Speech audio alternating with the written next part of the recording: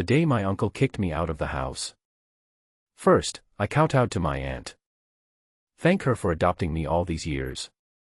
I told my uncle again. If he dares to hit my aunt again, I will definitely kill him. My name is Chuliu. Since I was born, my parents sent me to live with my aunt. At the beginning, my uncle is very kind to me. Certainly.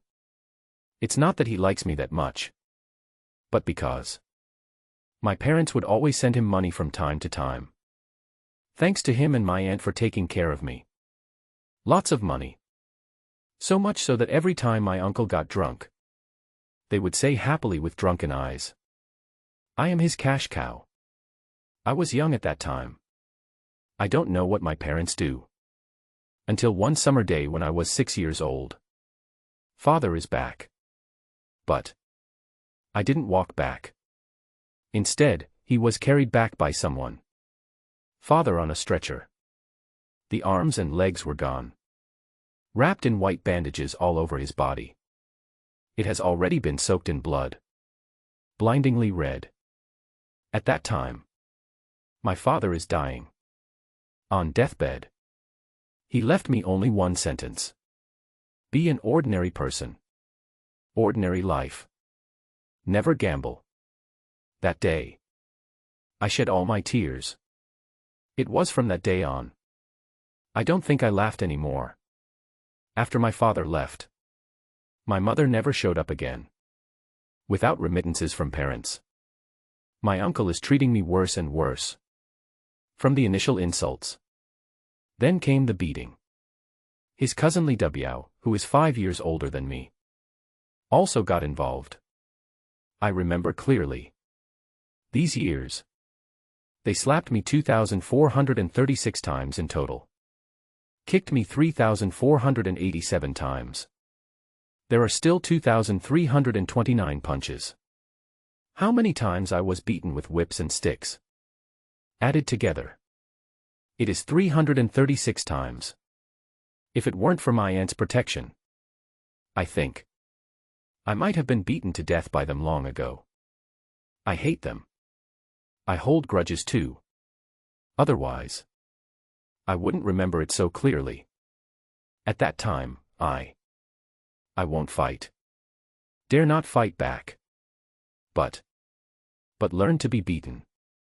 I was kicked out of my home. Not homeless. Instead, he followed Sixth Master. Lu Yi is not his real name. His real name. Never told me. The reason why he is called Sixth Master is that it was after he knew my name was Chuliu. Let me call him that. He was the second year after my father died. Came to our town. When I met him, he told me he is the greatest magician in the world. And he would like to use his magic. Leave it all to me. Indeed. His magic is amazing.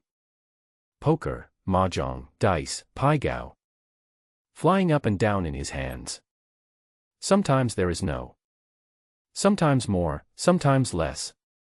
Elusive. That's all. I started when I was 7 years old. I learned what Lu Yi called magic. Lu Yi is a very free and easy person. In addition to supervising me to practice magic every day. Just drink and have fun. Plus looking for women. He seems to have an unusual obsession with women. Even though I am over 60. There was partying almost every night. Sixth Master also found a woman for me. Not very old. About 18 or 19 years old. On the chubby face. Applying thick rouge and powder. When she put on her professional fake smile. She flirts with me. When you take off your first piece of clothing. I gave her one word, get lost. It's not that I don't like women. It's just that I don't like this kind of woman. My woman must be docile, obedient, and loyal. Attached to me. Take me as king. Just like the king in playing cards. Until one day. After a woman sweats profusely. Lie in my arms. Tell me. The king of playing cards. It actually means clown. On my 20th birthday, Sixth Master invited me to Zhuexiang Tower. That's our town. The best restaurant. In the quaint box, Master Lu was smoking a golden Nanma pipe. He has silver hair. Still, the clouds are light and the wind is gentle. Free and unrestrained. Pour the bar. In the blue and white porcelain vase. It contains 30-year-old bamboo leaf green. The wine is poured into a green glazed bowl. The hops are rolling. The aroma of wine lingers in the air. Xiao Lu. How long have you been with me? Master Lu took a puff of his pipe. Between the clouds and mist. Ask me. 13 years, 2 months, and 22 days. What did I teach you? Tricks. What is a trick? Using a method of concealing the truth. To achieve the purpose of stealing the sky and replacing the day. Sixth Master nodded slightly. To my answer. Quite satisfied. He tapped his pipe. The Sixth Master picked up the bowl. Said to me. After drinking this bowl of wine, you have become a master. From then on, you don't have to follow me anymore. I know. This day will come sooner or later. I just didn't expect that. It would be on my 20th birthday. 30 years of bamboo leaf green enters the throat. A spicy line of fire. From the stomach straight to the top of the head. Put down the wine bowl. The Sixth Master said again. Little Six. You have to remember this. You learn tricks. Entering through 1,000 doors. Walking on the blue road. From now on, you are no longer an ordinary person. You are already a blue swindler. The so-called blue road refers to all gamblers and cheaters. As long as you bet, you go. It's Lando. Think of my father's death. Let me be a normal person. Never gamble. But I didn't expect that. More than 10 years have passed. I turned out to be a bluedozer. This may be the impermanence of the world. Fate plays tricks on us. Little Six.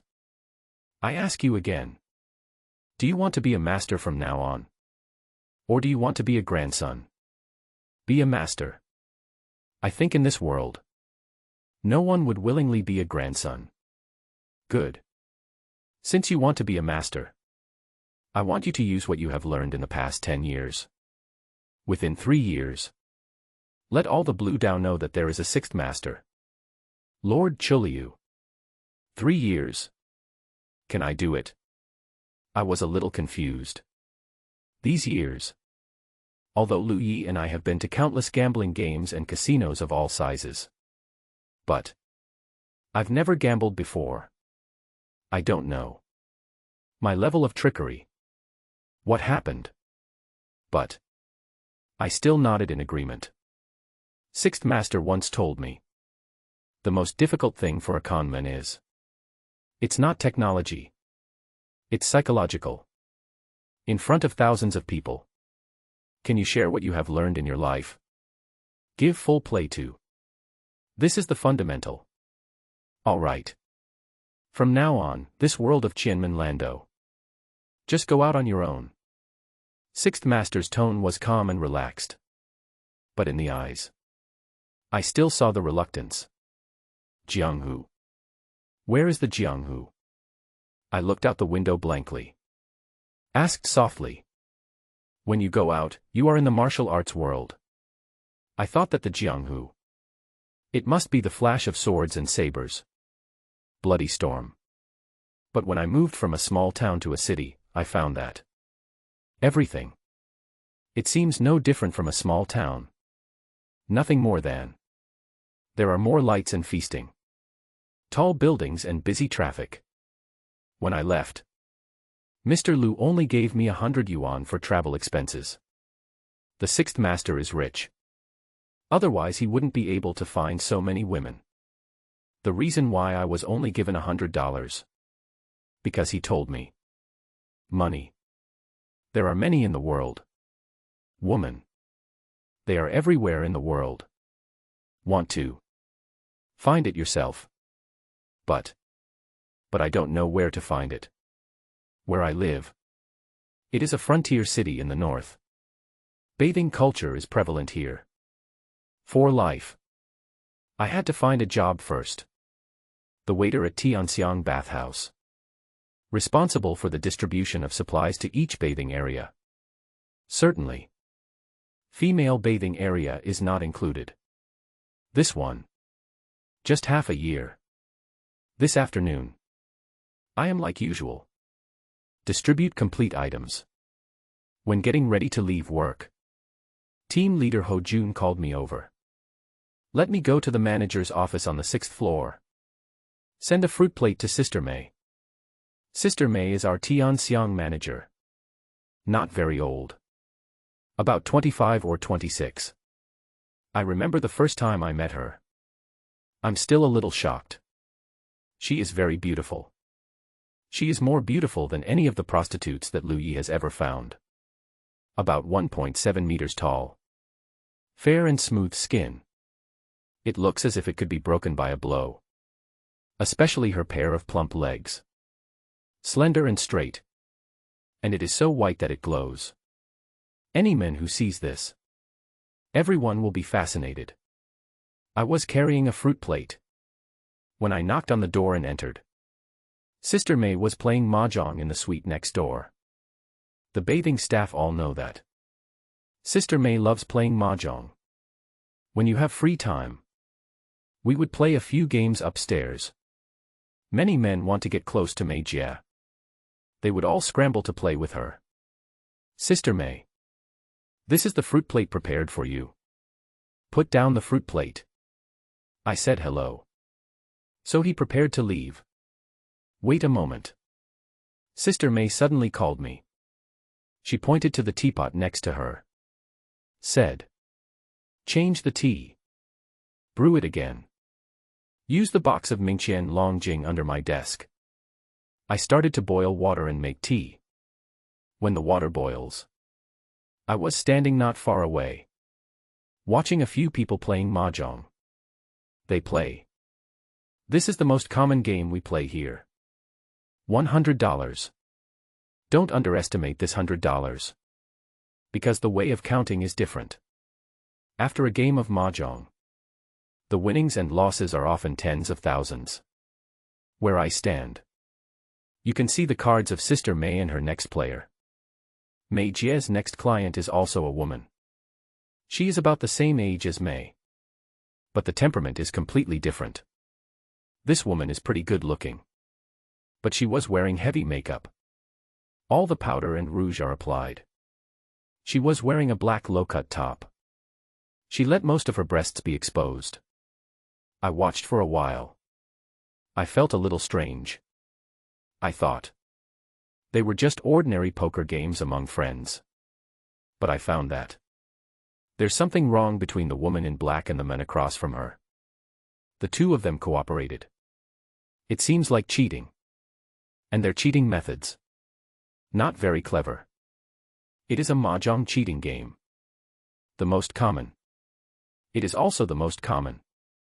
Use hand signals to ask for cards. The black-clad woman has a winning hand with all pairs of cards. She clasps her left thumb back.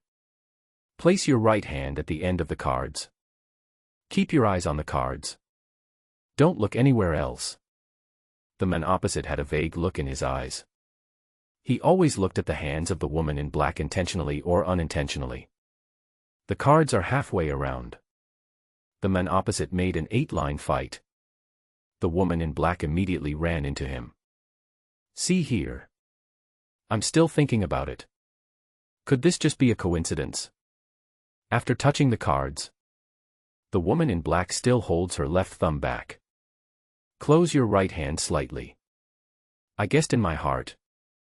If you cheat, the hand she wants should be 5 of a kind. Really? Not more than 2 times. The opponent played out the 5 of a kind. The woman in black touched the card and listened. Soon he won the game. Touch yourself. Cut off 1 9. All the same color. Right, who?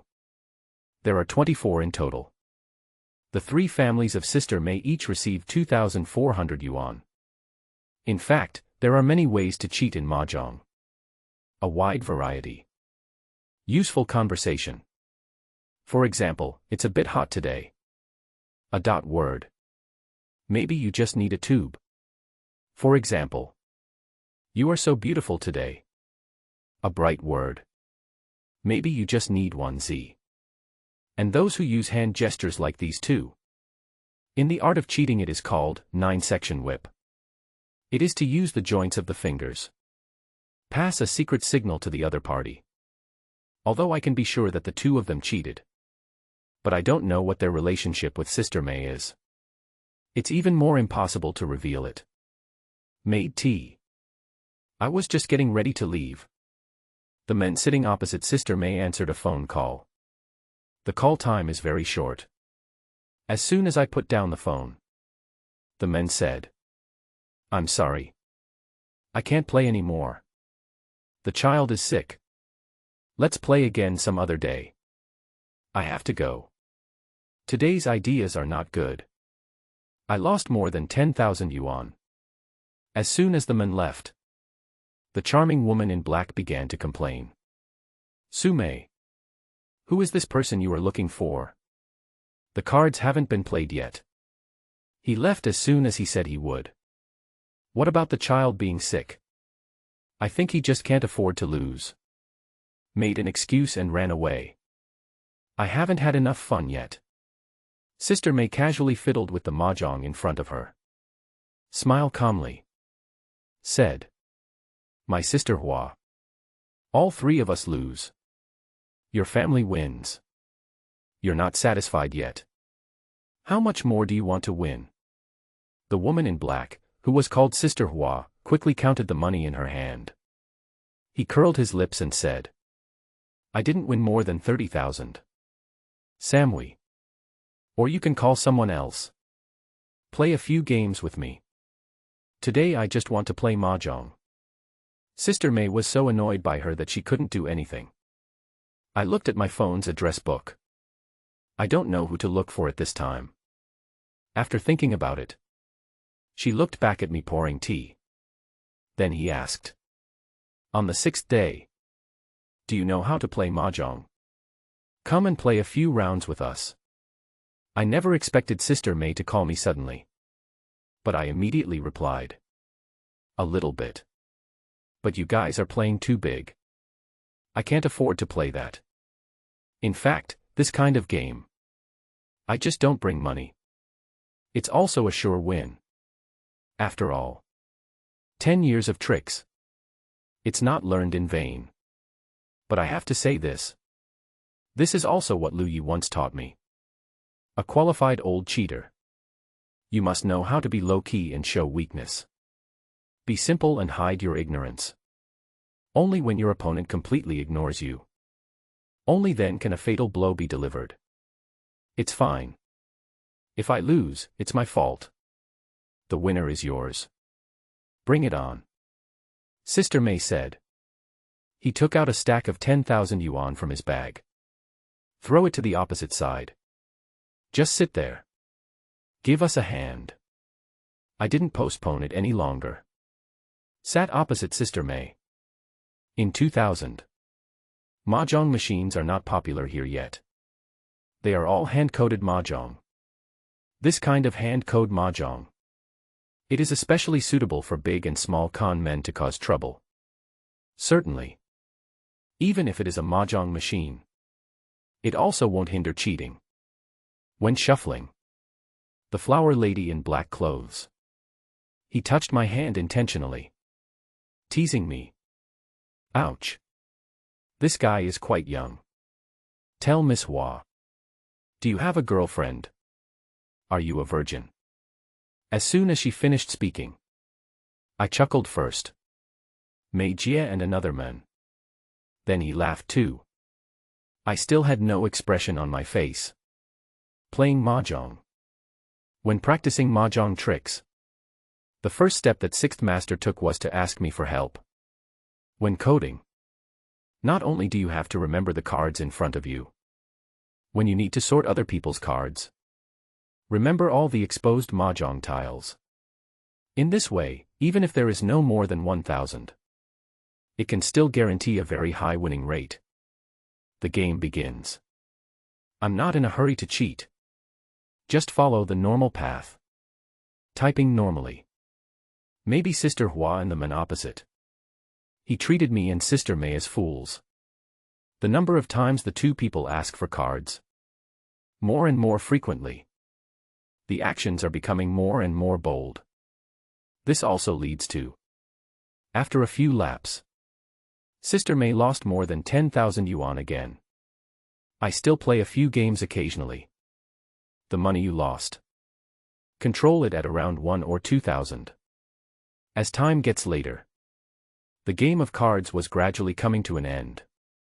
On the last lap, let Sister May be the banker.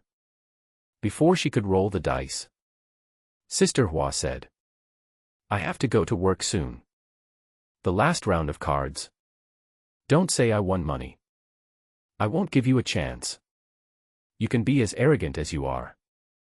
Sister Hua, I can afford the compensation. Sister Hua acted magnanimous. I know. The time has come. It's time for me to take action. But my purpose today is, I didn't win. But I want Sister May to win. I have a good impression of Sister May. When I first came to Tianxiang, I am responsible for the reception of the men's bath. Because I never smile. Complained by a drunk customer. Said I had a bad attitude. According to the rules, I should have been fired. But Mei Jie gave them a break. I was sent to the logistics department to distribute spare parts. This also gives me a meal to eat. And now, it's time for me to return the favor. Mei rolled the dice and it was 7. Draw the card in front of me. Before she could catch him. So I pushed the pile of cards forward. This is a very normal action at the mahjong table. But this is a normal action. But there is a lot to it. When I was pushing the cards, put the previously arranged pairs of the same color together. Quickly snap it in your hand. Use the time of pushing. Then he put the cards where Sister May should grab them. This ensures that every time Mei Jie draws a card, they are all pairs of the same color. This method, it is known as moving mountains and removing ridges among the thousands of sects. It means that in a situation where gods and ghosts are not aware of it, reposition the cards. If the dice points hit by Mei Jie, not by drawing the cards in front of me, I can still use this trick to move mountains and hills. To ensure that Mei Jie gets the cards, there are 4 or more pairs of one color. The cards have been drawn. It's Sister May who should play. But Mei looked at the cards in her hand with a face full of surprise. It seems like he can't believe it. After a while, she didn't move. You're going to play a card? You won't lose so much that you won't even be able to play cards, right? Sister Hua lit a cigarette. The waves in front of me sway. He urged Sister May dissatisfiedly. The man opposite also said, Hello. Beautiful Sue. You want a man? Or what are you thinking about? You better hit it quickly. Sister May raised her head. She glanced at me. But he immediately turned his gaze to Sister Hua. Before she could speak, Sister Hua said dissatisfiedly, What are you looking at? There's a mahjong tile on my face. Hit it quickly. Sister May still looked surprised. Looking at Sister Hua, she said in a tone of disbelief, I win naturally, 7 pairs of the same color, and I also break 1 and 9. Tianhu means that after drawing all the cards, the dealer wins the game directly. The probability of a lucky draw is extremely low. Someone has calculated that it is about 1 in 330,000. Plus, it was all the same color, and it was cut off from 19. The probability was even lower. But Mei Qiaji said she had a lucky hand. Don't be so funny, I think you're still using the chamber pot. Sister Hua and the men didn't believe it at all. They both thought that Sister May was joking. And Sister May slowly pushed the cards down. Then I saw 7 pairs of dice without the 1 or 9, arranged neatly. Impossible.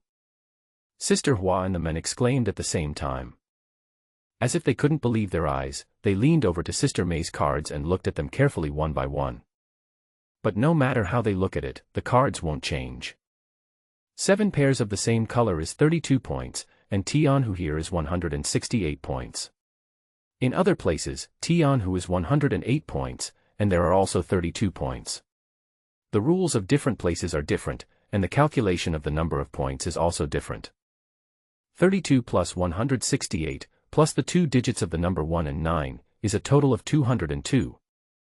In other words, each of them lost 20,200 yuan. Sister May had lost more than 20,000 yuan before, and not only did she win it all back in this round, she also won nearly 20,000 yuan. This does not include the 20,000 I should pay. Sister Hua and the man's expressions became increasingly ugly. I worked hard and was busy for an entire afternoon, but now I lost. Suddenly, Sister Hua turned around and glared at me, saying loudly, "Little virgin, is there something going on between you and Su Mei?" My heart skipped a beat. Sister Hua discovered. What went wrong? Did I underestimate this Sister Hua? Did she figure out that I was cheating? But isn't this right? When it comes to moving mountains and removing ridges, the key is speed. When I reached the peak of my training, Master Lu once said that my hand speed was one of the fastest he had ever seen. Even if it was him, if he didn't know in advance, it would be difficult for him to tell that I changed the cards. What can happen to the two of us? Sister May hurriedly explained.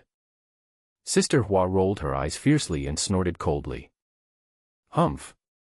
I think you two are having problems. Su Mei, did you sleep with this little virgin? Otherwise, why do you get so lucky as soon as he comes up? After hearing what Sister Hua said, my heart, which had been hanging in the air, instantly settled down. Sister May didn't pay any attention to Sister Hua's joke and continued. After playing mahjong for so long, this is the first time I've gotten a perfect 7 in 1. I still can't believe it. Sister Hua snorted, but still paid the money. Sister May continues to be the banker. This time, I didn't let her win too big, just a normal pair of pairs. In the next few rounds, Sister May won several times in a row. Although the cards were not too big, I still won a total of 8 or 9,000. The mahjong game ended with Sister Hua cursing. Not only did they lose all the money they won, but they also lost more than 10,000 yuan each. After the two of them left, Sister May and I were the only ones left in the office. I stood up and put the remaining several thousand yuan in front of Sister May and said, "I'm sorry, Sister May, I lost more than 3,000 to you, not counting the lucky hand." Sister May didn't look at the money and didn't say anything. Instead, he looked me up and down. There was curiosity and confusion in his eyes. After a while, she suddenly opened her mouth and asked, "Chuliu, how long have you been in Tianxiang?" "Half a year." "You never seem to smile." I remained silent and did not answer. I watched my father die in front of me with his arms and legs broken. I was living under someone else's roof and was tortured. I didn't even know where my own mother was. I really didn't know what else in this world could make me laugh. Seeing that I didn't say anything, Sister May asked again, "What do you think of me treating you?" "Not bad. I tell the truth." "Then let me ask you something, can you tell me the truth?" "You say. Are you in trouble?" I was stunned and looked up at Sister May. The so-called opening up trouble is a slang term in the Northern Blue Road. It means that the other party knows how to gamble and will cheat. I originally thought that Sister May was just the manager of a bathhouse who liked to play mahjong. I didn't expect that when he opened his mouth, he spoke in Landau jargon. Could it be that she is also a con man in the blue world? But it doesn't look like that at all. I shook my head. "Sister May, I don't understand what you mean." Sister May smiled. Sister May's charming eyes were still staring at me. "You're playing dumb with me, aren't you?" I have good luck, but I don't believe that I will be so lucky that I can get a perfect 7 pairs in the last hand. Okay, even if I am extremely lucky, why can you always accurately predict what I will touch and what I will get in the next few hands? After saying this, Sister May paused deliberately before continuing. Especially when Tao Hua and that guy teamed up to cheat. If you say you won't make trouble, will I believe you? I was stunned. It turned out that Sister May had known for a long time that Tao Hua and that men were cheating in collusion. But she clearly knew it, so why didn't she point it out and instead played with them? If you don't believe me, there's nothing I can do. I didn't explain. I didn't behave politely or respectfully just because Sister May was my manager. On the contrary, I am the same as before. Cold, like talking to a stranger. The reason for this is not that I don't understand the ways of the world and I'm pretending to be cool. But Sixth Master once said that a professional con man, in addition to having the ability to deceive people, must also have a strong and proud character. Otherwise, no matter how high your skills are, your financial backers won't have the slightest respect for you. They will only treat you as a tool to make money. If something goes wrong, you will definitely be the one to take the blame. Sister May didn't get angry at my indifference, but smiled instead. Chuliu, do you know? In the entire Tianxiang bath, you are the only one who dares to talk to me like this. Aren't you afraid that I will open your mouth? I remained silent. Put your hands out. Sister May suddenly said again. I looked at her, not understanding what she meant, but I extended my hand anyway. Sister May held my hand gently. He rubbed it on my palm from time to time. Her hands were soft and smooth, like silk. This action is somewhat ambiguous. But Sister May seemed unaware of it.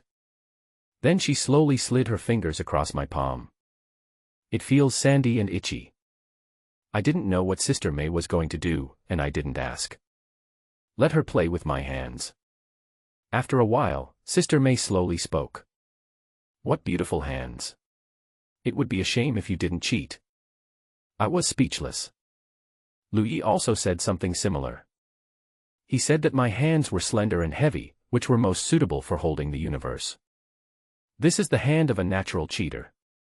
Come on, I'll take you somewhere. After Sister May let go of her hand, she stood up and picked up the car keys. But he immediately stopped, took out a bundle of money from the drawer and threw it on the mahjong table. No matter if you are cheating or not, I won the money today because of you. I will consider this 10,000 as a gift to you. This money is what I deserve. I didn't refuse and took the money. In fact, I am still a little confused.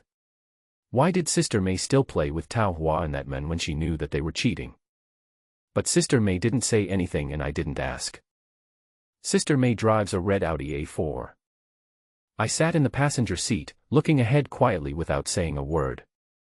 After the car drove for a while, Sister May turned around and looked at me, and asked curiously. Chuliu, I'm a little curious. You rarely talk and never smile. Now you're in my car, but you don't even ask where we're going. Why are you so weird? I remained silent.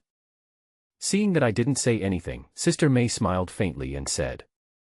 The more you act like this, the more curious I become. Are you pretending to be cool, or are you just naturally apathetic? Looking outside the car, I said lightly. Actually, a woman shouldn't be curious about a man. I am not very old, but my tone sounds a bit old-fashioned.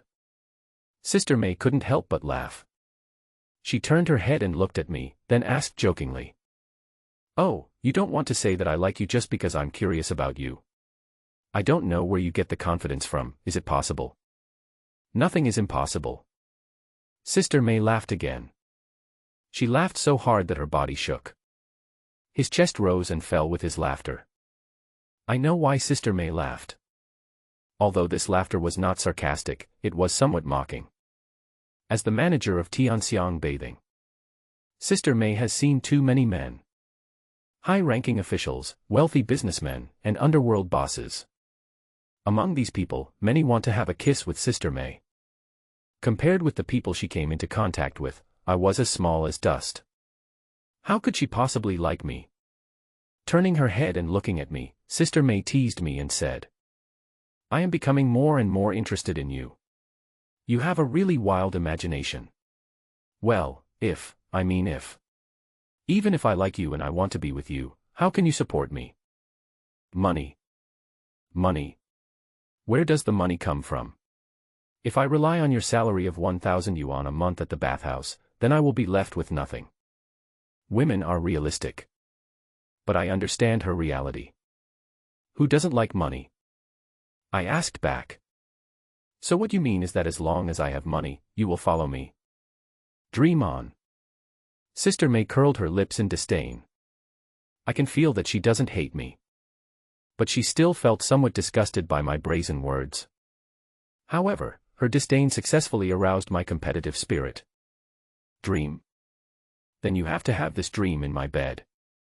I didn't expect that the place Sister May took me to was actually an underground casino. The casino is located in a hotel. The security is very tight. If you want to get in, you must be brought in by someone you know. Moreover, you cannot go through the main entrance and have to take the special elevator in the underground parking lot to go up. The casino is not that big. But although the Sparrow is small, it has all the organs. Outside are slot machines, fishing machines, singing kings, and other gambling machines. Inside, there are baccarat, blackjack, dice, roulette, etc. Because it was dinner time, there were not many gamblers, probably about 100 or so. Sister May is very familiar with this place. After taking me around, she pointed upstairs and said, "The downstairs is the individual guest area, and the upstairs is the VIP area. There are all kinds of games there. Guests can also organize their own groups." What Sister May meant by organizing the party by oneself was that guests can bring their own people to play, and the casino can also find people to play with the guests. As for how to play, it is entirely up to the guests. Poker, paigao, mahjong, dice, all are fine. As long as you have money, even if you play rock paper scissors, the casino will find someone to play with you. In this kind of game, the casino's income mainly comes from taking commissions. I don't understand why Sister May brought me here. Could it be that she thinks I'm a con man and wants to get money from me here? Seeing that I didn't say anything, Sister May immediately asked, "Would you like to play a couple of rounds? I'll go change the chips." I immediately shook my head. No, I've never played it. As soon as I said this, I felt a hint of disappointment between Sister May's eyebrows. But what I said was indeed the truth. I've definitely never gambled in a casino. During the years I followed Lu Yi, he took me all over the country and to countless gambling dens and casinos. But he never allowed me to sit at the table. In the words of Lu Yi, this is the cultivation of one's inner demons. Because once you sit at the table, you want to win. If you want to win, you will cheat. When your skills are unstable and your mentality is not strong enough. Once you cheat, it is equivalent to entering the endless hell. Even if he is not caught this time, he will be caught sooner or later. Only when you have cultivated your inner self to the point of being able to see nothing but thousands of horses and soldiers around you, can you get to the table and cheat. Sister May seemed to be unwilling to give up and asked me again. On the 6th day of the first lunar month, do you want to make some extra money? No one doesn't like money. I am no exception. But I didn't know what Sister May meant, so I asked her, "How do you make money?" Sister May looked around the casino, pointed at the two people behind the blackjack counter, and said, "See, the one wearing a white shirt and black vest is the dealer. The one standing next to her is the code matcher. I know the owner of this place. If you are willing, I can introduce you to work as a code matcher here. Your monthly salary in our Tianxiang is 1,000 yuan, and the monthly salary of a code matcher is 3,500 yuan. Add the tips from the customers' winnings, and your monthly income will not be less than 5,000 yuan. If you do well and become skilled, you can become a dealer in the future, and your income will double directly, and your monthly income will exceed 10,000 yuan. What Mei Jie said about matching codes is to calculate the amount of money the customer wins or loses as quickly as possible, so as to make compensation and collect the money. This job relies on brain calculation and reaction speed. For me, it's not difficult at all. But I still shook my head and said, "Thanks, May. I don't want to do it." My refusal obviously caught Sister May off guard. Her eyes were full of disbelief. Don't want to do it. Do you know how many people dream of doing this? If I hadn't seen that you are steady and quick to react, and felt that you could do this, I would not have asked you to come. You actually said you don't want to do it. Sister May asked. No, I don't want to do it. I prefer taking a bath to here. Why? Sister May asked. Because in the bath, I can see you every day. My answer made Sister May feel a little amused and helpless. The way she looked at me changed from curiosity at the beginning to looking at me as if I were a fool. Of course, I was just kidding. I have studied cheating techniques for 13 years, but I am just a code matcher in a casino. If Sixth Master knew about this, he would definitely break my legs. It's different from working in a bathhouse, where I can be the lowest level waiter. After all, I don't understand anything there. But once I enter the casino, this place must be my world. In the casino, I can only have one identity. That's me. Lord Sixth Day. Just when Sister May was looking helpless, my cell phone suddenly rang. This phone is a second-hand Nokia 3310 that I bought from a colleague last month.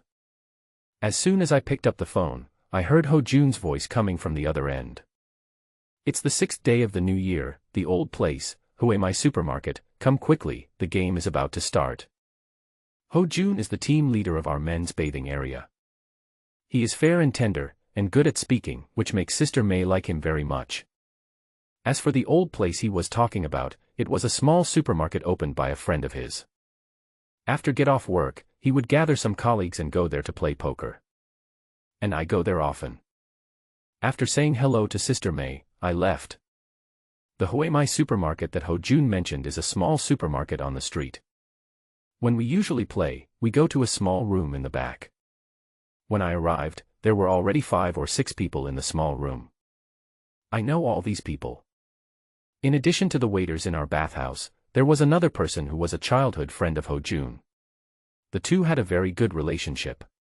His name was Jing Cheng, nicknamed Lao Hei. Lao Hei is tall and strong, with a fierce look. And a strong body of muscles. Anyone who watches this will feel a little scared. According to Ho Jun, Lao Hei was once a member of the provincial Sanda team. He was very skilled and was about to join the national team. I don't know what happened, but he slept with the concubine of a leader of the provincial sports bureau. When the leader found out, Lei Ting was furious and fired him directly. After returning to our Harbin city, there was nothing to do, so I just hung out outside. When I have nothing to do, I go to the bathhouse to find Ho Jun. Usually when we play poker, he joins us. Ho Jun usually comes alone, but this time he brought his girlfriend Chen Xiaoxue with him. Chen Xiaoxue is our bathhouse massage technician, and she is pretty. He just speaks harshly and is a bit snobbish. They don't even give us, the low-level waiters, a second glance. Occasionally, a waiter would greet her, but she would turn her nose up and pretend not to hear. Seeing that there were enough people, Ho Jun called the boss to get the cards and start the game. This game is not big, the minimum bet is $5 and the maximum bet is $10. In other words, the maximum amount you can order is $10. However, if someone calls for $10 with a hidden hand, those who have looked at the cards have to call for $20 to follow. It sounds like the game is not big, but after a game, the winnings or losses are often $1,000 or $2,000. You know, these waiters only earn 1,000 yuan a month. Often, after a game of cards, one would lose a month's salary. And I never cheat in this game. It's not that I'm compassionate and can't bear to do it. But I can still win money without cheating. I can rent a house outside and not live in the dormitory provided by the company. It all depends on the money won in this game. In fact, it's not because I'm so lucky or my skills are so advanced. It's just that someone here knows the cards, and I just happen to know them too. The person who knows the cards is Ho Jun. Every time he asked the boss to bring him poker, it was cheating poker, also known as magic poker. This kind of poker looks no different from normal poker. But in fact, there is a subtle mark on the back of each card. Through this mark, you can recognize the suit and point. This kind of cheating method, which is not even considered an entry-level method, naturally cannot be hidden from me. So I don't have to cheat at all and can still win money. But in order not to alert the enemy, I would deliberately lose a few games. This ensures that I will not be suspected by anyone and can make some pocket money from this game. The game started and everyone played attentively as usual. Although Ho Jun knew the cards, he had a problem: his eyesight was not good enough. Sometimes, after he had looked at the cards of one or two families, he could no longer see the cards of others.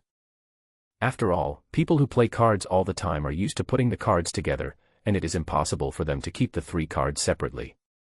Ho Jun could only see the top card at most. In addition, Ho Jun's luck was not very good today. Although he knew his own cards, he didn't know what the other party's three cards were. He played several games with others and lost all of them. In normal card games, Ho Jun usually wins. After losing a few $100s today, he became mentally unstable and started swearing non-stop. This time, a colleague from the bathing shop was the banker and he started dealing the cards. I was lucky and was dealt a flush of A, J, and 10 of clubs. Ho Jun's luck seemed to be a little bad, as he was dealt a flush of K, 9, and 7 of spades. Because I was sitting diagonally opposite Ho Jun, who was Lao Hei's boss. There was a burly old black man blocking the way, and the distance was a bit far. When the cards were dealt to me, Ho Jun couldn't see them clearly at all. I quickly put the ace of clubs at the bottom and the 10 of clubs at the top. In this way, even if Ho Jun sees my 10 of clubs, it doesn't matter. When Ho Jun saw that he had the flush of the king of spades, he started acting. I've lost several games today. I don't believe I'll lose this time. I'll bet 10 yuan. As he said that, he threw 10 yuan. Both players folded their cards one after another. My previous player also lost money and was anxious to make up for it, so he just followed suit and bet $10. Ho Jun and I both knew what cards he had, a pair of sevens. When it was my turn, I also bet $10. It's Lao Hei's turn. Don't be fooled by his muscular build and appearance, which makes him look brave and strong. But his style of playing cards is very cautious and he rarely keeps his cards to himself. It was the same this time. He looked at his cards and saw that they were scattered, so he just folded. There were only 3 of us left on the field. Ho Jun continued to bet without any cards, and the previous player and I also continued to follow suit. After a few rounds, Ho Jun felt a little guilty. He pushed old black back and said, "Move back a little, you're blocking my view of Chiliu." Lao Hei leaned back in his chair. Ho Jun stared at my cards, looking at them again and again. I know Ho Jun only saw the top one. He had no idea what the cards were. But I deliberately exposed a corner of the second card and pressed the mark that identified the suit with my finger. In this way, Ho Jun can only see that I have AJ, but can't see that it is AJ of clubs at all. A 10 and AJ. Ho Jun believed that the biggest thing I could do was just a straight. He felt much more at ease and continued to play cards. After a few rounds, I became a little timid. He looked at the cards and saw that it was a pair of sevens. After hesitating for a while, he followed with 20 yuan. A pair of sevens is not considered big in poker. But he felt that none of us 3 looked at the cards. What if Ho Jun and I both have scattered cards or small pairs, then he will win with 7. Seeing him looking at the cards, I pretended to pick up the cards and looked at them. After all, in such a small situation, you can't be too harsh. There are already $300 or $400 on the table, so I can quit while I'm ahead. After looking at the cards, I deliberately hesitated for a while before betting 20. When Ho Jun saw that I was hesitating, he became more certain. My best hand is a straight of 10, J, Q, or maybe no straight at all, just a pair. Ho Jun was even bolder now. He bet $10 and deliberately said, "The brave will die of overeating, and the timid will die of starvation. I won't watch this, I will fight you till the end." When I saw the pair of 7, I followed suit, but Ho Jun didn't even look at his cards. He thought about it and chose to fold. There were only Ho Jun and I left on the field. I bet 20 and he followed with 10. After we played back and forth for more than 10 rounds, Ho Jun began to hesitate again. After all, he didn't see the suit of my J, let alone my third card. He looked back at Qin Xiaoxue and asked, "Wife, how about we look at the cards too?" Chen Xiaoxue did not hesitate at all and shook her head and said, "No, just stay with him till the end." As soon as I heard it, I understood that Chen Xiaoxue also knew the cards. It seems that Ho Jun knew that his eyesight was not enough, so he specially brought Chen Xiaoxue to help him look at these people's cards. It's a pity that Chen Xiaoxue was sitting behind Ho Jun and was also blocked by Lao He, so she couldn't see my cards clearly. After a few more rounds, Ho Jun suddenly stopped. I thought he was hesitating whether to open my card.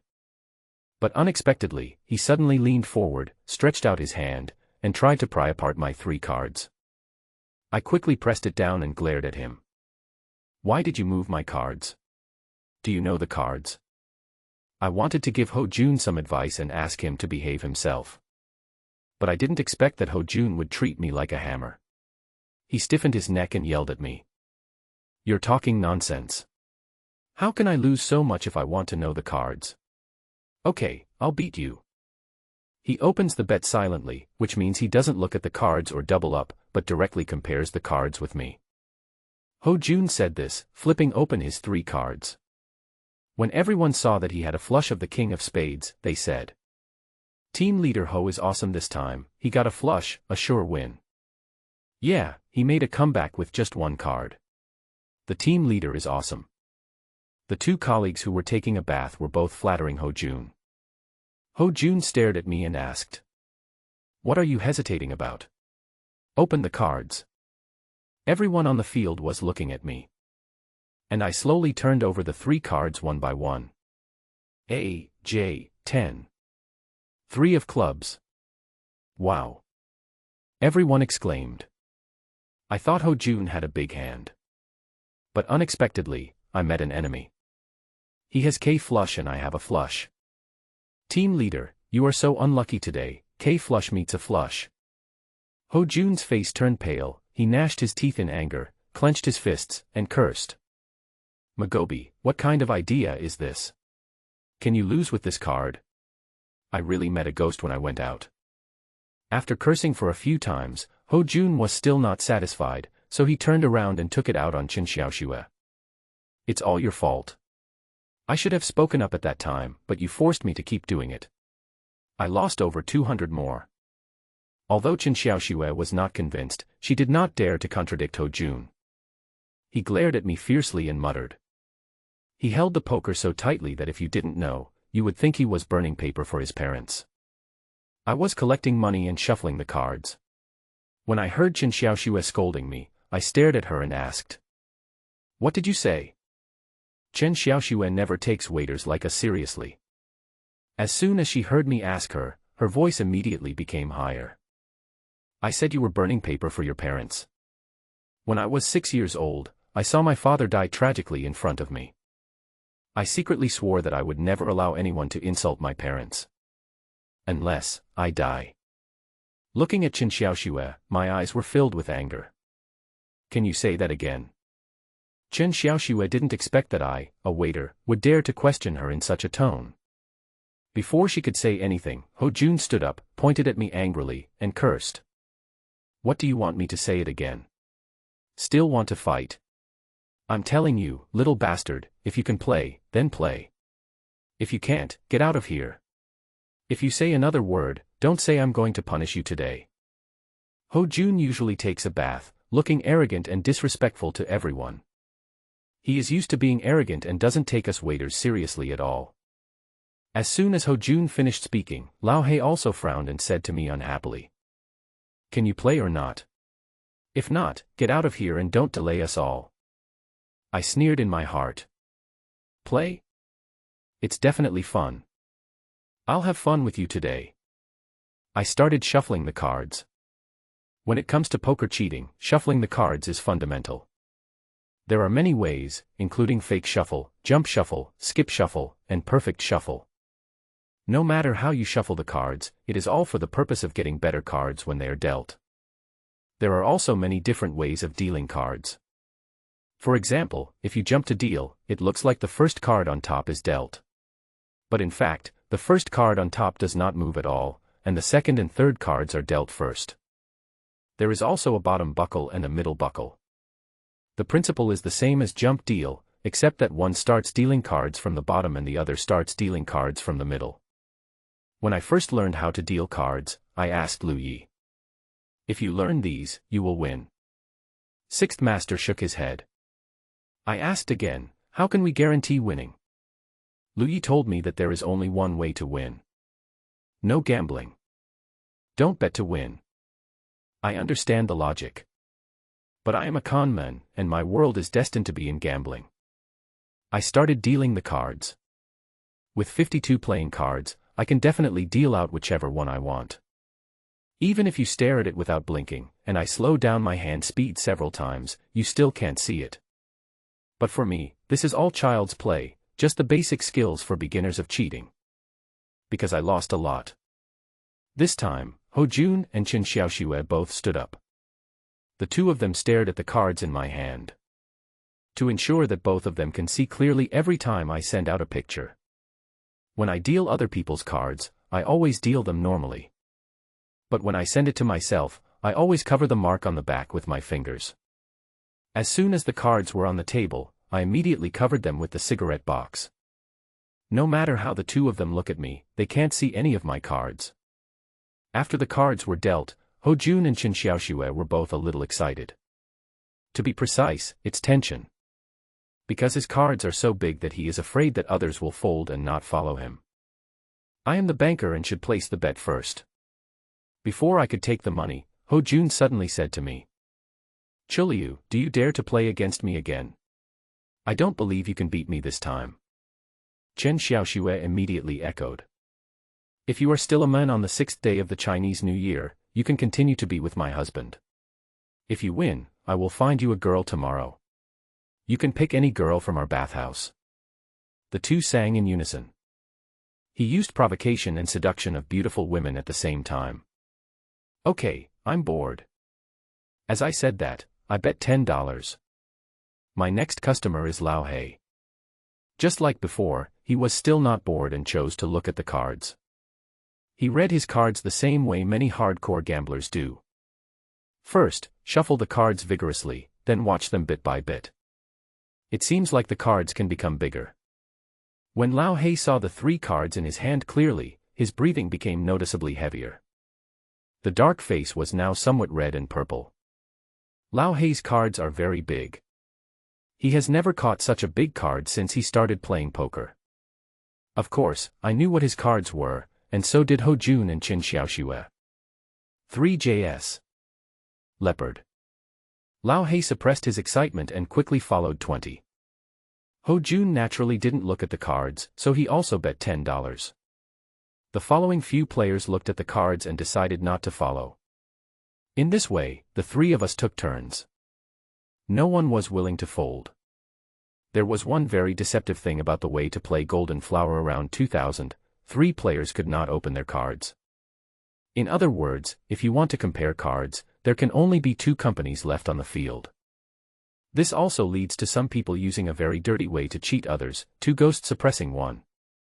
The 2 of them don't care whether the cards are big or small, as long as they have enough money, they will keep betting. The party being suppressed cannot compete with others no matter how big the cards are. In the end, the money is gone and people are eliminated naturally. I once heard someone say that a gambler had a hand of ace of leopards, but in the end he was left with no money to bet. In depression, he jumped off the building with 3 aces in his hand. In a blink of an eye, more than $1,000 had been bet on the table. Because Lao He had seen the cards in advance, he had to bet 20 each time. This also resulted in only a little over $100 left on his desk. Glancing at Ho Jun, Lao He advised him. "De Jun, why don't you stop following me and let me compete with this guy?" As he said this, Lao He winked at Ho Jun. He meant well and was trying to tell Ho Jun that he had a big hand. Unexpectedly, Ho Jun immediately refused. "Why shouldn't I follow him? I'm going to fight him till the end today. What's the matter? If you don't have money to follow me, I can lend it to you." This is where Ho Jun is a bastard. He always said that Lao He was his best brother. But he knew clearly that his cards were bigger than Lao He's. I also have to borrow money to let Lao He follow me. This grandson, he cheats everyone.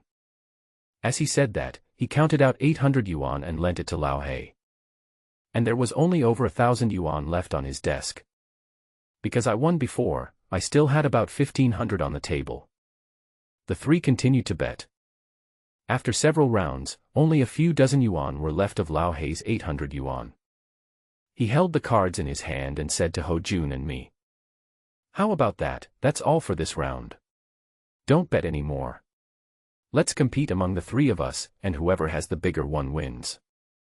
I didn't say anything, because I guessed that Ho Jun would definitely not agree.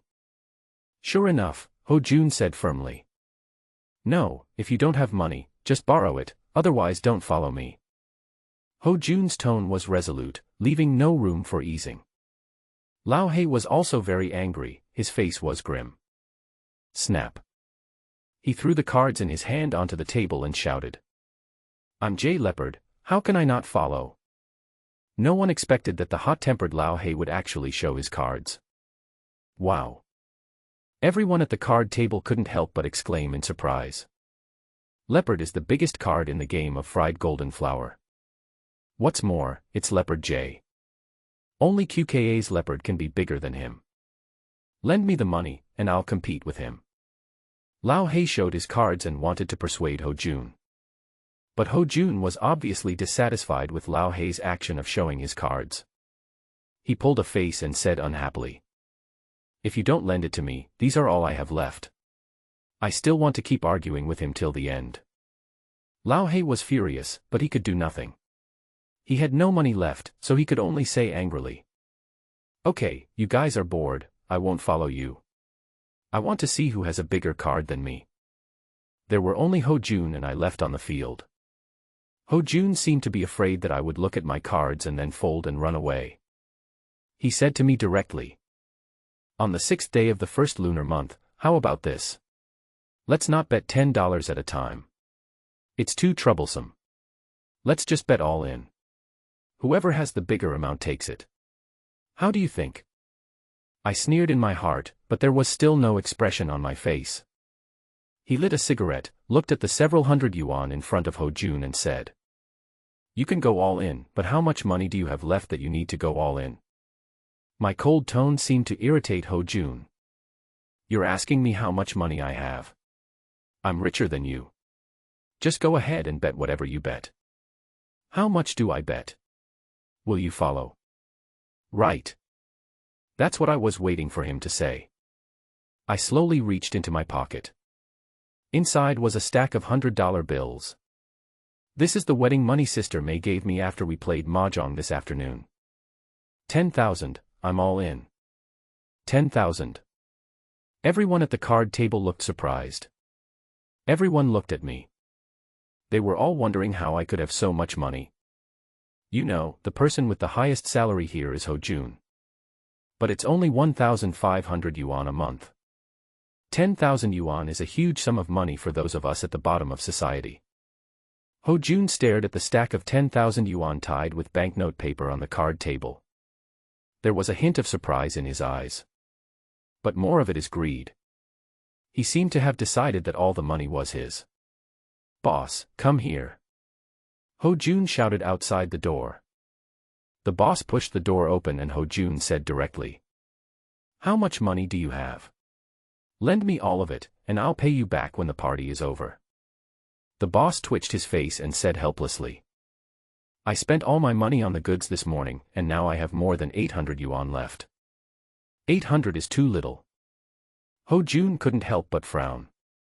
He then asked the other people at the table, "How much money do you guys have? Lend it to me." Unfortunately, the total money of these people is less than 2,000. There was no other choice, so he turned around and asked Qin Xiaoxue, "What about you? How much money do you have?" When it comes to money, Qin Xiaoxue is obviously dissatisfied. "I only have 300 left. Didn't I give all that to you? I don't have any more money. Why don't you just put me on the line?" As she said this, Qin Xiaoxue rolled her eyes at Ho Jun. Ho Jun had no choice but to look at me and discuss. "Chuliu, why don't you wait for me for a while? I'll go out and borrow it and be back soon." I didn't refuse, but I added a condition. Okay, but the time starts from now on. If you don't come back within an hour, you will lose the round. Ho Jun hesitated. His friends are also from the lower classes of society. It is difficult to borrow 10,000 yuan within an hour. Looking at the red $100 bills on the poker table, he felt extremely unwilling.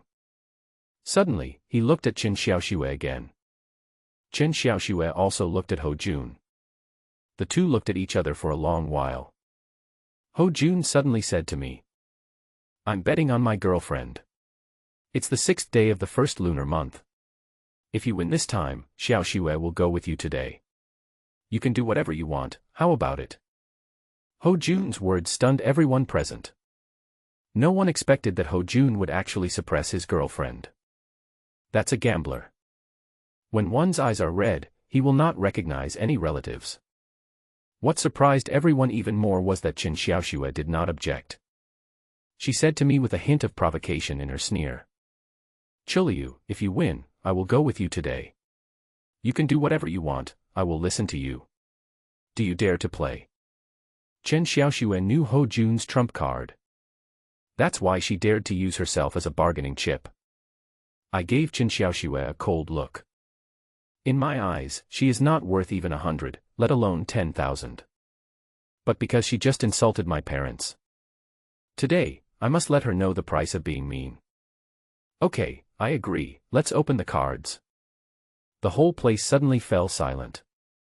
Everyone stared at Ho Jun's 3 cards. At this time, Ho Jun's face turned red with excitement. But in order to pretend that he didn't know the cards, he continued to act. He picked up the poker, raised it in the air, and shouted, "God bless me, give me a big one." Bang. 3 poker cards were thrown heavily onto the table. Ah. As soon as the cards were revealed, everyone couldn't help but exclaim, "Leopard. A leopard." Ho Jun actually managed to get a leopard. The biggest card in the game of Golden Flower. Ho Jun already knew his own trump card. But he continued to act, looking at his cards and laughing. "I told you I wouldn't always be unlucky. With one hand of cards, I turned things around." As he said this, he excitedly went to grab the money on the table. Chen Xiaoxue also started dancing. They won. Won more than 10,000 yuan. Seeing Ho Jun was about to take the money, I suddenly said coldly, "Wait a moment." Ho Jun looked up at me. Everyone present was looking at me. Does a leopard necessarily win? What if I have 2, 3, or 5? 2, 3, and 5 are the smallest cards in the game of fried golden flowers. But according to our Heibi rules, 2, 3, and 5 can eat leopard A. And, it can only eat leopard A. Go and dream about your erotic dreams. You're still 235. Do you think you're the god of gamblers? Chen Xiaoxue said to me sarcastically. Ho Jun didn't believe that I would be 235. He shouted, "Don't talk nonsense, just open the cards." I took away the cigarette case. Slowly revealed the first card. 2 of spades. Ho Jun couldn't help but frown. Then, I slowly opened the second one. Block 5. The atmosphere on the field immediately became solemn. Everyone's eyes were fixed on the last card in my hand. Ho Jun's hands, which were pressed on the table, could not help but tremble. Suddenly, I shouted, "Here's 3." As I shouted, I slammed the third card away. A 3 of hearts suddenly appeared on the table. The room was very quiet. Everyone was dumbfounded. It seemed that they couldn't believe what they were seeing. A leopard actually met 235. This type of card has not been seen for decades. And now, it appeared. After a while, Ho Jun plopped down on the chair in a daze. He had already determined that the more than 10,000 yuan had already belonged to him. In the blink of an eye, it became mine again. And he also lost his girlfriend to me. Although, only for one day. How could it be such a coincidence? Ho Jun was stunned for only a dozen seconds, then looked up at me. "Chiliu, you must have cheated. Otherwise, how could it be such a coincidence?" Ho Jun is not stupid. He can guess that I might be cheating. I did cheat. But how could his dog eyes see through my tricks? I still looked disdainful and said slowly. Ho Jun, you found the place, you called the people, and you bought the poker. But you accused me of cheating. Do you think that makes sense? Besides, do you have any evidence? Catch an adulterer and seize their couple, catch a thief and seize the stolen goods. The same goes for Tianmen Blue Road. Even if you are 100% sure that the other party is cheating. But you have no evidence, everything is just empty talk. So, when Sixth Master taught me how to cheat, he told me that whether it is a small bet or a big casino, when cheating, you must not leave any dirt on your body. As long as the other party has no evidence, it will be useless no matter who comes. I collected all the money on the table. This game yielded quite a lot. Excluding my capital, I won more than 5,000. After collecting the money, I asked Ho Jun directly. Ho Jun, you lost. Shouldn't your girlfriend leave with me? Ho Jun's face was extremely ugly. Without waiting for Qin Xiaoxue to speak, he immediately said, no. I snorted coldly. Okay, you don't have to go with me. Let her kneel down in front of me, apologize to me, and call me Master, Master Chiliu. This matter is over. I never planned to take Qin Xiaoxue away. I have no interest in this kind of woman who is almost a prostitute. I just wanted to teach her a lesson for her mean mouth. I won't kneel, and I won't scream. Qin Xiaoxue stared at me fiercely. Then you must come with me. I won't give in. We were at a stalemate. Lao Hei, who was standing by, suddenly patted my arm and said, Brother, that's enough. You've won the money, but you're not really going to take the girl home, are you? Give me some face and let's just leave it at that. There is a kind of bandit spirit about Lao Hei, a man of the underworld. But he and I are not from the same world. Looking at Lao Hei, I asked back coldly. If he had won this game, would he have let it go like this? What do you mean? Lao Hei sounded somewhat dissatisfied. When playing chess, one should never regret the moves made. When gambling, one should accept defeat. The bet was made by the two of them, so they must abide by it. Lao Hei obviously didn't expect that I would refuse so straightforwardly. He glared at me with a pair of copper bell-like eyes and said angrily, You mean you don't want to give me face and insist on taking her away? I nodded. Lao Hei stood up suddenly. I gave you the honor, but you don't want it, right? Then don't blame me. Come on, come out with me. I want to see how you take her away today. I couldn't help but frown. When he first entered the underworld, he met a reckless man like Lao Hei who didn't follow the rules. But I still got up and followed him out of the supermarket. Sixth Master once said, The con man plays with techniques and relies on his abilities. Whatever you win, you take. Otherwise, who would bother to practice cheating techniques? Outside the supermarket, Old Black, like a black tower, stood angrily by the roadside with his arms folded. The people who were in the house just now also followed out. They stood aside and watched the excitement. Get out now, this matter is over. If you still want to take Qin Xiaoxue away, don't say that I'm rude to you. Lao Hei gave me an ultimatum. I replied calmly with a stern face. Then you'd better be rude to me. As soon as he finished speaking, he saw Lao Hei whose eyes widened. He took a big step forward and swung his fist as big as a bowl towards my face. You can see that Lao Hei is angry. He swung his pair of iron fists with great force. I quickly raised my hand to block it. Although, blocked the fist. But I still stumbled and fell to the ground. Lao Hei's fist is very powerful. Just one punch and I felt a piercing pain in my arm. Are you convinced? Are you going to take her away with you? Lao Hei stood in front of me and spoke condescendingly. And I said nothing. He stood up slowly. Looking at Lao Hei, I said coldly. Come again. This is a fight where you can't win or lose. Lao Hei is a professional sanda, but I have never learned any boxing. But I should thank my hideous uncle and my ungrateful cousin Li Dubiao. They punched, kicked, and beat him with sticks countless times. It taught me a skill, to get beaten. Lao He knocked me down again and again. And I stood up again and again. The blood flowing from the corners of his mouth and nose had dyed his clothes red, a blinding red. Just like my father who had broken legs and arms back then. It was as eye-catching as the blood-stained bandages wrapped around his body.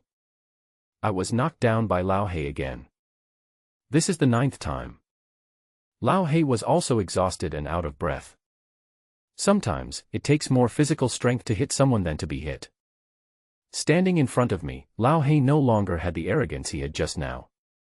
Boy, if you just say you give in, I'll let you go. Lao He's tone was almost like a negotiation. And I still said nothing. Slowly, he stood up again. After wiping the blood from the corner of my mouth, I stared at Lao He with bloodshot eyes and asked. I don't accept it. Do you accept it? My words made Lao He a little overwhelmed. It was me who was defeated. But I asked him whether he accepted it or not. More and more people gathered around to watch the fun. Seeing me stand up again, everyone started talking in a low voice. This kid is really stubborn. Just say you're convinced and that's it. You have to say this boy is a real man. He doesn't give in even after being beaten like this. He's really tough. Please stop fighting. If you continue, someone will die. Seeing that Lao He didn't say anything, I licked the blood at the corner of my mouth again. The smell is slightly fishy. Old Black, if you don't accept it, neither do I. Today's matter is about gambling, so let's settle it by gambling. I'll bet with you, do you dare? What's the bet? Lao He asked me. Wait for me. As soon as I finished speaking, I parted the crowd. Walked towards a hardware store next door. The boss was standing at the door watching the excitement, but when he saw me coming towards him covered in blood, he was so scared that he quickly moved aside.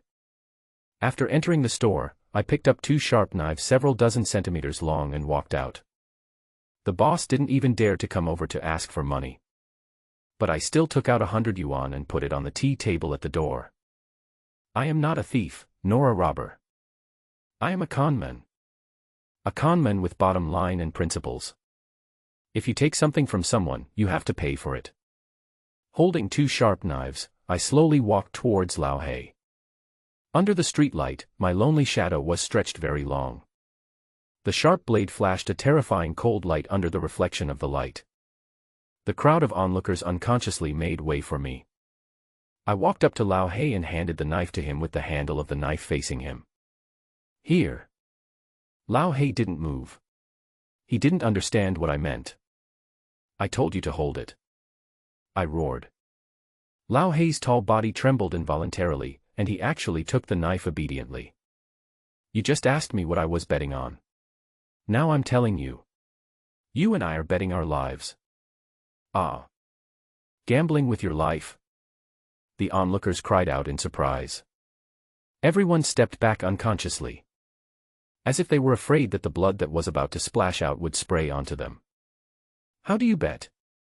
Lao He frowned and asked me. You stab me first, then I stab you. Repeat this process over and over again. Whoever dies first loses. Lao He's face changed suddenly. He looked at me and didn't say anything for a long time. He has been through thick and thin in the martial arts world, been in the boxing ring, seen blood, and fought for his life. But I've never seen this kind of play. I came up with the gambling method, so I'll let you make the first move. Come on. I lowered my hands and looked at Lao He expressionlessly. It seems that he is ready to be stabbed. Lao He's expression became extremely complicated. Surprise, confusion, and panic all appeared on his face at the same time. Do it. Seeing that Lao He was slow to act, I shouted in a deep voice. Lao He seemed to be stunned, standing there, motionless. Okay, since you won't start first, I'll do it first. As I said this, I gripped the knife tightly. He walked slowly towards Lao He, step by step. With every step he took, a hint of fear appeared on Lao He's face. When I arrived in front of Lao He, I didn't hesitate at all. He raised the sharp knife and stabbed him in the abdomen. Ah! The crowd exclaimed. The timid ones even covered their eyes and turned their heads away. Stop. I give up. You win. Following a roar from Lao He. The sharp knife in his hand also fell to the ground with a clang. And he quickly hid backwards. My knife missed. And Lao He was also convinced. I still stared at Lao He with an indifferent expression. What did you say? I didn't hear you. I surrender to you. Lao He repeated it immediately. There was still panic in his tone. Submit me.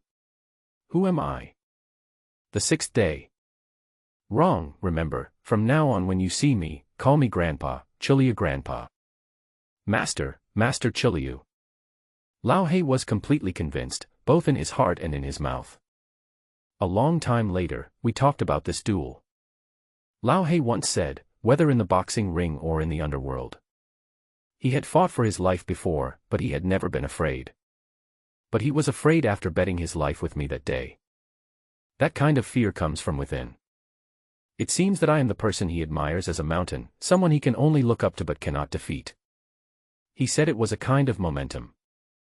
A kind of momentum that feels like a mountain pressing down on you, making it impossible for you to breathe.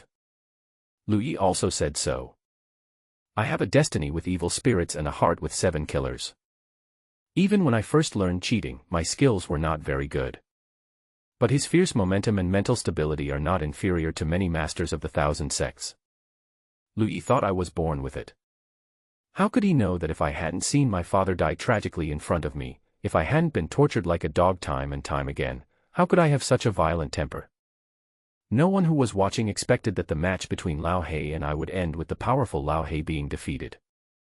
I stopped paying attention to Lao He and looked at Ho Jun and Chen Xiaoxue, and asked coldly. Apologize and call me master, or follow me. It's your choice. Ho Jun moved his lips slightly, wanting to say something. But looking at me covered in blood, he still chose to remain silent. Chen Xiaoxue, who was standing aside, said directly. I won't apologize, I'll just go with you. As she said this, she didn't even look at Ho Jun, but twisted her slender waist and walked towards me with a swaying step. He stretched out his hand and put it on my arm. This intimacy made it seem as if Herman was not Ho Jun, but me. Ho Jun was dumbfounded and I was helpless too. I originally planned to have Chen Xiaoxue apologize to me as a punishment for her disrespect to my parents. As for taking her away, it was just to scare her. But unexpectedly, she actually went with me. And he didn't seem unhappy at all. I could only take her away. When I passed by a small courtyard nearby, I saw an old man with silver hair and a half-moon purple clay teapot sitting at the door. He smiled and shouted at me. You little brat, you don't know how to fight. If I had fought with that big idiot just now, I could have knocked him to the ground with just 2 punches. Do you believe it? Ha ha ha ha. Someone in the crowd who had not yet dispersed shouted. Old Wu, you're bragging again. With your body, a single finger of someone's can break you apart. Old Wu laughed and didn't care. I've seen this old man many times. Every time I go to the supermarket to play cards, I have to pass by his house. I often see him holding a half-moon purple clay teapot, sitting at the small table at the door, drinking tea and chatting. I thought Chen Xiaoxue was taken away by me. She will definitely act panic-stricken and scared. But what she didn't expect was that she wasn't afraid at all along the way. Instead, he looked at me curiously from time to time. The reason why I rent a house outside and don't live in the company dormitory. Because it is convenient to practice cheating alone. After all, one should keep his fists ready and his songs on his lips. When I got home, I turned on the light. There was suddenly light in the dark little room. I walked to the desk and looked back at Chen Xiaoxue, who was looking at my room curiously. Chen Xiaoxue also looked at me. She smiled charmingly and asked me. Why are you looking at me? Have you never seen a beautiful woman before? As she said this, she threw me a wink and walked towards me with a twisted step. His hand naturally rested on me. A pair of charming eyes looked at me tenderly. You've won me, and today I'm yours. Tell me, what do you want? As she spoke, her fingers slowly slid across my cheek. Speak. Looking at Qin Xiaoxue, who is as charming as a fox. I still had no expression on my face. Suddenly, I said in a deep voice. Kneel down. Qin Xiaoxue was stunned at first, but soon returned to normal. A sweet smile sways the waves. He slowly knelt down at my feet. At the same time, she looked up at me and said in a delicate tone. Chiliu, no, I should call you Chiliu Yi. How long has it been since you touched a woman? Why are you so impatient? When speaking. Her hand reached for my belt. With a slight flick, the belt loosened. You men, do you all like women to kneel down and serve you? Bang. I opened Qin Xiaoxue's hand. It turned out that she thought I wanted to do something exciting with her. What are you thinking about? Turn around and see what's on the table. Only then did Qin Xiaoxue look at the table. On the table is a black and white portrait of my father. This is also the only photo of him left in the world. In today's card game, you insulted my parents. I won you and asked you to kneel down so that you could kowtow to my father, burn incense, and apologize. Even if Qin Xiaoxue is as thick-skinned as a wall. After I said that, she looked embarrassed. But she still obediently lit the incense, knelt in front of my father's portrait, and began to mumble apologies. I ignored her, took my clean pajamas and went to take a shower. I have to admit that Lao Hei's fist is very hard. I had bruises all over my body, and the pain was like broken bones. It looks like I'll need to heal this injury for a few days. After taking a shower and changing into pajamas, I lay back down on the bed. Qin Xiaoxue was still looking around my room as she did before. Seeing me lying down, he ignored her. She walked directly to the bed and said to me with a smile. Chiliu, you are such a man today. Even Lao Hei was frightened by you. Are you tired? Let me give you a foot massage. My skills are the best in our astronomy. He said this without waiting for my consent. He moved a chair, sat beside the bed, and held my feet directly. Although I am not familiar with Qin Xiaoxue. But I know that this woman is not just snobbish but also flattering the powerful. She must have her own purpose for being so attentive to him now. Wow, you have beautiful feet. I sneered in my heart. There is nothing to praise me for, but you are praising my feet. Don't mention it, my feet are freshly washed and they smell really good. As she said this, she actually leaned over and gave him a kiss. I still closed my eyes and ignored her. Rubbing her feet, Qin Xiaoxue suddenly said. Chiliu, I'll tell you a secret. In fact, Ho Jun knows all the cards you play in poker. The cards he uses are magic cards. I didn't understand why Qin Xiaoxue suddenly told me this. Doesn't she plan to be with Ho Jun anymore? Of course, I'm not so narcissistic as to think that Qin Xiaoxue would follow me. Do you know him? I asked casually with my eyes closed. Of course I don't know him. What comes out of your mouth is a lie. She was beside Ho Jun just to help him look at the cards, but she actually said she didn't know him. Seeing that I still didn't speak, Qin Xiaoxue suddenly said. On the 6th day of the first lunar month, are you really cheating? I don't believe it's a coincidence. It was your turn to deal the cards. Old Black Panther had Jack, Ho Jun had Ace, and you got 235. I think you must be a cheater. The $10,000 you got was also won by you, right? In this regard, Qin Xiaoxue is smarter than Ho Jun. In many gambling games, things seem to be just coincidence and luck. But in fact, it was all cheating. In fact, I met some wealthy bosses in our bathhouse, and they all love gambling. How about I find them out, and you cheat them? Then you can give me some of the winnings. What do you say? Not so good. I refused coldly. It turns out that the reason why Qin Xiaoxue came back with me so happily and looked like she was throwing herself into my arms was because of this. I do need money, but women like Qin Xiaoxue only care about money. If you cooperate with her, you may be cheated at any time. Lu Yi once said that when traveling in the world, stability and safety come first. Seeing that I refused, Qin Xiaoxue seemed unwilling to give up. After a moment's silence, she continued. Let me tell you another secret. In fact, the boss of our Tianxiang is a woman, very young. She not only runs a bathhouse and a club, she also owns a casino. Sister May manages the bathhouse for her. Although I have been working at Tianxiang for half a year, this is the first time I know about this. Could it be that the place Sister May took me to yesterday, which she said was run by her friend, actually belongs to our boss? If you really know how to cheat, I can talk to Sister May and ask her to transfer you to the casino. If you work there, you will become rich. I remained silent. Let me tell you again, you must know the Zhou family, right? In Northern Harbin, everyone knows the Zhou family. Our boss is from the Zhou family. Working for the Zhou family is like digging up a gold mine. It's hard not to become successful. What Zhou family is? I really don't know. Apart from the astronomical phenomena, I know almost nothing about Harbin. Also, our boss is a very beautiful lady. Although I have never seen her, I heard that she is prettier than Sister Su Mimi.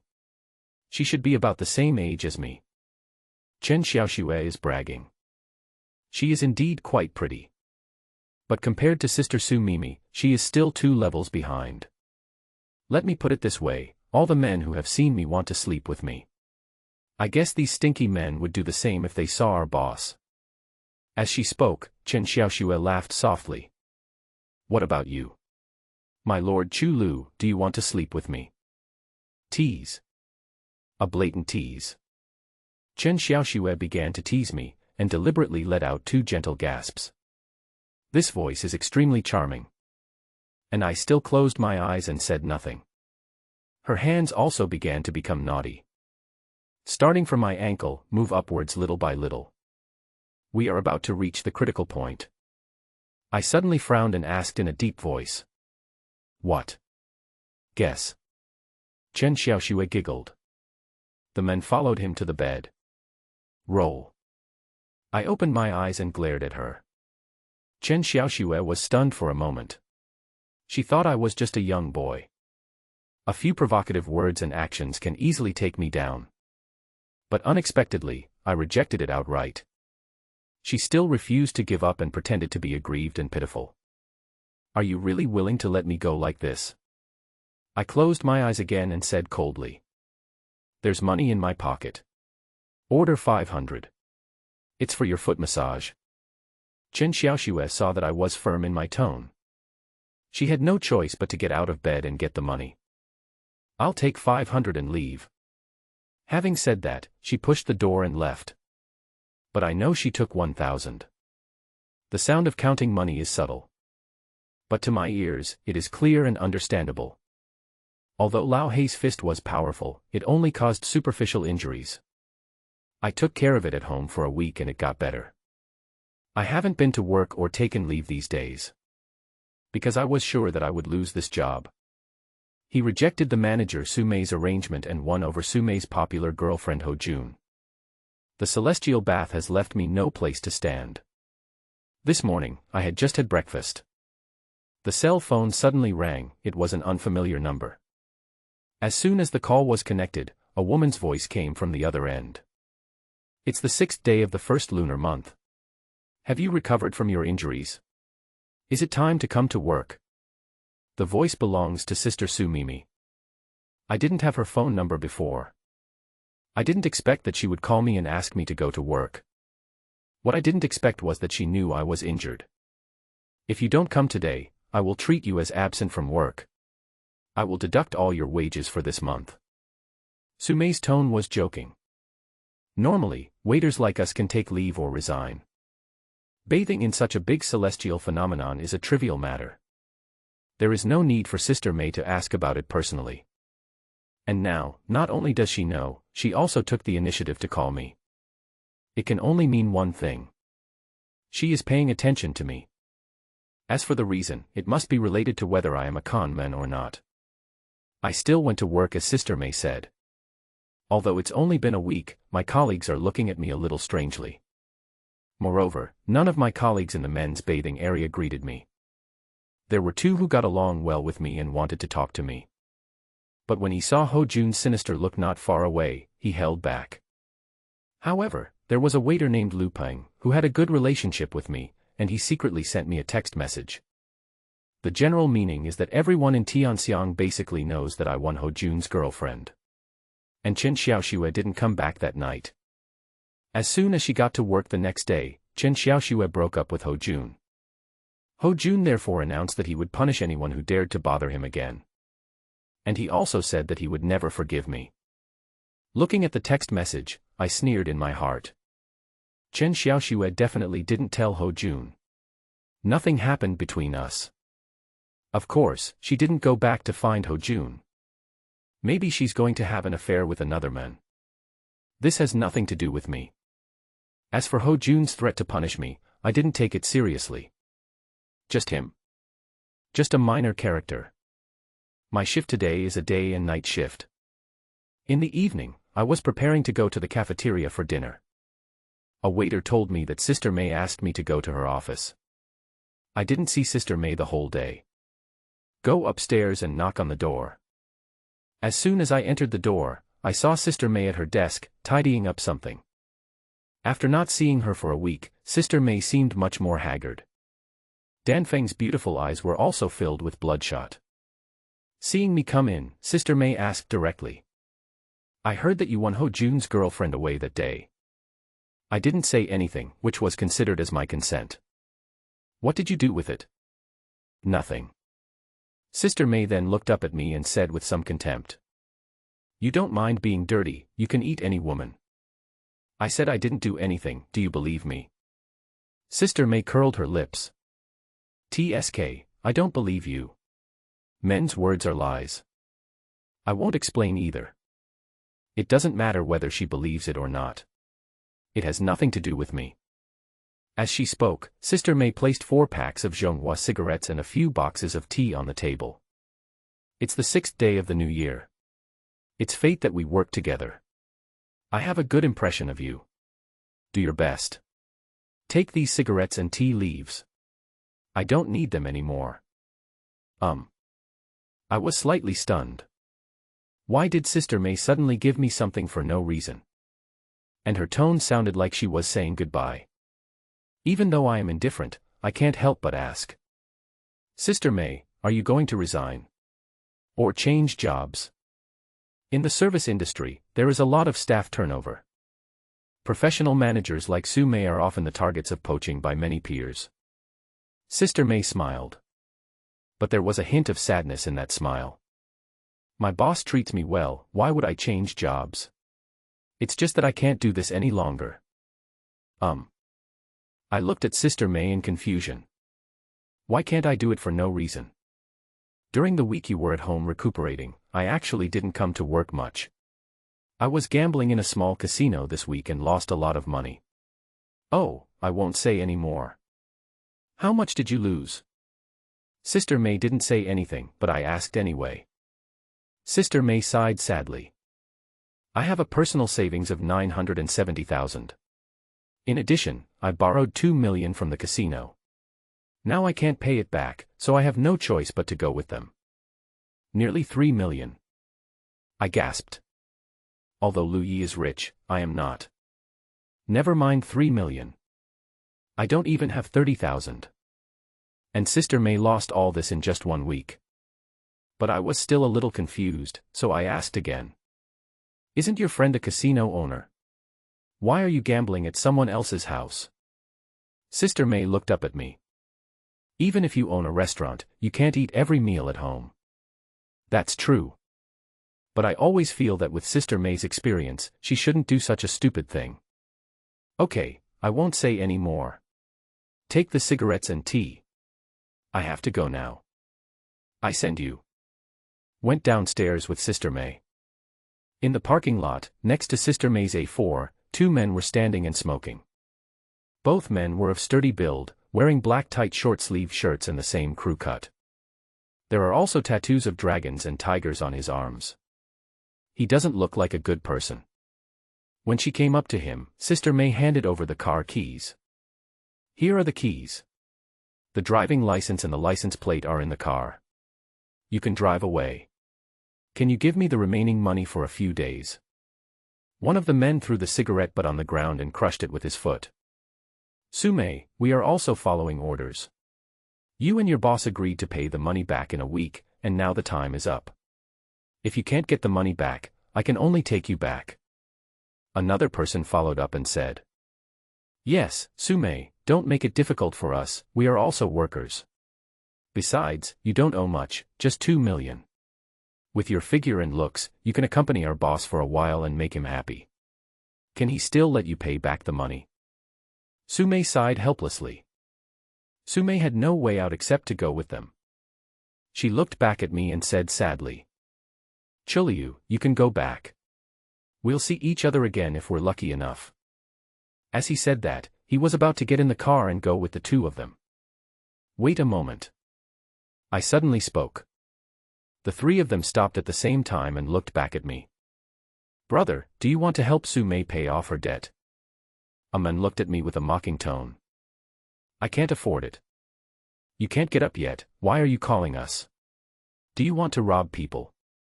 I shook my head, looked at the two of them and asked back. She owes you money, but it seems like it's not even a week yet. It should be after 12 o'clock tonight, it's a full week. The two men looked at each other and asked me. What do you mean? I still looked indifferent. My point is very simple. If you take her away now, you will be breaking the rules. Even if you take her, it will have to be after 12 o'clock tonight, right? The two looked at each other. After a while, one of them said, Okay, let's do it according to the rules. Sume, I'll give you a few more hours. If you don't pay me back after 12 o'clock, don't blame us brothers. Sister May still had a look of despair on her face. The two of us got in the car, she stroked the steering wheel, and said reluctantly, I bought this car less than a year ago and it's gone. Hey, Chulyu, you shouldn't have given them these few hours. These few hours are torture for me. With or without these few hours, the result is the same for me. I opened a pack of Zhonghua cigarettes, lit one, looked out the window, and said calmly. No, the same. What's the difference? Perhaps, we still have a chance to make a comeback. Us. Yes, we. As soon as I said this, Sume looked at me in surprise. Her eyes were extremely complicated. Anticipation, worry, surprise. After a while, she continued. But I don't have a penny now, how can I make a comeback? I pulled a wad of money out of my pocket. This money was the wedding money that Sume gave me before. Here's the 10,000 yuan gift you gave me as a gift. We can go and give it a try. My calm tone surprised Sume even more. How can 10,000 be enough? I flicked the cigarette butt out of the window, turned back to look at Sume, and said calmly. How do you know if you don't try? Since the summer when I was 6 years old, it seemed that no one was nice to me except Sixth Master. I can't say that Sume is very nice to me. But the 10,000 yuan wedding gift, and the cigarettes and tea you gave me today. It's enough to make me feel a little warm. Beneath my cold appearance, I actually have a grateful heart. So, I decided to help Sume. The casino that Sume took me to was in an industrial warehouse on the outskirts of the city. The casino is not big and there are not many gamblers, only a few dozen people. After entering the door, if it weren't for the various gambling tables reminding me that this was a casino. Otherwise, I would have thought I had entered a warehouse. There were tables and chairs piled up in a mess all around. There is a musty smell in the air. There are quite a few gambling tables, including baccarat, roulette, blackjack, dice, etc. After exchanging 10,000 chips, I went to each gambling table and watched casually. Sume didn't say anything either, and just followed me all the time. After watching for a while, I asked Sume in a low voice. Are you sure we can take the money away smoothly if we win? Many underground casinos only do one-time business. They didn't intend to do it often. Not to mention meeting wealthy gamblers, even gamblers with average conditions are unreliable. They also squeeze out the dregs for you. And once a gambler wins money, they will also try every possible means to get the money back. Cheating, framing, all kinds of means will be used. If it really doesn't work, just follow them and rob them by force. When I asked this, Sumei immediately answered. Don't worry about that. You can definitely take the money away. This casino is still very fair. Fair? I sneered in my heart. If there were fairness, there would be no casinos in this world. Of course, there won't be any con men like me. What do you play to lose money?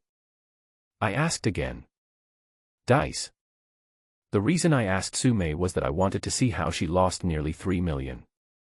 There were only 4 or 5 gamblers in front of the dice table. And the dealer is rolling the dice. Sumei chose a seat and asked me to sit down. But I shook my head. I set a rule for myself that no matter how big or small the bet is, I should not rush into it, but watch first. Only when you are sure that there is no problem with the bet, or when you can decipher the other party's cheating method, should you make a move. Only in this way can you ensure that you will not be counterattacked. After all, there are thousands of doors and there are many masters. Only by being careful can you ensure a safe ship. The way dice are played here is no different from that in other casinos. You can bet on big or small, odd or even, a single number, or the sum of the numbers. Of course, you can also bet on straights, leopards, etc. The betting requirements are a minimum of 200 and a maximum of 50,000. I stood by and watched for a while. The gamblers didn't bet big. At most, there are only 1 or 2,000 chips. But even this small note made me discover the trick. To be precise, the casino was cheating. There are many ways to cheat with dice. There are special mercury dice, oil-filled dice, code dice, and fixed-point dice. There are also remote control dice, chip dice, and cobalt element dice, etc. These dice, from the outside, there is no difference from normal dice. But these dice all have one thing in common. It is to let gamblers shake out the points they want. This casino uses remote-controlled dice. After the dealer shakes the dice and the gamblers place their bets, he will control it remotely according to the size of the bet. For example, if there are more chips on the big one, he will secretly control the dice in the dice cup to become small. Of course, he doesn't do this every time. They will also loosen up the money appropriately to lull gamblers into a trance. The remote control device for this gambling table is right under the table. Although the dealer has both hands on the gaming table, he can use his legs to tap the remote control button to change the dice. And the reason why I was able to discover that the casino was cheating. One is the dealer's leg movements. In addition, it depends on listening. When the dealer touches the remote control button, the dice will flip in the dice cup. The sound is extremely small, so small that a normal person cannot catch it at all. But, I can hear it. In the eyes of gamblers, listening to dice is just a legend that only exists in movies and TV shows. But in the Qianmen-Jianghu, the dice listening party does exist.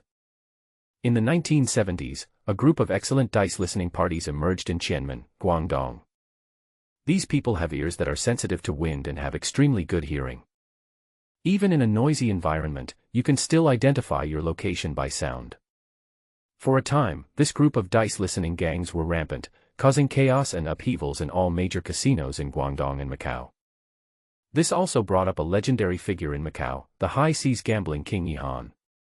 At this time, Yihan was just a dealer, not a gambling king. Because of his superb cheating skills, he was invited to the Nanyue casino. Then there was another legend in the underworld. Yihan defeated the dice listening gang. Yihan became famous in one battle and eventually developed into a generation of high seas gambling king. But even as a gambling king, Yihan was well aware of the dangers of gambling.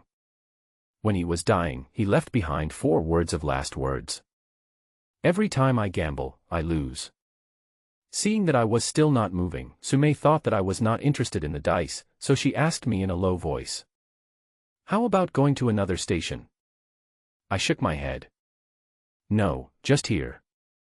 As I said that, I sat down at the side.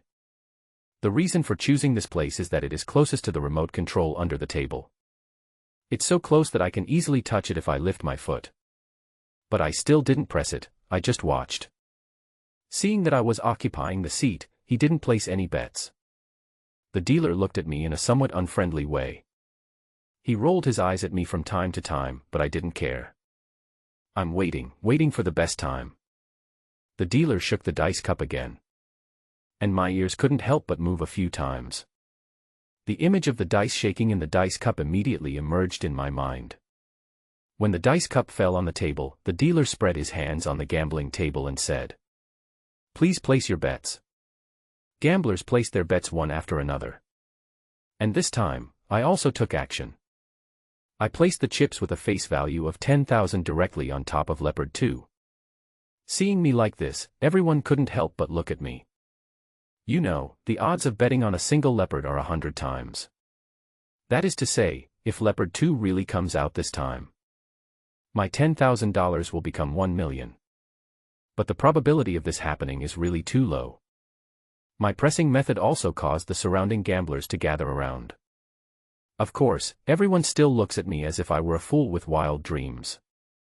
Buy it and leave it, the dealer shouted. Then, he was seen leaning slightly. I knew he was going to cheat. He wanted to use his knee to press the remote control under the gaming table. Suddenly, the dealer's face changed drastically and his brows furrowed. His eyes immediately turned to a man outside the crowd. Although, I didn't look back. But I can guess that this man must be the casino's dark light, or the person in charge. As for how the two people communicated with their eyes, I don't care. My eyes were always fixed on the gambling table and the black dice cup. Open it, what are you waiting for? Seeing that the dealer was slow to open the dice cup, the anxious gamblers couldn't help but urge him. The dealer's expression became increasingly ugly. He glanced at me, and slowly placed his slightly shaking hands on the dice cup. But he still seemed unwilling. At the moment of opening, I still tried with my legs under the table. But he was disappointed again. Open it. A man's voice came from behind. The voice was a little hoarse. He is not a gambler, but a casino owner. The dealer then slowly opened the dice cup. Ah! There was a chorus of exclamations from the audience. Under the dice cup, 3 dice are lying neatly in the dice cup. The numbers on the 3 dice are also the same. 2. Leopard 2. I got it right. All eyes in the casino were focused on me again. The way everyone looked at me was different from before. There is envy, amazement, and more of admiration. Sume happily put her hands on my shoulders. Excited like a child. We won. On the 6th day of the first lunar month, we won. I knew we had it. I also learned that the dealer's remote control no longer worked. And I did all this. When I place my bet, I push hard against the sensor with my foot. This sensor is very small, sensitive, and delicate. It stopped working as soon as it was kicked. This is also the reason why the dealer's face changed drastically. Because he found that the remote control was not working properly. As for betting on Leopard 2, I relied on my hearing. Go against the wind for 10 miles and determine the location by listening to the sound. This is the 6th master's 13 years of teaching. He once said that this could not be done. Never get on the dice table. The dealer stared at me for a long time before saying coldly, "Brother, you're taking things a bit too far." He deliberately placed emphasis on the word big. It is a warning and also a threat. After all, I broke his remote control. Before I could open my mouth, Sume behind me immediately spoke. "What size? Hurry up and compensate us for our chips." The dealer's face was gloomy and he stopped talking. "And the chips on the table are not enough to compensate me." Then a man walked up to the gambling table with 10 golden chips worth 100,000 each. He looked at me and said in a hoarse voice, "Sir, you are lucky. Here are your chips for compensation." The man was about 30 years old, and his tone was polite. But his eyes were sinister. Moreover, he was very thin and bony. The hands were more like bamboo poles, with only skin covering the bones. "I'm in charge of this table now. Sir, do you mind changing the dealer?" Changing dealers is a very normal thing in a casino. There is no need to notify the gamblers. The reason why he asked me was because he discovered that I was a con man. As he spoke, the thin man changed a deck of dice. He put it on the table and gestured to everyone to come in. "Everyone, please check the dice." If you have any objections, you can break them for inspection. If there is no problem, you need to pay for the dice. A gambler went up and pretended to look at the dice. Don't say there is no problem, even if there is a problem. These mallets are not even visible. Seeing that no one was checking again, the man looked at me again and asked, "Sir, don't you want to check it?" I shook my head. I don't need to test. When he shakes the dice, I can tell from the sound whether there is something wrong with the dice. There is a difference in the sound made by cheating dice and normal dice. For normal dice, the sounds made when each side falls to the ground are also slightly different. For example, because there is only one red dot, the sound of the landing is purer. For example, at 6 o'clock, because there are 6 small dots, the sound of the ball landing is sharper. Seeing that I didn't move, the man picked up the dice cup. With a swish sound. Then the thin man put 3 dice directly into the dice cup. His movements were quick and graceful. The move used is called wind blowing up the willow in the art of cheating. It seems like collecting dice randomly, but in fact, it is in the process of collecting. Arrange the points on the 3 dice in the order they are facing. This makes it easier for him to shake out the number of points he wants. It can be seen that this man is a master at playing dice. While shaking the dice, he would occasionally scratch the dice cup with his fingernails. He wanted to use this harsh sound to interfere with the judgment of the person listening to the dice. Of course, the prerequisite is that the other party will definitely listen to the dice. And he has already determined that I will listen to the dice. The dice cup flew up and down in his hand. And his eyes were always fixed on me. The technique also changes from time to time with the shaking of the dice cup. With a pop, the dice cup fell on the table. The skinny man gestured to everyone to come in. Please place your bets. However, no one around the gambling table moved. Everyone's eyes were all on me. Everyone wants to know whether this will happen and what will happen. I casually played with the golden chips in my hand and didn't place any bets. Seeing that I didn't move, the skinny man said, "Sir, why don't you get off?" I was silent. Are you afraid that your good luck will end and you dare not play again? He emphasized the word end on purpose. As if to remind me, even though I destroyed their remote control device. But even if I wanted to beat him, it would be impossible. Normally, casino owners would be caught cheating. He should have just comforted me quietly so that I wouldn't make it public and ruin his business. But unexpectedly, this thin man was very arrogant. He kept provoking me with his words. "You can, but I have a request." I said lightly. "You say." "Release the limit." In order to maintain balance and show fairness, casinos can attract individual customers. All the scattered tables have limited bets. The tables for big bets are often located in VIP rooms. "How much do you want to bet?" The thin man asked me. 1 million, all in. "You take it." My words made the thin man smile. But his smile was full of disdainful sneer. "Take it, but it's a little small, you can raise it again." The thin man was extremely confident in his dice skills. I shook my head. "There's only this 1 million, there's no way to add more." The thin man's gaze became more sinister. He stared at my hand and said coldly, "It's easy to deal with if you don't have money. You can add your hands." A sentence. Everyone present couldn't help but gasp. And I couldn't help but frown. This is not a showdown between con men. Just an ordinary gamble. But there's something odd about this casino. They cheated first, even though I broke his remote control. He shouldn't be so aggressive. Isn't this casino afraid that I will expose their thousands of gamblers? Before I could say anything, Sume, who was standing behind me, immediately responded. "What are we betting on?" "We are not betting, just this 1 million. Just tell me whether you want to take it or not." The thin man sneered disdainfully. "Collect, place your bets." I placed 10 golden chips with a face value of 100,000 on big. "Buy it and leave it." "Are you sure you want to bet big?" The thin man asked me with a sly tone and a gloomy face. I didn't answer. I don't like nonsense. I especially don't like talking nonsense with people like this. Then I'll open it. As he said this, the thin man was about to open the dice cup. Wait a moment, I said suddenly.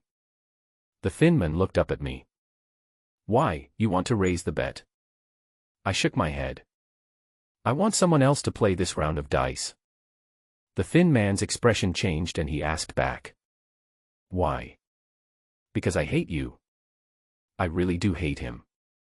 But this is not the real reason why I want to change someone to open the dice cup. A master at playing dice. Often when opening the dice cup, you can use your fingers, the dice cup, a thin string, or even your hair to change the number of points on the dice. And apparently, this thin man is a dice expert. He can do that. No. The thin man had a grim expression on his face and refused directly. Why not? Are you worried that you can't use your ghost 6 fingers? As soon as the words came out, the thin man's face changed drastically. The look he gave me became angry. Of course, there is also some confusion. He didn't know how I could tell that he was going to use the ghost 6 fingers. The so-called ghost 6 fingers. It is the unique skill of the Li family, one of the thousands of families in Qi and Lu. It refers to using mysterious methods to change the number of points on the dice. It gives people the feeling that ghosts and gods are helping to open the 6 fingers. It is said that back then, there was Li Jianlu, the underground gambling king of Qilu. It was with the help of these 6 ghost fingers that he won the century-old family business. Although the thin man was angry, he stopped talking. I pointed at the dealer just now and said, "You come and open the dice cup." The dealer looked at the thin man. The thin man had a gloomy face and said nothing. It was Su Mei who suddenly spoke up. "You opened the dice cup when I told you to, but why can't I let someone else open the dice cup? Are you guys trying to cheat?" The thin man was helpless. The dealer had no choice but to step forward and carefully open the dice cup. The whole place was extremely quiet. Everyone's eyes were focused on the black dice cup. The dice cup opens. There was another low cry from the crowd. 3 dice with the numbers 3, 5, and 6 respectively. 14 o'clock, big. I won again. And another million. I never thought that in this small town of Harbin, there are people who listen to dice. The skinny man stared at me and muttered. I sneered in my heart. He seemed to believe that I was a member of the dice listening party of Nanyue. And I just don't bother talking to him. With the compensation chips in hand, I stood up. The hoarse voice of a thin man came from behind immediately. Wait, you can't leave. I was slightly stunned. Is it possible that if you win money in this place, you can't take it away? Looking back at him, I asked calmly. Why? I want to play another bet with you. I shook my head. I'm not greedy, I've won enough today. As I said that, I handed the chips to Su Mei. Go pay back the money you owe. Su Mei's face was full of surprise. But there was still a hint of mystery on his face. Don't play 2 more rounds.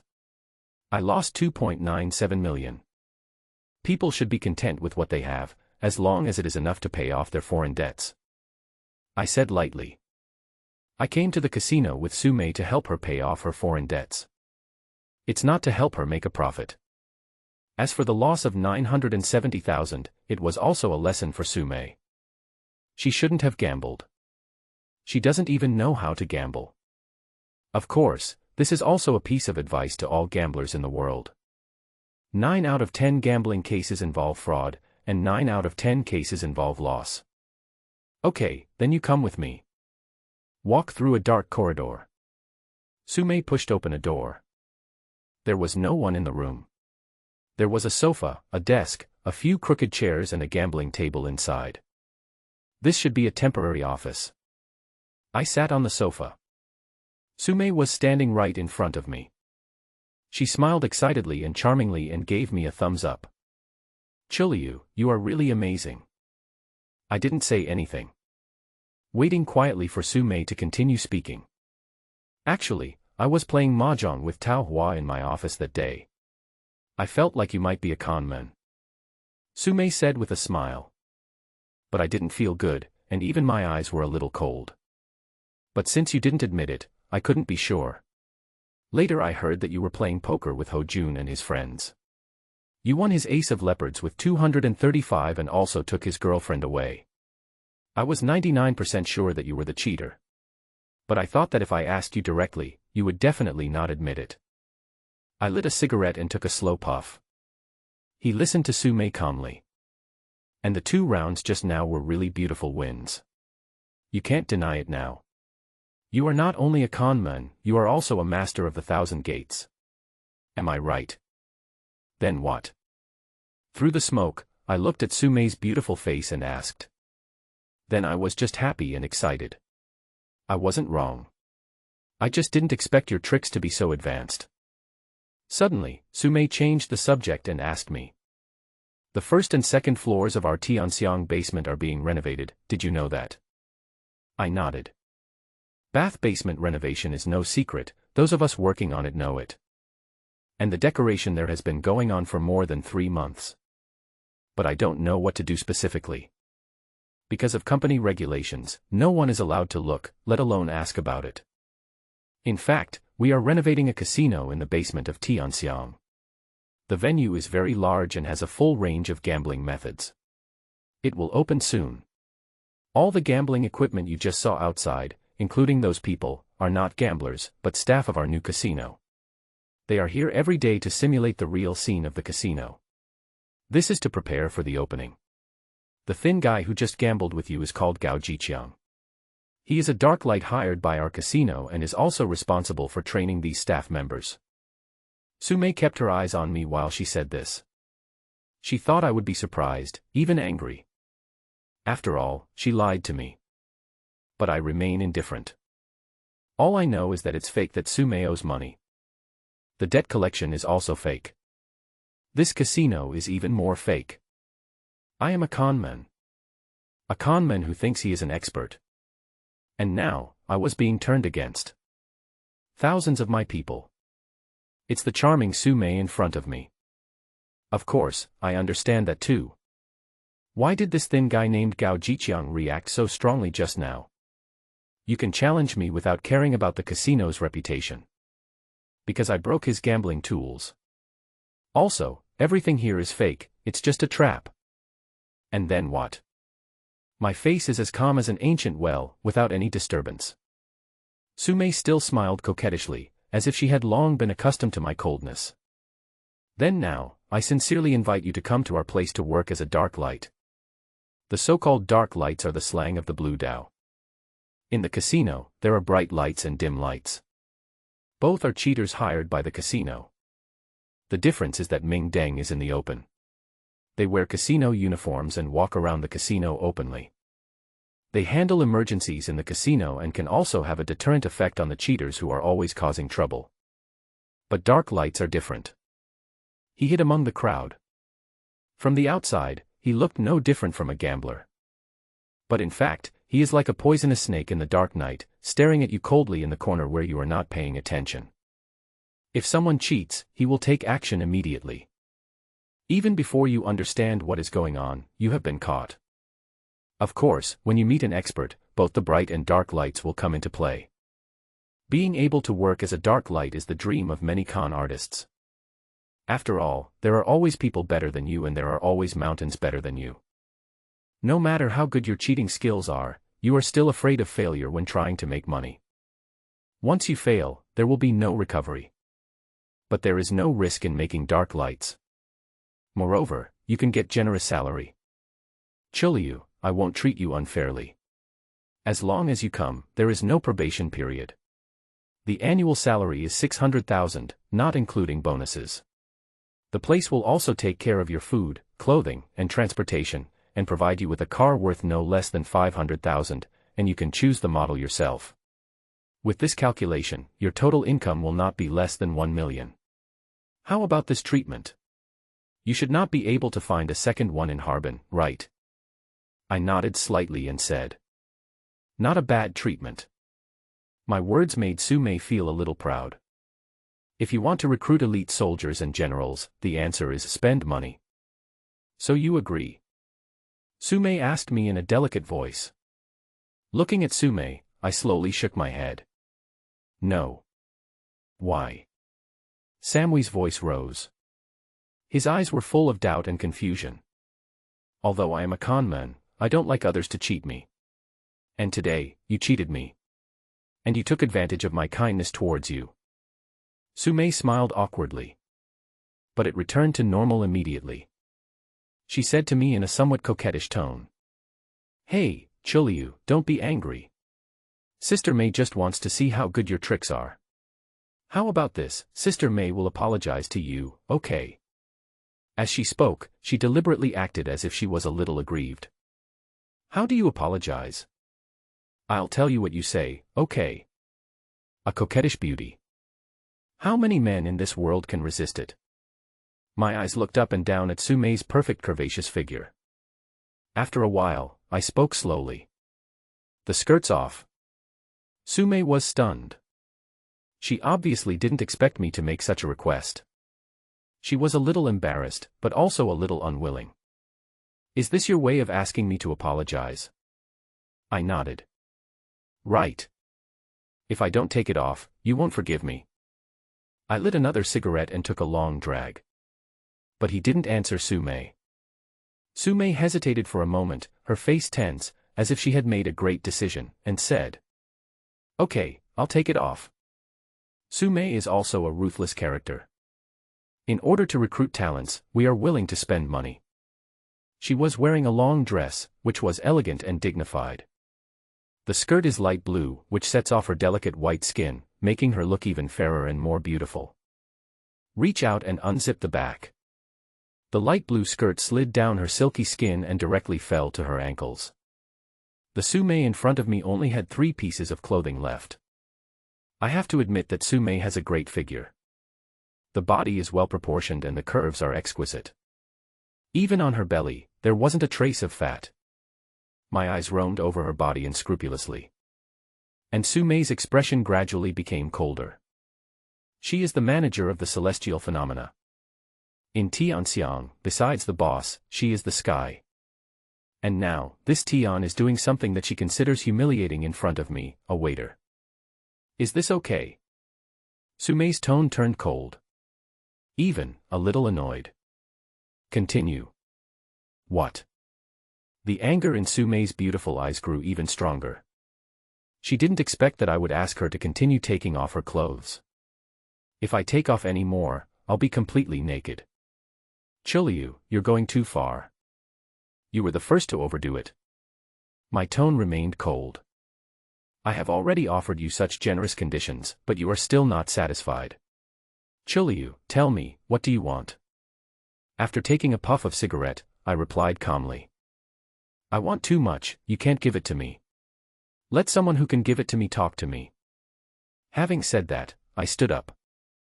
But immediately, I turned around and looked at the cold and beautiful Sumei and added a sentence. By the way, there is one thing I can tell you in advance. I'm going to take you. I had said my piece and I didn't care about Sumei's reaction. Walked directly towards the door. As soon as I reached the door, there was a knock on the door. Sumei hurriedly put on her skirt and called out, "Come in," somewhat awkwardly. The person who came in was the thin guy who had just made a bet with me, Gao Jiqiang. Standing at the door, he stared at me coldly and said, "You're leaving." I nodded. "You can't leave." "Why?" "I want to play another bet with you." I shook my head. "Why? Are you scared?" The thin Gao Jiqiang stared at me coldly. I slowly walked up to him, stared into his eyes, and said coldly, "Because you don't deserve it." The reason I say this is not because I am arrogant or look down on others. But I have no grudge against him. In the dice game just now, he deliberately provoked me and asked me to put both hands on the table. Such a person is not worthy of walking the blue path or joining the 1,000 sects. You are even less worthy of being my opponent. As I said that, I pushed Gao Jiqiang away and walked outside. Behind him, Sumei's angry voice was heard. "Chiliu, don't think you're the only one in Harbin who knows how to cheat. There are many people who are involved in the blue world. Even without you, this casino can still be open and prosperous." I sneered. It was because Jiang Taigong went fishing in the Wei River that he won the favor of King Wen. Zhuge Liang was sleeping in the thatched cottage in spring, waiting for his uncle to visit him 3 times. Indeed, the casino will continue to operate without me. But what I want is to be sold at a good price and never sell myself at a low price. What Su Mei could not have imagined was that, in fact, I had already realized something was wrong the moment I entered this so-called casino. The casino is so simple, the environment is so poor, there is even a musty smell everywhere. How could someone like Su Mei, who was particular about the quality of food, clothing, housing, and transportation, gamble here for a week and lose nearly 3 million? There is also the unprofessionalism of the dealers and the gamblers' casual bets without any passion or greed. How can this be a normal casino? That's why I dared to break their gaming table censors. I wouldn't dare to do this in a normal casino. Because if I do that, the casino will never let me go. Just because I have discovered that this is a trap. Su Mei thought that I was the one involved in the game. Little did she know that she was the real person in the game. After returning home from this so-called casino, I burned 3 incense sticks in front of my father's portrait. I just lay quietly on the bed. I closed my eyes, but I couldn't fall asleep. Over the years, insomnia has become a habit. Because every time before going to bed, the scene of my father's tragic death in front of me always appears in front of my eyes. And the people who sent him back had mocking and gloating looks on their faces. In fact, I knew long ago that my father was a con man. This is also the reason why I am determined to learn the art of cheating from Master Lu. How can you avenge a blood feud without entering 1,000 doors? The day and night shifts at Tianxiang bathhouse are handed over at 8 o'clock. But we have to go to the bathhouse at 7:30. Because the manager or supervisor needs to hold a meeting for us to summarize the work of the previous cycle. Today's regular meeting is a little different from usual. Su Mei participated, and the technician who was not on night shift the day before participated. Including Ho Jun's girlfriend Chen Xiaoxue, who I won over, also participated. Everyone was in the hall, standing in several rows. Listen to the speeches of the heads of various departments. After the supervisor finished speaking, Su Mei asked again if the team leaders had anything to say. Generally speaking, this process basically means the end of the meeting. The team leaders usually don't speak. But today is different. As soon as Su Mei finished speaking, the leader of the men's bathing area, Ho Jun, suddenly stood up and said to Su Mei, "Sister Mei, I have something to tell you." Su Mei nodded. Ho Jun glanced in my direction, intentionally or unintentionally, before he spoke. Today I'm going to talk about the attendance in the men's bathing area. On the 6th day of the Lunar New Year, our men's bathing area was absent from work for 7 consecutive days without asking for leave. Yesterday was clearly his night shift, but he was absent again without asking for leave. According to the bathing area's attendance system, a fine of 100 yuan will be imposed for 1 day of absence without reason. On the 6th day of the Lunar New Year, he was absent from work for 8 days, so he should be fined 800 yuan. Ho Jun paused when he said this. He deliberately glanced at Su Mei. Su Mei still had a blank expression on her face, looking arrogant and cold. Everyone else's eyes were all turned to me, most of them were there to watch the fun. Of course, there were also those who gloated over my misfortune, and a few who sympathized with me. Several female technicians standing with Chen Xiaoxue were joking with her in a low voice. "Xiaoxue, your boyfriend is quite powerful. He can punish anyone he wants. Isn't that awesome?"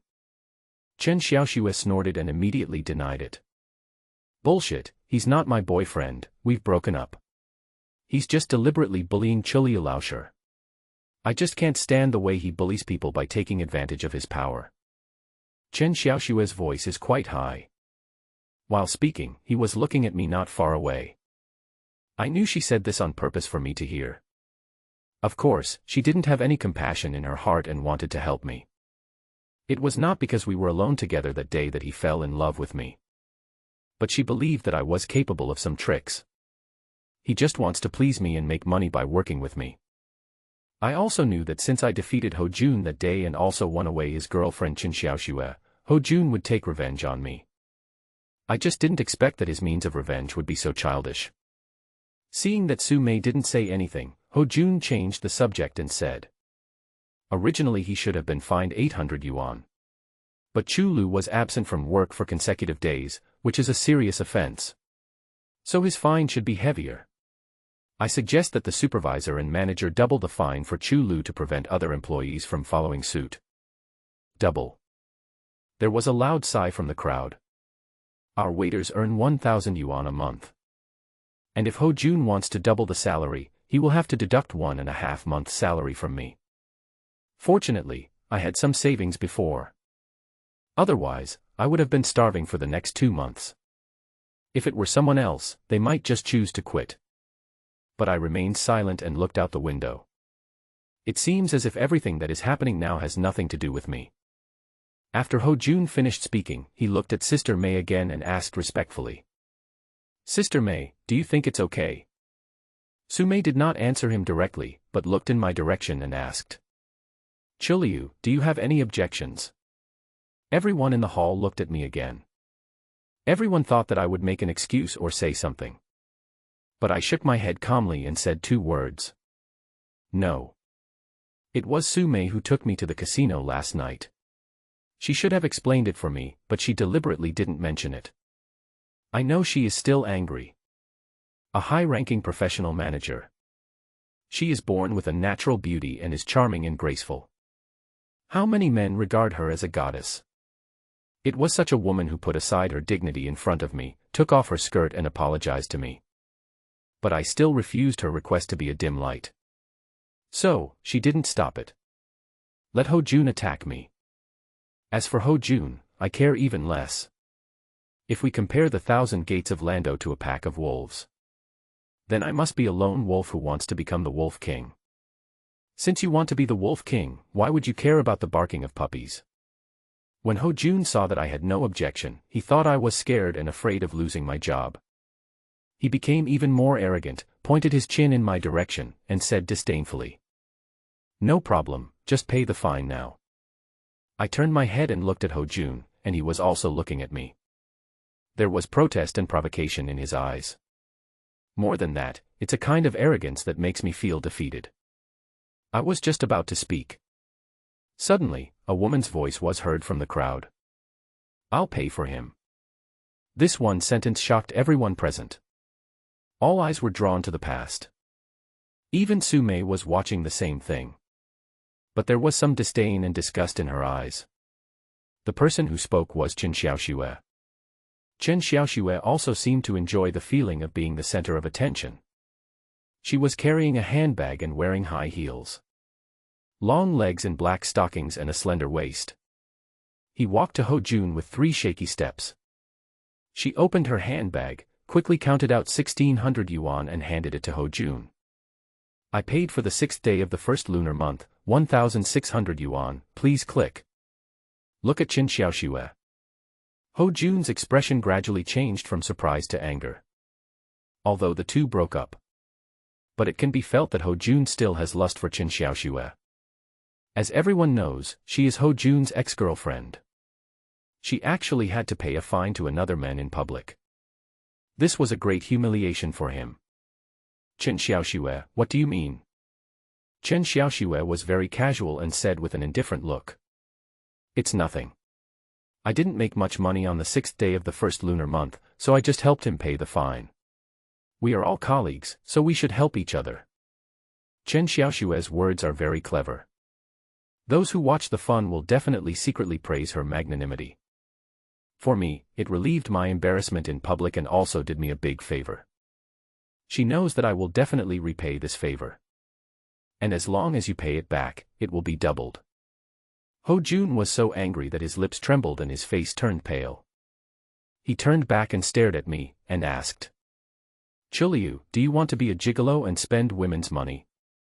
A gigolo refers to a man who relies on his pretty face to live off women. In northern Harbin, such men have always been looked down upon. Before I could open my mouth, I heard Chen Xiaoxue snort coldly. You say that others are gigolos and spend women's money. Ho Jun, did you spend less of my money? As soon as the words fell, there was an immediate burst of low laughter from the crowd. Everyone in the bathhouse knew that the two were together. Chen Xiaoxue is apparently a technician. But occasionally I would take some sex jobs. She earns much more than Ho Jun. People in Tianxiang said behind his back that Ho Jun was Chen Xiaoxue's gigolo. Ho Jun wanted to insult me, but ended up insulting himself. Ho Jun was shaking with anger. He even clenched his fist and wanted to slap Chen Xiaoxue. But this was a regular staff meeting and he didn't have the courage to do it. The scene was a little awkward for a moment. Sumei, who had been silent and had a cold face, suddenly looked at me and asked, "On the 6th day of the first lunar month, are you sure you want Chen Xiaoxue to pay your fine?" I said nothing and walked out of the queue. When I passed by Chen Xiaoxue, I said calmly, "Thanks, you don't have to pay for this." Then I walked up to Sumei. "I will pay the fine myself, but Manager Su, shouldn't you pay me back the money you owe me?" My tone sounded respectful, but in fact it was cold. As soon as I finished speaking, everyone present was shocked. I am a waiter at the bottom of the celestial world.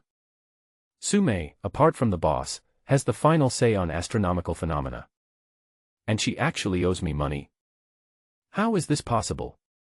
Even Sumei looked at me with a puzzled expression and asked back, "What do I owe you?"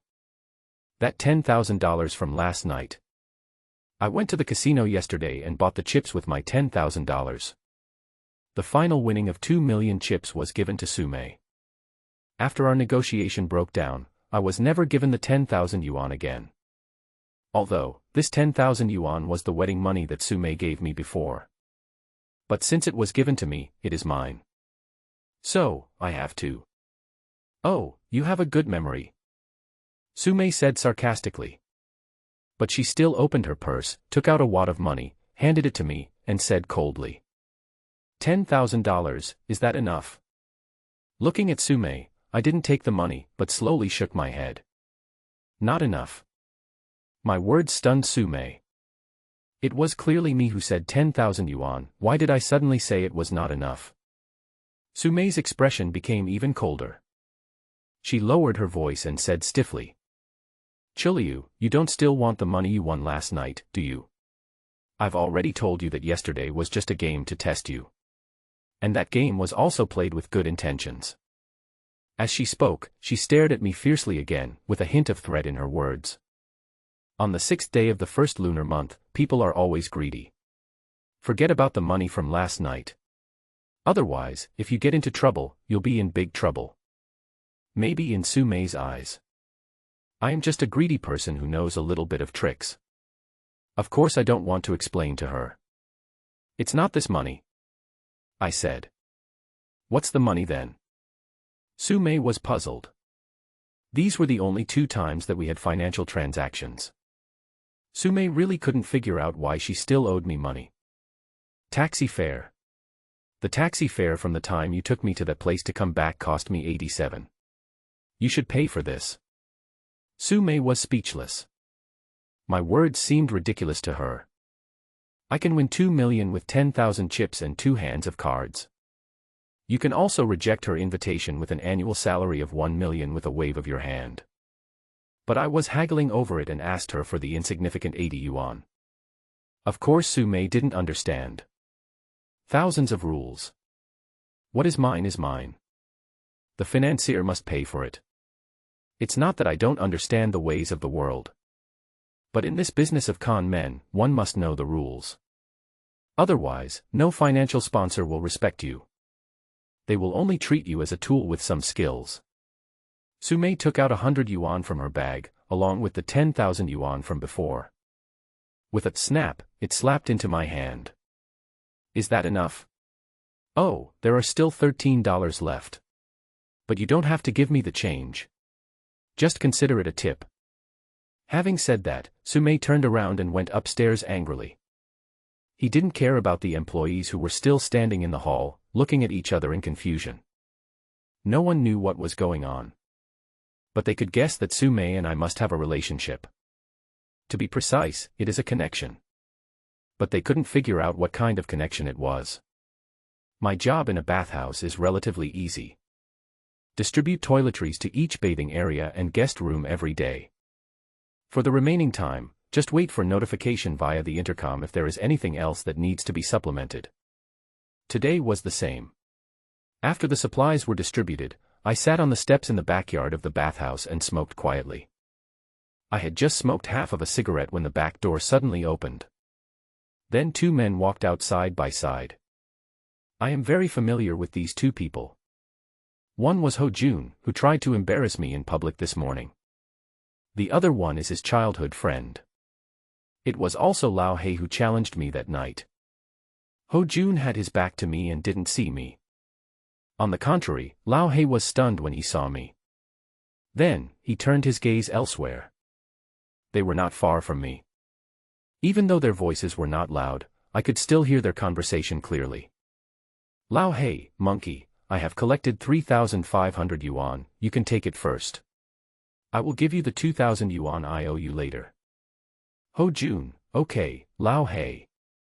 I'm in urgent need of money, otherwise I wouldn't be so anxious to ask you for it. You can give me the remaining 2,000 within a month. I sneered in my heart as I listened. Ho Jun always said that Lao Hei was his childhood friend and best brother. He cheated in the game and not only took all the money from Lao Hei, he also lent him a lot of money. Now, he says he is in urgent need of money and asks for repayment. This person is so hypocritical and cunning that he doesn't even recognize his relatives. The two chatted for a while, and Ho Jun spoke again. By the way, Lao Hei, our underground casino will be open in the next few days. If you can't get the money, you can bring your friends to play. Regardless of whether you win or lose, you can get 300 yuan for each person you bring. If your friends lose a lot, I will talk to Sister May and she can give you a little more. Lao Hei looked embarrassed.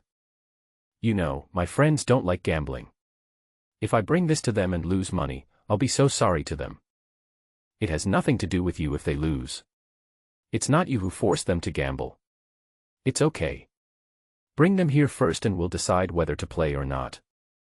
Ho Jun continued to persuade. Unexpectedly, Ho Jun started to solicit customers before the casino even opened. This kind of character can be found in casinos everywhere. They have a common name, stackers. Of course, there are also such people among the Lan Dao Qianmen. Since the establishment of the 1,000 gates, there has been the saying of the 1,000 gates and 8 generals. And this kind of people are specifically encouraged to join the game. He is one of the top 8 generals among the 1,000 gates and is called Tijiang. As the two were talking, Ho Jun's intercom rang. It was Su Mei who asked him to go to the office. He talked to Lao Hei and left in a hurry. When he turned around, he saw me. He glared at me fiercely again before pushing the door open. There were only Lao Hei and I left in the whole yard. After we looked at each other, Lao Hei strode towards me.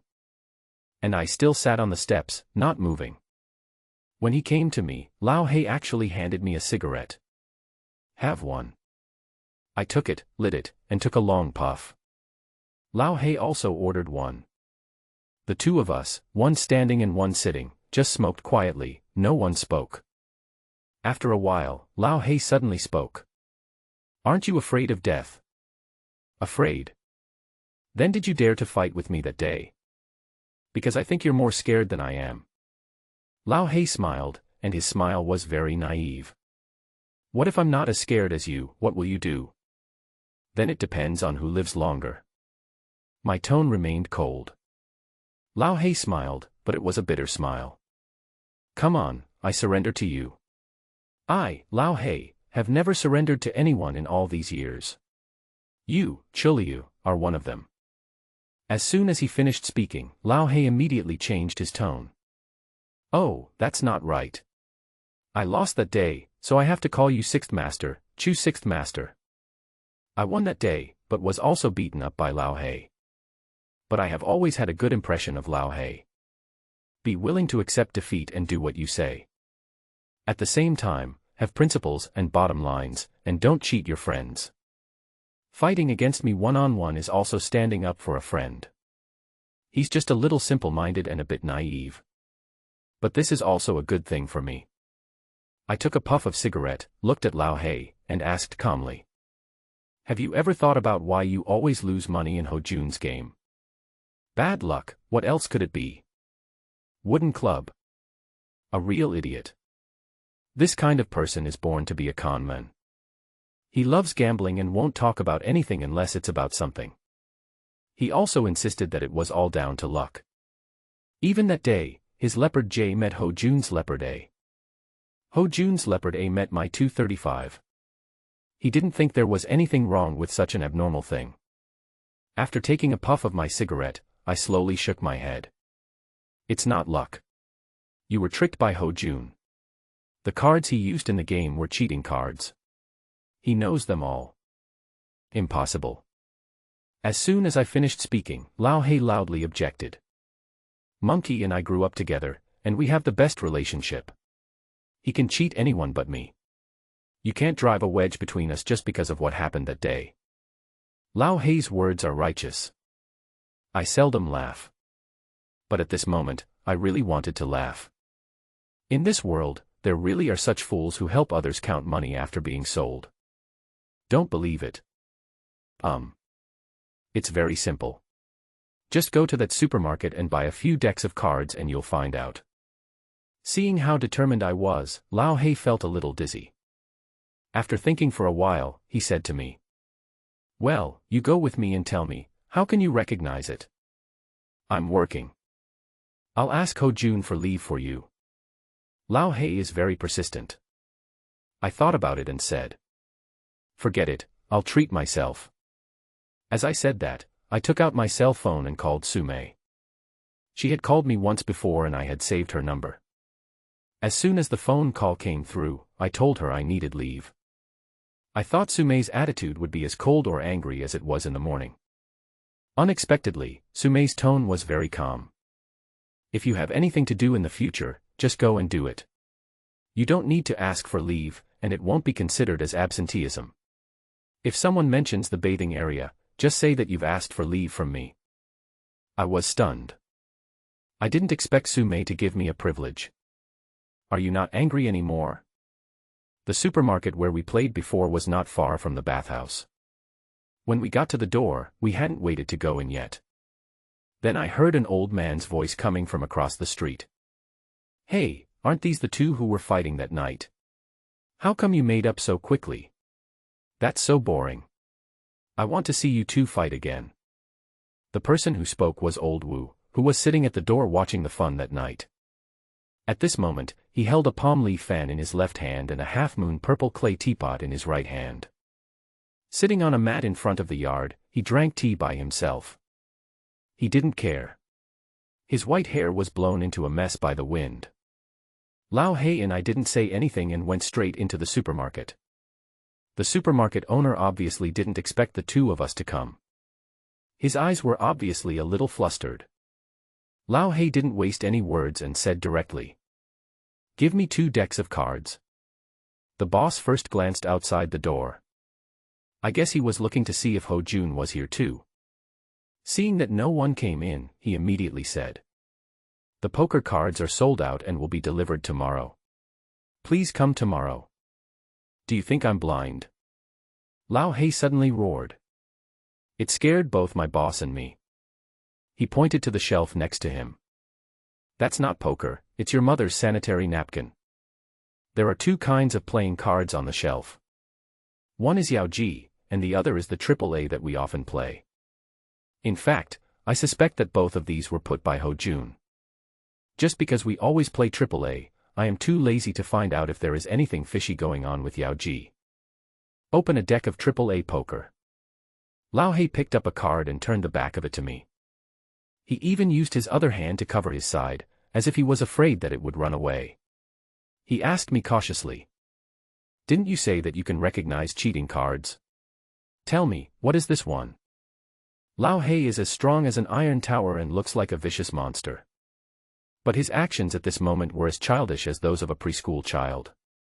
3 of spades. Lao He was dumbfounded. He looked back and forth again and again, but still couldn't see anything.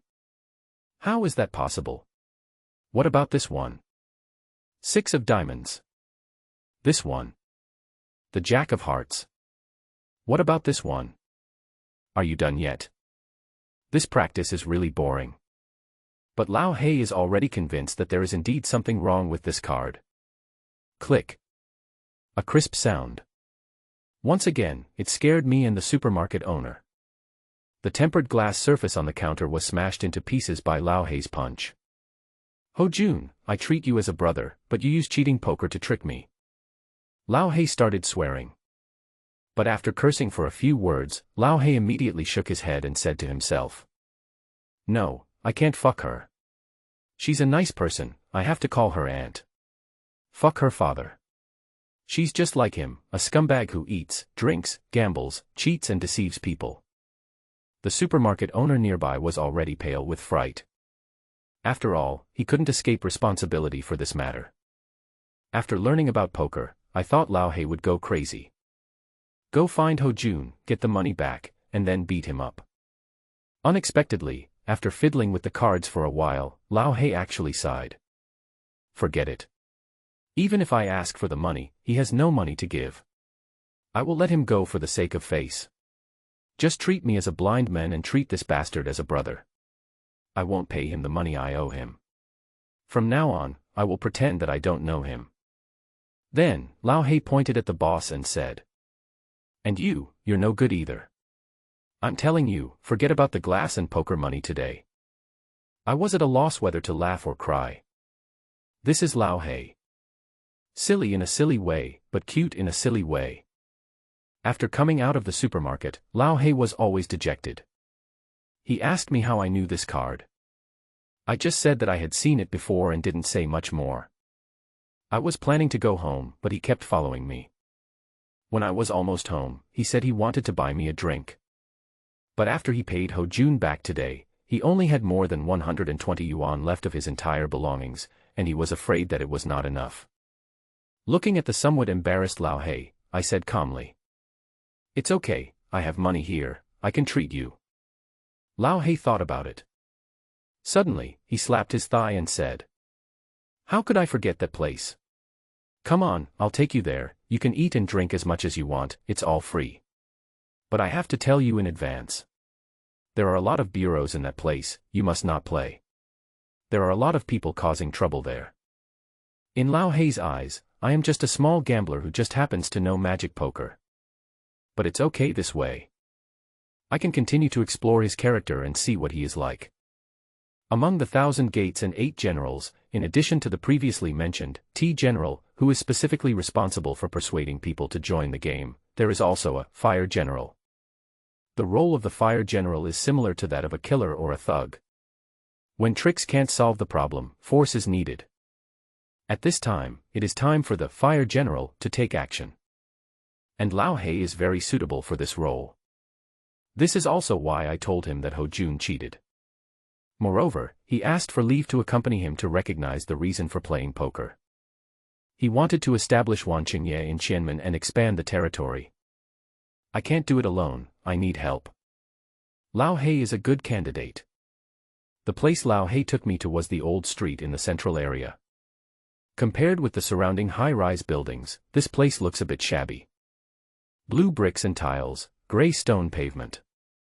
As you walk into the street, the usual atmosphere of everyday life immediately hits you. The sounds of shouting, cooking, drinking, and playing finger-guessing games, and beating and scolding children. From time to time, sounds could be heard from the narrow and dark tube-shaped building. I walked with Lao He to an old building with mottled gray marks. Lao He pointed inside and said, "Right here." Looking up, I saw 3 large rusty words on the roof, chess and card room. There is an open room as you enter the door. There were several heavily greasy dining tables and long chairs randomly placed in the room. A dozen men were gathered around several tables, eating voraciously. As soon as Lao He was seen coming, someone from the kitchen at the back poked his head out to greet him. "Hey, isn't this Lao He? I haven't seen you for a long time. Where did you go to make a fortune? What kind of fortune do I have? If I were rich, would I come to your place and eat for free? Cook me a few dishes and I'll have a drink here today."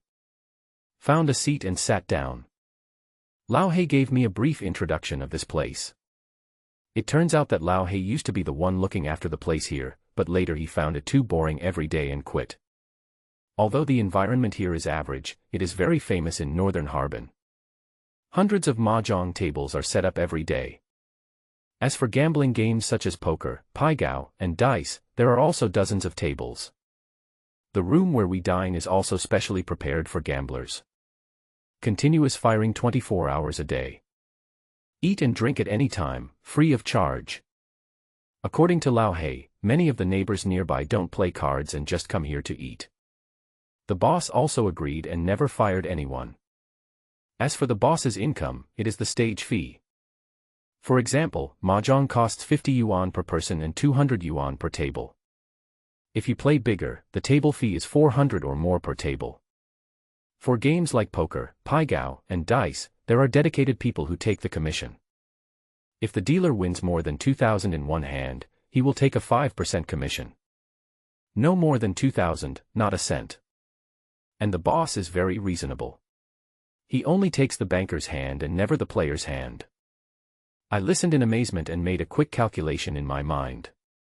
Even with this kind of disorganized management, the boss's daily income will not be less than 50,000. Originally, Lao Hei and I were planning to have a drink. But after hearing what he said, I didn't feel like drinking anymore. Let him finish eating and then take me upstairs to have a look.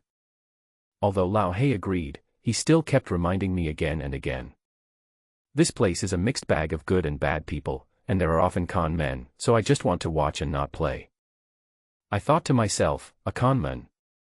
Am I not a con man? After dinner, following Lao Hei, I climbed the shaky wooden stairs and went up to the second floor. At a glance, you can tell that what Lao Hei said is true. Not to mention the lobby and the boxes. There are mahjong tables even in the aisles. Games like poker and pai-gow are on the fourth floor.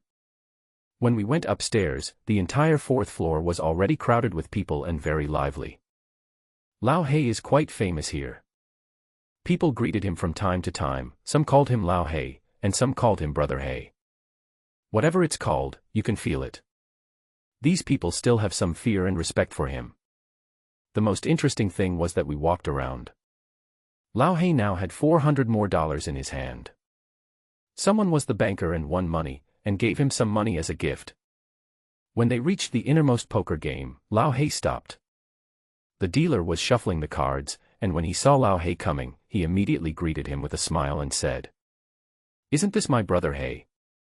I haven't seen you for a long time. Want to bet a few hands?" As soon as the banker finished speaking, the individual players in the player seat also greeted Lao Hei one after another. Someone even made room for Lao Hei and let him sit down. Originally Lao Hei advised me not to play, but he sat down confidently. He slapped the $400 in his hand on the table and said to the dealer, "Just one hand, 400, no flip, if I lose I'll leave." The game they play is called Pull 9. It is a popular way of playing among the people in northern Harbin. The rules are very simple. Each person is dealt 3 cards, and after adding them together, the final points are compared. A counts as 1 point, and 10, J, Q, and K all count as 0 points. The rest are calculated based on the points on the cards. 9 points is the biggest, and the payout is 5 times. 8 points is 3 times, and 7 points is 2 times. Below 7 o'clock, it's doubled. If the banker and player have the same points, the banker wins. However, in this case, no matter what the time is, it will be calculated as 1 time and will not be doubled. Pulling 9 also has a leopard and a straight. But only leopard 3 counts as a leopard, and the payout is 10 times. The rest are not considered leopards and are calculated based on normal points. A straight only counts 2, 3, and 4, because the sum is exactly 9. The payout is 8 times. The rest of the straights are also counted normally. As for what Lao Hei just said about not doubling it, it means that when he bets the 400, no matter what number comes, even if it is leopard 3, he will not double it, and will count it as 1. Generally speaking, those who say they won't double their bets have no money left, because if they double their bets and lose, they will have no way to compensate the dealer. This way of playing is simple and crude, and does not require any technical skills, which makes it a favorite among gamblers. Lao Hei has a good idea.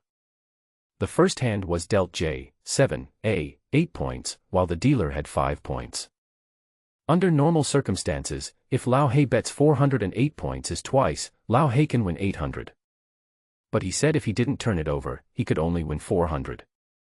After playing for a while, Lao He had good luck with cards and won more than 2,000 yuan. He saw me standing aside and was afraid that I would be bored. He found $1,000, handed it to me and said, "This game is good, why don't you play it too? It's okay, if you lose, it's my fault."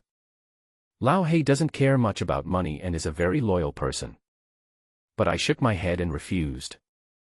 I still abide by my rules. In any game, I will focus on watching first. I will go on stage only after I make sure everything is okay. I watched this game for a while and I can be sure that the dealer was cheating. It's just that the dealer's methods are rubbish. The way he cheats is just one. Bottom buckle. It means that the bottom card is dealt occasionally. Maybe he himself knows that his method is not good enough. Normally, I don't dare to post it. 2 fingers are resting on the bottom card. But because I was nervous, I didn't send it out. I laughed to myself. He actually dared to use this method, which is not even mediocre. Are you really not afraid of getting caught and having your hands chopped off? In addition to observing the card table, I also pay attention to the situation around the table. Although this is not a formal casino, it is just a chess and card room. But there will also be dark lights coming in and out. It's just that the place is too big and the dimming lights don't seem to be enough. I watched for such a long time, and only one person who looked like in dim light came over. He just looked at the card table for a few seconds and then left. But a young man next to him, who was dressed in dirty clothes, had messy hair and a face covered with dust, caught my attention. He is not very old, only about 18 or 19 years old. The clothes he wore were also baggy and large, with several patches on them. Looking at his attire, it is impossible to tell whether he is a man or a woman. But I found that he had beautiful eyes. Clear and bright. At first I thought he was a disguised dark light in the venue. But after watching for a while, I found this young man who looked like a beggar. The focus is not on the game, but on who wins and who loses. Whenever he sees someone winning money, he wants to get his share of the action. It seems that he is a little beggar who wants to get some wedding money. Because the way to play Pull 9 is to place the bet first. After 3 cards are dealt, the players compare their points with the dealer. There is no process of asking for cards or placing further bets. This means that if the player wants to cheat, there is no other good way except hiding or changing the cards. Even if you know the cards, it's useless to find a game. Because you can compare directly after sending it out, even if you send it out openly, the result will be the same. Hiding the cards means carrying stolen goods on your body, which puts you at risk of being exposed at any time. If you want to win money, the best way is to be the banker. In this game, the dealer is not fixed. Whoever plays Leopard 3, or a straight of 234, can become the banker. If you don't have enough money and don't want to be the banker, you can sell the bank for a few $100s. While I was watching, Lao He had lost all his money. You can tell he still wants to play. Sitting in my seat, I was a little reluctant to get up. I took out 2,000 yuan, threw it on Lao He's desk, and said, "You can play with it first." Lao He looked at me with gratitude. The dealer saw that I had a good relationship with Lao He, so he took the initiative to invite me and said, "Come on, brother, open a door too." I wanted to go too, and he just happened to speak up. I found a seat and sat down. The minimum bet for this round is 100 and the maximum is 1,000. I just bet 100 or 200, and I bet casually. I don't care about winning or losing, I just wait for the opportunity to become the banker. Maybe I'm just really unlucky. After playing for more than an hour, I still didn't get the Leopard 3 or the straight. I decided that I couldn't wait any longer. Cheating is the fastest way. Because Sixth Master once warned me. A conman cannot keep stolen goods on him. Leaving behind stolen goods means leaving behind a source of trouble. I asked Master Lu, what if we have to hide or steal the cards? Sixth Master was silent for a long time before he told me. There is only one way, to change the situation and put the blame on others. But it is best not to use this method. This is also the reason why I haven't stolen or hidden the cards yet. In this hand, I have 4 points, 2 twos, and a 10. After comparing the cards, I put the cards back into the deck and quietly held the 2 in my hand. This move is called Zhangzong Qianquan in the art of cheating. It is an entry-level cheating technique. Generally, when a cheater uses this trick, his fingers will involuntarily bend slightly inward. This is the only way to ensure that the cards in your hand do not fall. But I don't need to, I just stretch out my palm and the cards in my hand won't fall. If someone wants to look inside my palm, I turn it over. You can also turn the cards over to the back of your palm at a speed that is invisible to the naked eye. The cards will still not fall off. Of course, there is a lot of chaos like this with so many people and so many eyes. After the palm of your hand deducts the cards, you must transfer them quickly. Sleeves, clothes, pants. Any place, as long as it's convenient for you. After hiding a 2, after a few hands, I finally used this 2 to make a straight of 234. But I didn't bet too much, just 100, 8 times. The dealer compensates me 800, and at the same time I can become the banker. Shuffle, cut and deal the cards. It looks like everything couldn't be more normal. But in reality, I have control over the situation. When shuffling a deck of cards, I can remember the order of each card without any tricks. When the cards are dealt, I can randomly draw any one of the 52 cards. Even if you stare at it with your eyes wide open, you won't be able to find any problems. But I am still very cautious, and each card I am dealt is basically neither big nor small. If you can kill 3, you can just compensate 2. Of course, there is almost always a black person in every family I compensate. Occasionally I will give in and pay out on the entire bet. Playing. Suddenly, a man's voice came from the side. This kid looks unfamiliar. When I looked up, I saw a young man, accompanied by 2 younger brothers with tattoos of dragons and tigers, walking to the card table. The men had triangular eyes and a shaved head. There was a long, glaring scar on his head, like a centipede, lying on top of his head. Just looking at it makes people feel a little scared. And his eyes were staring straight at me. As soon as he appeared, several people at the card table greeted him. "Brother Centipede is here? Come and sit down." One could sense that they were somewhat afraid of this centipede. The men called Centipede sniffed and ignored them. He stared at me and asked, "Don't push it, give it to me. I'll be the banker tonight, and I'll win money to celebrate with you." This guy called Centipede looks like a gangster. He must be used to running rampant here, and he came up to rob me of my farm. And I accompanied him for several hours just to be the banker. How could I give it to him easily? I glanced at the centipede and said calmly, "No, I want to push for a while. If you are not in a hurry, just wait until I finish. If you win, I will celebrate with you." The centipede was stunned. He obviously didn't expect that there would be someone here who dared to talk to him like that. There was a fierce and threatening look in his triangular eyes. The younger brother next to him cursed directly. "Who are you talking to? Brother Centipede asked you to make room because he was giving you face. Be smart and make room now, or else I'll say I'm rude to you." It seems that this place is really just as Lao He said, with all kinds of people mixed together. But I guess they dared to do this because they didn't know me. If it's someone he knows, the boss will probably step in to resolve the issue. I didn't wait to speak. Lao He fluttered and stood up. He first glared at the younger brother and cursed. "Who do you want to be rude to? Come on, show me how rude you are to me." This young man obviously knew Lao He, and when he heard Lao He speaking, he immediately didn't dare to say a word. Lao He looked at the centipede again and said, "Centipede, this is my friend, I brought him here. If you want to play, just sit down and play. If you use your tricks to scare my friend, don't say that I don't respect you, Lao He." The centipede looked a little ugly. He should have never been treated like this in this place. But he was somewhat afraid of Lao He. After a moment's hesitation, he pulled up a gambler and sat him in his seat. As soon as he stretched out his hand, a younger brother immediately handed him a briefcase. Then the centipede took out a few stacks of money and slammed them on the table. Come on, isn't it just for fun? I'll play with you.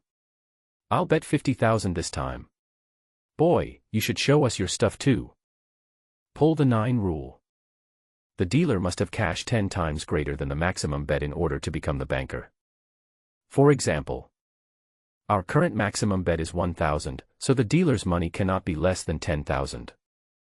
Because you are afraid that if someone bets 1,000 and a leopard 3 comes out, you won't be able to afford the 10-fold payout. Centipede said he bet 50,000 and asked me to show him the goods. Then I have to pay at least 500,000. Not to mention 500,000, all I have, plus what I just won, is just over 20,000. I knew that Centipede had just been criticized by Lao He and wanted to save face, so he deliberately picked a fight with me. I remained calm and said calmly, "I'm sorry, our bet limit is 1,000. I only have a little over 20,000 here. I won't accept 50,000.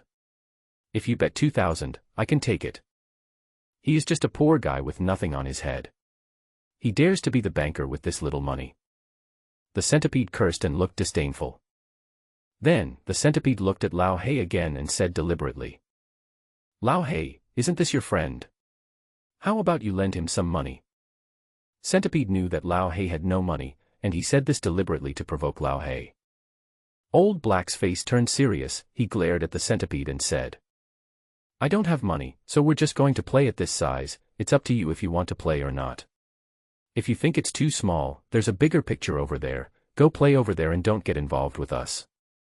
Centipede sneered, stared at the cash in front of me, and said slowly, "How about this, I'll take all the money you have. We'll be even, no doubling. The winner will be decided by one hand." The so-called full pocket means that he bets as much money as I have. No matter what points we get, even if it's leopard 3, it won't be doubled, and winning or losing is just the same. I didn't say anything but looked at Lao He. The reason I looked at Lao He was not because I didn't want to gamble with this Centipede. But I want to see Lao He's attitude. I want to make sure if I win, I can take the money with me. After all, this Centipede should be the local bully in this area. Since I can't take the winnings with me, there's no need for me to agree to him. Lao He may have misunderstood what I meant, thinking that I was afraid of playing too big and was timid and didn't dare to play. He immediately stood up, his blood boiling. He threw all the money on the table onto my pile of money. "Master Chuliu, let's fight him. Count me in as a member, that's all I want." Seeing that Lao He was so confident, I felt relieved. I checked Lao He's money, a total of 4,005. Adding my 23,000, the total is 27,500. Because there are only 2 of us in this family. I quickly shuffled the cards and dealt them. As soon as the cards were dealt, the Centipede pointed at me and said, without even looking at the cards, "Come on, stop talking nonsense and show your cards first." In fact, in this way of playing, it doesn't matter who shows their cards first. After all, there is no priority in comparing cards. I casually turned over the 3 cards. The cards are revealed. The gamblers who were watching couldn't help but let out an exclamation of regret. Lao He even slapped the table with his hands. "This idea is too unlucky." And I frowned too. He acted as if he was sighing. The 3 cards in front of me are Q, 10, and K. 3 cards, all 0. This is also the smallest card in the 9 draw. The Centipede and his 2 little brothers behind him laughed even louder. In their eyes, they had already won. The Centipede even hooked his finger at me arrogantly and said proudly, "Come on, take the money. Do you still need to look at my cards?" Before I could say anything, Lao He immediately glared at me and said, "Why don't you look at your cards? What if you have 0 points too? Fuck, you're dreaming." As the Centipede spoke, he slapped the 3 cards on the table with his backhand, revealing them on the table. Wow. The gamblers who were watching couldn't help but let out a cry of surprise. Lao He's eyes widened with surprise. The Centipede and his 2 younger brothers, however, looked incredulous. It turns out that the Centipede's 3 cards are 10, 10, and Q. Same as me, also 3 zeros. According to the rules of pulling 9, with the same number of points, if the dealer has half a point more, the dealer wins. Of course, I played this card of strangling your enemy on purpose. There are two reasons. First, I deliberately disgusted this centipede. I usually hate this kind of so-called social people the most. They are aggressive, pretentious, and bully the weak and fear the strong. Secondly, I also want to stimulate him. Whenever he loses a hand like this, he places a big bet. Not many people can keep their mentality calm. I just want to make him get carried away. In this way, he can be furious and place a bigger bet. The centipede was really excited. He slammed his fist on the card table several times. But he still seemed to be not satisfied, so he tore up the 3 0-point cards and threw them aside, cursing. What a bunch of rubbish. Where are you? Change the deck for me. The people in the mahjong parlor immediately brought a new deck of cards. I also found out 1,500 yuan and handed it over. Here is 1350 for the water money from the previous round, and the rest can be regarded as tips and poker money. I checked out another 9,000 yuan for Lao Hei, and he used 4,500 yuan to invest, and he also won. I'll keep on carrying you. The centipede threw the poker in front of me and said viciously. As I opened the poker, I said calmly. You can give me the money, but the money on your table doesn't seem to be enough. Centipede had a total of 50,000 yuan, but lost 27,500 yuan in the last round, leaving only 22,500 yuan. After I paid for water and money for Lao Hei, I still had more than 40,000 yuan. Take the money. The centipede stretched out his hand and said to the younger brother behind him. The younger brother hesitated for a moment, then whispered something into the centipede's ear. It seems that they have run out of money and only brought 50,000 yuan with them. Sure enough, the centipede cursed under his breath. Then, he patted the remaining money on the table. I'm going all in here, that's all.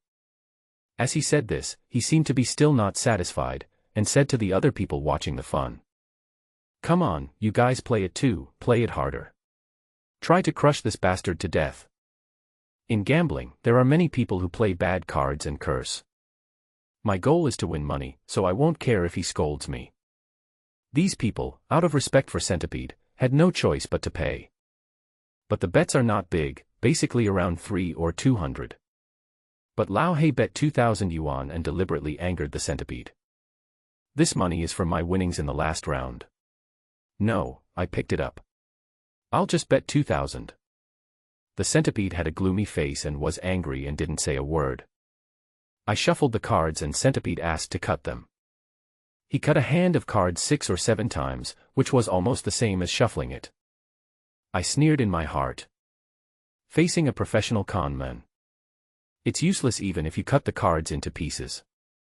He cut the cards and I was just about to deal. Wait a moment. The Centipede suddenly interrupted me again. He pointed to the card table and said, "Put the cards down." I didn't understand what he meant, but I put the cards on the table anyway. I'm afraid you're cheating, so you can't keep the cards in your hands. You have to put them on the table. Also, you can only use one finger to play with your hair. Centipedes hang around in casinos, although they are not cheaters. But he is also considered a veteran among gamblers. I also know some ways to guard against cheaters. It's a pity that this trick of his can only be used against ordinary con men. For me, it's useless. I tilted the cards on the table slightly. Using one finger, slide the first card on top. The Centipede has stood up and is staring at my hand together with its 2 little brothers behind it. 3 big heads, I wish they could stick to my hands. He didn't even dare to blink.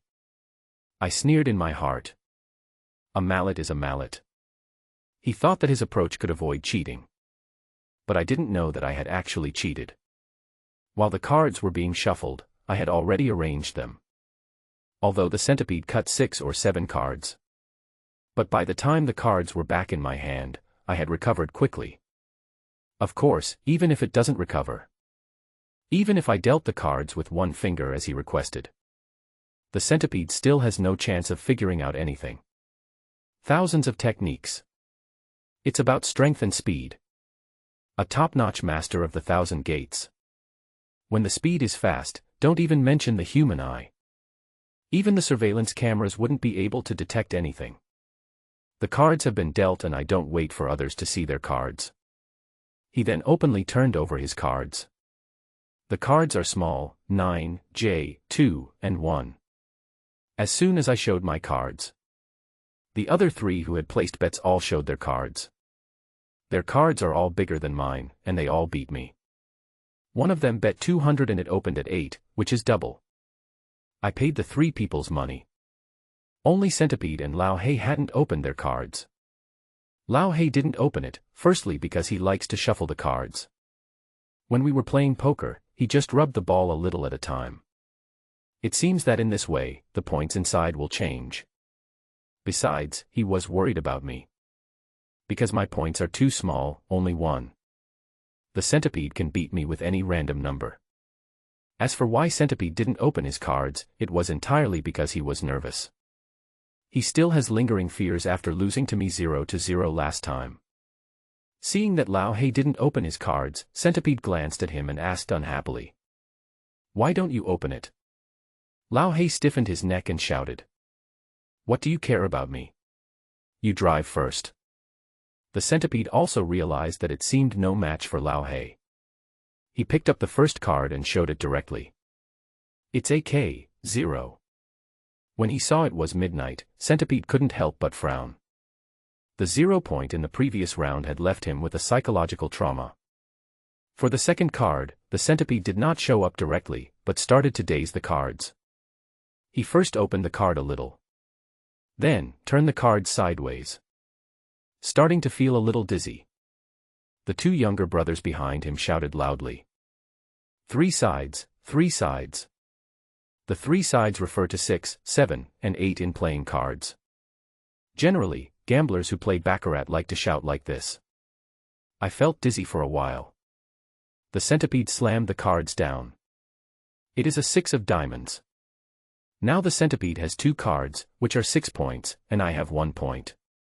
In terms of probability, he has a great chance of winning. As long as the third card is not 4 or 5, he will definitely win. The Centipede rubbed his hands on the gambling table. The third card is the most critical one when you start to feel dizzy. Lao Hei was obviously very nervous as well. He stood up and leaned over to look at the Centipede card. He muttered softly, both sides, both sides.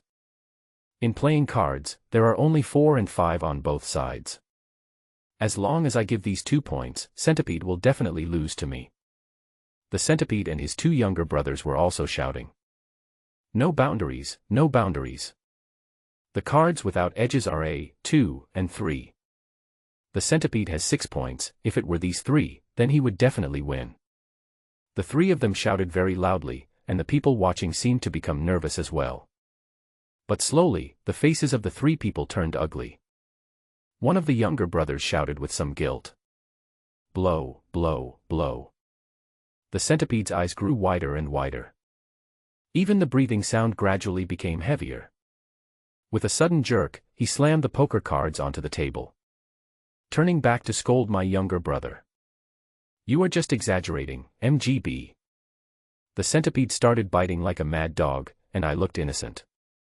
The people around couldn't help but exclaim in a low voice when they saw the card that had been crumpled by the Centipede. But no one dared to speak. After all, everyone was a little afraid of Centipede, the local bully. The third card of the Centipede is actually a 4.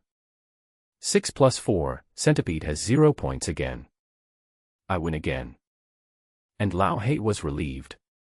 He laughed and said, "It's my turn to open the cards this time. Give me a big card and kill my Chilean master." Killing me is just a joke from Lao Hei. He didn't shuffle the cards this time. As he spoke, he threw the cards onto the table. Except for the Centipede and his little brothers, everyone who was watching the fun couldn't help but exclaim. Even Lao Hei himself opened his eyes wide, looking incredulous. Lao Hei's card turned out to be Leopard 3, 10 times. He bet 2,000 and I need to pay him 20,000. Of course, I posted this on purpose. This time, I want everyone except Centipede to win. This way, no one would suspect that I was cheating. And by sending Leopard 3 to Lao Hei, I meant to transfer the money to him intentionally. After all, in such a place where good and bad people mix together, the money is kept by Lao He, who is like a black tower. It's much safer than leaving it with me. But what happened next proved that I was wrong. The centipede looked at Lao He's leopard 3, and besides jealousy, there was more resentment in his eyes. 2 zeros. $50,000 was lost. The centipede gnashed its teeth and held it in for a long while. He then turned to Lao He and said bitterly, "Lao He, you are the leopard, you are the banker, and I will continue to bet." The centipede has no money left. But in such a big place, there must be loan sharks who specialize in lending money. I guess he was so angry because of the losses that he wanted to borrow money at high interest. I don't want to play this game anymore. 50,000 yuan is not enough for the centipede to turn hostile and cause trouble. If he loses more, it's hard to say how things will turn out. Sixth Master once said, "At the card game, he is an excellent cheater. It's not about how much he can win or lose. Instead, we must know clearly when it is time to withdraw. Now is the time for me to withdraw. Otherwise, I wouldn't have given the leopard to Lao He and let him give up the village. I was afraid that Lao He would act impulsively and was about to give him a hint." Lao He was the first to speak. He laughed foolishly and stuffed money into his pocket. "Fill one pocket and put it in the other." At the same time, he said to the centipede, "I'm not afraid of you laughing at me, centipede. I've been playing cards for so long, and this is the first time I've won so much money. It feels so good. I'm definitely not going to play today. Don't you like to be the banker? Now I'll give it to you for free, you can push it." As he said this, Lao He laughed foolishly again. Although Lao He is a little naive, he is not stupid. We won 50,000 yuan. If we don't leave now, we will be complete idiots. The centipede's face turned pale with anger, and he stood up suddenly. Pointing at me and Lao He, he said viciously, "You can't leave. Neither of you can leave today, keep coming." Lao He sneered and looked at the centipede with a sidelong glance. "If you say you won't leave, then I won't leave." "Why? What, do you want to have a fight? Don't say that I, old black, bully you. I, Chu Lu, don't even need to do anything. I, old black, will challenge the three of you. Do you dare to come?" Lao He used to be in charge of the place here.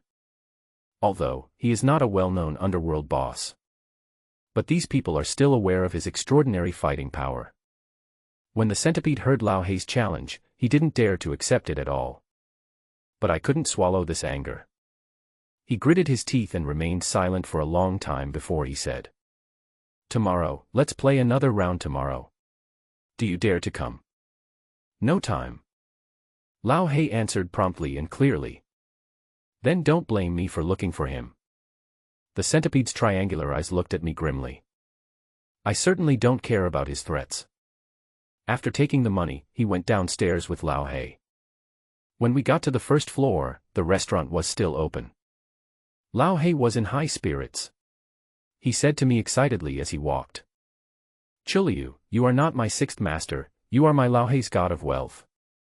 I won 29,000 today. This is the first time I have won so much money since I was a child. Here, I will give you this 10,000 to celebrate the occasion." Lao He is very loyal. I win money myself. And he didn't know that he won the money because I cheated. But he still wanted to take out 10,000 yuan as a wedding gift for me. I wanted to go out later and tell him the truth. And Lao He has already started taking out the money from his pocket. As soon as he took this out, Lao He's expression changed immediately. "Where's my money?"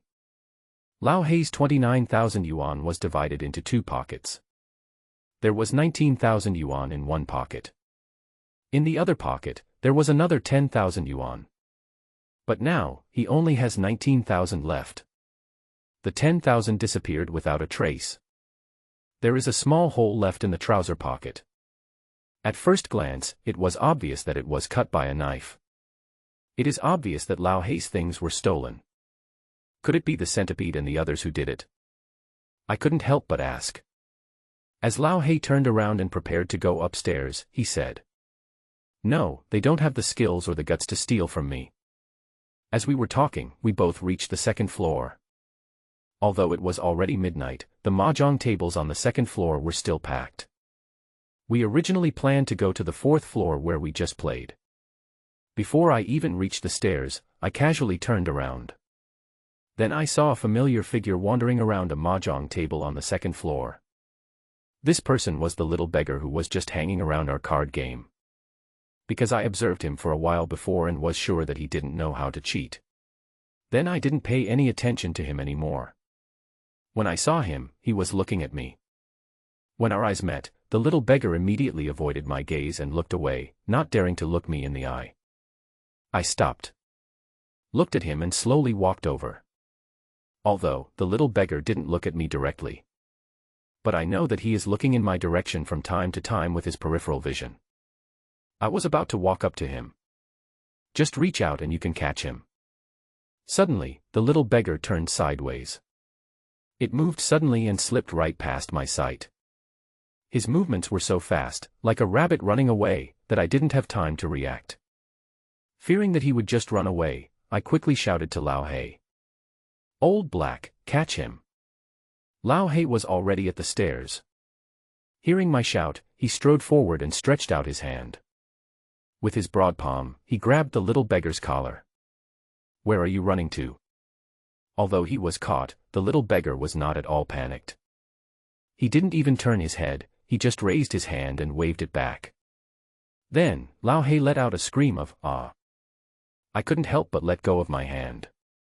I hurried forward and tried to stop the little beggar. He can be seen holding onto the railing and leaping. He actually jumped from the second floor directly onto the table of the restaurant on the first floor.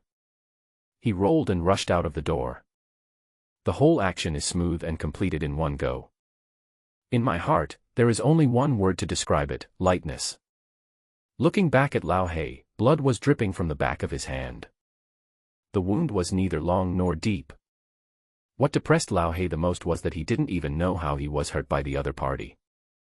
But actually I see it clearly. Between the little beggar's fingers, there was an extremely sharp blade, with the blade facing downwards. When he turned his hand back, the blade had already cut the back of Lao Hei's hand.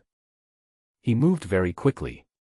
Even a master of the 1,000 gates would probably be slower than him in changing cards. After simply treating the wound, Lao Hei and I went downstairs. He was still indignant. He cursed and insisted on catching the little beggar. The chef in the kitchen knew something about the little beggar. He came out and told Lao Hei that the little beggar lived under the bridge at the east entrance of the old street. Lao Hei took me without saying a word and went straight to the bridge tunnel in East City. It was already midnight. Except for a few scattered lights, the old street was completely dark. There is some light in the bridge tunnel of East City. Because of the lesson just now, when Lao Hei came out, he deliberately took out the restaurant's rolling pin. One corner of the bridge hole is blocked by a broken wooden door. Lao Hei and I tiptoed forward. As soon as he reached the door, Lao Hei raised his foot suddenly. Then there was a loud bang. The wooden door fell down with a sound. In a space of a few square meters, an old man and a young man were looking at us. The old one was lying on a bed made of cardboard. Although it was summer, he was still covered with a thick, dirty quilt. The younger one was a little beggar, who was standing beside the bed with a bottle of water in his hand. When he saw us suddenly come in, a hint of panic flashed in the little beggar's bright eyes. The old beggar with disheveled hair and dirty face looked calm. Lao Hei didn't waste any words. He raised his rolling pin, pointed at the little beggar, and cursed. "You stinky beggar, how dare you steal my money? Give it back to me." I thought the little beggar would be scared and take out the money obediently. Unexpectedly, the little beggar stiffened his neck, stared at Lao Hei, and said, "You big nigger, you're the beggar." This one sentence shocked Lao Hei and I at the same time. We looked at each other, both of us were surprised. Everyone thought that the little beggar was a boy. But when he opened his mouth, it turned out to be a woman. "You are not just a beggar, you are also a thief, a petty thief, a petty thief, a female thief." Lao Hei continued speaking. I felt a little amused and helpless. Although this old black man looks ferocious and evil, he can be a bit silly sometimes. But after meeting him today, I found that he is still a bit of a nagging person. These characteristics are really inconsistent with his ferocious appearance. The little beggar refused to admit defeat and immediately retorted. Even if I am a thief, I am better than you. Don't think I don't know that you are cheating people out of their money.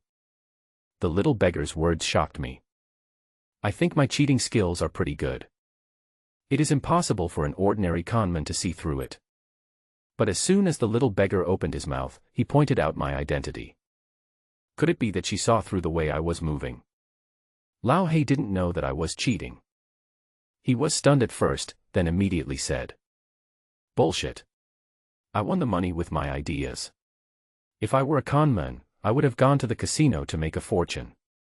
Why am I still hanging around in this damn place?" In Lao Hei's eyes, a conman should be omnipotent. Go in and out of the gambling casino, and you win if you say you will. But the real conman is cautious and careful in everything. You have to keep an eye on the poker table, be on guard against the masters in the same game, and also be careful of all kinds of lights. Because once you fail, there will be no recovery. Cut. The little beggar pointed at me with disdain and said, "He is the conman. He first waited to be the banker, and then won 2 consecutive rounds of the centipede mallet. He was afraid that the centipede would steal his money, so he specially sent you a leopard 3 to transfer the money to you." Lao He was shocked. The little beggar spoke very logically. He couldn't help but turn his head and look at me. There was a look of confusion on his face. I can now be sure that she didn't see my movements clearly. But I was still surprised. For so many years, except for Sixth Master, no one has ever been able to understand my inner plans so clearly. The old beggar had been listening quietly. When he heard that we were cheating, he suddenly stood up. "Make a fist with your right hand and then raise your left hand." Then, he raised his left thumb to the sky and said, "There are thousands of flowers in the West Mountain and the North Mountain, and the Golden Sword and the Blue Glory are one family. May I ask, little brother, what path are you taking and what gate are you entering?" Lao He and the little beggar were completely confused after hearing this. I also clasped my fists, with my left thumb pointing upwards, and replied, "All water flows into the sea, and the 4 directions and 5 elements are called the 8 diagrams. I walk the blue road and enter the 1,000 doors. It is a side door and also a left path." What we both said was the jargon used by the gangsters in the early years. Jindao refers to yin-yang fortune-telling. Gadao refers to street performers and jugglers. Lando, I'm someone like you, who makes a living by gambling. Rong Dao, I'm talking about a thief. I don't know much about these spring dictionary jargons. I have also met Sixth Master and talked about him with others. I wanted to learn from Lu Yi. But Sixth Master shook his head and sighed. In today's world, money is the most important thing and profit is the most important. These old rules of the underworld have long been useless. The old beggar immediately said, "The 5 lakes and 4 seas, the 10,000 rivers, are all carried on the back of the Jade Emperor. May I ask what is the name of this brother Lan Dao?" The old beggar's previous sentence tells me that his surname is Nyo. Tai's Hang Laojuan's mount is a green ox. I answer. My father gave me my surname, and my mother gave me my given name. My humble name is Chuliu. I say hello to Mr. Nyo. Mr. Nyo listened and bowed slightly. Then, he turned around and scolded the little beggar, saying, "Although we are not from the same school, we are still in the same sect. Xiaodua, you are not good enough in your skills. You stole other people's property and got chased by them. Why don't you kowtow and apologize quickly and return the money to them?" The girl named Xiaodua frowned and said stubbornly, "No, if I pay you back, how can I buy you medicine tomorrow?" As soon as I heard it, I understood. No wonder Mr. Nyo is still covered with a thick blanket in such a hot day. And when he talked to me, his body always trembled involuntarily. It seems that he is ill. Old Nyo's eyes widened and he immediately said, "Without rules, even if you live 100 years in vain, you are still just a shell. We may be thieves, but there is a code of conduct for thieves. When a benefactor comes to you, you must return the money. If you keep talking nonsense, I will break your legs." Mr. Niu looked serious. Xiaoduo's mouth was puffy with anger. But she didn't dare to go against Mr. Niu's opinion, so she took out the stack of 10,000 yuan. He handed it to Lao He and said angrily, "For you." Lao He was a little confused. He turned his head and looked at me. I slowly shook my head and said calmly, "Forget it, you don't have to pay back the money." As I said that, I took out another 10,000 yuan from my pocket and put it on the bed next to me. "Old Niu, you just said that although we are not from the same sect, we are still in the same group. I can't help too much, but I will give you a few meals as a token of my gratitude. Please accept it, old Niu." Niu Lao and Xiao Duo were obviously stunned. Even Lao He looked at me with some surprise. I'm not a good person. It's not an overflow of sympathy. It's just what Sixth Master taught me back then. In the world of martial arts, whenever you encounter someone who is at the end of his rope and has no other options left, if you can help a little, then help as much as you can. Not for good karma, but for conscience. Mr. Niu was also a straightforward person. He didn't delay when he heard me say that.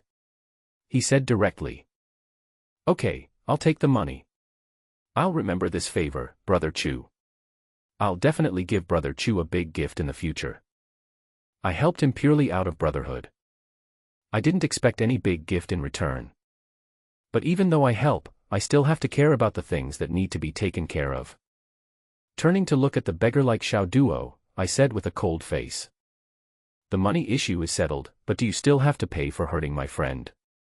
Maybe Xiaoduo stole our money out of filial piety. But no matter what, when she was caught, she actually injured Lao He. This is unacceptable both morally and from the perspective of rules. I am helping them because I am helping them, and if they want the truth to be revealed, then it must be revealed. This is called mountains return to mountains, water return to water, and each matter is treated separately." Xiao Duo was stunned at first, but immediately showed an expression of dissatisfaction and said, "I didn't hit him too hard. If I had, his hand would be broken now. This little girl has a wild temper. Unreasonable and unruly. It's impossible for me to convince her with just these few words." So I walked towards her slowly. Xiaoduo was very alert. When she saw me coming, she immediately stared at me alertly and asked, "What are you going to do?" I shook my head and said calmly, "Don't worry, I won't fight with you. In fact, if we fight, I may not be her match. After all, anyone would be afraid of a blade as sharp as a scalpel. Xiaoduo also knows that I would definitely not take action in this situation." She stood there without moving. And I raised my hand and patted her on the shoulder. Although she is dressed like a beggar, Xiaoduo is a girl after all. When I slapped her like that, a hint of disgust appeared on her face. He raised his hand and pushed my hand away. With this slap and push, Xiaoduo's face suddenly changed. She stared at me and shouted, "Give me back my things." As he said that, he rushed towards me. Lao He was completely dumbfounded. This is what happened. He had absolutely no idea. But when old Niu saw Xiaoduo move, he immediately shouted angrily, "Xiao Duo, stop and don't move. Your eating utensils have been touched by others. How dare you be so presumptuous?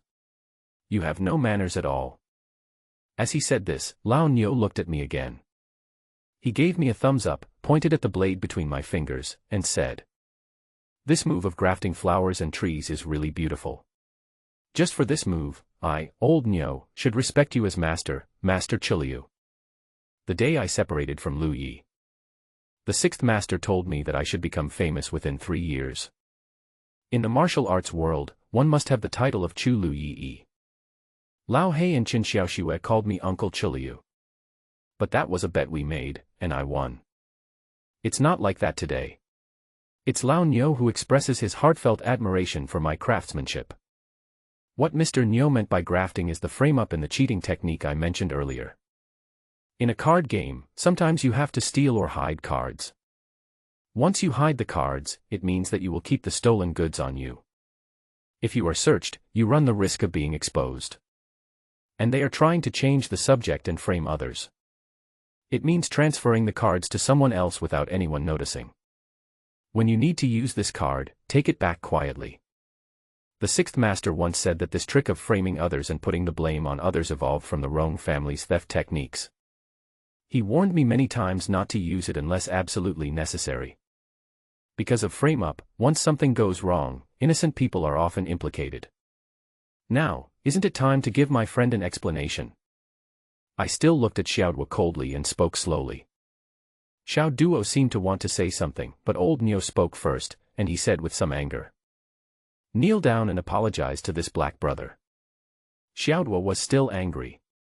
She looked at me with a look of dissatisfaction in her eyes. But, since Mr. Niu had spoken, she didn't dare to disobey. He glared at Lao He and was about to kneel down. Lao He hurriedly stopped him and waved his hands repeatedly. "No, no, no, don't kneel down and don't apologize. I forgive you, it's okay." Everything that just happened left Lao He still confused and dazed. I know he has a lot to ask me. No hurry, I'll tell him tonight. When Lao He and I left, I put the small but extremely sharp blade on the bed. Look back at Xiaoduo. She had a defiant look on her face and still refused to accept. This girl is so wild. On the way back, Lao He asked questions one after another. Of course, there is only one main problem. Am I really a con man? Standing under the dim street lights, looking at Lao He, I nodded coldly. Yes, I am a con man. Although I'm mentally prepared. But my answer still shocked Lao He. He held his head in his hands and muttered something. No wonder, no wonder. He finally figured everything out. Ho Jun and Centipede, these matters of winning or losing have all been thought through clearly. But then, I couldn't help but secretly admire Lao He's actions. He took out the remaining 19,000 yuan, handed it to me and said, "Then this money is what you won, it should be given to you." There is no doubt about Lao He's quality. I didn't take the money, but said, "Take the money and use it." Lao He, have you heard of the 8 generals of the 1,000 gates? Lao He nodded and said he had seen it in a movie. I asked again. Then will you be my fire general? Lao He still looked confused. He had no idea what a fire general was. I then told him one by one what the 8 generals of the 1,000 gates did. After I finished speaking, Lao He's expression became solemn. After a while, he said solemnly, "From now on, I, Lao He, will only recognize one master, and that's you, Master Chu Lu." I nodded slightly, patted Lao He's arm, and said, "It's Master Lu, and also a brother." The world of martial arts is complicated and intricate. The cheaters in all major gambling games and casinos all have helpers and work in groups to cheat. After all, a single tree cannot make a forest. Of course, in those small-scale gangs outside, there is often someone who cheats. But such people cannot be called people of the 1,000 gates at all. The days that followed were no different from usual. I still go to work, go home from get off work, sleep, and suffer from insomnia. The casino under Tianxiang is now open. Of course, the opening of a casino cannot be promoted with loud drums and firecrackers. But you can feel that there are quite a few gamblers. Even the bathing business has become booming. I have never been to this casino, let alone seen the legendary beautiful boss. I have met Sumei twice, and she was busier than usual. But every time I see her, even if we go different ways, she would also walk up to me intentionally or unintentionally, but not talk to me. She just told the people around her how busy she was and how good the casino business was. I knew she was demonstrating to me. Hint at me, even if I didn't do the dark light. There was no impact on the casino and business was still booming. Ho Jun no longer works in the bathhouse. I heard from my colleagues that he was transferred to a casino. I don't know what to do specifically. During this period, Chen Xiaoxue asked me out twice. She said she was going to play cards with her friends and asked me to join her. Of course I wouldn't agree and would just refuse directly. I was on day shift that day. When I was about to get off work, I was planning to give Lao He a call. Recently I have been asking Lao He to keep an eye on the gambling outside. Prepare to find 2 good games and make some money. After all, I have no money. In this world, having no money means you can't move forward. Before I could call, a waiter came into the supply room. She told me that Sister May wanted to see me and asked me to go directly to her office. Ever since I called Su May last time to ask for leave, we never spoke another word to each other. Even when we met, she was always cold towards me. And now he suddenly came to me. I guess it must be related to gambling. After packing up, I went straight upstairs to Su May's office.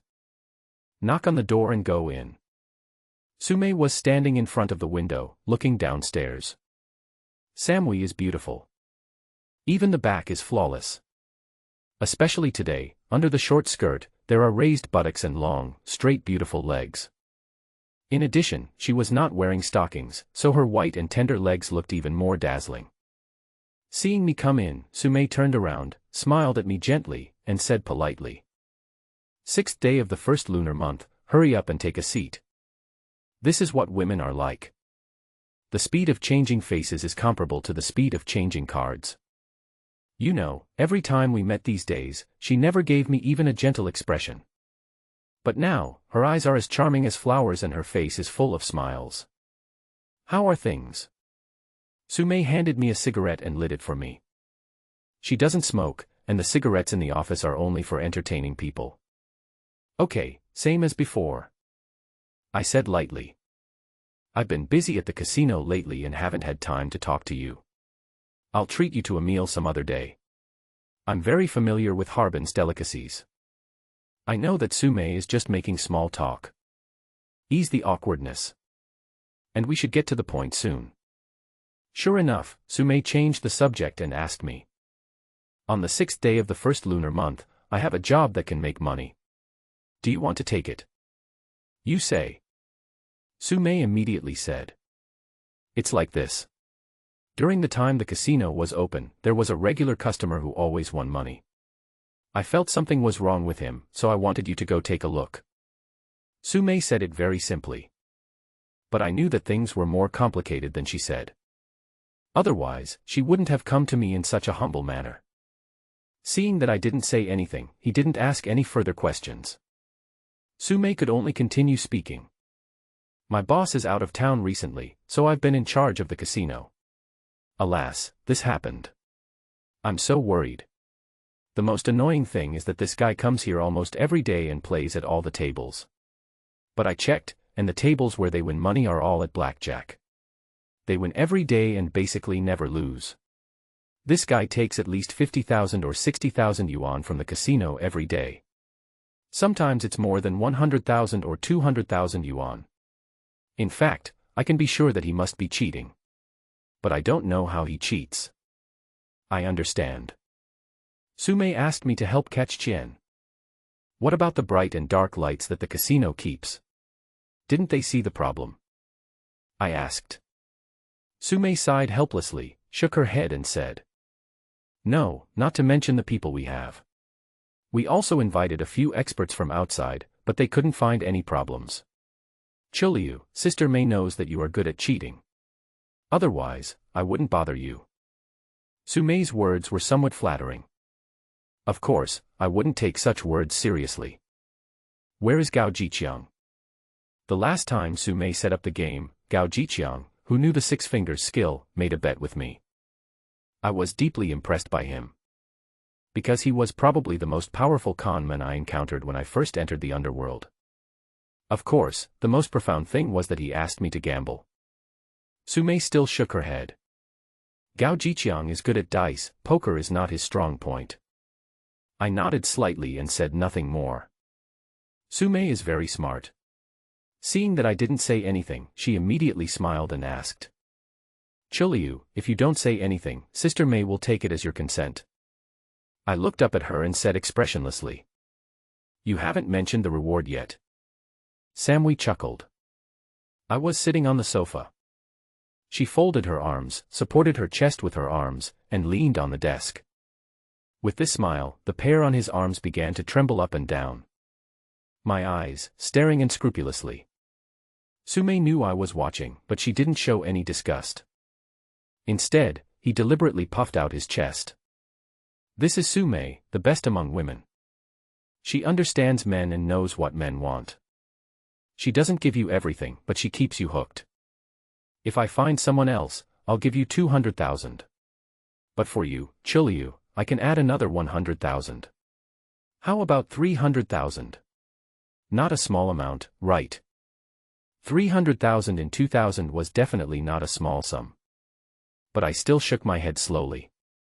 Sume obviously didn't expect that I would disagree. She thought about it and said immediately. Well, Chiliu.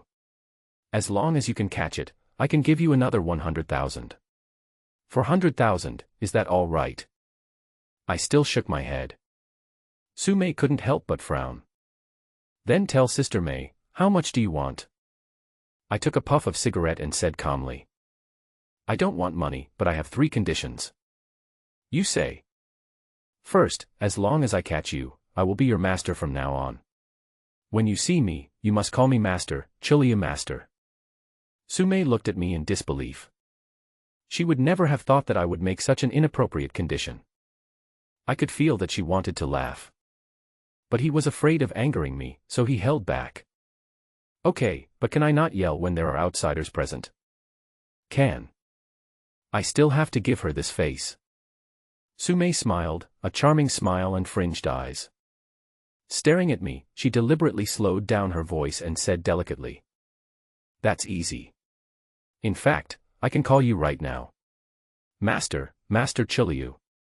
As long as you catch me, you will be my Master Chiliu from now on. Okay. Being called Master is a great pleasure in itself. It feels even more comfortable to be called Master by a beautiful woman, especially a beauty like Sume. Her voice is pleasant to the core. She deliberately added a delicate tone. This feeling is bone-melting and soul-stirring. Master Chiliu, what about the second condition? Sumimi smiled, still in a coquettish tone. But I knew there was a hint of joking in her tone. But I don't care. Sooner or later, I will make her call me Master Chiliu wholeheartedly. The second condition is even simpler. I want a car. It doesn't have to be a good one. A Jetta or Santana will do. As long as it has good performance. Sume nodded without even thinking about it. No problem. Indeed, this was a trivial matter for her. The third condition is also the simplest. As I spoke, my eyes wandered freely over Sume. What? You said. I want you to stay with me for one night. Originally, there was a charming smile on Sume's face. But the moment I finished speaking, her smile froze. There was a cold look on his face that kept people at a distance. And I still smoke. Still staring at Sume. After a while, Sume said coldly. Chiliu, do you think this is interesting? Have. My answer was cold and without any emotion. I could feel that my answer had irritated Sume. Her face flushed and her beautiful eyes stared at me. If I don't agree, you won't go and catch Chien. Right. Sume hesitated for a long time. Then he stared at me and said as if he had made a great decision. Okay, I can promise you. But what if you can't catch it? You say. I want you to be my dog, a dog that kneels when I tell you to kneel and crawls when I tell you to crawl. Sume was angry. My repeated rejections, coupled with the conditions I just put forward, completely infuriated her. She used the most vicious revenge she could imagine as a condition of her bet with me. But I have to say that Sume is still very beautiful even when she is furious. I put out the cigarette butt in the ashtray and said calmly. Okay, let's bet. There are thousands of doors and many masters. I dare not say how good my cheating skills are. But I dared to agree to Sume so readily. It's because I have traveled all over the country with Sixth Master over the years. I have seen a wide variety of ways of cheating. Based on this experience alone, I don't think I will lose. Lu Yi also said that for a master of 1,000 arts, besides skills, the most important thing is mentality. Free and easy, confident.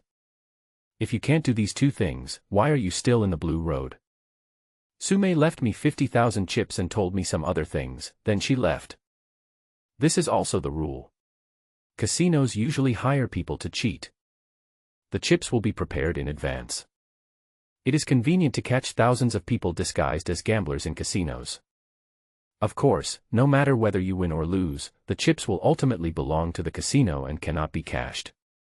I deliberately took a long time before going to the underground casino alone. When I reached the door, I was slightly startled.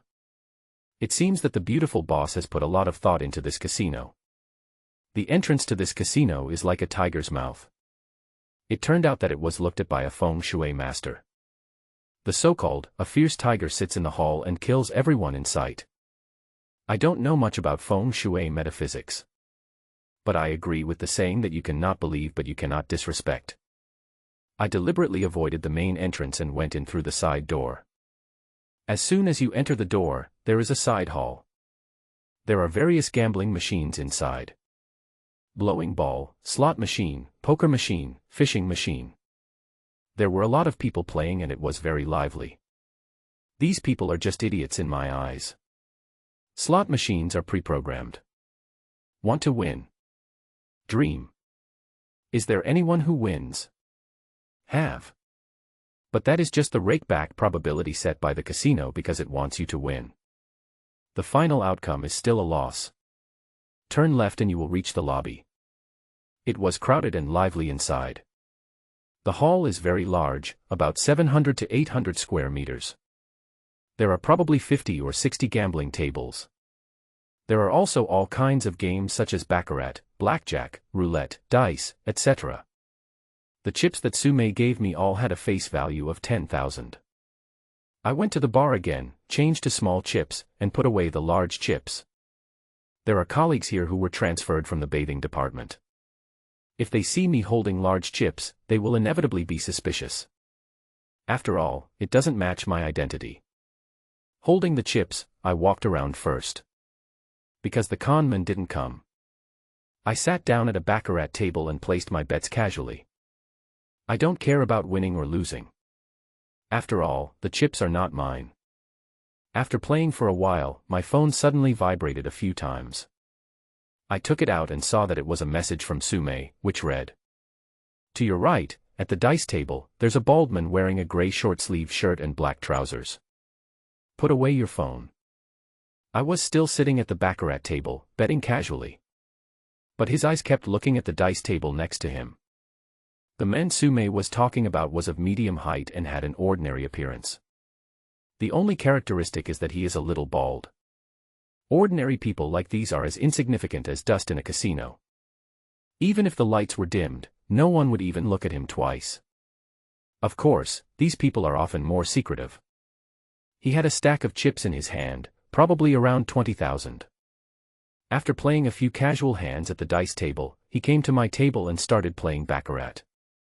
The bets are not big, just random bets of 3 or 200. He doesn't seem to care too much about winning or losing. When he won, he didn't seem excited at all. The hands are not big and the fingers are very thick. His movements were clumsy when he was fiddling with the chips. It is certain that he is either pretending deliberately. Otherwise, he is not a cheat who relies on his skills. Sume had already told me in advance. The table where he often wins is blackjack. And he played at other tables probably to paralyze the casino. While he was playing baccarat, I went to the blackjack table early. Sure enough, after playing a few rounds of baccarat, he came to the blackjack table. 21 points, also known as jack. Casinos generally use 4 decks of cards, excluding the jokers, for a total of 208 cards. The gameplay is very simple, just count the points. 10, J, Q, K, all count as 10 points.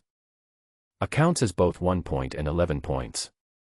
A 10 and an ace are considered blackjack, the biggest cards. Once the player gets blackjack, the dealer will pay 1.5 times. The dealer and the player compare cards to see who has the higher number if the total does not exceed 21 points. When the bald guy arrived, he sat at the tailgate. The tailgate is the last home, commonly known as Kanshuang. In other words, he wants a card or not. It is directly related to the size of the dealer and whether it will burst or not. The bald man didn't bet much, only 200 at the beginning. The blackjack in this venue has a limit on bets, with a minimum of 100 and a maximum of 10,000. If doubled, it can be increased to 20,000. I also bet 200. The dealer dealt the cards, and I had 17 points, so I didn't ask for any cards. Baldness is 15 points. I asked for 1 and got an 8. At 24 o'clock, it exploded directly. In the next few rounds, he didn't bet much, just 3 or 500. He lost more than he won, and I didn't see him do anything special. Another round ended and the bald man lost again. After losing several games in a row, the bald guy seemed a little angry. He slammed a 10,000 chip on the table. Baldness added, "I still play mine." According to normal logic, this was a big bet for him. If there is cheating, it will definitely be here. I am confident in my skills. I believe it, as long as he cheats. I'll definitely find out first. The dealer starts dealing cards. My hand was 16 and I chose not to take it. Instead, focus all your attention on the bald head. Baldness is 17 o'clock. In blackjack, 17 is not a big point. But when given this kind of cards, few people would choose to keep them. Because the probability of exploding is too high. Only if you get a, 2, 3, and 4 can you avoid exploding. There are 208 cards, and a, 2, 3, and 4 together make only 64 cards. What's more, the card revealed by the dealer was a 6. At 17 points, there is even less reason to ask for cards. The bald man also thought about it for a long time. Even the dealer began to urge him on. He then tapped the table to indicate that he wanted a card. Everyone at the table was staring at the bald man. And around the card table, the bright and dim lights of the casino were also staring at him. The dealer dealt a card from the shoe and handed it to the bald man. Normally speaking, if you are bald, you are cheating. His best approach is to change cards. If he wants to change the cards, he cannot let others see which card he wants. But the bald man didn't touch the card at all, signaling the dealer to just turn it over. When the cards were opened, it turned out to be a 2 of spades. 17 o'clock plus 2 o'clock, 19 o'clock. The bald man immediately refused. It's the dealer's turn, and he turns over the covered card. It's a 10. The dealer has 16 points. According to the rules of blackjack, the banker must draw a card if he has 16 points. The dealer dealt himself a card, and the result was 7, 23 points. If the dealer busts, everyone in the venue will lose. If the bald man didn't want a card, the dealer would get this too, which would be 18 points, just killing his 17 points. In blackjack, the most important thing is to get the cards. Because there are 208 cards in total, when a game is over, the cards that have been dealt will be invalidated. Therefore, there are math experts who calculate the probability based on the discarded cards and the number of remaining cards. It is said that the Macau casino once encountered a group of mathematical experts. These people went in groups to play blackjack. Because I am good at calculations, I gain a lot every time I go. They are just calculating the probability and they are not cheating. The casinos were unable to do anything to them at first. But after a long time, the casino couldn't stand it anymore. Just list these people as unwelcome persons. They will be put on the blacklist directly and banned from entering the casino again. But the bald man in front of me doesn't look like a master of calculations at all. What is certain is that he cheated. What is also certain is that his way of cheating was not to steal or change the cards. There is only one possibility: he knows the cards. But Sume said that the poker cards in the casino are specially customized. And there are special people to look after it. Even the dealer didn't have a chance to touch it before going on stage. And I just looked at it carefully. There really is nothing wrong with this poker. I can be sure of this. So how did this bald guy cheat? This bald head is quite interesting. My interest in him grew even more. This time, the bald man continued to bet 10,000. I quietly observed the bald man while preparing to place my bet. The chips haven't been placed yet. Suddenly, someone patted my shoulder heavily from behind. When I turned around, I saw Ho Jun standing behind me. A pair of eyes stared at me coldly. I know Ho Jun was transferred to work in the casino. Judging from the color of the vest he is wearing, he should be a waiter supervisor now. What's up? I asked coldly. Come with me for a moment. I didn't want to bother with him. The bald guy made a big bet. Normally, he would cheat again. But Ho Jun called me, and everyone at the gambling table, including the dealer, looked at me. It would seem unreasonable if I didn't go with him.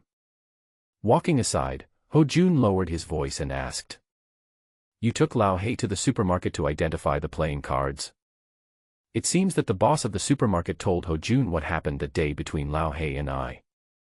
I didn't hide it and nodded coldly. Right. What do you want to do? Ho Jun looked angry and questioned me in a low voice. I couldn't help but frown. Shameless. Ho Jun is indeed shameless. He cheated his best buddy at cheating poker. He actually asked me what I wanted to do. The blackjack table has already started dealing cards. Moreover, the position I left was taken by other gamblers. Such a good observation opportunity was ruined by Ho Jun. I was angry, looking at Ho Jun, and two words popped out of my mouth. Get lost. Ho Jun was stunned. He didn't expect that my attitude would be so tough. But immediately, he raised his voice and said loudly, "Chiliu, I know you are a little con man. I tell you, if you dare to cheat in our place, don't say I'm rude to you." A con man. It is the most sensitive word in the minds of all casinos and gamblers.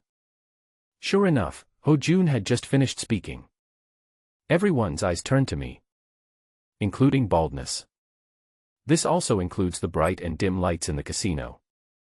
I know Ho Jun wants to kick me out, but he doesn't have the right to do so.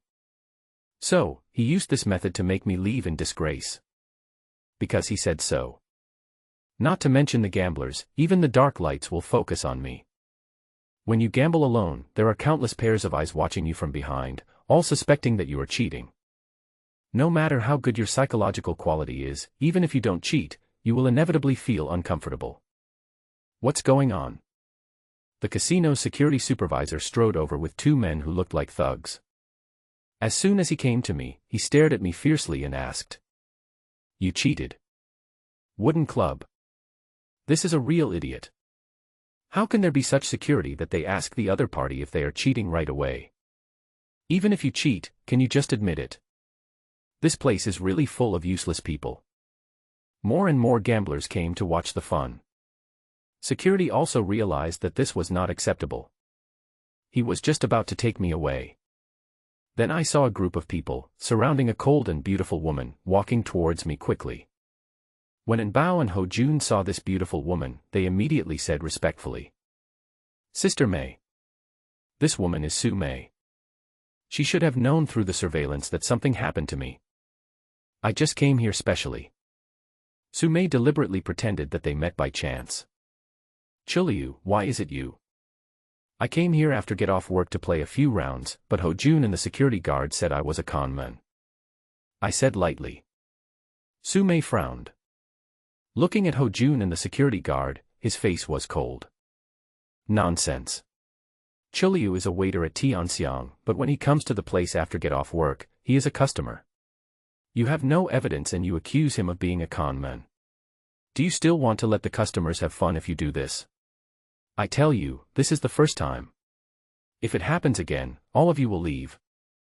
Ho Jun and the security guard lowered their heads, and no one dared to say anything. Su Mei waved her hand again, signaling the two to go away. Then, he said politely to the gamblers watching the fun, "It's okay, let's continue playing." The surroundings were once again filled with the hustle and bustle of a casino. Su Mei looked at me and asked me specifically, "How was it? Did you win or lose?" I know that the winning or losing that Su Mei asked about is not the bargaining chips. Instead, he asked me if I could see how the bald guy cheated. I looked cold and shook my head. "Lose. Well, keep playing." Su Mei glanced at me and turned and left. I can feel that Su Mei's heart is a little complicated. On the one hand, I hope I catch the cheater. After all, cheaters are too destructive to casinos.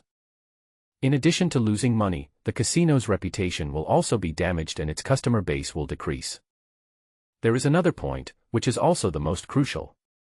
If the cheaters cannot be caught, more and more cheaters will gather from all over the world.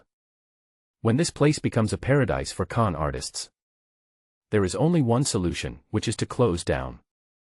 On the other hand, Sumei didn't want me to succeed. Because I was successful, she had to fulfill her promise and spend a night with me. As soon as Sumei left, I wandered around the venue casually again. After a while, I saw an empty seat at the table of the bald man playing blackjack, so I went over and sat down. When I was at the same table with the bald guy before, he never even looked at me. But because of what happened just now, as soon as he saw me sit down, the bald man actually handed me a cigarette and started talking to me. What happened just now? Do you know that guy? I know, bald is a cliché. He was also afraid that I was a dark light hired by the casino. Ho Jun didn't know the details, so he came over and pointed it out to me. This bald guy is quite suspicious. After taking a puff of cigarette, I casually said while placing my bets with my chips. I know him. We used to work in the same bathhouse, Tianxiang upstairs. He is my team leader and I have offended him. He is deliberately looking for trouble with me. The bald man said, oh. His expression suddenly relaxed and he ignored me. I glanced at the bald man and saw that he already had about 70,000 or 80,000 chips in his hand. If we can't find any evidence that he's cheating, he will most likely withdraw today. This time, he still bet 10,000. But I still made a small bet, 200. The dealer dealt the cards one by one, and it was Baldness' turn. He has 2 cards, a 7 and a 5, totaling 12 points. This kind of hand normally requires a draw. But because he is the tailgater, look at the cards we drew before, if we didn't draw 10 points. He can also choose not to make up for it, and try to leave the 10 points to the dealer, waiting for the dealer to bust. The bald man was still thinking. And I stopped staring at the bald man's hands and looked into his eyes. If he knows the cards, he will definitely look at the shoe. But strangely, the bald man didn't look at the shoe. But his eyes were always on the dealer. To be precise, it is looking at the dealer's hands. The dealer placed both of his hands on the table. Didn't notice anything unusual. Just when I was confused. Suddenly, the second finger of the dealer's left hand bent slightly inward. The action was small and stealthy. Even if someone saw it, it would be a very normal action. But the bald man suddenly took out a chip worth 10,000 and put it directly into the betting area. Double. Double the blackjack in the casino. It's actually just betting on a card. For example, you have 2 cards with a total of 10 points. You think the next card you draw will definitely be a big card. You can then choose to double your bet. The bet amount is the same as before. After doubling, you can only draw 1 card. No matter the size, you won't have a chance to draw any more cards. The dealer dealt the cards, and the bald man added an 8, making a total of 20 points. The dealer has 18 points. Baldness wins again. Seeing this, I couldn't help but sneer in my heart. I got the direction of catching Qian wrong before. The one who really cheated was not the bald man, but the dealer. The bald man is just a dealer, a tool to transfer chips. The reason why I didn't pay attention to the dealer before. It's because Sumei gave me a wrong direction. She said that this dealer has been following our beautiful boss for several years and is definitely one of our own and can be trusted. She didn't expect that the real conman was the one she mentioned. But I still have some doubts. The shoe is opaque black and the cards are fine. So how does the dealer recognize the cards? Could he also use his memory to remember the position and value of each card when shuffling the cards? But if he has such tricks, why would he be a dealer? He had already started working as a dark light, helping casinos and making a lot of money. For the next few hands, my attention was entirely on the dealer.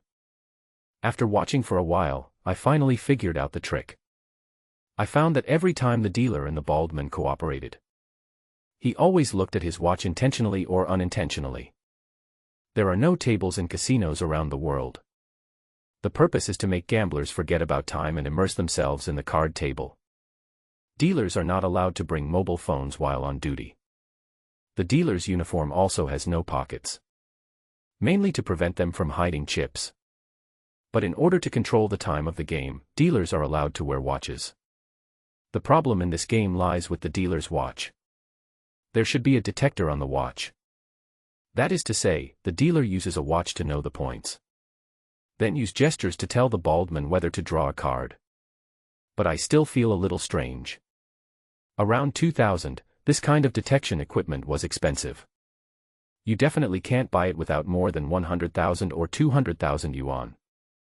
Even if you want to buy it, it's hard to find channels. A croupier has a low social status and does not earn much money. How could he get such an exquisite detection watch? After playing a few more games casually, I stood up. I sent a text message to Sumei, asking her to meet me outside the venue. Did you find a problem? As soon as she saw me, Sumei couldn't wait to ask. I nodded. Right. Then I'll arrange some people to catch them in the act. Wait a moment. I know Sumei is a little anxious. After all, Baldy had already taken nearly 1 million from their game. But their cheating is different from other cheating. As long as the watch is taken away, there is no way they will not admit it. Sister May, I suggest you don't make a big fuss about the arrest.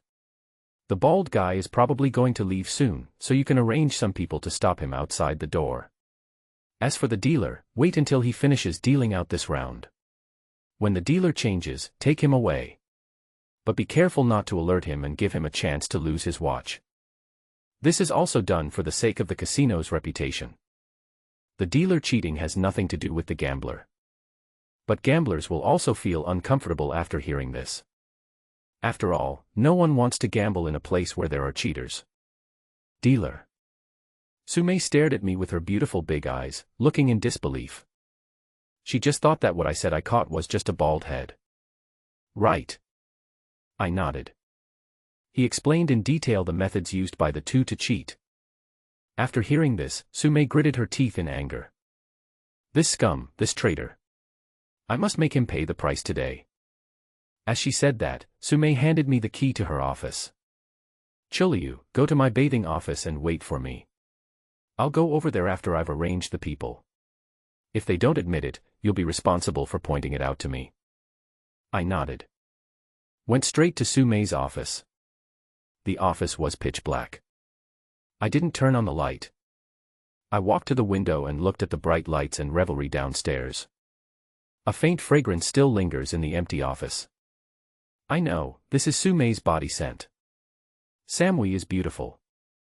It can be said that she is the most beautiful woman I have ever seen. But tonight, for a moment to be exact, this woman will be mine. I got Samui this way. Some people are bound to find it despicable. But I don't care. I have studied cheating techniques for 13 years, with the sole purpose of winning. Win money, win women, win the world. I must defeat the men who broke my father's hands and feet. Although, I still don't know who he is. I lit a cigarette and took a puff. The door was pushed open. In the darkness, a familiar fragrance also drifted over. Why don't you turn on the light? Sumei is back. Behind her, there were several security guards guarding the bald men and the dealer. I didn't look back. Still standing in front of the window. I don't want the dealer and the bald guy to see me. Although I know that my identity as a conman will be known to more and more people. But I still want to hide it as much as possible. Through the dressing mirror next to the desk. Can see everything in the office. The bald man had already turned pale with fear and was shaking like chaff. The croupier, on the other hand, had a face as calm as a flat lake. Sumei sat down in her seat. Her eyes were cold, looking at the croupier and the bald man from time to time. After a while, Sumei slowly spoke. Tang-san, do you know the rules of the casino? No. The dealer named Tang-san had a very calm voice. I was so calm that I even had some doubts as to whether I had arrested him by mistake, as he was not out of trouble at all. But this thought just flashed through my mind. I can't be wrong. It can only be said that his psychological quality is very good. Izuku is caught, what should I do? Su-mei asked coldly. Chop your hands. Tang Sen still answered calmly. As soon as the words fell, the bald man couldn't help but shudder. You can see that he is scared. Scared to death.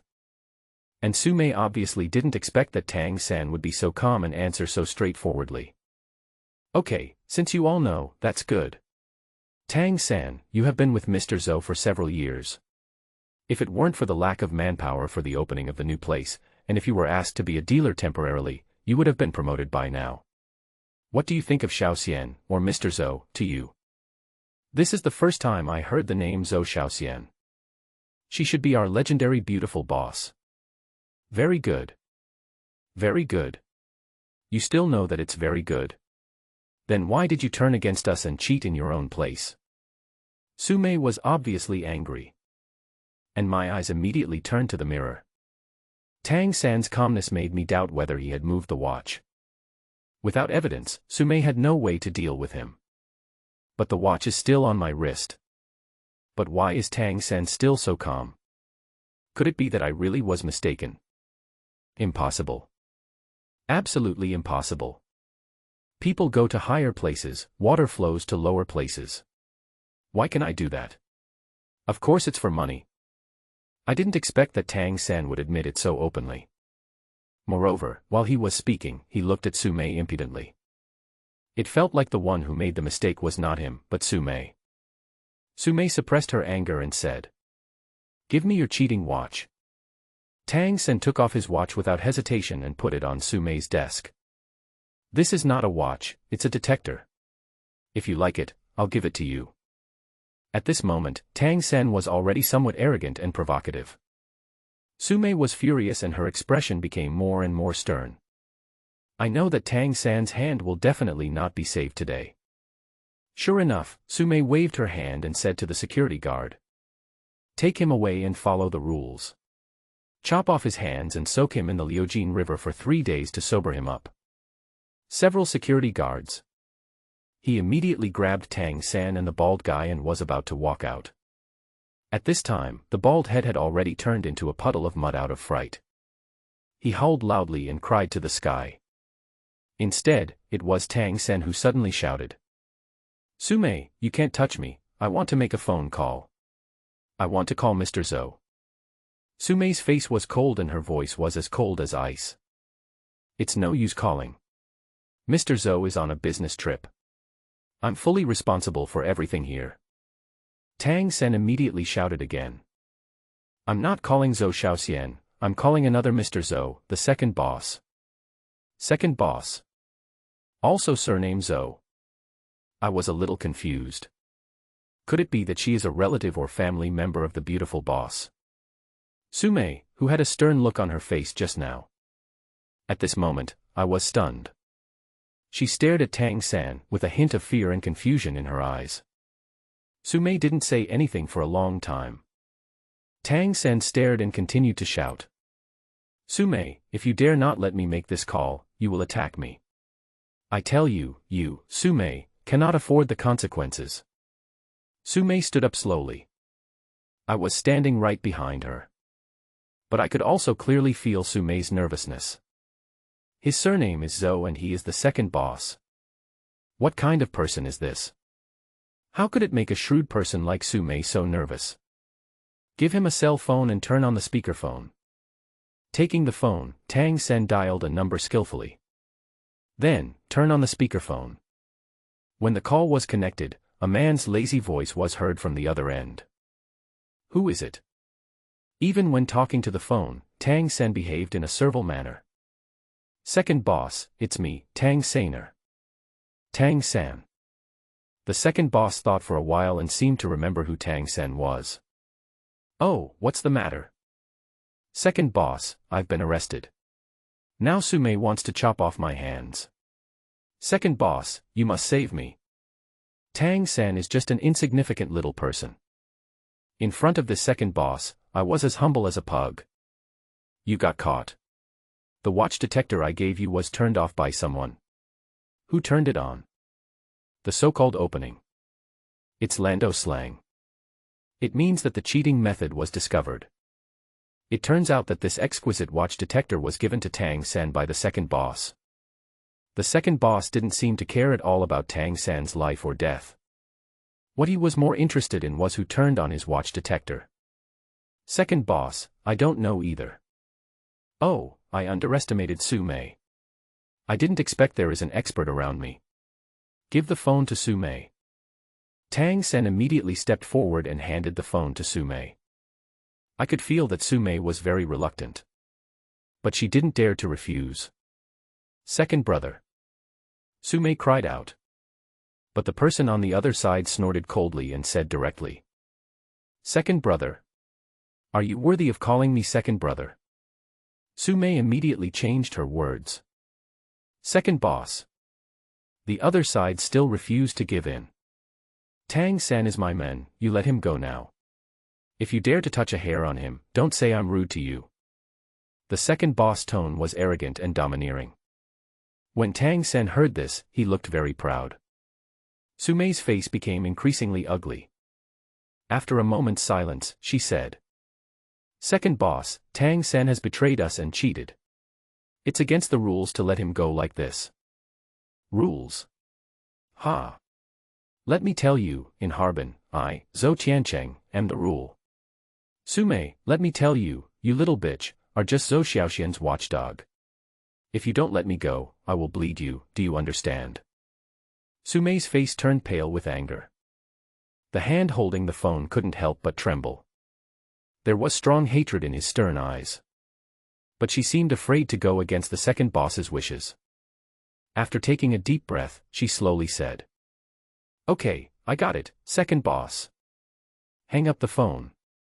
Su Mei sat in the office chair with a gloomy expression. I can feel that Su Mei is very conflicted. To let go or not to let go. After a while, Su Mei waved to the security guard and said. Let them go. As soon as she finished speaking, Su Mei leaned back in her chair.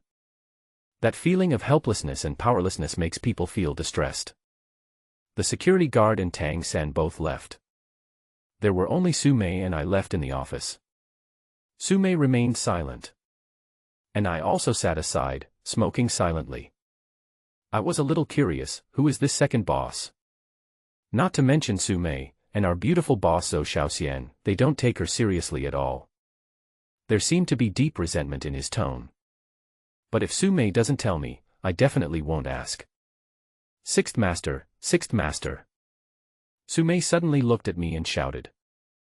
I know she is fulfilling her promise. After all, I caught the cheater. She lost the bet between us. No matter what the result is, you helped me catch the cheater today, so I still want to thank you. Don't worry, although I am not from your lando, I understand the principle of accepting defeat. I will have someone arrange the car you want tomorrow. It's the latest model, top of the line. Having said this, Su Mei suddenly paused. We both know it. This is not the most important thing. The last bet is the most important. It was obvious that Su Mei was nervous and a little reluctant. She hesitated for a moment before saying calmly. You don't want me. Okay, I lose, I admit it. Tell me, where do you want to take me? The place to go is either home or hotel. I didn't answer, but asked her. Where do you want to go? Su Mei smiled bitterly. After thinking for a while, he seemed to have made a great decision before saying. Come to my house. Having said that, he picked up the key, stood up and left. It's still Su Mei's Audi A4. I still sat in the passenger seat. Along the way, none of us spoke. Su Mei stopped the car when passing a 24-hour supermarket. After asking me to wait for her, she went into the supermarket alone. I rolled down the window and lit a cigarette. Looking at Su Mei's graceful and somewhat lonely back.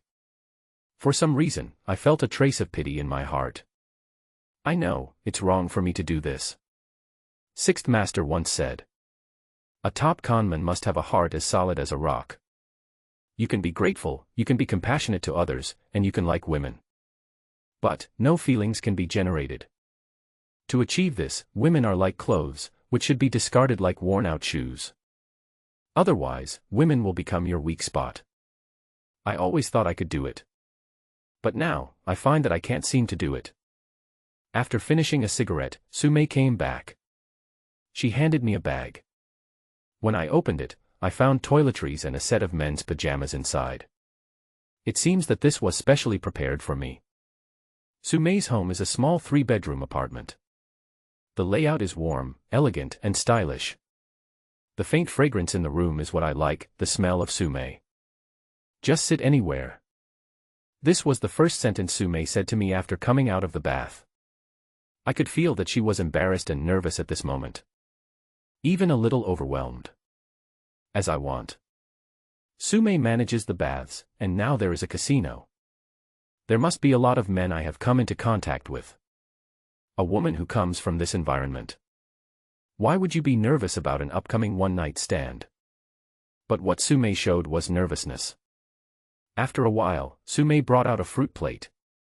I also took a bottle of red wine and 2 wine glasses. Have a drink. Wine is a magical tool for relaxation. It is also an aphrodisiac. Maybe Sume wanted to use alcohol to relax herself. Do you have any liquor? I asked. I don't like red wine. It's too feminine and not strong enough. I like liquor, just like women. The best woman can be as gentle as water or as wild as the wind. Yes, what kind would you like to drink? Sume asked me. Shadaozi from outside the Great Wall, Zweiking from Bashu, Maodai from Qianzhong, and Fenjiu from Shaanxi. Any of these is fine. Sume opened a bottle of Matai. Pour it into the red wine glass in front of me. The liquor went down his throat. A burning sense of enlightenment makes me feel comfortable all over. I haven't drunk alcohol for a long time since leaving Luyi. Sume shook the red wine glass, her eyes still blank. The two of us just drank in silence, no one spoke. After an unknown amount of time, Sume slowly spoke. Your condition for helping me catch Qian this time is to ask me. I want to know, if I ask you for help next time, what will your condition be? I pinched a peanut and put it in my mouth. At the same time, he said slowly. I still want you. Oh. Sume sneered. He took a big sip of red wine and said with some resentment. You still want me? You may be able to lie to a 17 or 18-year-old girl, but forget about lying to me. How many men will cherish the women they have had? I don't want to discuss this topic with her. Love affairs between men and women, for me. It's completely unfamiliar territory. Sister May has already drunk half a bottle of red wine. There was a hint of blush on her fair and smooth face. His eyes were also a little confused. Looking at me, she said self-deprecatingly. This world is really unpredictable. I didn't expect that the first man to come to my house was you, and the first man to sleep with me was also you. I know. Sume was not willing to commit herself to me. But there's no way, I won. She is mine. After taking a sip of wine, I said calmly. Actually, you don't have to use yourself as a condition to negotiate with me. The casino is not yours after all. The two of us were originally sitting on the floor. After hearing what I said, Sume leaned back on the sofa.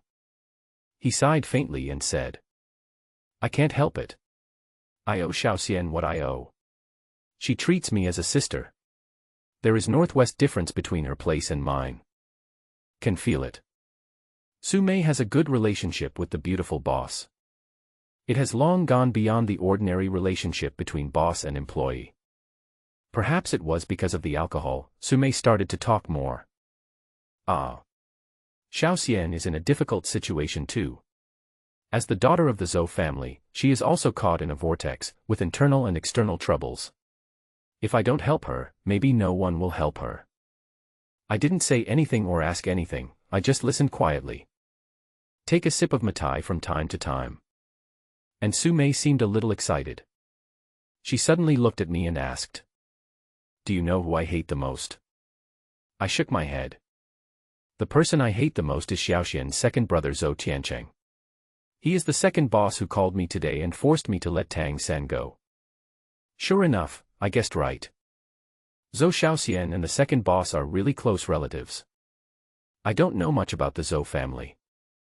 I just heard a few words from Qin Xiaoxue. I know the Zhou family.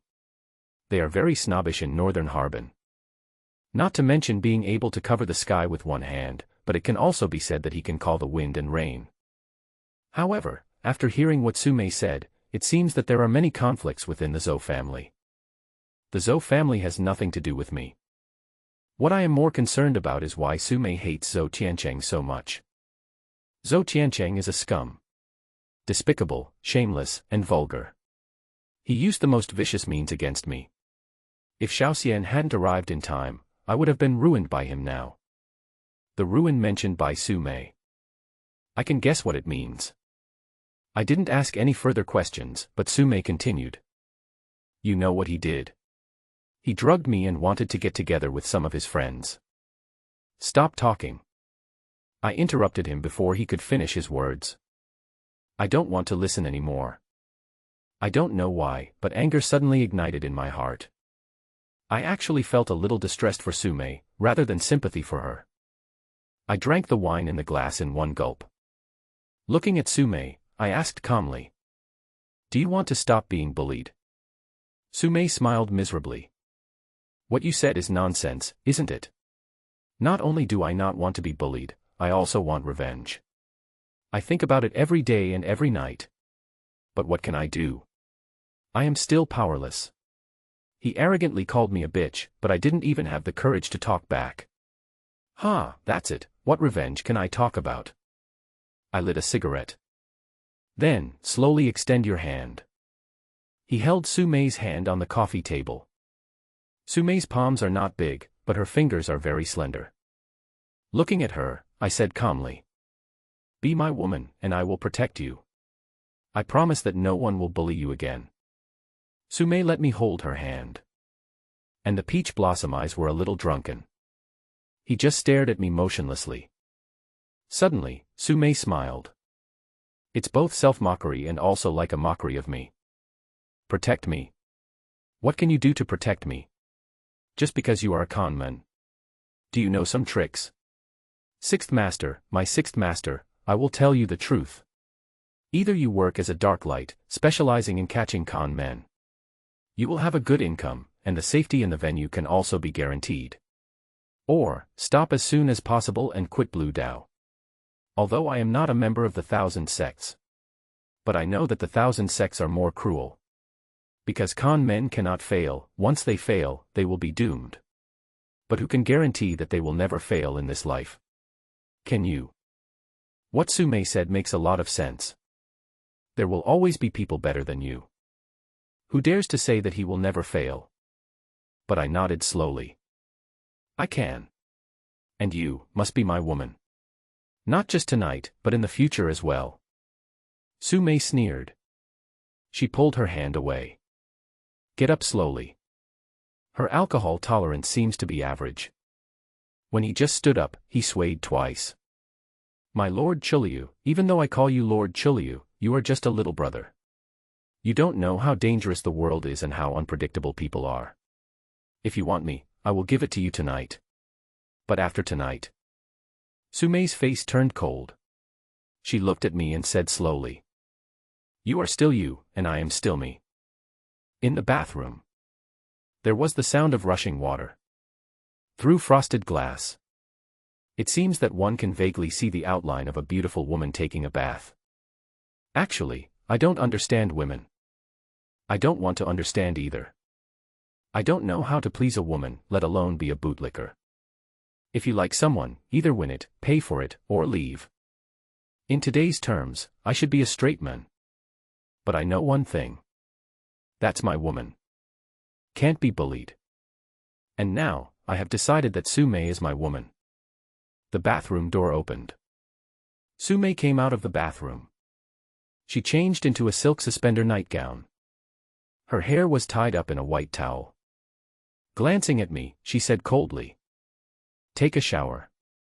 Your pajamas are in the bathroom. Having said that, she turned back and went to the bedroom. After taking a shower, I put on the pajamas that Su Mei bought. I tiptoed into the bedroom. In the bedroom, only the bedside lamp was on. The light is a little yellow. This adds a touch of ambiguity to the entire bedroom. Sume was lying on the bed with her back towards me, covered with a summer quilt. All that was exposed was her fair shoulders. I got on the bed and lay down next to Sume. I didn't touch her though. But I could still feel that she was nervous. I was so nervous that my breathing became short. Why is Sume so nervous? Has she never experienced men? I don't believe it. Working in bathhouses and casinos. How is it possible that you have never experienced men? I reached out and placed my hand on Sume's shoulders. Her body seemed a little stiff due to nervousness. Turn around, I said softly. Sume hesitated. But he still did as I said and turned around. I held her gently in my arms. Turn off the lights. Sume's voice was soft and gentle. And with a hint of nervousness. And to me, this voice is a kind of enchantment.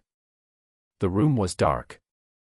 I know that Sume is not reconciled and is even more unwilling. But she still curled up in my arms like a docile kitten. Sume's body is very soft. It's the kind of softness that seems to be boneless. Her hair would occasionally brush against my face. The itchy feeling made me smell her hair. This is a fragrance that belongs only to Samui. Suddenly, I found myself feeling a little sleepy. This is a feeling I have never experienced in my more than 10 years of insomnia. It turns out that a woman of your dreams can also cure insomnia. At least for me, it works. We did nothing that night. Of course, this is not because I am a gentleman who can remain calm in the face of temptation. But I don't like forcing. The woman I want must be willing and committed to me. Otherwise, I would feel bored. But this night was also the most sound sleep I had in more than 10 years. No insomnia, no awakenings. Yes, there is only the beauty sleeping soundly in my arms. Wake up early in the morning. Sume is gone. There was a note beside the bed. It read. There's breakfast on the table, thank you. Thanks. Thank me for what? Is she thanking me for not sleeping with her? If that was the case, she thanked him a little too early. Because of her, sooner or later, she will be mine. My every day seems to be the same. Distributing supplies, sitting there in boredom, waiting for the end of the shift. But today, something is a little different. I don't know why, but I kind of want to go to the casino downstairs and take a look. Because I didn't see Sume the whole day. Although yesterday, she did what the second boss said. He let Tang-san, who cheated with the detection watch, go. But I'm still a little worried. Will the legendary second boss of the Zhou family cause trouble for her? I know I shouldn't have such thoughts. As a conman, you have to know how to stay out of it. Self-preservation is the first principle of a conman. But I can't control the thoughts in my mind at all. I was just daydreaming. The door of the supply room was suddenly pushed open. Look up. I saw the lobby manager, wearing a suit and tie, standing at the door. He glanced at me, then turned back and said politely to the person outside the door. He is Chulyu. Take a look, is he the person you are looking for? As soon as the words fell, several burly men appeared at the door. The leader had a face full of flesh and a shaved head. There is a scary scar on the top of his head. Like a centipede, lying on it. Centipede. After winning 50,000 yuan from Centipede that night. He once threatened Lao Hei that if I didn't continue gambling with him, he would come to me. I thought he was just venting his anger after losing money. But unexpectedly, he came to my door. Looking at me, the Centipede smiled sinisterly and said slowly. Boy, I didn't expect to find you so soon, did I? Is it so easy to win Master Centipede's money? I looked at the Centipede coldly and asked in a cold tone. What do you want? Oh. The Centipede sneered.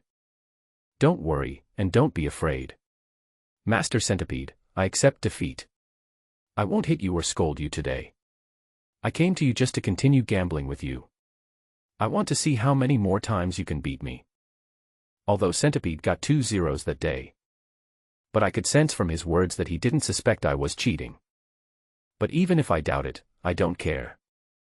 because he had no evidence. But I still don't want to bet with him.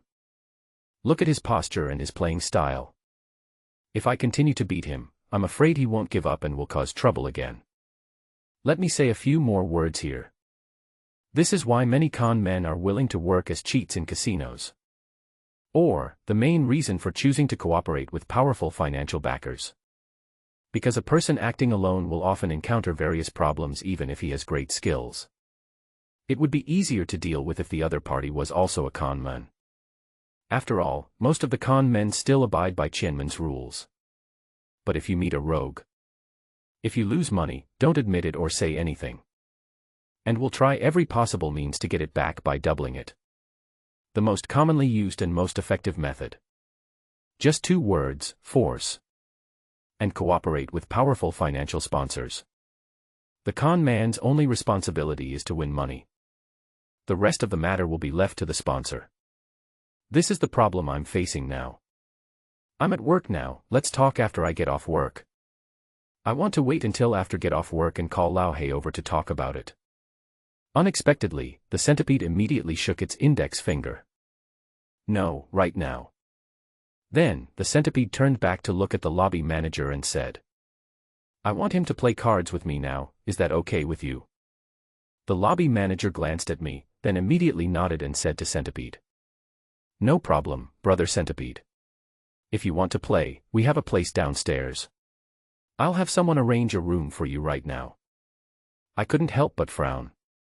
I didn't expect this centipede to be so famous. Even the lobby manager knew him. It seems that I underestimated him. Of course, even if they don't know each other. Even if it is what the centipede asks for, it is mostly not in line with the rules of bathing. The lobby manager would not offend centipede just because of a low-level person like me. This is the world of martial arts. This is also human nature. The strong prey on the weak, and the winner is king.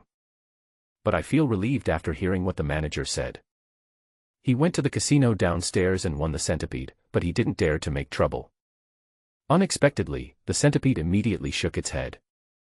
No, let's play here today. I want to win back everything I lost before. As soon as he finished speaking, the centipede swaggered to the table. I just grabbed a bath towel from the shelf and spread it on the table. Throw the 2 decks of cards you brought with you onto the bath towel. He even pretended to be polite and made a gesture of invitation to me, and said with a sinister smile, Come on, boy. Let's continue playing today. The lobby manager saw that he couldn't persuade the centipede, and he didn't want to cause trouble. He glanced at me and said calmly, Play a few games with brother centipede. I have things to do. I'll be busy now. Having said that, he slipped away. But deep down, I felt something was wrong. Why don't centipedes go there when there is a ready-made place? Why do you insist on gambling with me in this dark and messy supply room? Could it be that there is a conman among the people he brought with him? Afraid of being discovered by the dim lights when going to the casino, so you choose to stay here? I don't quite understand. But I know one thing. I can't avoid this situation today. I could only sit on a chair nearby. I thought that the people brought by Centipede would also come up to gamble. But unexpectedly, the Centipede opened the poker and said to me, Today we will just play singles, and we won't play Law 9 but directly play poker. The base bet is 200, and the upper limit is 2,000. Whoever has the higher bet wins. I was slightly stunned. Centipede bet with me alone and was so confident. Is there something wrong with the poker cards he brought? As I watched him shuffle the cards, I said calmly, I don't have that much money, just over 8,000 in total. As I said that, I took out the money and put it on the table. I am telling the truth. I won money that day and gave 10,000 to Xiaodua and Niu Lao. There are still 38,000 left. I saved the 30,000. The rest I carried with me. The centipede snorted. You won tens of thousands of dollars from me, and you spent it all so quickly. But it's okay. If you lose it all, I can lend it to you. I couldn't help but frown. The centipede came prepared. He won't give up until he gets some money from me. But I still haven't figured out how he defeated me. After the centipede finished speaking, he told one of his younger brothers. Go, call a few of the girls who are taking a bath. I'm going to do something different today, playing cards while having a massage. As he spoke, the centipede chuckled evilly. This simple card game began like this. When I was looking at the cards, I studied the poker specifically. Ordinary Yao Ji, without any marks. Poker is fine, to be sure. Where does the centipede's confidence come from? I haven't figured it out though. But I didn't cheat. After all, there were people brought by centipede behind me, staring at me all the time. I wonder if there are any scammers among these people. Maybe they were just waiting for me to cheat so that they could catch me red-handed. If we just do it alone, there's no need to cheat. I can beat him just by remembering the order of the cards when shuffling them. After all, when centipede shuffles the cards, the points on the cards are exposed. With my eyesight and memory. Remember these things, it's child's play. In front of the centipede, there are a total of 50,000 yuan. He played it casually. He doesn't even look at the cards every time. I bet and he calls. I don't open my cards, and neither does he. Just keep following it till the end. His way of playing can be said to be the worst of the worst. Don't talk about a conman like me. Even an old gambler who gambles frequently can beat him. But I know. It's not that simple. After playing a few rounds, Centipede's younger brother knocked on the door and came in with a group of beautiful technicians. As soon as they entered the door, these beauties stood in a row neatly. Bow and say hello to the centipede. Hello, boss. The quality of Tianxiang's technicians is absolutely top-notch. They are all over 1.65 meters tall. Uniform high heels and short skirt. No stockings are allowed on the long white legs. Of course, this is to make it easier for guests. The upper body is a white blouse with a deep V-neck. The waves are half exposed, very dazzling. The centipede looked at the technicians with lustful eyes. It took a while to choose two. One of them is an acquaintance of mine, Chen Xiaoxue. Centipedes really know how to enjoy themselves. A technician knelt in front of him and massaged his legs. Chen Xiaoxue stood behind him and helped him massage his shoulders. Brother Centipede, you must have won a lot today. Chen Xiaoxue greeted Centipede in a coquettish manner. And his eyes glanced at me intentionally or unintentionally. The centipede laughed, reached out to the pile of money, grabbed a few $100 bills, and shared them between the two men. You two must serve me well. If you serve me well, I will give you a shot each tonight. As he said this, the centipede laughed out loud. Chen Xiaoxue and the other person also laughed. This time, Centipede is the banker. After he dealt the cards, he still didn't look at them. I ordered 1,000 yuan. Throw it casually on the table. First, 1,000. Then, Centipede touched Chen Xiaoxue's thigh with one hand and stared at me with the sidelong eyes. The game has ended. I won over 2,000. And I have never cheated. See the centipede place a bet. I prepared to look at the cards. The reason I did this was to numb the people around me. They can't tell that I can remember the order of the cards. The hand just opened the poker a little. Suddenly, I heard a shout from behind. Don't move, you're cheating. I was shocked. Before I could react, a pair of big hands held my wrists tightly. Then, there was a cold stinging pain at the back of my neck. Someone held a knife against my neck. This scene. Chen Xiaoxue and the female technician were so frightened that they screamed and turned pale. And I couldn't help but frown. I didn't cheat. There was not even the thought of cheating. The centipede suddenly stood up. Because it was a sudden action. The technician who was kneeling in front of him and massaging his legs suddenly sat down on the ground. The centipede pointed at me and cursed fiercely. No wonder he won 50,000 yuan from me last time. It turns out this bastard is cheating. Search for me. The person who was holding my wrist casually turned my sleeve up. An ace of spades immediately appeared in his hand. Brother Centipede, this is the card he hid. I couldn't help but sigh in my heart. I finally know how the centipede planned to defeat me today. One of the tricks used in cheating is to transplant flowers and trees and frame others. That is the technique needed to steal or transfer cards. And now the centipede did it to me. It's just framing. But what he did was dirty. It's not about technology. It was a false accusation. This is also the consequence of not having a financial backer and not having my own team. If I had these, this rogue centipede would never dare to do this to me. Boy, do you have anything else to say? The centipede said. He took all the money on the table, including the money in front of me. I didn't cheat, I said coldly. No cheating. Ha! Centipede said, pointing at the two technicians, and said. These two are the ones who bathed you. Ask them if they saw you cheating. The technician who had just been kneeling on the ground was frightened by the scene in front of him. She looked at the centipede carefully, shook her head and said. Brother Centipede, I was massaging your legs just now, I didn't see it. She is telling the truth. She really didn't see what just happened. Chen Xiaoxue looked at me who was being held down and said cautiously. Brother Centipede, I didn't see it clearly either. Unexpectedly, the centipede's eyes stood up and it cursed loudly. Are you blind? Can't you see?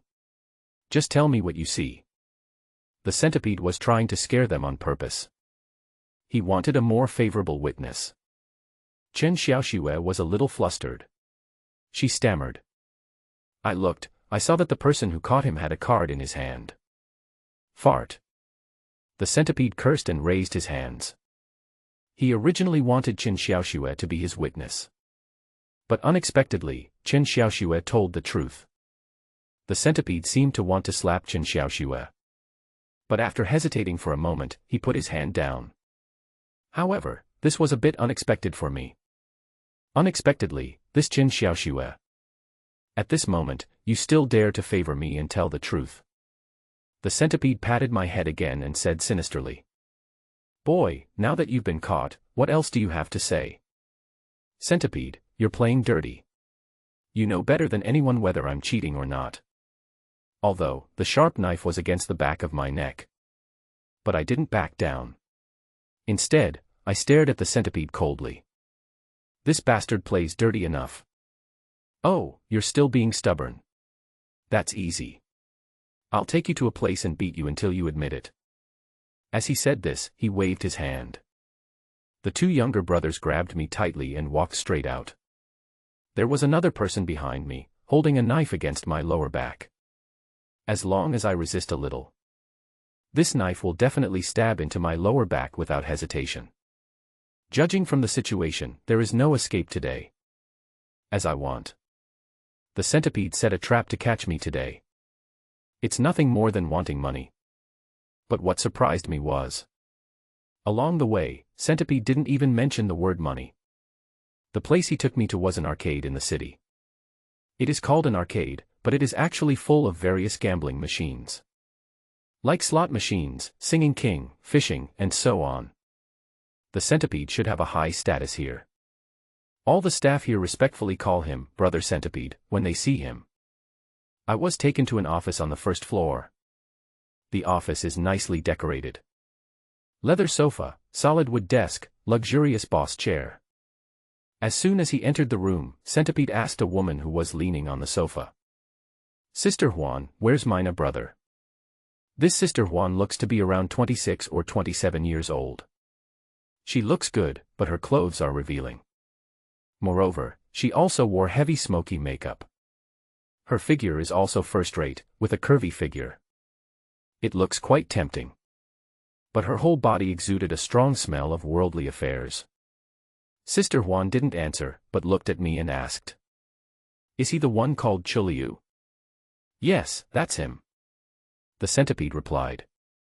But I was a little surprised. I'm just a small waiter in the bathhouse. And this Sister Juan actually knows my name. After looking at me again, Sister Juan stood up and stretched lazily. She was wearing a tight-fitting top. When she stretched it out, the fullness of her chest seemed to burst through her clothes and jump out. Mina is sleeping on the second floor. I'll go call him. Sister Juan said lazily. The centipede nodded. Tell Mina Bird that I have brought the person with me. I watched Sister Juan twist her slender waist and walk out the door. The doubts in my heart deepened. I thought the centipede was setting a trap for me. It's because I won against him before and he just wanted to get the money back. But now it seems that things are not that simple. The centipede didn't mention the money. It seemed that the person who was actually looking for me was not the centipede, but the Mina Bird he mentioned. After a while, the office door opened again. A group of thugs wearing tight black t-shirts with tattoos walked in, surrounding a man. The man was of medium height, with a big head and eyes as small as a slit in the flesh. On his short and thick finger, he wore a gold and jade ring. There is also a Thai Buddha amulet hanging around his neck. The way he is dressed, he looks like a gangster with a certain status. As soon as he came in, Centipede and the other brothers immediately greeted him respectfully. Mina. The Mina Bird didn't answer either. He looked me up and down with his small eyes. After a while, he asked. You are the sixth child? I nodded. You got caught cheating? The Mina asked me again coldly. This sentence seems ordinary. But it is full of loopholes. After coming out of the bath, I was taken into the car. I just sat in the same car with the centipede. During this journey, Centipede didn't make a single phone call. And this Mina Bird, why did he accuse me of cheating right away? I guess there's only one reason. This scheme was designed by Mina and Centipede together. But there is one point that I haven't thought through. I'm just a little bath attendant. Even if I win $50,000 from Centipede, I don't think it's worth it for a gangster like Beige to set up a trap just to get me, right? Without waiting for my answer, Mina asked again. Do you know the consequences of being caught cheating? I know, but I didn't cheat. I replied calmly. The starling laughed. But his smile was filled with a somewhat ferocious sneer. Looking at it gives people a chilling feeling. He touched the ring on his left hand, raised the corner of his mouth, and said coldly. It's okay if you don't admit it. I have a way to make you admit it. Come on, bring the person up here. We're going to deal with these two little con men together today. As soon as the words fell. At the door, two thugs walked in, escorting a tall and thin man.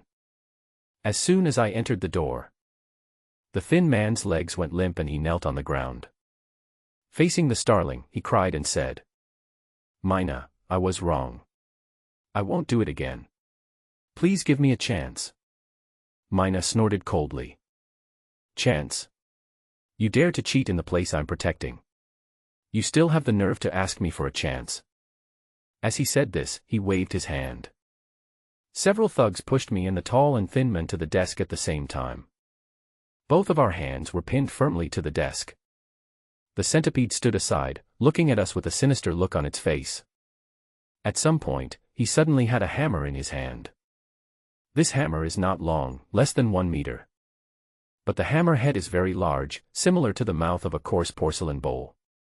Holding the hammer, the centipede looked at us grimly and asked, Who of you two will go first? As soon as the words fell, the tall and thin man immediately cried out heart-wrenchingly. Mina, I was wrong, please forgive me. I will work like a slave for you in the future. As long as you let me go, I will do anything for you. But the starling didn't even look at him. His eyes were always fixed on me. Suddenly, the starling's lips moved, and he said 2 words coldly. Get started. The starling has spoken. Then, there was a muffled bang sound. I was shocked and my heart trembled. The tall and thin man next to me immediately let out a scream that was heartbreaking. The cry was extremely shrill. It makes people feel creepy. The fingers are connected to the heart. After this blow of the hammer, his palm was covered in blood. The number of fingers is so large that it is hard to even tell. This scene made me sigh in my heart. When a rabbit dies, the fox mourns. The thin man's experience made me feel sympathetic. This is Lando. This is a con man.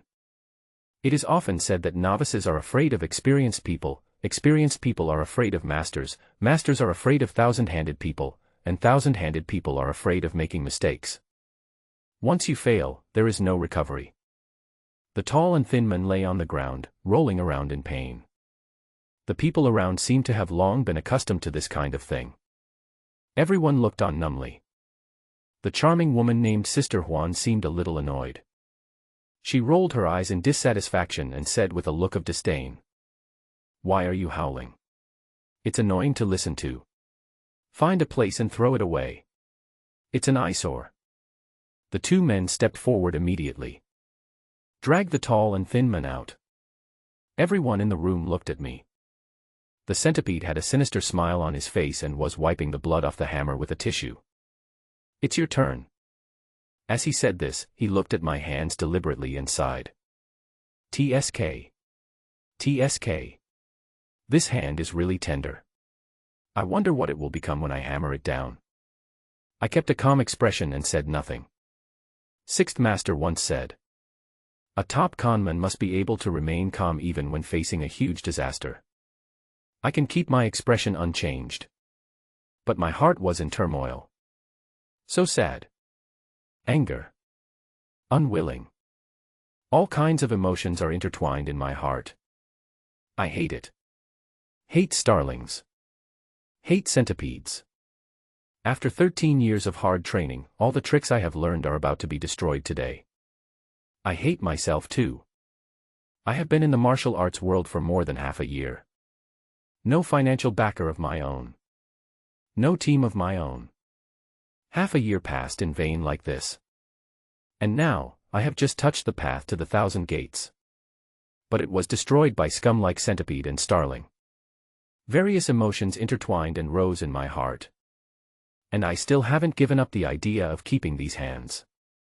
Suddenly, I raised my head and looked at the centipede. His expression became increasingly cold. His eyes were like knives, and he said fiercely, "Centipede, I advise you to kill me." My words startled both the starling and the centipede. "Otherwise, I will definitely kill you later." Although they are controlled. But my tone was still fierce. The centipede grabbed me by the collar and put its face close to me. Staring at me, he said viciously, "You little bastard, you dare to threaten me." Facing his gaze, I didn't flinch at all. Gritting my teeth, I said fiercely, "Yes, I am threatening you. Come on, kill me. Whoever dares not to do so is a son of a bitch." I know.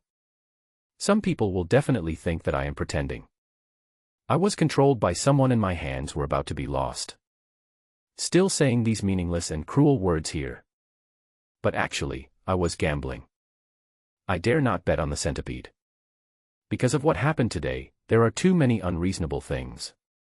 First of all, Centipede didn't dare to go to the casino and only gambled with me in the preparation room. This means that he was afraid that he couldn't take me away with him in the casino. After all, there are lights on and off in the casino. He can't just take me away just by saying that I cheated. Besides, I won 50,000 yuan from Centipede before. But if Centipede wants to get the money back, he has many ways to do it. With his strength, he is more than enough to deal with me. There is no need to involve the underworld big brother, Mina. Besides, up to now, they haven't even mentioned the word money. Lastly, if they really wanted to cut off my hand, they could have done it long ago. Why would he cheat and break his hand in front of me? This practice of killing the chicken to scare the monkey is obviously intended to cause me psychological pressure. Break down the defenses in my heart and achieve their goal. That's why I'm betting. Just like a hostage in the hands of a kidnapper. The purpose was not achieved. The kidnappers will not kill the hostages easily. Sixth Master once said, "Thousands of doors are like a chess game. There are traps at every step. And I am trapped in the game, and it depends on whether I can win this game." The centipede and I stared at each other angrily. The room was very quiet. The centipede's eyes became more and more scattered. I know, the centipede hesitated. Sure enough, he turned his head and glanced at the starling. But unfortunately, the starling was leaning back in the boss chair, puffing out smoke and not even looking at him. For a moment, the scene was a little awkward. Suddenly, a thug standing by the window pointed outside and said, "Mina, there are a lot of people outside, they seem to be here to cause trouble." Everyone's eyes, including mine. They all looked out the window. Just below the stairs. There were already more than a dozen black commercial vehicles parked there. As the car door opened, the people inside got out one after another. There are a lot of people. There were at least 50 or 60 people. They all had short crew cuts, black short-sleeved shirts, and held baseball bats in their hands. As soon as these people got off the car, they all stood aside obediently. Wait for the last car to get off. When the car door opened, a graceful woman in a white dress slowly got out of the car. I looked up and saw the plaque of the video game arcade. Then she walked up the stairs. Behind him were 50 or 60 men in black. Gather around immediately and follow behind. The momentum is spectacular. People passing by couldn't help but stop to look. This woman is Sume.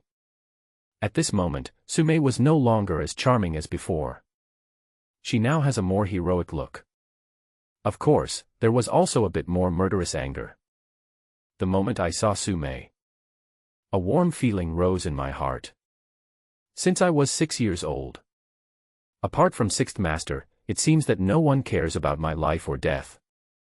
And now, I'm kidnapped by the centipede. Sume actually showed up with the casino security. I'm just an insignificant little person. But because of me, Sume made such a big show. I must remember this feeling. It was Sume at first sight. Mina couldn't help but frown. He immediately stood up and said to the centipede, "All of you, keep an eye on this kid. Centipede, you must not come out until I call you. Also, don't make any noise." Speaking of, Mina brother, along with a few thugs and the charming sister Juan, walked straight out of the office. One of his men immediately locked the door, for fear that I would scream. Centipede also had his men wrap my mouth with tape. I didn't resist. Looking out the window motionlessly. The glass in the office is a coated one-way glass that prevents you from seeing inside from the outside, but allows you to see outside from the inside. As soon as Sume entered the hall, Mina Bird immediately came to greet her. The walls of the office are temporary soft rooms and the sound insulation effect is not good. Centipede and the others might not be able to hear the sounds outside clearly. But for me, I can hear it clearly. "Manager Sue, what are you doing? You brought so many people with you, and you're carrying weapons.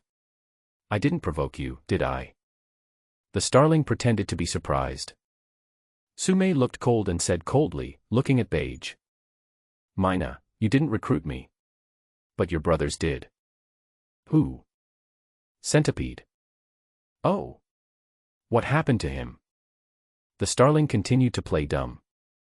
Sume sneered and said, "He brought people to our bathhouse today and kidnapped one of our waiters." "Is there such a thing?"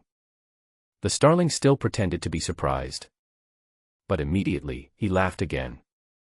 Looking at Sume, he deliberately said, "A waiter, is it necessary for you, Manager Sue, to make such a fuss?"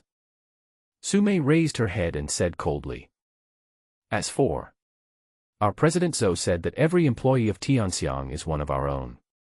If something happens to one of our own, I, as a manager, cannot sit idly by." Sume said she specifically mentioned our beautiful boss Zhou Shaoxian. It was obvious that she was reminding the starling. She came here to represent Zhou Shaoxian. Sure enough, the starling smiled and said, "Manager Sue, even if you give me some courage, I would not dare to go against the eldest daughter of the Zhou family.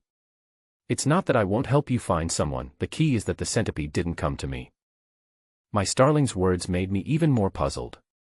He kept saying that he didn't dare to go against the eldest lady of the Zhou family. But it was obvious that it was he who instructed Centipede to kidnap me. Could it be that he really doesn't care about the Zhou family? Although, he is also considered a big brother in the underworld. With his strength, let alone the Zhou family, he can't even compare to Zhou Shaoxian. Then why did he dare to send Centipede to Tianxiang to kidnap me? Think of this. I couldn't help but be shocked.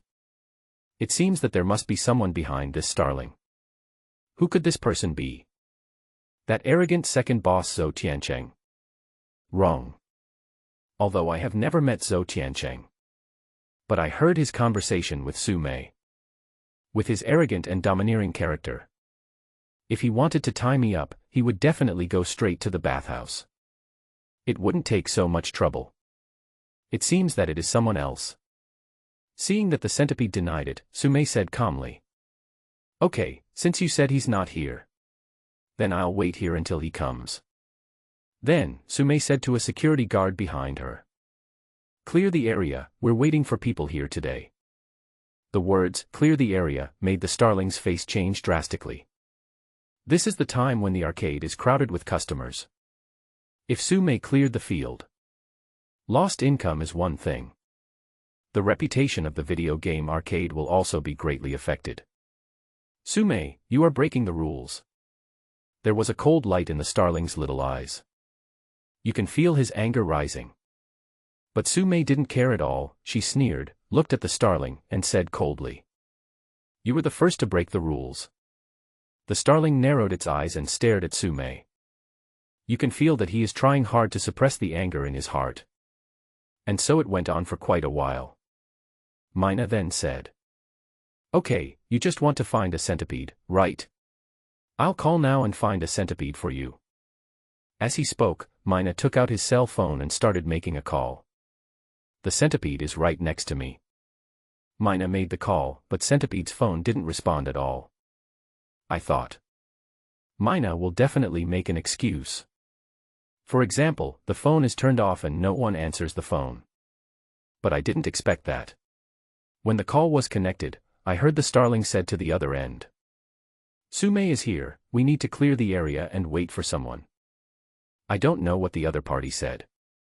After agreeing, Mina handed the phone to Su Mei. Su Mei picked up the phone casually. But as soon as the other party opened his mouth, Su Mei's expression changed immediately. She was a little nervous and confused. And the attitude began to become respectful. Who is the person on the other side? My first reaction was, could it be Zhou Tiancheng? But when I think about it, it doesn't make sense. The last time Su Mei talked to Zhou Tiancheng. Her expression, though, was nervous. But more of it is anger and hatred. And it's completely different from now. After a few words, the phone was hung up. Su Mei handed the phone to Mina. Mina, I don't care what you guys do. But one thing is, you must ensure Chulia's safety. Otherwise, this will be held against you. As soon as he finished speaking, Su Mei turned and left. In the office, Mina Bird was still sitting in the boss chair.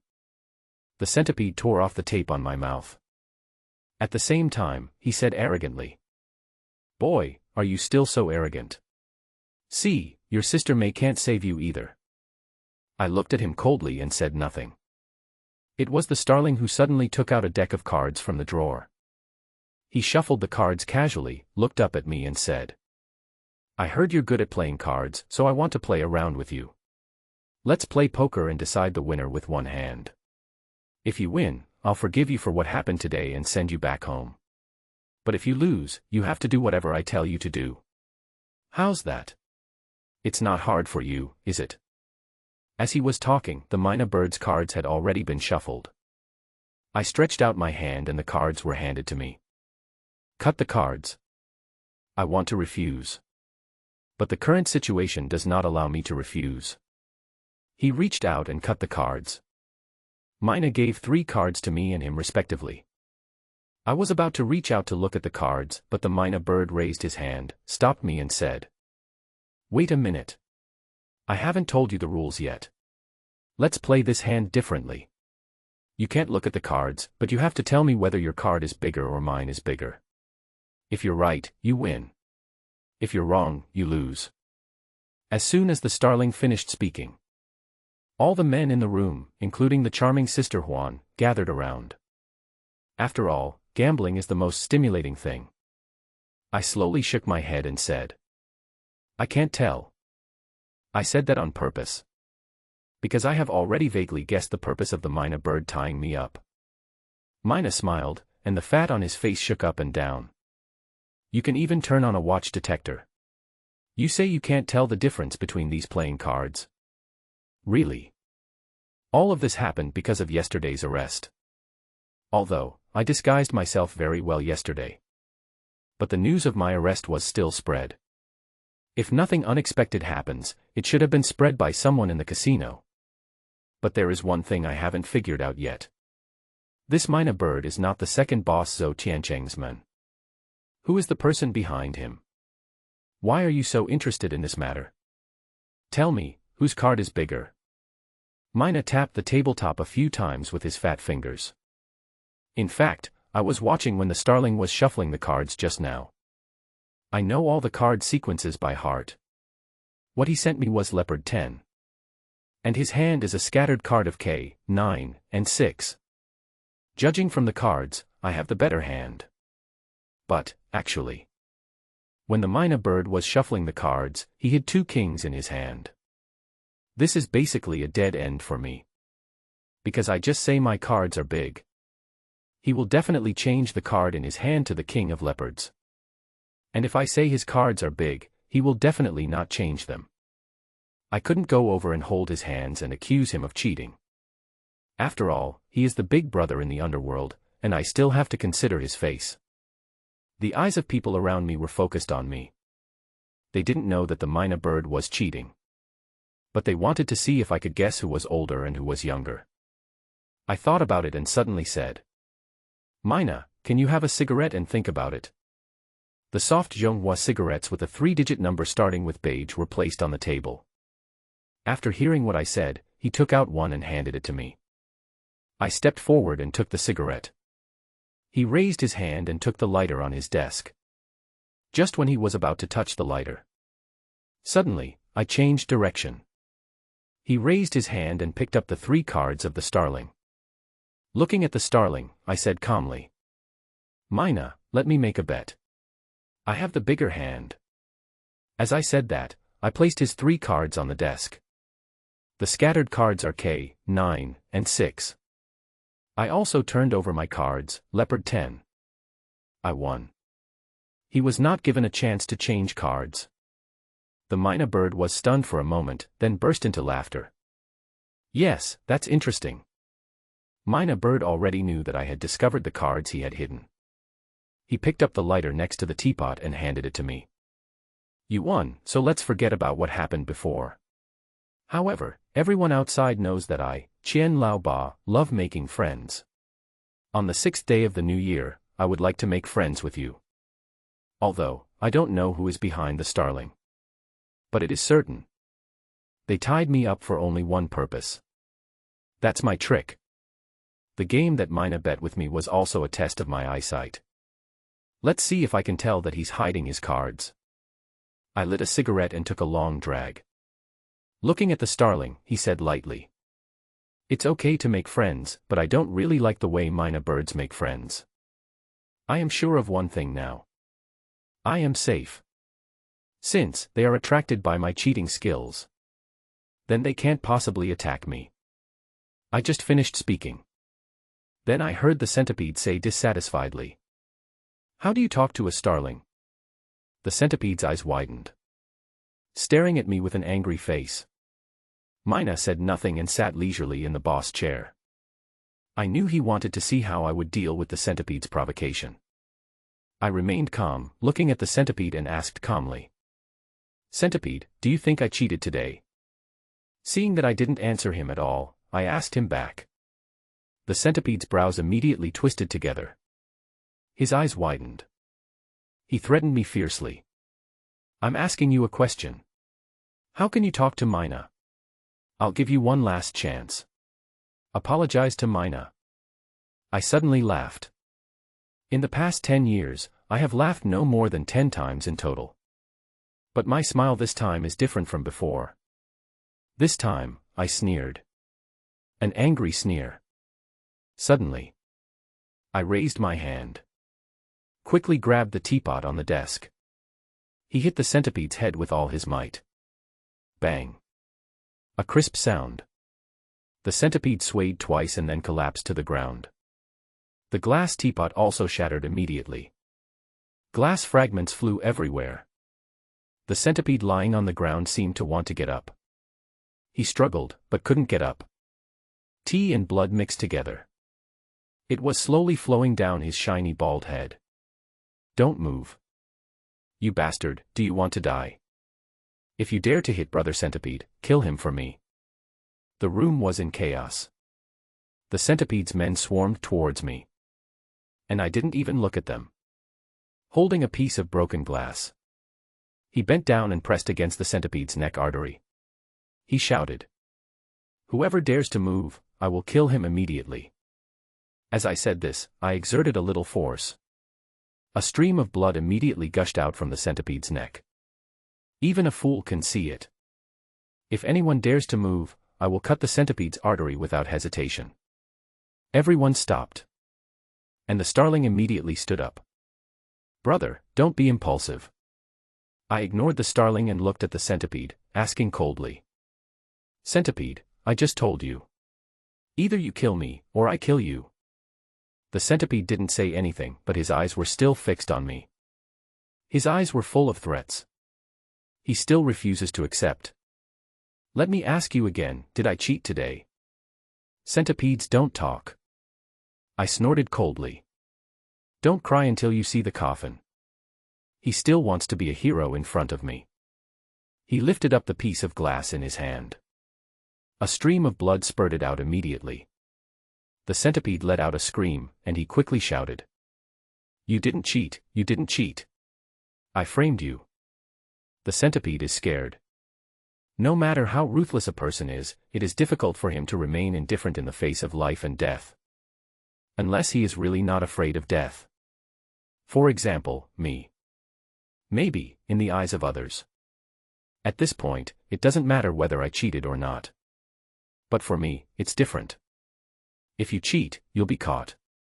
That's because I'm not skilled enough. I'm willing to accept the punishment of having my hand cut off. But I didn't cheat, but I was wrongly accused of cheating. I just have to ask for an explanation. Otherwise, I won't tell you about the missing sixth master. It is also a waste of the old man's 13 years of teachings. Although the matter is small, the reputation is great. Brother, give me some face and let him go. Mina said again. He has changed the name for 3 times from the beginning to now. Boy, it's the 6th day, brother. I sneered in my heart. If you want to be my brother, I'll have to see if you are worthy of me. Although, I don't look down on this Mina bird in my heart. But at least now, I still have to give him face. I let the centipede go. The centipede that was so arrogant just now. Even though his head was covered in blood, he still stared at me angrily. The reason why I dared to deal with the centipede in front of the starling. It's also gambling. I bet the starling wouldn't dare to do anything to me. After all, he and the people behind him were impressed by my cheating skills. Then he won't touch me. At least, they won't touch me for now. Some people may think that my behavior is reckless and that I am arrogant because of my talent. But there's nothing I can do about it, that's just who I am. Since you have chosen the blue path, you will enter thousands of sects and mingle in the world. If I can't take revenge, how can I dare to talk about becoming a master in 3 years? How can I avenge my father? Joke. Mina, can I go now? I asked calmly. The starling put out the cigarette butt in the ashtray. Looking at me, he said with a smile. You win, of course. But brother, let me tell you something.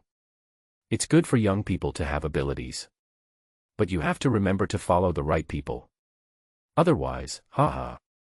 The Mina bird didn't say anything else. But his meaning was clear. I work at Tianxiang now and I am considered Zhou Xiaoxian's person.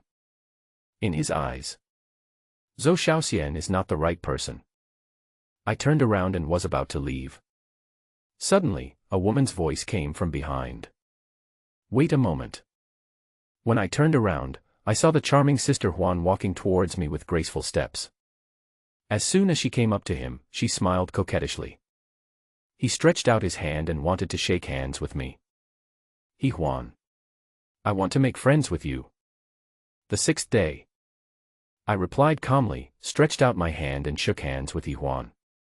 Her hands were cold and soft. The palms are long and slender, with faint calluses on the joints. Sixth Master once said, "A thief looks at the eyes, a cheater looks at the hands." I can be sure that Juan's hand is the hand of the con man. When Centipede tied me up, he turned off my phone. After leaving the arcade, I turned on my phone. Several text messages came in one after another. 2 of them were sent by Sume. Let me turn on my phone and call her back.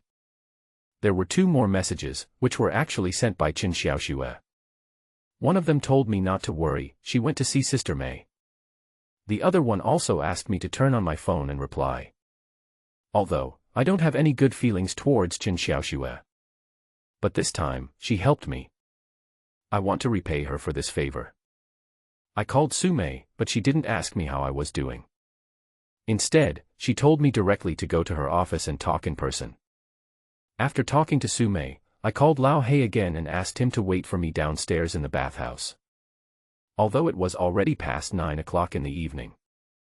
But this time is the best time for bathing and casino business. As soon as I arrived at the bathhouse, I went straight upstairs to Sume's office. After knocking on the door and going in, I saw Sume standing in front of the window, looking downstairs. There is an indescribable loneliness in her graceful and beautiful back. This is Sume. A strange woman. Sometimes she is charming and beautiful, and sometimes she is cold and beautiful.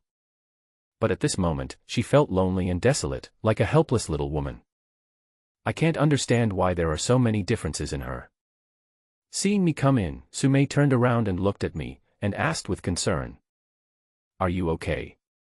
Did Qian Laoba hurt you? What happened today? Sume asked a series of questions. It makes my heart warm. You can feel whether a person's concern for you is insincere or genuine. Sume's concern belongs to the latter. I briefly recounted what happened today. But I didn't mention it. I heard her conversation with Qian Laoba. He didn't even ask her who called her. I want to see if Sume will tell me. After listening to what I said, Sume frowned. She folded her arms, looked at me, and said unhappily. Chuliu. Hey, Master Lu, my Master Chuliu. You just won't listen to advice. Do you know? Although Qian Laoba has some power in Harbin, he is a very bad person. He is a mean person who forgets his principles when he sees profit. You must stay away from him. If he causes trouble for you again, tell me immediately. I nodded slightly and said nothing. Sume continued to speak, but her tone was a little urgent. Also, I told you last night.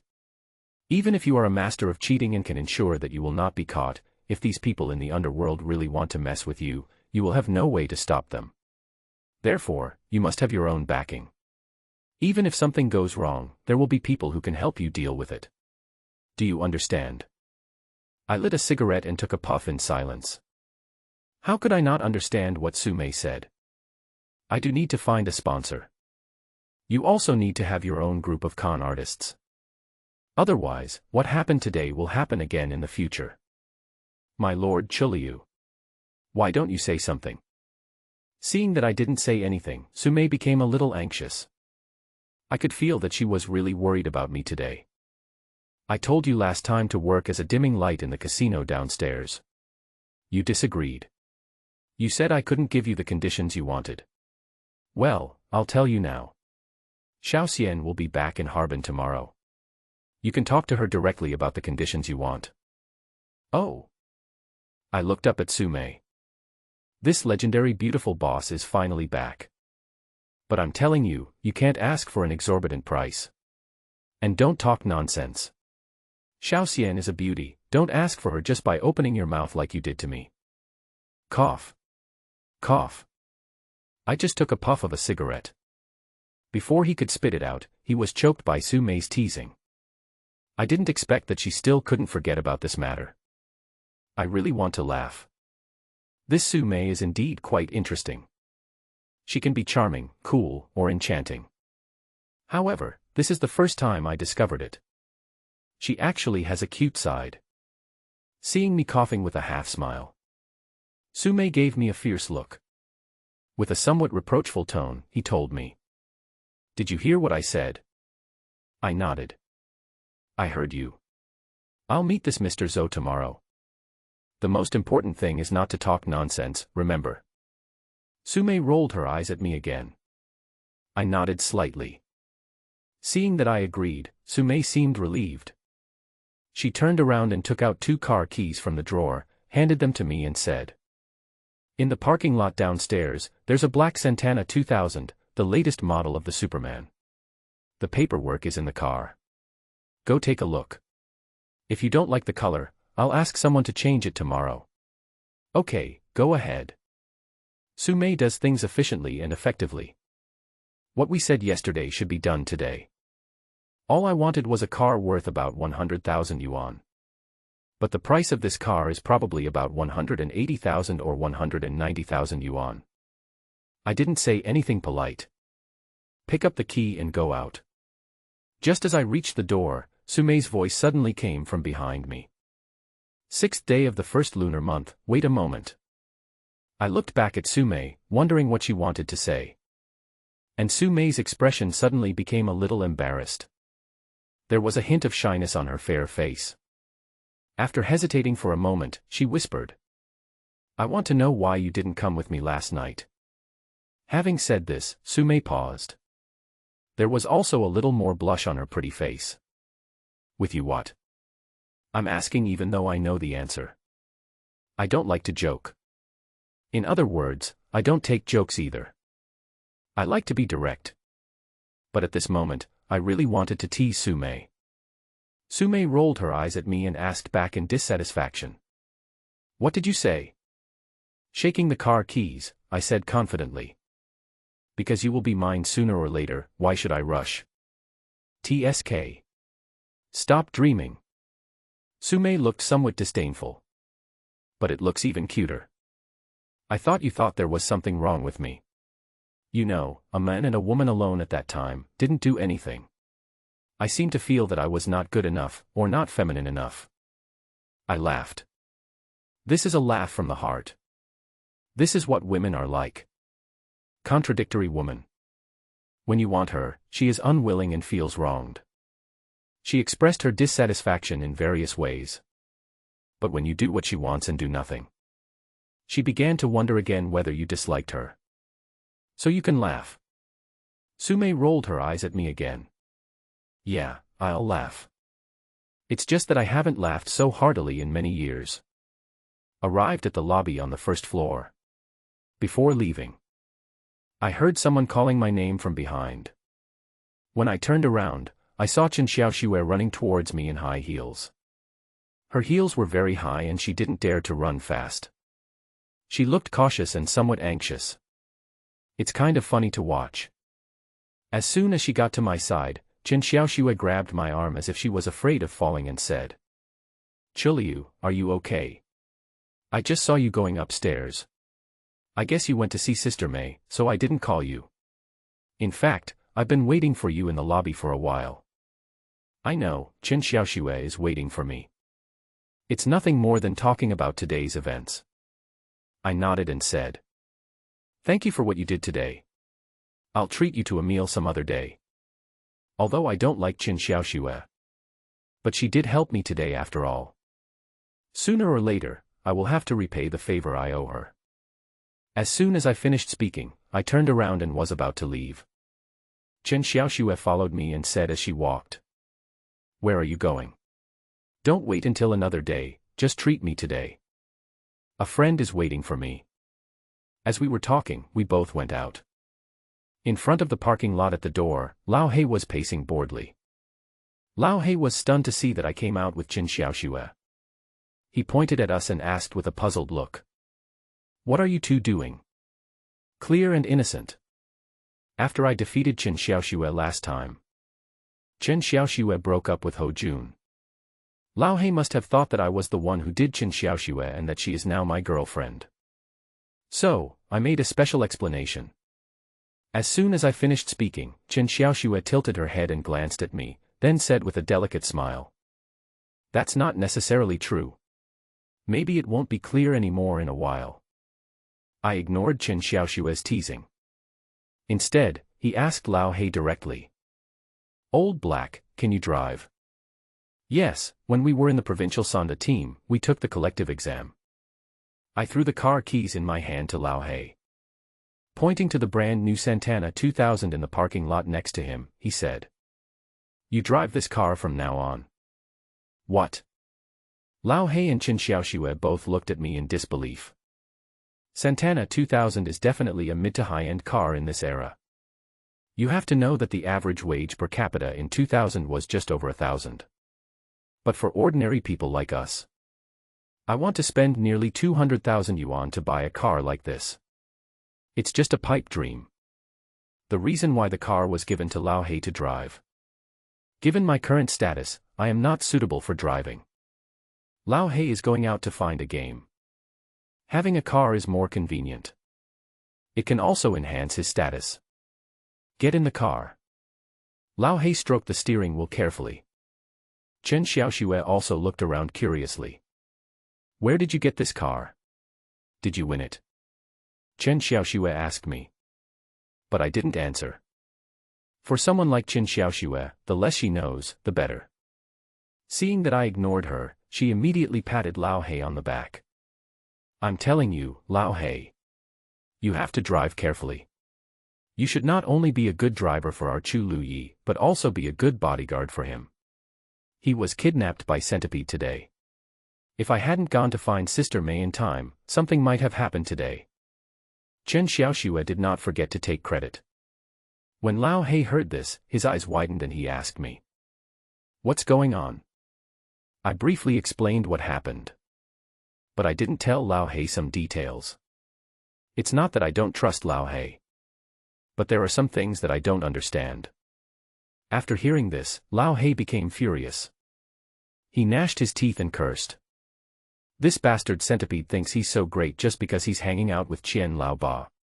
On the 6th day of the new year, if Centipede dares to bother you again, tell me. Don't mention Qian Lao Ba, just Old Turtle. I'll either knock his head off or run over those bastards with my car. I know that Lao He is this ruthless. But I know better. Thousands of rivers and lakes. Problems cannot be solved by fighting and killing. Just like what a line in a movie said a few years later. The underworld is not about fighting and killing, but about human relationships and worldly wisdom.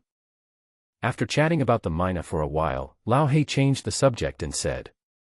By the way, Master Lu, I know of 2 good games recently. But they are big, and without an introduction, you can't get in at all. I asked Lao He to find a game before.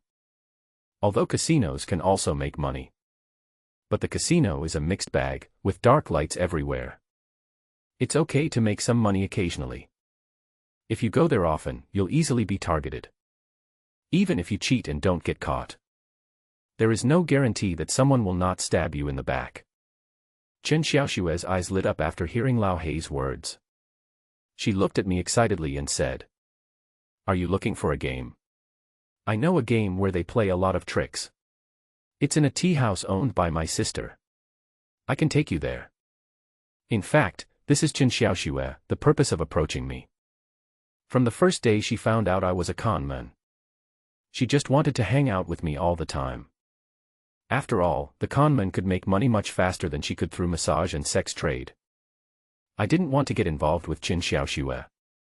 But I owe her a favor today, and I will have to pay it back sooner or later. Why not return the favor now? I don't beat around the bush. Looking at Chen Xiaoshue, I asked directly. So how much do you want? Chen Xiaoshue was stunned at first, but immediately said with a smile. It doesn't matter how much. If you win, just give me a small reward. I'm not greedy at all. I sneered in my heart. Not greedy. When she was at my house, I asked her to take 500 yuan for the massage, but she stole 1,000 yuan. I definitely won't believe what a woman like this says. Okay, I'll give you 30%, but only this time, no more. I could feel that Chen Xiaoshue was a little disappointed. But she nodded and agreed. The tea house Chen Xiaoshue mentioned is called Pinmingju. The grade is upper mid-range. According to Chen Xiaoshue, her sister also used to be a technician. Occasionally, I would take some sex jobs. Later, a customer took a fancy to her and simply kept her as his own. Fearing that she would have nothing to do every day, he opened a tea house for her. This man likes to play cards. When he has nothing to do, he organizes a group of people to go to the tea house to gamble. When we arrived, it was already past 10 o'clock in the evening. But the card game in the box was still in full swing. Chen Xiaoshua's sisters are very enthusiastic. As soon as we arrived, she invited me and Lao Hei to come on stage. But I didn't agree and still followed my previous rules. Stand aside and watch the situation first. They were playing poker, with 6 people in total. The bet is 1 to 500, with a cap of 20,000. Everyone must place a bet, whether you follow or not, you must place 100 bets first. The maximum bet can be 500. If the player has 500 cards, the one who is looking at the cards has to call with 1,000. When the amount on the table reaches 20,000, no matter how many players there are, they all compare cards directly. Relatively speaking, it is more reasonable than the games Ho Jun and I played before. This game is really good. After watching for a while, I found that there was no problem with the poker and no one was cheating. And everyone at the table likes to bet without making any moves. There is a lot of money on the table almost every time. At the least, there are 3 or 4,000. And every few rounds, the cap will be 20,000. For me, this kind of situation is just about making money. Even if you play it conservatively, it's not a problem to make more than 100,000 in one night. After playing for a while, Chen Xiaoshua's sister's boyfriend said he was hungry. You're going downstairs to have some midnight snack, so let me go upstairs and play first. I didn't refuse and sat in his seat directly. When we came, we went to the bank on purpose. All the belongings of Lao Hei and I were taken out. After all, some bureaus require inspection of goods in advance. That is to say, you are allowed to sit at the table based on how much money you bring. I took out 20,000, put it on the table, and started playing. The banker in this game does not take turns to be the banker. But whoever wins will be the banker. If you win consecutively, you can be the banker consecutively. Like this casual game where there is no dealer dealing cards. Being the banker is the easiest way for a conman to cheat. After all, just shuffle and deal the cards. You can control the overall situation. But I was not in a hurry to become the banker, and I didn't cheat. Just follow the normal card path and play casually. After all, I am the newcomer in this game. He started killing everyone right away. It is easy to arouse suspicion from others. That's not called cheating, that's called robbery. Although, these people are all idiots in my eyes. But that doesn't mean that Bang Chue never becomes alert. Such a good game. Such a fat bunch of pigs. I want to raise it little by little and slaughter it slowly. Sitting opposite me was a middle-aged man wearing gold-rimmed glasses and well-dressed.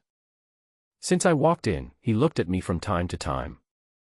His eyes were cold, as if he didn't welcome me. I thought he didn't like strangers joining their card game. But after playing for a while, I realized something was wrong. I have a hand of cards and I remember the order of the cards clearly. His cards should be a pair of 10s and a jack. But when the cards were opened, his cards turned out to be 10, J, and Q. He changed the cards. Because I didn't follow that time, I turned around and talked to Lao Hei. I didn't even notice how he changed the cards. Of course, I understand that too. Why does he keep looking at me as soon as I enter the door? He was completely guilty and was afraid that I was cheating and would discover that he was cheating. Maybe he saw that I didn't move, so he lost some money at the beginning. I am sure that I am not a con man. I became much braver. After another hand, he changed the cards again.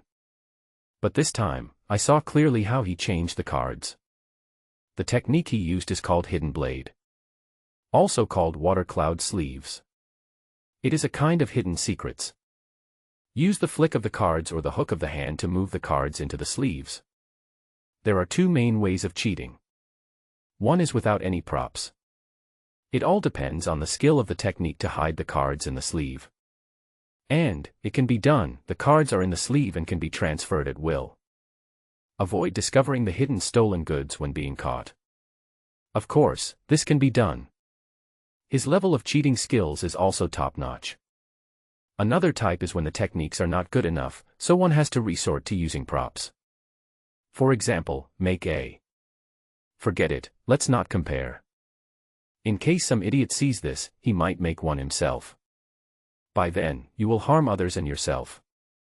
The man with glasses sitting opposite me was using props. Because his movements were a little stiff. Found out he was cheating. I deliberately avoided him. When he bets, I try not to follow. It's not that I can't beat him. But I was afraid that he would become suspicious and ruin such a good situation for me. But when I gave in to him, I found that he didn't give in to me. There are 2 hands of cards, and there are only 2 of us left. I always choose to compare cards directly. Although he won all the games, he still seemed very dissatisfied. He muttered, "Fuck, if you don't have money, don't play. I only won this little money with such a big hand." Greedy snake swallows elephant. This guy with glasses has been with me since my debut. The greediest con man I've ever met. When I saw his attitude towards me, Lao Hei's eyes immediately widened and he stared at him angrily. I quickly gave Lao Hei a look and told him not to interfere. For a con man, impulse is a big taboo. After all, we are here to make money, not to cause trouble. But I still want to teach this guy with glasses a lesson. It's my turn to be the banker and shuffle the cards. I checked the cards specifically. Of course, I checked while washing. To outsiders, I'm just an ordinary shuffler. But for me, I can not only remember the order of the cards, but also find out how many cards the guy with glasses hid and what they hid. Brother Glasses hid 2 cards in total. One is the J of hearts and the other is the Ace of clubs. When it was my turn to deal the cards, I specially gave the brother with glasses the 10 of hearts and the Q of hearts. As long as he changes the cards, it will definitely be a straight flush of hearts, namely 10, J and Q. Brother Glasses doesn't change his cards every time. He also looks at how much money is on the table. In addition to the guy with glasses, I also gave my next player a flush starting with A. Of course, I wanted to use him to carry my sedan chair. As long as he doesn't fold, the money on the table will be less than 20,000. Brother Glasses can't open my cards. There were 6 of us, and we were bored after 2 rounds. 3 people looked at their cards and folded. The only people left at the table were Brother Glasses, me, and my next customer. The 3 of us also chose to look at the cards. And I and my next player continued to place bets. Brother Glasses saw that neither of us had any intention of folding our cards. He raised his arm in a mock manner. I know he is preparing to change the cards. This time, as long as he replaces the J of hearts, he will basically win. After all, the probability of a shunt flush appearing in poker is not high. The men with glasses bet 1,000 directly and said hypocritically, "I'll bet big this time and try to make up for the losses from the previous few bets." In fact, the only one who won money in the whole game was the guy with glasses. But this guy is greedy. As long as there is a lot of money on the table, he will choose to change cards without hesitation. Don't give others any chance at all. I deliberately hesitated for a while before following with 1,000. Of course, I did this on purpose to make them think that my cards were not high, so they followed me anyway. The 3 of us kept on pouring money down 1,000 at a time. After a while, the money on the table had reached 20,000. Looking at the red $100 bills on the table, everyone showed a bit of greed. This is also the charm of cash games. Different from chip betting. The bright red banknotes can stimulate people's nerves even more. Start comparing cards. The guy with glasses thought that his straight flush of 10, J, and Q would be a sure win. But I didn't expect that what I dealt myself was a straight flush of J, Q, and K of diamonds. Just enough to suppress him.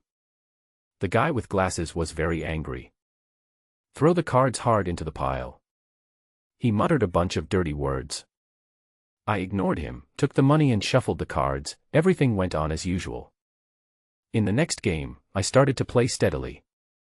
I fold and lose far more often than I win.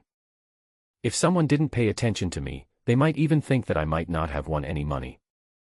But in reality, I have won nearly 100,000. My strategy is simple: win big and lose small. For example, if I win 10 big bets, the total amount is hundreds of thousands. Even if I lose 100 times, I'll only lose 20,000 or 30,000 yuan in total. The money in front of me once reached 30,000 or 40,000. I will only keep 20,000 and give the rest directly to Lao He. I subconsciously feel that keeping the money with Lao He is much safer than keeping it with me. Apart from me, the one who won money was the guy with glasses. He won the most, estimated to be over 200,000. But this guy didn't stop. Gamblers usually lose all their money. And he was so excited about winning. Still changing the cards.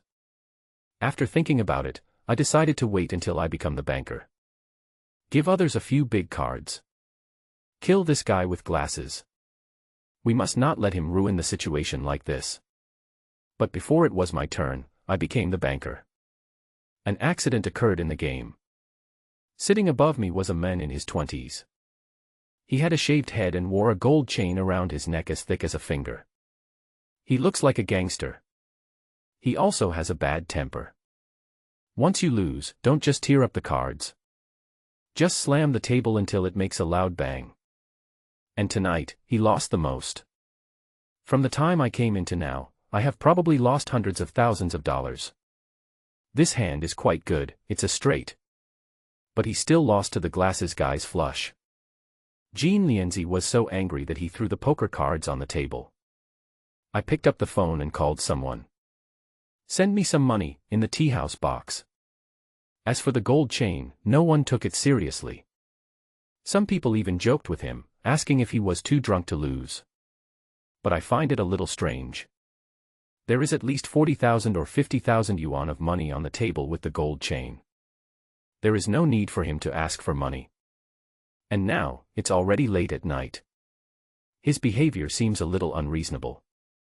I decided not to cheat for now and wait and see. The card game is still going on. After a while. Then I heard the door of the box being pushed open. I turned around and looked. Then a beautiful woman walked in gracefully. The moment I saw her, I was slightly stunned. I never expected that. The person who came was actually He Huan. Different from when I saw her at Starling's in the afternoon. She didn't wear that smoky makeup anymore. Instead, she wore normal light makeup. Her hair was also tied into a ponytail. There is no more worldly air all over the body. He looks like an employee of a certain unit. He Huan obviously didn't expect to meet me here. She glanced at me and immediately looked away. Pretend not to know me. Although, I have never seen what He Huan looks like during a card game. But through what happened this afternoon, I can be sure that He Huan is definitely a con man. I understand too. The gold chain lost too much and became suspicious. Suspecting that there was cheating at the card game, he called He Huan over. Either let He Huan help him win money, or help him catch cheats. Walk up to the gold chain. He Huan took out 20,000 yuan from her handbag and threw it to the gold chain. She even pretended to be dissatisfied and said, "What time is it? Why are you still playing? Do you want to stay up all night? Don't worry about it." The gold chain said with a cold face. From the tone of their voice, they seem to be a couple. But I know that all this is just a disguise. With the appearance of He Huan, Brother Glasses also became cautious. He didn't change his cards for several consecutive rounds. His eyes would look towards He Huan from time to time. But He Huan didn't even look at the card game. She stood aside and soon started chatting animatedly with Qin Xiaoxue and her girlfriend. Women's topic. It's nothing more than shopping, manicures and makeup and the like. I know that He Huan is deliberately throwing smoke bombs to paralyze the cheaters in the card game. Sure enough, when Brother Glasses saw that He Huan's attention was not on the card game at all, he felt relieved. He started changing cards according to the same routine. This is the greed of human nature. Normally speaking, Brother Glasses won enough tonight. Even if he didn't want to give up, if he lost some of it. Having won so much, he should stop. But he doesn't, he seems to want to win more. But how could he know his greed? Leading him to hell little by little. In this round, Brother Glasses is the banker and deals the cards. I was given a pair of kings. Normally, this kind of cards can be played for 2 rounds. But I took one look and folded. Because I know that in this round, the cards of the gold chain and my next player are not small. And Brother Glasses is likely to change the cards again this time. Sure enough, the 3 of them placed bigger and bigger bets, and no one was willing to give up. The money on the table is almost 20,000. The man with glasses kept the cards in his hand the whole time. Stand your palms upright with the backs of your hands facing outwards. He made this gesture to block the gaze of the people at the table with his palm. He's going to change the cards. I saw his arm slightly raised. The cards in the sleeve slipped out instantly. Move very quickly. This group of idiots almost reached the table and didn't notice any clues.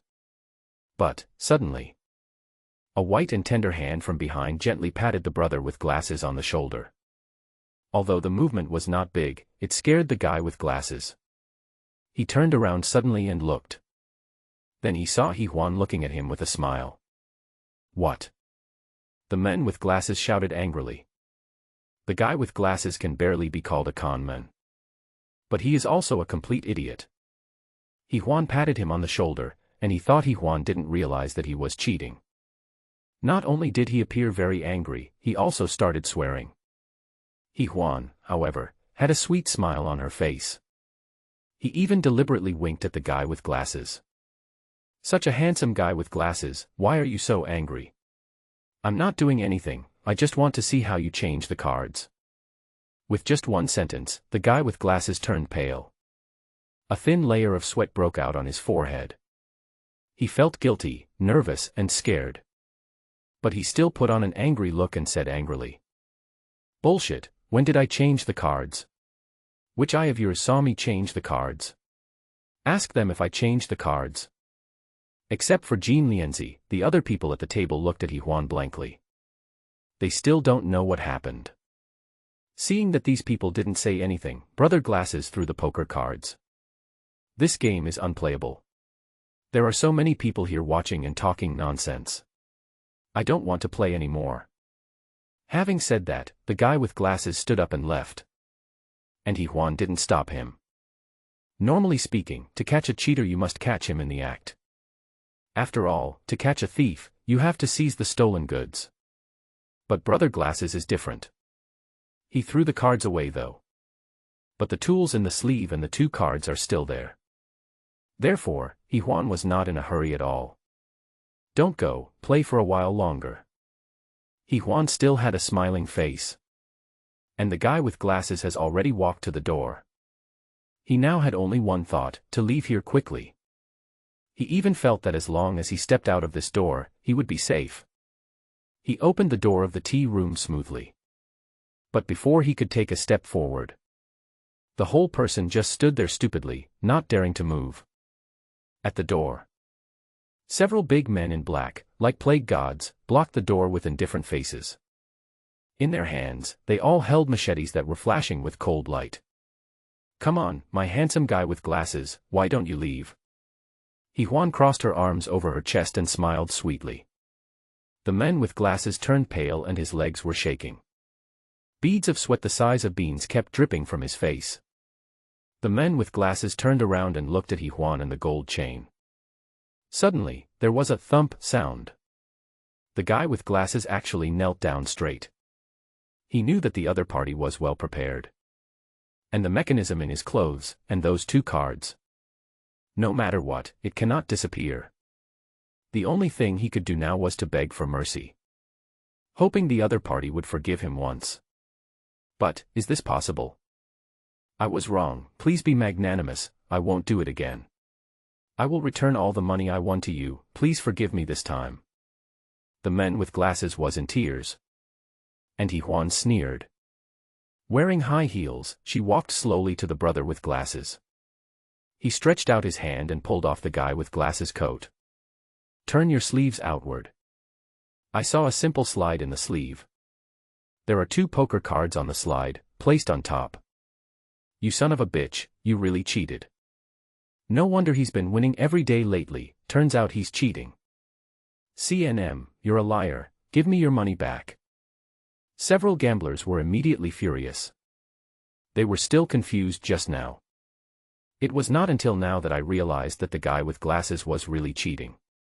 The gold chain that had been silent before. At this time, he strode up to the brother with glasses. He said nothing and raised his foot.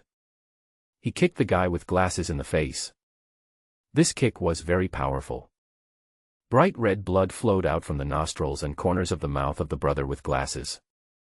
I have lost 500,000 or 600,000 yuan in the past few days, and I have long felt that something is wrong with you. You dare to cheat me, you want to die. As he said that, he kicked him again. The man with glasses covered his head and lay on the ground. Apart from begging for mercy, he dared not move. Wait, kneel down obediently. I will deal with you slowly later. As he spoke, Jean Lianzi turned around and looked at He Huan and asked, "Did anyone else cheat in this game?" "No." He Huan shook his head. "Impossible." Jean Lianzi shouted angrily with a firm tone. His shout made the other gamblers look at each other in bewilderment. Everyone is suspicious of each other. Could it be that someone else is cheating? Suddenly, Jean Lianzi turned around, pointed at me, and asked about He Huan. "What about him? Is he cheating?" He Huan and I were both stunned. "I did cheat. But I was just cheating by using the way I shuffled and dealt the cards. This way of cheating was that even if he held my hand, he wouldn't be able to do anything. Because he couldn't see any flaws, let alone any evidence." He Huan glanced at me. "She knows that I am a conman. If a conman shows up in this kind of situation, there's no way he wouldn't cheat." But she still shook her head and said, "He didn't cheat." The gold chain snorted coldly. "Bullshit. I don't believe it. The guy with glasses cheated, and he beat the guy with glasses. You said he's not a cheater, are you kidding me?" Gold chain's reasoning seems to make sense. But in fact, it is just wild guessing. Because the guy with glasses only knows how to change the cards, but he doesn't know how to shuffle and deal. That is, except for changing his own cards. He had no idea what other people's cards were. Even if he changed his cards, he couldn't win every time. He just used 5 cards to bet against our 3 cards. The probability of winning is just higher. This doesn't prove at all that I cheated. He Huan couldn't help but frowned, and whispered to Jean Lianzi. "Brother Inwu, you are just suspicious, you don't have any evidence at all. Besides, I really didn't see him cheating. Brother Inwu, you should deal with the glasses first. You also know that Brother B won't let you gamble. You asked me to come here today, but I didn't dare to tell Brother B." He Huan persuaded softly. Unexpectedly, the irritable Jean Lianzi glared at He Huan. "Don't use my bago to pressure me. I've been in prison for 3 years, so what if I come out to gamble a few times? I'm telling you, He Huan is just a bitch raised by my bago to watch the game. Don't think of telling me what to do you understand?" I thought that He Huan should have a high status in the eyes of Mina. But now it seems that this is not the case. At least this Inwu didn't treat her as a human being. He Huan's expression was one of embarrassment and a bit of resentment. She looked at me and said nothing more. Inwu simply didn't ask He Huan, but asked me directly. "Boy, let me ask you, are you cheating or not? If you dare to tell a lie today, don't even think about leaving here." I glanced at Inwu coldly and was about to speak. Suddenly, Lao Hei's silly voice came from the side. "Really? I'd like to see why you didn't let him out." When speaking, Lao Hei's hand was always holding a chair. I know, as long as the words are wrong. Lao Hei's chair will definitely be rotated. Inwu obviously didn't expect that Lao Hei would interrupt. He waved towards the door, and 4 men holding machetes walked in quickly. It's obvious that these guys fight often. They are very experienced. When they arrived, they stood in the shape of a Chinese character. They surrounded me and Lao Hei in the middle. Lao Hei didn't show any fear at all. He held the chair and stared at Yin Wu. And I still sat in my seat. After looking at Yin Wu, I said calmly. According to you, does that mean anyone who wins is cheating? Yin Wu looked a little hesitant. Although he suspected me, he had no evidence after all. He is a man of the world and takes face very seriously. In front of so many people, he didn't want to be seen as a rogue who couldn't afford to lose. Yin Wu slowly raised his hand. He signaled to several of his men to make way and wanted to talk to me. Hasn't waited for me yet. Suddenly, the guy with glasses who was kneeling on the ground shouted. He was indeed cheating. I saw it. His cards were hidden in his clothes. Otherwise, he couldn't have won against me.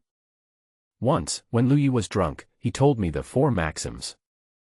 Don't fall in love with a bitch, and don't sacrifice yourself for slogans.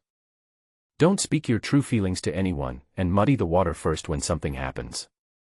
And the reason why this guy with glasses suddenly said that I was cheating. What we actually use is the last sentence, muddy the water first when encountering something. Of course, it doesn't matter to him whether I cheated or not. The most important thing is that he wants me to have a conflict with Yin Wu. Only in this way will he have a chance to escape. When Yin Wu heard this, he immediately stared at me and said, Do you have anything to say this time? Take off your clothes, I want to check. I don't want to conflict with Yin Wu. But I can't let him do whatever he wants. I looked at him coldly and asked. What if we can't find anything? Then I'll let you go. I snorted coldly and shook my head slowly. That doesn't make sense. If you can't find it, you have to give me an explanation. What do you mean? If you find out that I'm cheating, whether you want money or life, I don't mind. But if you can't find out, you either give me 100,000 or apologize to me, kowtow and apologize. As soon as I said this, Yin Wu's face turned green. His eyes seemed to be spitting fire. Court death. I won't tell you whether I'm cheating or not. A gangster like Yin Wu. He takes face very seriously. My words made him kneel down and apologize. In his opinion, it was an insult and a provocation. As he spoke, he slowly walked towards me. And I stood up too. Grab a chair. Looking at Yin Wu coldly. There are 5 people in total including Yin Wu. With Lao Hei's fighting ability, it is no problem to deal with those 4. If I fight Yin Wu one-on-one, he will definitely not be my opponent. Of course, this is not because I am good at fighting. But it's me who resists. I could see that Yin Wu was about to walk in front of me. I stared at him intently. It's ready and ready to go at any time. The same thing happened to Yin Wu. He clenched his fists and looked furious. Maybe in the next second, he will rush towards me. This inevitable battle is about to break out. Suddenly, Yin Wu's cell phone started buzzing. He was slightly stunned and stood up. He took out his cell phone and frowned at first. Then, he looked at He Huan with dissatisfaction. When I picked up the phone, I heard Yin Wu say, Mina, why are you calling me so late? Yin Wu's receiver was very loud. As soon as he finished speaking, he heard Qian Laoba's voice coming from the other side. Lao Wu, release the guy called Chu Lu. Don't touch him. I have a great use for him. Yin Wu agreed and hung up the phone. Looking at me, Yin Wu asked. Your name is Chu Liu? I nodded. Okay, you can go now. I know that Qian Laoba suddenly called Yin Wu. It must have been He Huan who contacted them secretly. Because I just saw her secretly fiddling with her phone. It should be sending a text message to Qian Laoba. And what Qian Laoba said is of great use to me. I didn't understand what he was referring to. The 3 of us went downstairs. I counted the money in the car and found that I had won nearly 100,000 yuan in total. 30,000 was given to Qin Xiaoxue and Lao Hei each. The remaining money will be saved for tomorrow. Lao Hei started the car but didn't even start. My cell phone suddenly rang. I took it out and saw it was an unfamiliar number. Chu Liu, wait for me for a moment, I want to talk to you. I'll be right out now. The call was from He Huan. It was pitch black at the door. The street lights have also been turned off. When Juan came in front of me, he looked at me for a long time. Then he lowered his voice and asked me, "Chuliu, what do you think of Beige?" I was suddenly confused. Juan is Qian Laoba's man. But she suddenly asked me how Qian Laoba was doing. This seems to be the wrong person to ask. What do you think? I didn't answer Juan's question, but asked her a question in return. Juan sneered, looked at me and said, "I don't think he's that good." I couldn't help but frown at Juan's words. What does she want to do? Testing me? Still want to turn against us? I lit a cigarette and took a long puff. Then, he asked calmly, "Aren't you afraid that I will tell him what you said?" Juan shook his head. "I believe you won't." "Why?" "Because we are from the Qianmen sect, and we make a living by our skills. We have never had a good impression of people like Beige who started out as scoundrels. They have always used and exploited us." What Juan said does make some sense. Although Qian Laoba also knows some tricks. But in the eyes of the real Qianmen people, it may not even be considered as the surface. But for someone like him who always wants to fight and kill, the people in the Qianmen sect hate it even more. But Juan can say such things. But I can't say. Because I don't know what her real intention is. Seeing that I didn't say anything, Juan continued. "There will be a big game in a few days. I want to cooperate with you and deal with Qian Laoba together." Without even thinking about it, I immediately shook my head. "Sorry, I'm not interested." Having said that, I turned around and was about to leave. But Juan's voice still came from behind. "You can't escape this situation. If you don't cooperate with me, you will have to cooperate with Qian Laoba." I didn't say anything and got in the car. In fact, I knew that Qian Laoba and the people behind him would come to me again sooner or later. But I'm not afraid. On the contrary, I was somewhat excited. Because, this means I am slowly stepping into the real world. Although it was already late at night, I still couldn't sleep. Lying in bed, I began to miss the smell of Su-mei. It seems that only when she is by my side and I smell her body fragrance can I sleep peacefully. I was just daydreaming. The phone screen beside the pillow suddenly lit up. I picked it up and saw that it was a text message from Su-mei. "Wait for me in the side hall of the casino at 10:30 a.m. I'll take you to see Mr. Zhou. Be on time, don't forget." I immediately replied. "Well, it's so late, why aren't you asleep yet?" "Samui. Just got home, took a shower and went to bed." "How about coming together?" "Samui. What are we doing together?" "Take a shower or go to bed." This time Su-mei only replied with one word. "Roll." I couldn't help but smile at the phone screen. What I said is from my heart.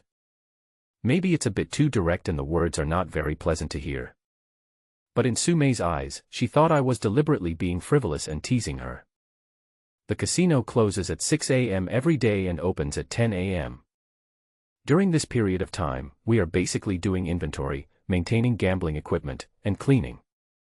As soon as 10 o'clock came, I went straight to the casino. The side hall of the casino that Su-mei mentioned. There are no gambling tables inside, but only gambling machines. When I arrived, the side hall was empty except for the busy staff. There was only one woman, sitting in front of a fruit machine, gambling alone. I didn't go to watch the fun either. I found a random seat, lit a cigarette, and smoked while waiting for Su-mei. Actually, I am a little curious too.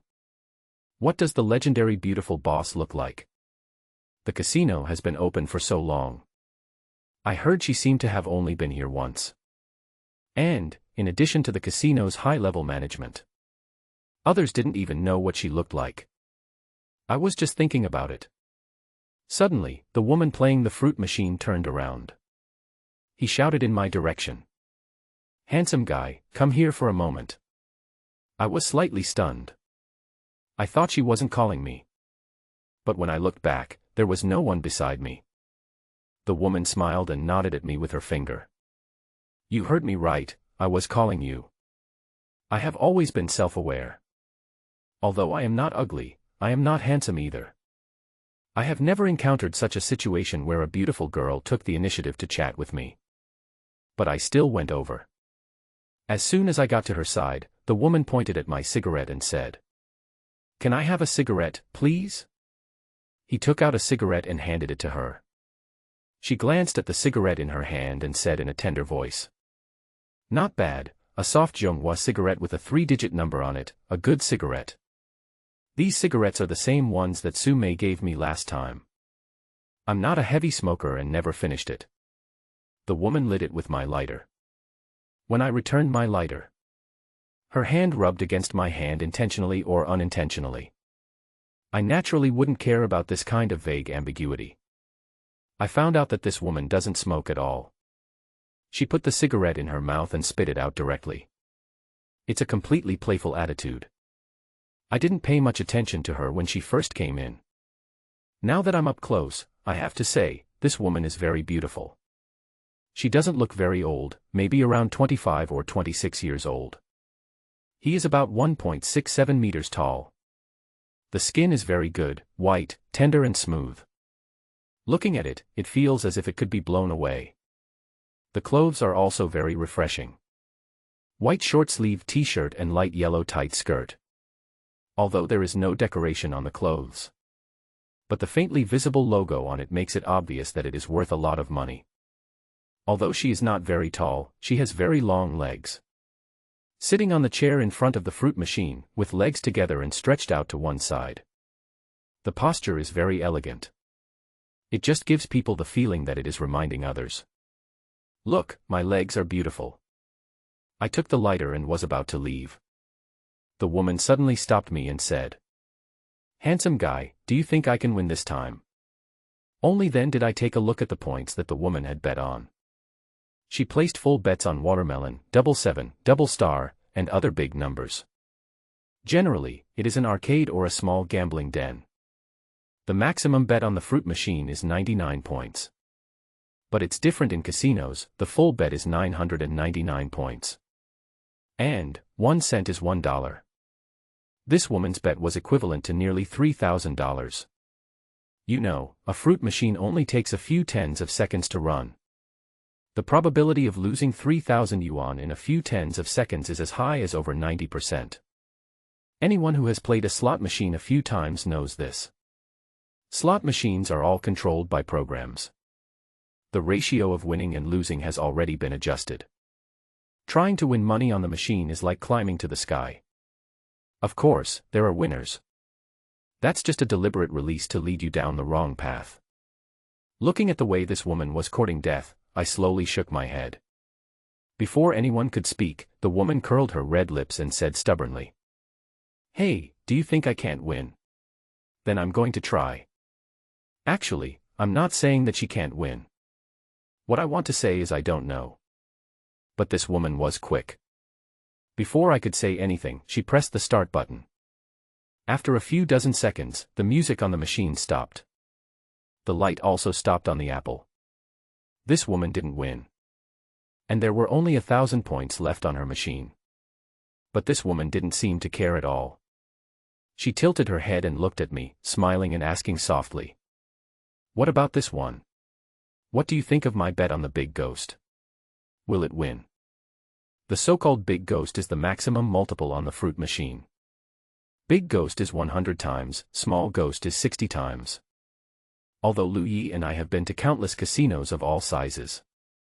But I've never touched a fruit machine. Of course, Sixth Master wouldn't let me touch it either.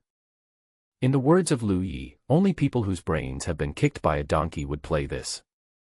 The way I think about it, this is definitely not going to work. But I couldn't say that yet, so I shook my head and said, "I don't know, you can see for yourself." As soon as I finish speaking, I'm leaving. "Wait, you can't leave." "Oh." I turned around and gave the woman a strange look. Is there such a thing in this world? But I gave her a cigarette and she couldn't even leave. And the woman continued. "Last time you said I didn't hit it, and I didn't hit it. This time, if you say I can hit it, I will definitely hit it. Now you say I can hit it. For a moment, I didn't know whether to laugh or cry. If I had this ability, I would say whatever I want. I don't need to cheat, I can just play the fruit machine. But I didn't want to get entangled with her, so I said it lightly. Okay, I wish you success. I've been waiting for you to say this. Just wait and see, I'm sure you'll get it right.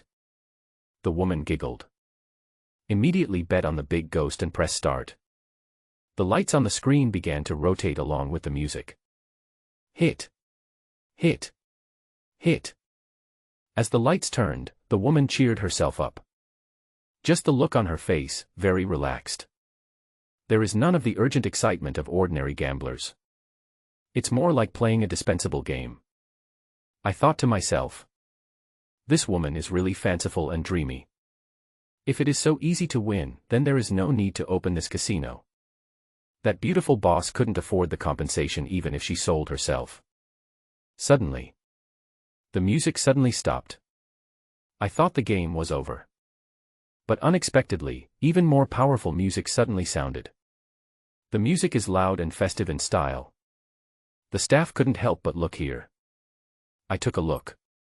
The place where the light is on and the car stops is exactly where the big ghost is.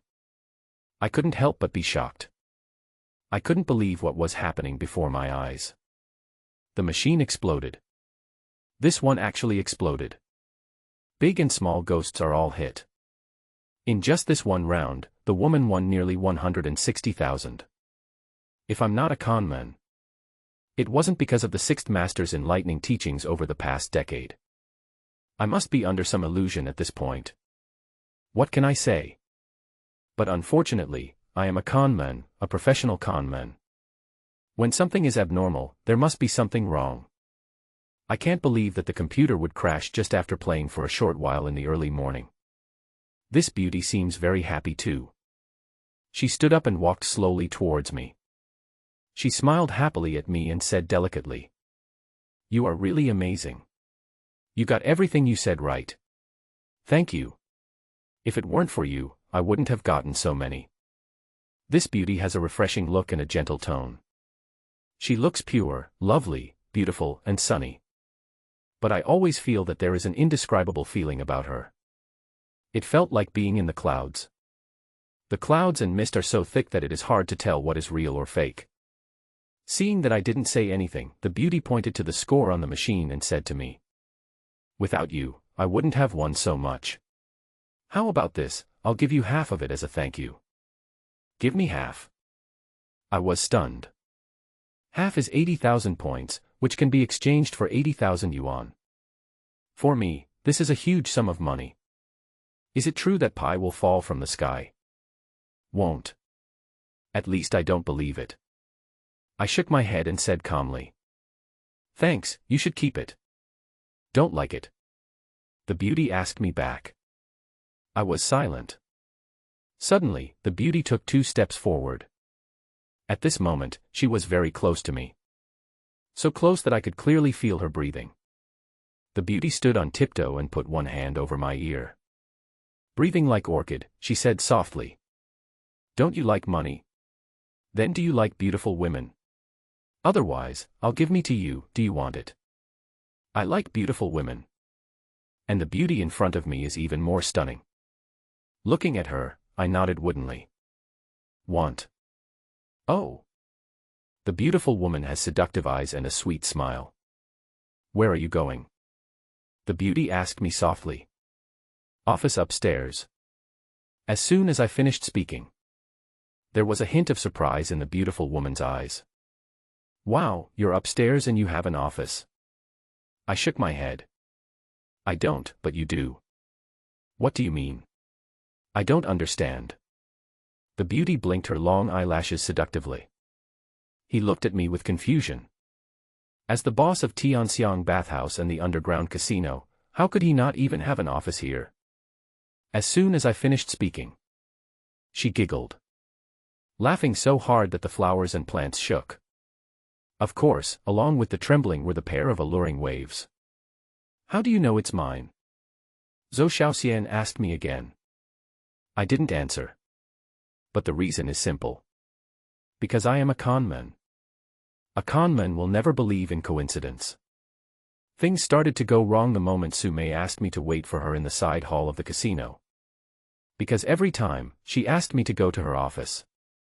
Or, you can just wait for her call in the bath. But the place she chose this time happened to be the side hall.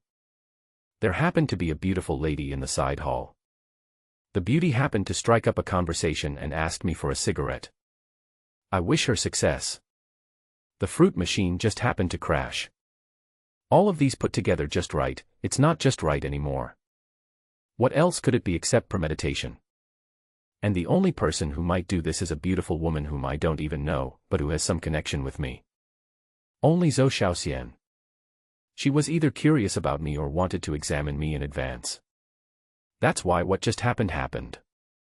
As for Zhou Xiaoxian, she asked me if I wanted her. I guess Sumei must have told her what we talked about before.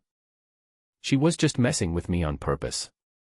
Seeing that I didn't answer, Zhou Xiaoxian didn't ask any more questions. Changing the subject, he said. Since you know it's me, follow me. As she spoke, she walked directly towards the casino's internal elevator. This is a small internal elevator that only casino executives can ride. Take the elevator to the top of the building. I had no idea before that this was the top of the building.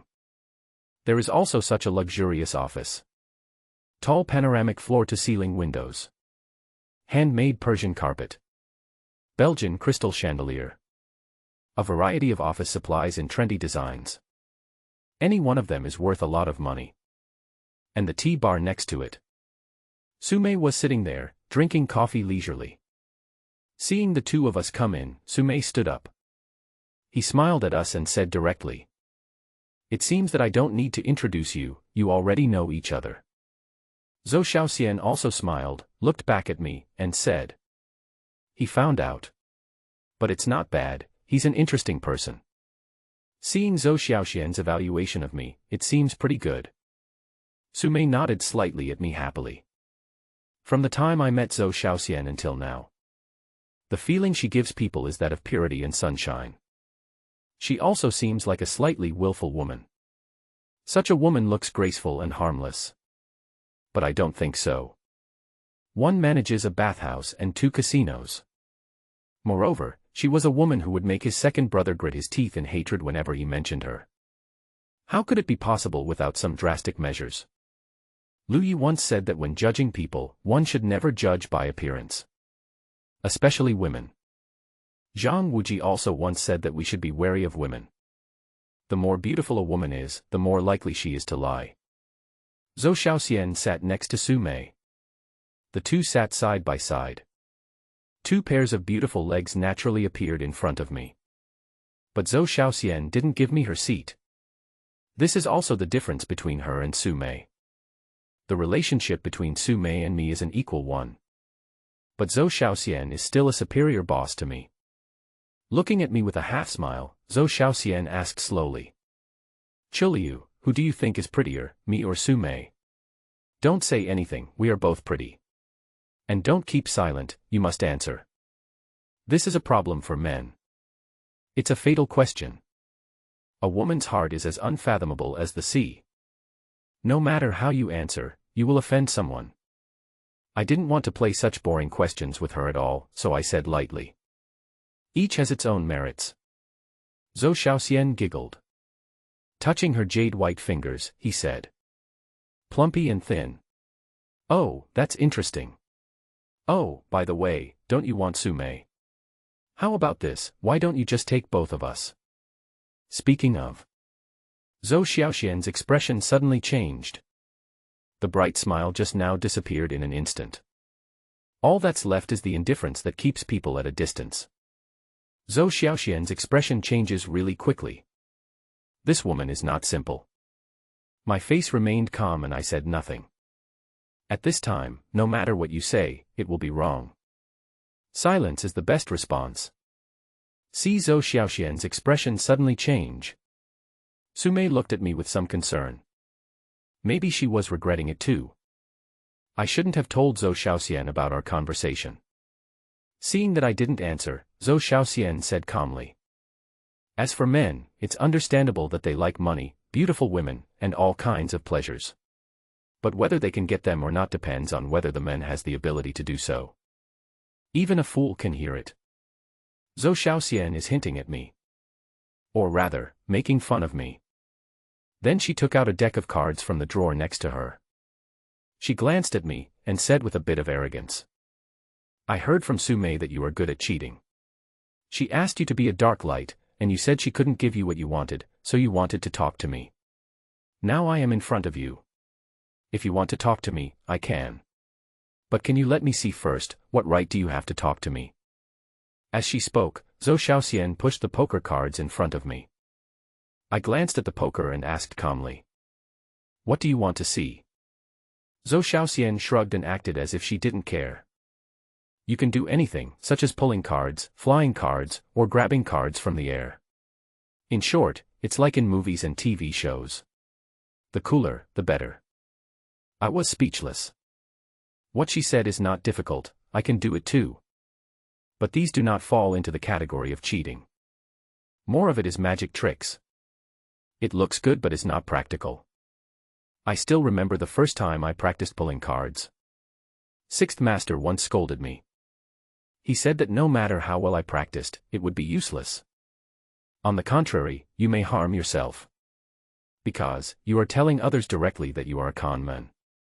Or, you are a skilled gambler. Cheating is different from magic. Magic is about being cool and mysterious. What the con man is about is concealment and winning. This is like traditional martial arts and martial arts. Many people are used to lumping traditional martial arts and martial arts together. They think it is just a show of fancy moves. In reality, there is a world of difference between the two. Martial arts is a performance that aims to strengthen the body. But in traditional martial arts, what one learns is the ability to kill with one strike. The two cannot be confused at all. After looking at Zhou Xiaoxian, I said calmly. I can't do what you said. I'm a con man, not a magician. Such a cheap show. I certainly wouldn't do it. Zhou Xiaoxian sneered. Pointing at the poker cards, he said. Okay then, send me 3 A's. I couldn't help but frown. Zhou Xiaoxian is not testing me at all. This is totally entertaining to me. Don't talk about an old con man like me who has practiced for 13 years. They are just some old-time gamblers. This can be done without anyone interfering. Of course, once they are involved in the gambling game, they may not dare to do it. Seeing that I didn't move, Zhou Xiaoxian looked at me with some dissatisfaction and said impatiently. You can't do this, and you can't do that. Then let me ask you, why do you want money and people from me? What do you think of my place, Zhou Xiaoxian? A welfare home. This is what women are like. The speed of changing one's attitude is comparable to turning the pages of a book. Moreover, Zhou Xiaoxian mentioned several times that I wanted someone, referring to Su Mei. Judging from her attitude, she seemed to be standing up for Su Mei. I am apathetic by nature. Especially with such an aggressive boss. I have no patience at all. After looking at Zhou Xiaoxian, I said coldly. Since Mr. Zhou thinks I'm worthless, then we should. The 6th day. I didn't wait to finish my words. Su Mei suddenly interrupted me. Then, she looked at Zhou Xiaoxian and said with a smile. Xiaoxian, don't you keep talking about eating at Shui Xian Ju. I have reserved a table long ago, let's go now. If you don't go now, your table will be cancelled. I know Su Mei is doing this for my own good. She doesn't want me and Zhou Xiaoxian to fall out. She also sincerely hoped that I could stay in the venue and work as a dark light. After all, the world is dangerous. I am a con man without any backup, so it would be easy for me to fail. Zhou Xiaoxian thought for a moment, then stood up and said. You really understand me, Su Mei. I've been craving their foie gras for a long time. Let's go. Then, Zhou Xiaoxian turned her head and looked at me again, and said lightly. Let's go together. I didn't want to go. But looking at Su Mei's almost pleading expression, I nodded slightly. I followed the two of them and went downstairs together. Zhou Xiaoxian's car is a black Land Rover Range Rover. The driver drove and she sat in the back. I took the A4 to Sume. As soon as she got in the car, Sume said with some worry. Master Chuliu, I haven't told you about Xiaoxian's personality before. How should I put it? She is very strong-willed and never admits defeat. She is cold on the outside but warm on the inside, and doesn't have so many complicated thoughts. In fact, she is very simple. Very simple. I couldn't help but look at Sume. When Zhou Xiaoxian is indifferent, her words are sharp and daggers are hidden in her words. When you smile, you feel like spring breeze. After changing his face, he can pierce your heart and lungs. It also manages a bathhouse and 2 casinos. How can such a woman be simple? I don't believe it. I think it is Sume who is simple. Seeing that I didn't say anything, Sume continued. I know you have a distinct personality. But you can't be arrogant. You have to understand that you are working for Xiaoxian now. You can't confront her. You have to learn to bow your head and learn to be submissive. What Sume said makes sense. But she doesn't understand me. I don't even understand a word, rules. Since the day I became Lu Ye's apprentice. 6th Master told me. The relationship between the top con man and his financiers. It is cooperation and equality. If there must be a distinction between high and low. That's also because the con man is in the upper position, and the financier is second. You must never accept a small reward from a sponsor. Just think of yourself as a watchdog guarding the house. You know, we rely on technology. Help the financier make money and keep his place safe. If the sponsor is a snob, just fire him. The world is big, and we have technology. Where can't we settle down and have wealth and treasures? Of course, I don't want to explain this to Sume. After all, we are not in the same world. The Quixianju that Sume mentioned is a restaurant on the banks of the Liujin River. The location here is excellent, with a broad view and you can listen to the wind by the water. It gives people a feeling of ancient elegance. The dishes here do not belong to any particular cuisine. This is the boss' original creation of an old dish with a new twist, Western style with Chinese flavor. Our box is on the 3rd floor. Not long after we sat down, the table was filled with delicious dishes that looked good and smelled good. While eating, I thought Zhou Xiaoxian might ask me something else. But it was beyond my expectation. She didn't ask anything. And he didn't even look at me. She and Sume kept chatting. They talked about irrelevant topics. Perhaps fearing that I would be embarrassed, Sume pointed to a plate of foie gras and said to me, "On the 6th day of the Lunar New Year, try this. This is their signature dish, abalone with French truffle and foie gras." Upon hearing the name, just like Sume told me before, it is a Western dish. The dishes were exquisite and the portions were small. There were only 3 servings of truffles and foie gras. And above, except for embellishment. It's just abalone sauce. I took a bite. Sume immediately asked me, "How does it taste?" "Not bad."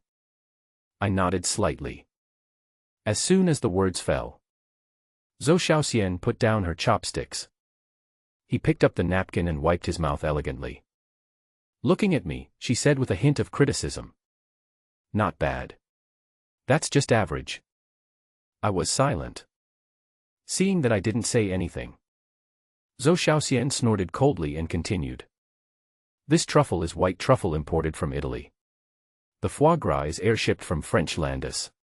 In your opinion, this is just good." "I know. This meal is not that easy to eat." "Zhou Xiaoxian, it has already begun.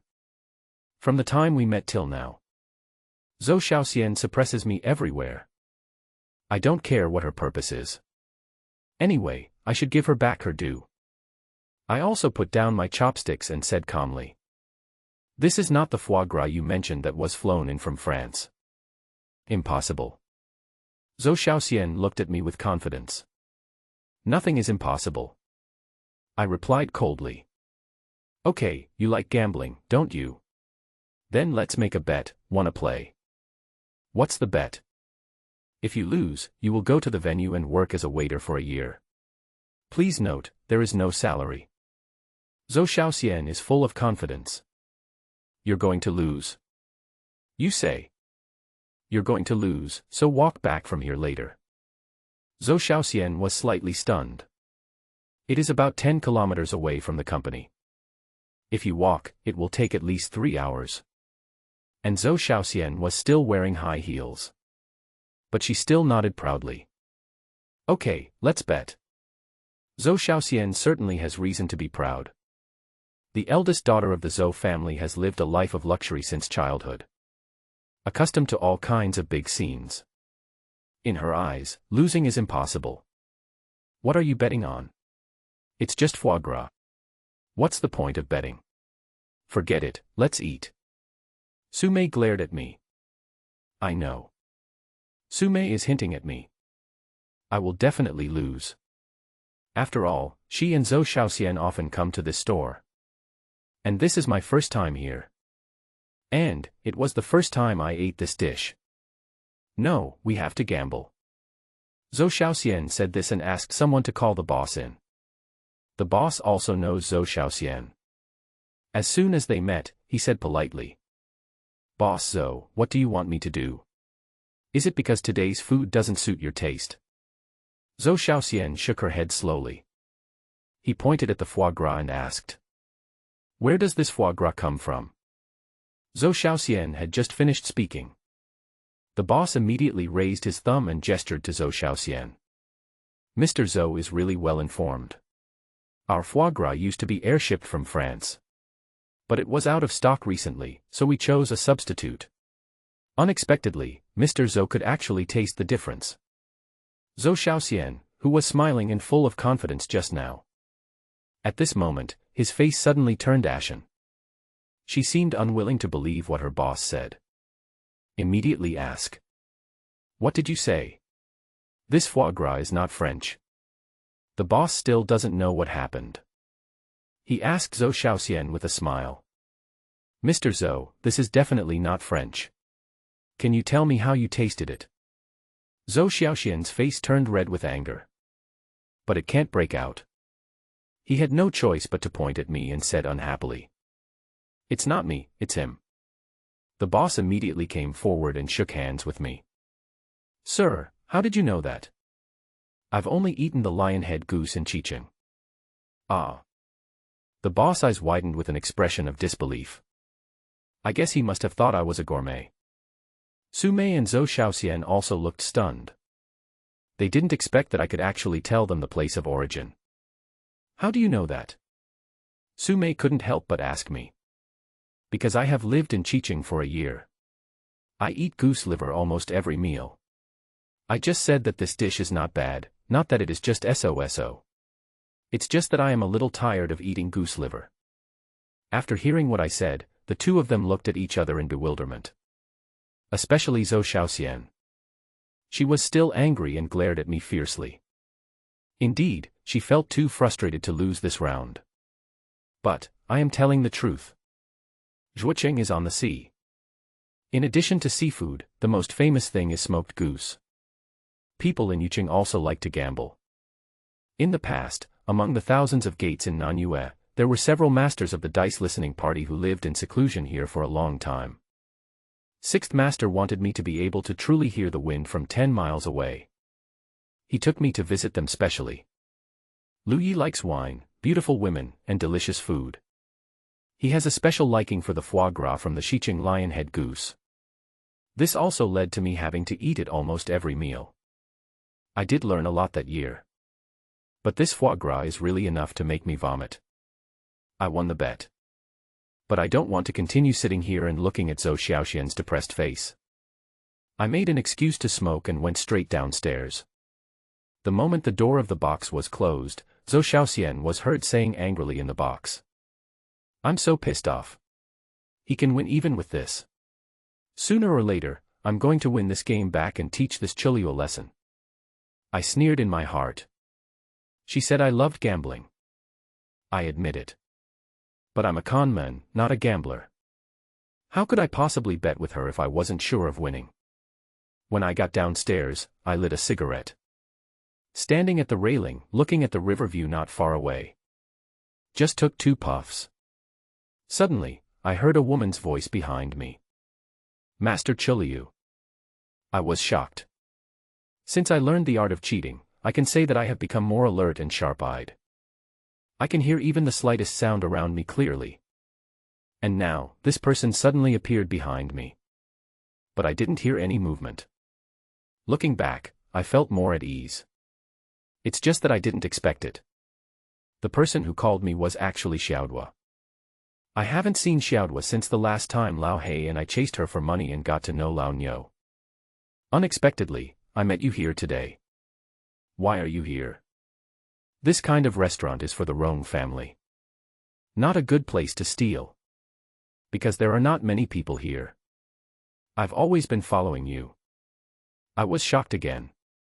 This little girl actually followed me all the way. But I was completely unaware of it. From this point of view, this girl is actually a master of Rong family. What's up? I looked at Xiaodua and asked calmly. This time, Xiaodua didn't dress like a little beggar like last time. Although the clothes she wore were a little old, they were clean. She washed her face and tied her hair up. The small flower, which revealed its true face, really made my eyes light up. I have to admit that she is a little beauty. Most petty thieves have shifty eyes and flickering gazes. But her eyes were clear and bright. But there was still a hint of unruly wildness in his eyes. Master Chiliu, I want to borrow some money from you. How many? Although I didn't ask, I could guess. She asked me to borrow money, which might be related to Mr. Niu's health. As soon as I asked how much, Xiaodua couldn't help but lower her head, and her voice became much softer. 300,000. 300,000. I was stunned. This is not a small amount of money for me. I have been traveling around for more than half a year. I only have 70,000 yuan in savings now. Seeing that I didn't say anything, Xiaodua raised her head, looked at me, and said confidently. Don't worry, Master Chiliu. I will pay you back as soon as possible. I really don't have any other choice now. In Harbin, the people I know are all from Rong families, and they don't have much money. The only one who can help me now is you. Is there something wrong with Mr. Niu's health? My tone was still cold. Xiaodua nodded. Well, where is the hospital now? Take me. I called Su Mei and told her. Xiaodua and I went to the hospital. As soon as I arrived at the hospital entrance, my heart couldn't help but skip a beat. This hospital is a cancer hospital. Everyone knows what it means to live here. Xiaodua also briefly told me the situation. Mr. Niu has been suffering from headaches and feeling weak all over. He didn't want to come to the hospital. After Xiaodua's repeated requests, he finally came for the checkup. Brain tumor. But it is not certain whether it is benign or malignant. Only after the surgery can we know for sure. On the hospital bed, Mr. Niu was wearing an oxygen mask. The whole person has fallen into a coma. Xiaodua and I stood at the door of the bed and watched through the glass. That moment. I feel a little sad. Because Niu is old. Also because of Sixth Master. Lu Yi is about the same age as Niu Lao. We haven't been in touch since I left him for so long. And he didn't even tell me his cell phone number. As I was watching, a doctor came over. Looking at Xiaodua, he asked with concern. Little girl, you must hurry up and prepare the money. The old man can't delay any longer. His life may be in danger at any time. The rebellious Xiaodua suddenly became unusually obedient. She lowered her head and said, I understand. In front of the hospital. I called Lao Hei. Ask him to bring his bank card as well. Xiaodua followed me all the time without saying a word. After a while, Lao Hei drove over. As soon as he got off the car, he was stunned when he saw Xiaodua behind me. Then he asked me. I thought there was a game, what happened? I briefly told the story of Mr. Niu. As soon as I finished speaking, I handed mine and Lao Hei's bank card to Xiaodua. There are a total of 100,000 yuan in the two cards. This is all the money we have, you can take it first. Xiaodua took a look at the bank card, but she didn't take it. Instead, he said to me with a sad face. Master Chiliu, this is not enough. Xiaodua's voice was not loud and was a little stuttering. I know, saying that. It also takes great courage for her. After all, we only met once. It's good enough that I can help her. I know it's not enough, but that's all I have. As I said that, I put the banknote in her hand and turned around to get in the car. Xiaodua hurriedly stood in front of me. She looked at me with a bitter face and said anxiously, Master Chiliu. The last time you met Grandpa Nyo, you said that Hengrong and Lang were one family. Now Grandpa Nyo is in trouble, Master Chiliu, can you think of a way to help him this time? No matter whether Grandpa Nyo can survive this life and death test or not. Don't worry, I will definitely pay you back double the money in the future. Xiaodua looked anxious. I know that what she said was from the bottom of her heart. Looking at her expectant eyes, I still shook my head indifferently. I'm sorry, this is all I can do to help you. I know. See here. Some people must think that my heart is as hard as a rock and I am cold and heartless. But there's no way. This is the world of martial arts. That's life. I am not a bodhisattva, nor am I a saint. This is all I can do for us, as we met by chance. Xiaodua's eyes turned red. But she was stubborn. He stopped in front of me and said, Master Chiliu, I know I am forcing you to do something against your will. But I really have nowhere else to go. I am an orphan, without a father or a mother. Without Grandpa Nyo, I would have been eaten by stray dogs in the wilderness. I must repay Grandpa Nyo for his kindness. Master Chiliu, I know you are from the Qianmen sect. Today, I don't care about your borrowing money, I just ask you to play a game with me. What's the bet? I looked at Xiaodua in confusion. Suddenly, Xiaodua flipped her delicate hand. He put 2 fingers together and placed them on his neck. Her action startled both Lao He and I. Others don't know. But we both know. There is an extremely sharp blade between Xiaodua's 2 fingers. Just a slight swipe of her finger. She will definitely be killed on the spot. Just bet on whether I live or die after this blow of my sword. There was a wild and resolute look in this girl's eyes. But my expression became increasingly grim. Are you threatening me? Xiaodua shook her head. Do you really think I care whether you live or die? Xiaodua shook her head again. I don't dare to expect Master Chiliu to care. As soon as the words fell. Suddenly, she knelt down in front of me. Master Chiliu, Xiaodua knows all the rules and is willing to accept defeat. Xiaodua has only one bet. If Master Chiliu loses, you will take care of Grandpa Nyo for me. If the old man can't make it through this, I'll trouble you to find a piece of land for him to be buried with the tombstone facing south. If he can't return to his hometown when he is alive, let him look at his hometown from afar after his death. As she spoke, Xiaodua was already crying heavily. I have experienced this feeling of separation from life and death. And I have never dared to forget. Suddenly, Xiaodua came towards me. Bang. Bang. Bang. She kowtowed 3 times in a row. She knocked it very hard. When he looked up again, his forehead was covered in blood. These 3 heads are Xiaodua's way of thanking you, Master Chiliu, on behalf of Grandpa Nyo. Master Chiliu, Xiaodua bets me that I will die in this round. Speaking of. Xiaodua, with tears on her face, put her fingers to her throat again. She looked at me and smiled. I know. This smile is a sad smile of farewell. Wait a moment. I shouted in a deep voice. Even if I have a heart of stone. Faced with this scene, it is impossible for me to remain indifferent. I won't bet with you. But I can help you, but I have a request. A glimmer of hope flashed across Xiaodua's already desperate eyes again. Master Chiliu, you say. Staring at Xiaoduo, I said coldly. From now on, your life belongs to me. If I don't let you die, you can't die. Tears welled up from Xiaodua's eyes again. At this moment, she had already burst into tears. But she still nodded firmly and said with sobs. Don't worry, Master Chiliu. Although Xiaodua is of humble origin, she also understands the principle of keeping her word. From today on, Master Chileu's affairs are Xiaodu's affairs. Xiaodu's life belongs to Master Chileu. Master Chileu can take it away anytime he wants. A promise is worth 1,000 pieces of gold. This is the code of conduct in the martial arts world. In this era, it has become a joke. But I still chose to believe her. After all, the world of martial arts will always exist, and morality will last forever. I must say, this girl is definitely a good knife. But this girl is both strong-willed and unruly. Her wildness cannot be tamed without some drastic measures. 300,000. This is a considerable amount of money.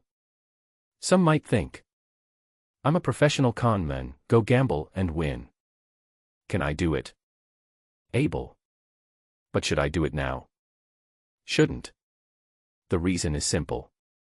When a conman sets up a trap, he must be careful and cautious.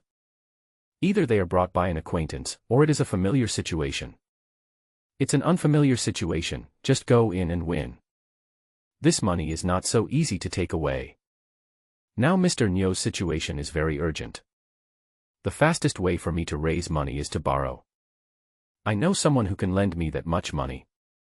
It seems that there is only Sume. I asked Lao Hei to drive me back to the bathhouse. When I reached the door, I called Sume. As soon as the phone call was connected, I could hear Sume's tone, and she sounded very dissatisfied. What's up?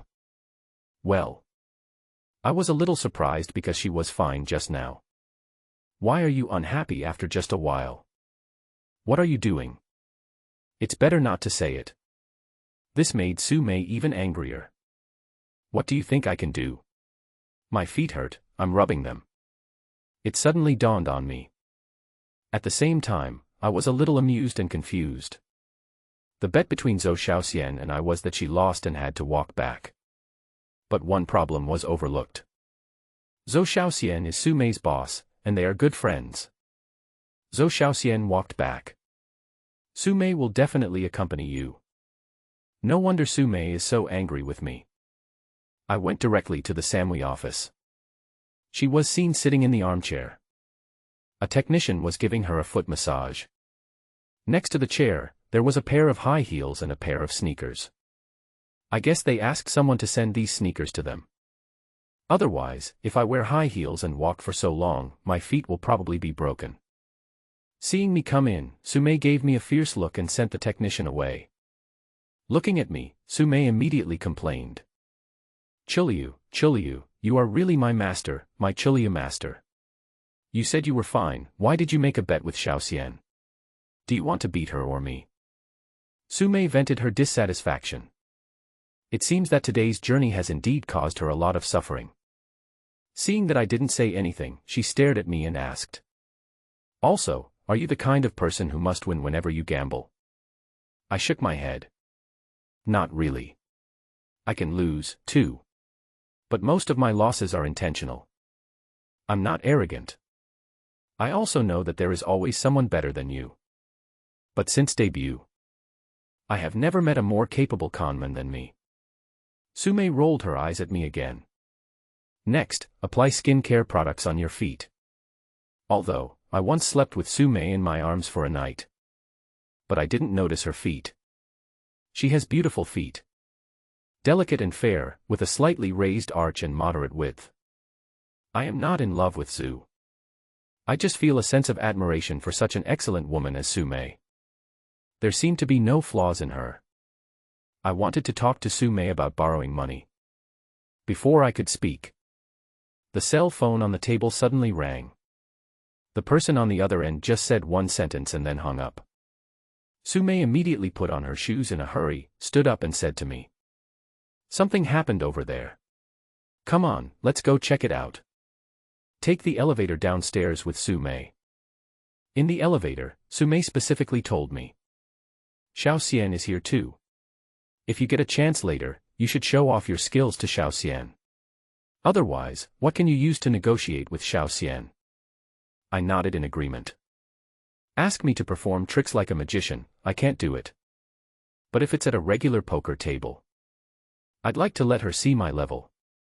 Arrived at the casino lobby, I deliberately kept my distance from Sume. It makes me feel like I'm just a gambler who comes to watch the fun. There were quite a few people gathered in the scattered stage area on the right. Gao Jiqiang, who knew the six fingers technique and had asked me to press my hands, was also there. And the so-called scattered stage. It's different from a regular gambling table. The casino provides the venue to ensure fairness, allowing gamblers to freely form tables.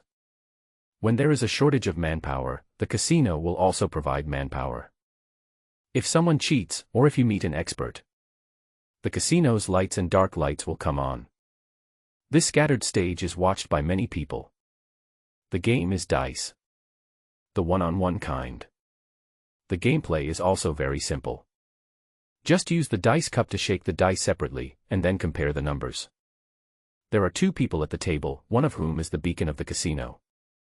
He came in after me. The casino has replaced the third person. Obviously, all the previous ones have lost. The other one was a man in his 50s. He is of medium height and slightly plump. He looks like an ordinary person who is harmless to humans and animals. But there is one thing about him that is different from ordinary people. He only has 9 fingers. The missing one doesn't look like it was cut off. It's more like he was born with 9 fingers. They play big, with one round costing 100,000. The chips in front of Jiuji are also of large amounts. I took a look and estimated that it would be at least 1,500,000 or 600,000. Another round begins. The bright lights in the venue should be turned on first. Then he picked up the dice cup and shook it up and down. Not long after. With a bang. The dice cup fell on the table. Then, open it slowly. As soon as the dice cup was opened, the people around couldn't help but exclaim. Then I saw that all 3 dice in the dice cup were 6. 18 points, maximum points. When its 9 fingers turn. He looked relaxed and smiled faintly. He picked up the dice cup and shook it gently. Then he put the dice cup on the table. When opened. Still 3 sixes, 18 o'clock. In this round, the 2 players are tied. Even though it was a draw. But look at their methods. This 9-fingered man is much taller than the bright lights in the casino. Come again. Ming Deng said something. But 9 Fingers shook his head slowly and said. We've already rolled out 2 leopard 6s in a row. How long will it take to determine the winner if this continues? How about this, add the dice and roll 6? How do you think? The people in the casino couldn't help but frown. Anyone who has played dice knows this. Shaking the dice is much more difficult than throwing the dice. For ordinary people, whether they want to practice shaking or throwing. Basically, you practice with 3 dice. Because when gambling normally, 2 or 3 dice are usually used. There are very few gambling games that use 6 dice. 9 fingers finished. Ming Deng couldn't help but look back at Su Mei. I could feel that he was getting scared. Su Mei frowned slightly and asked Gao Jiqiang in a low voice. What level is this person? Gao Jiqiang answered softly with a serious face. Master. The experts mentioned here. It's different from cheating with cheating dice. There are many kinds of cheating dice. Like password dice, mercury dice, magnetic powder dice, chip dice, and so on. This is a cheating method to shake out the desired number of points. The masters rely on their skills acquired through hard practice. The dice used are ordinary general-purpose dice. Can you beat him? Su Mei asked again. Gao Jiqiang shook his head slightly. It's hard to say, let's try it. As soon as the 2 finished talking, Su Mei walked up to them.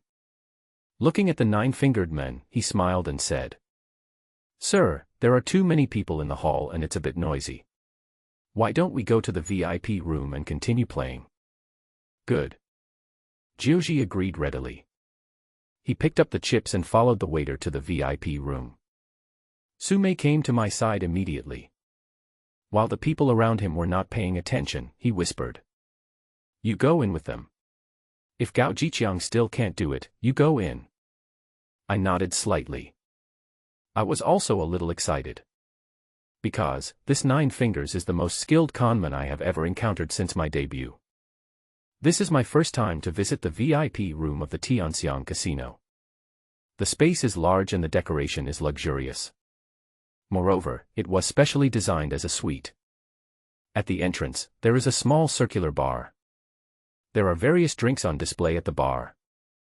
Next to it, there is a custom-made humidor. There is also a leisure area for tasting cigars. The room inside is the real gambling area. There is a huge circular gambling table with various gambling tools placed next to it. When we came in, Zhou Xiaoxian is already here. The moment she saw me, she frowned slightly. I know that she lost to me at noon and she and Sumei walked back. She still feels resentful about it. Nine Fingers has already sat down at the gambling table. Sumei smiled and said to him politely, "Sir, this is a VIP room, so the stakes have to be raised accordingly." "Okay, how big a game is?" "You decide." Jiuji still had a kind face and looked harmless.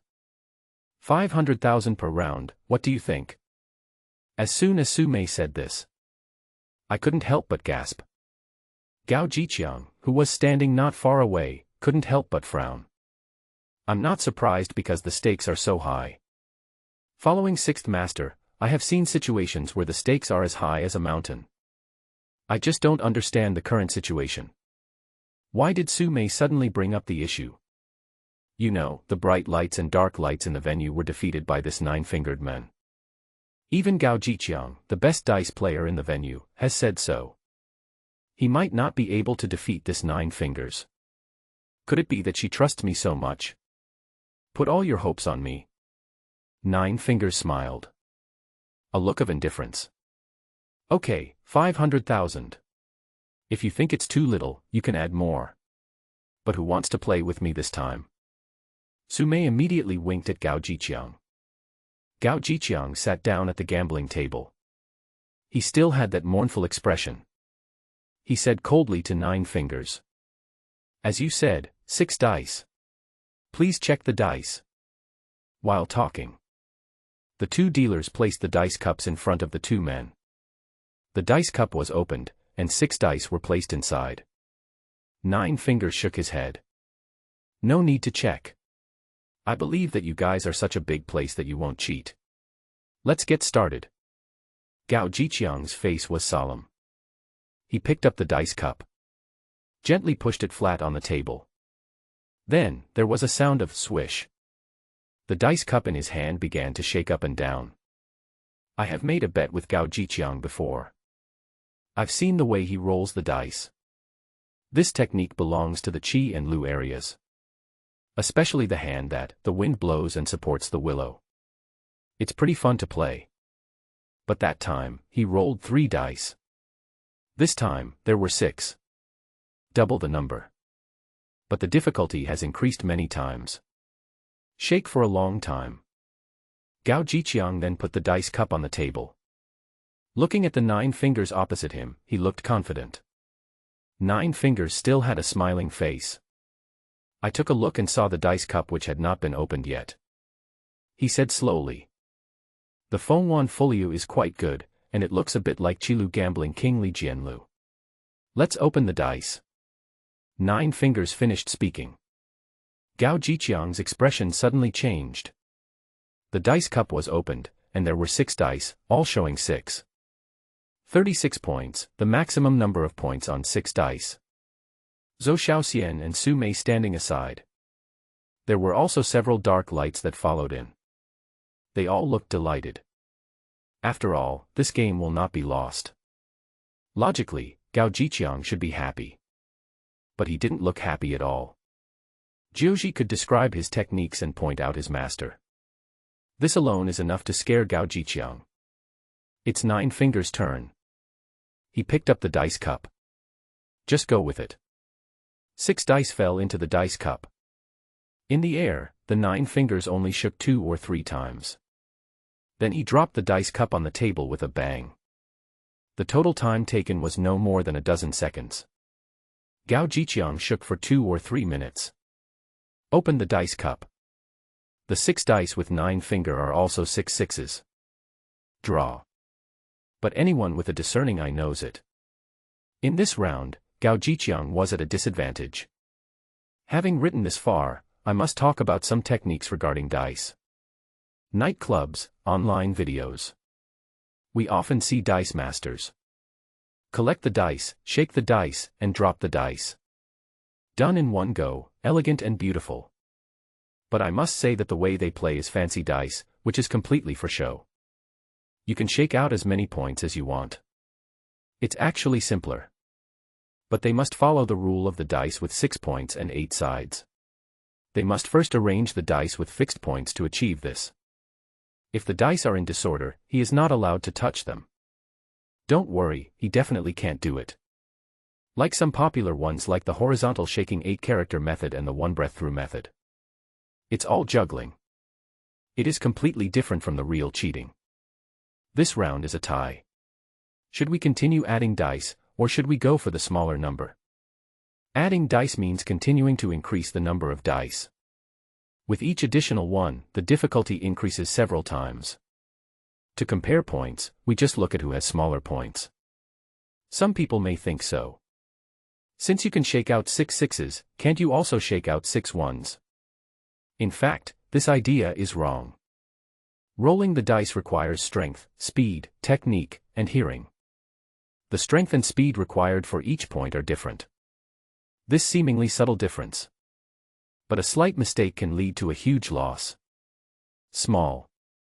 Gao Jiqiang said. He chose not to continue adding dice. It seems, 6 dice. This is almost Gao Jiqiang's limit. Okay, please. Jiuji made a gesture of invitation to Gao Jiqiang. Gao Jiqiang's expression became more and more solemn. Holding the dice cup. His eyes were slightly closed. Take a slow, deep breath. Then, his eyes suddenly opened. Pick up the dice cup and put 6 dice at a time directly into the dice cup. This time, Gao Jiqiang dangled in the air for a longer time. Beads of sweat also appeared on his forehead. He wanted to defend his dignity. After all, he is now the #1 dice master in the astronomical field. He doesn't want to lose. With a pop sound, the dice cup fell on the table. Gao Jiqiang also breathed a sigh of relief. This feeling is like the relief after recovering from a serious illness. Open the dice. Without waiting for Gao Jiqiang to speak, 9 Fingers said with a smile. The dice cup is opened. Su Mei and Zhou Shaoxian smiled at each other. They were both very satisfied. After all, there are 6 ones in the dice cup. The minimum number of points is 6. Jiuji still had a smiling face. Not bad. He commented like a mentor. But his expression suddenly changed. He stared at Gao Jiqiang with a cold face and said coldly. But I tell you, you lose. Impossible, I don't believe it. Gao Jiqiang widened his eyes and said coldly. 6 points is the smallest number. Of course Gao Jiqiang didn't believe that he would lose. Jiuji sneered and said nothing. Raise your right hand. 6 dice were put into the dice cup in an instant. The method this time is different from the previous one. Before, he mainly swayed left and right. But this time, it danced up and down. The technique is sharp and the movements are free and easy. It only took a few tens of seconds. The 9-fingered hand paused downward. The dice cup was firmly placed on the card table. Staring at Gao Jiqiang, Jiuji said calmly. Do you believe it this time? Gao Jiqiang's eyes widened and he said angrily. Stop talking nonsense and drive. The entire VIP room was unusually quiet. Everyone's eyes were focused on 9 Fingers dice cup. Gao Jiqiang finished speaking. As soon as he raised his 9 fingers, the dice cup opened. Wow! Zhou Shaoxian, Su Mei, dark lights, dealers, and waiters. These people exclaimed in admiration almost at the same time. 6 dice in the dice cup. It actually stacked into a straight line, standing upright in the dice cup. The top dot is a bright red dot. This technique is called one pillar supporting the sky among the thousands of sects. There are many people who can use a pillar to support the sky. But it is very difficult to control the number of points on the dice at the same time. It must be admitted. This 9 Fingers is a master. A little. 9 Fingers wins. The dealer was just about to take away the chips in front of Gao Jiqiang. Suddenly, Gao Jiqiang shouted loudly. Wait a moment. What's wrong? Are you still not convinced? 9 Fingers asked calmly. Gao Jiqiang said angrily with a cold face. You are stealing chickens, which is against the rules. Jiuji sneered, looked at Gao Jiqiang, and said slowly. Violation of rules. Whose rules are you violating? Has anyone said before that it is not allowed to have one pillar standing tall? If the rules don't mention it, it means tacit consent. You are not going to deny your debt, are you? The reason why Gao Jiqiang said that 9 Fingers stole the chicken. Because of some dice games. To prevent some people who know how to play fancy dice. It was specifically stipulated in advance that it was not allowed to shake the dice into a thin line. Otherwise, it is considered cheating. But this situation was indeed not discussed in advance. 9 Fingers certainly cannot be considered stealing a chicken. But Gao Jiqiang still refused to accept it. He pointed at the dice standing upright in front of Jiuji and said angrily. You are just stealing chickens. It's just a pillar supporting the sky. I can also use this method. Really? Then I'll give you a chance and let you try again. 9 Fingers said calmly. Gao Jiqiang's expression suddenly became tense. There was a hint of timidity in his solemn eyes. After a moment's hesitation, he said abruptly. Okay, I'll do it. Pick up the dice cup. Gao Jiqiang collected the dice quickly. It's different from the previous method. This time, Gao Jiqiang did not choose to shake the dice cup in the air. Instead, pull it horizontally left and right on the desktop. Seeing this, I couldn't help but frown. Gao Jiqiang's path to cheating has gone astray. Because this flat pulling technique is a fancy dice technique. It's just a matter of using speed to make the dice move quickly in the dice cup. When the dice hit the inside of the dice cup, they are stacked together due to the speed and force. As for how to judge whether the dice have been stacked into a straight line, that's even simpler. In fact, it depends entirely on sound. When you start shaking the dice cup, the sound will appear chaotic. When the dice are stacked, the sounds become neat and orderly. This technique is acceptable as a performance. But if you want to use it for gambling, it's useless. Because it is impossible to control the number of points. Gao Jiqiang is gambling. At least, he still has a 1 in 6 chance. What if you are lucky and the dice above is 1? Gao Jiqiang shook it well. But his forehead was already covered with sweat. Open it. Jiuji said calmly. Gao Jiqiang became even more nervous. He slowly opened the dice cup. 6 dice, stacked up one by one. A pillar supports the sky and it is done. But when you see the number on the top dice, Gao Jiqiang's face suddenly turned gloomy. The whole person slumped in the chair, staring blankly at the dice. I don't know what he is thinking about. 5 o'clock. Gao Jiqiang lost. 500,000 chips were taken away. The chips in front of Jiuji have exceeded 2 million. Jiuji looked at Gao Jiqiang, who looked ashen, and asked. Are you still going? Gao Jiqiang said nothing. To continue would be like giving money to 9 Fingers. Seeing Gao Jiqiang didn't say anything, Jiuji looked at Su Mei and asked. Is there anyone else who wants to play? If not, I'll leave first. Su Mei immediately looked at me anxiously. She hadn't waited to speak. Zhou Xiaoxian, who was sitting in the middle, suddenly said coldly. The 6th day, go. Zhou Xiaoxian's words made me frown. I really don't like her tone. This feels like calling a dog. De Huang, go ahead. Su Mei was also worried that I was unhappy, so she shook her head slightly at me. Signaled to me not to care about Zhou Xiaoxian's attitude. Sit down at the gaming table. Under Su Mei's instructions, the dealer gave me another 1,000,000 chips. After placing 5 golden chips worth 100,000, I looked towards Nine Fingers. And Nine Fingers was also looking at me. "Little brother, where are you from?" Nine Fingers asked. "Native." "Local." "Then who is the master?" Nine Fingers asked again. "I don't like this kind of in-depth investigation method. Of course, I don't know Lu Ye's real name." I looked indifferent and said slowly. "You can tell at a glance that Mr. Gao, who just played with you, was a disciple of the Qilu gambling king. I wonder if you can tell my master from my technique." "Oh." Nine Fingers sneered. It was obvious that my indifferent attitude made him very unhappy. "What are we going to play? Big or small? Or something else?" "As you say," I answered calmly. "Give him the choice." "Okay. Then we'll still go with the smaller one. It's convenient, simple, and saves time." As soon as he finished speaking, Nine Fingers flicked his wrist. He casually put the stacked dice directly into the dice cup.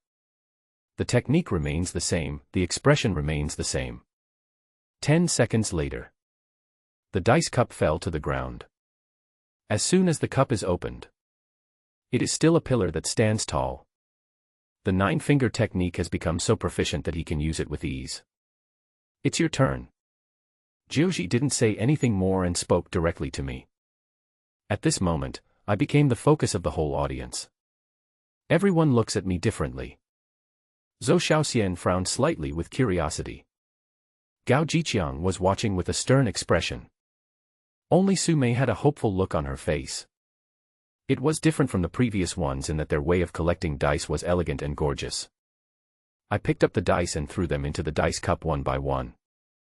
This movement is like the mallet of a person who has just learned to play with dice. The swaying posture in the air is also very common. It just shakes randomly, without any pattern at all. Jiuji tilted his ear and stared at my hand. I knew he was trying to see through my tactics. And thus I know my teacher. But judging from his frown, he didn't see anything. Bang. The dice cup fell on the table. There was a sudden silence in the VIP room. Everyone in the casino was very nervous. Because everyone knows. After Gao Jiqiang lost, I am the last person the casino can send. If they lose again, the casino will be completely humiliated. Holding the dice cup, I was just about to open it. Suddenly, Zhou Xiaoxian said, "Wait a moment." I was slightly stunned and looked at Zhou Xiaoxian. And she didn't even look at me, but asked Nine Fingers directly. "You are so good, can you tell where his technique comes from?" This is the topic I just finished with Nine Fingers. Unexpectedly, Zhou Xiaoxian brought it up again. Nine Fingers smiled. He looked at the dice cup, then looked at me. Slowly said, "This technique of his is either a wild fox zen that he figured out himself, or it was taught by his master's wife." With just one sentence, several people in the dark lights couldn't help but laugh. Of course, Gao Jiqiang is also included. The so-called master's wife taught me. It was a curse word in the underworld in the past. It means that this person is not capable enough. I learned everything from my master's wife who knew nothing about it. Zhou Xiaoxian also laughed. He looked at me and said coldly, "Okay, let's roll the dice." My hand is on the dice cup. Slowly open the dice cup. When opening the dice cup, be careful not to be impatient. Because if you are not careful, you might knock the dice over. The dice cup began to move upwards little by little. The person standing next to me can already see the 5 dice standing up. Just one last pill left. You can see the top points. Everyone was watching intently. Suddenly, my hands shook. The edge of the dice cup hit the dice stick. With a crash sound, the stacked dice fell down instantly. 6 dice are scattered on the gaming table. This scene. Nine Fingers smiled. There was also a hint of sneer on Gao Jiqiang's lips. Zhou Xiaoxian frowned slightly, looking dissatisfied. Only Su Mei clenched her hands and sighed. The dealer took away the 500,000 chips in front of me. 500,000, just gone like that. I lost. It was a complete defeat. And I don't have any extra nonsense. He still calmly stood up and walked aside. Nine Fingers glanced at me with disdain.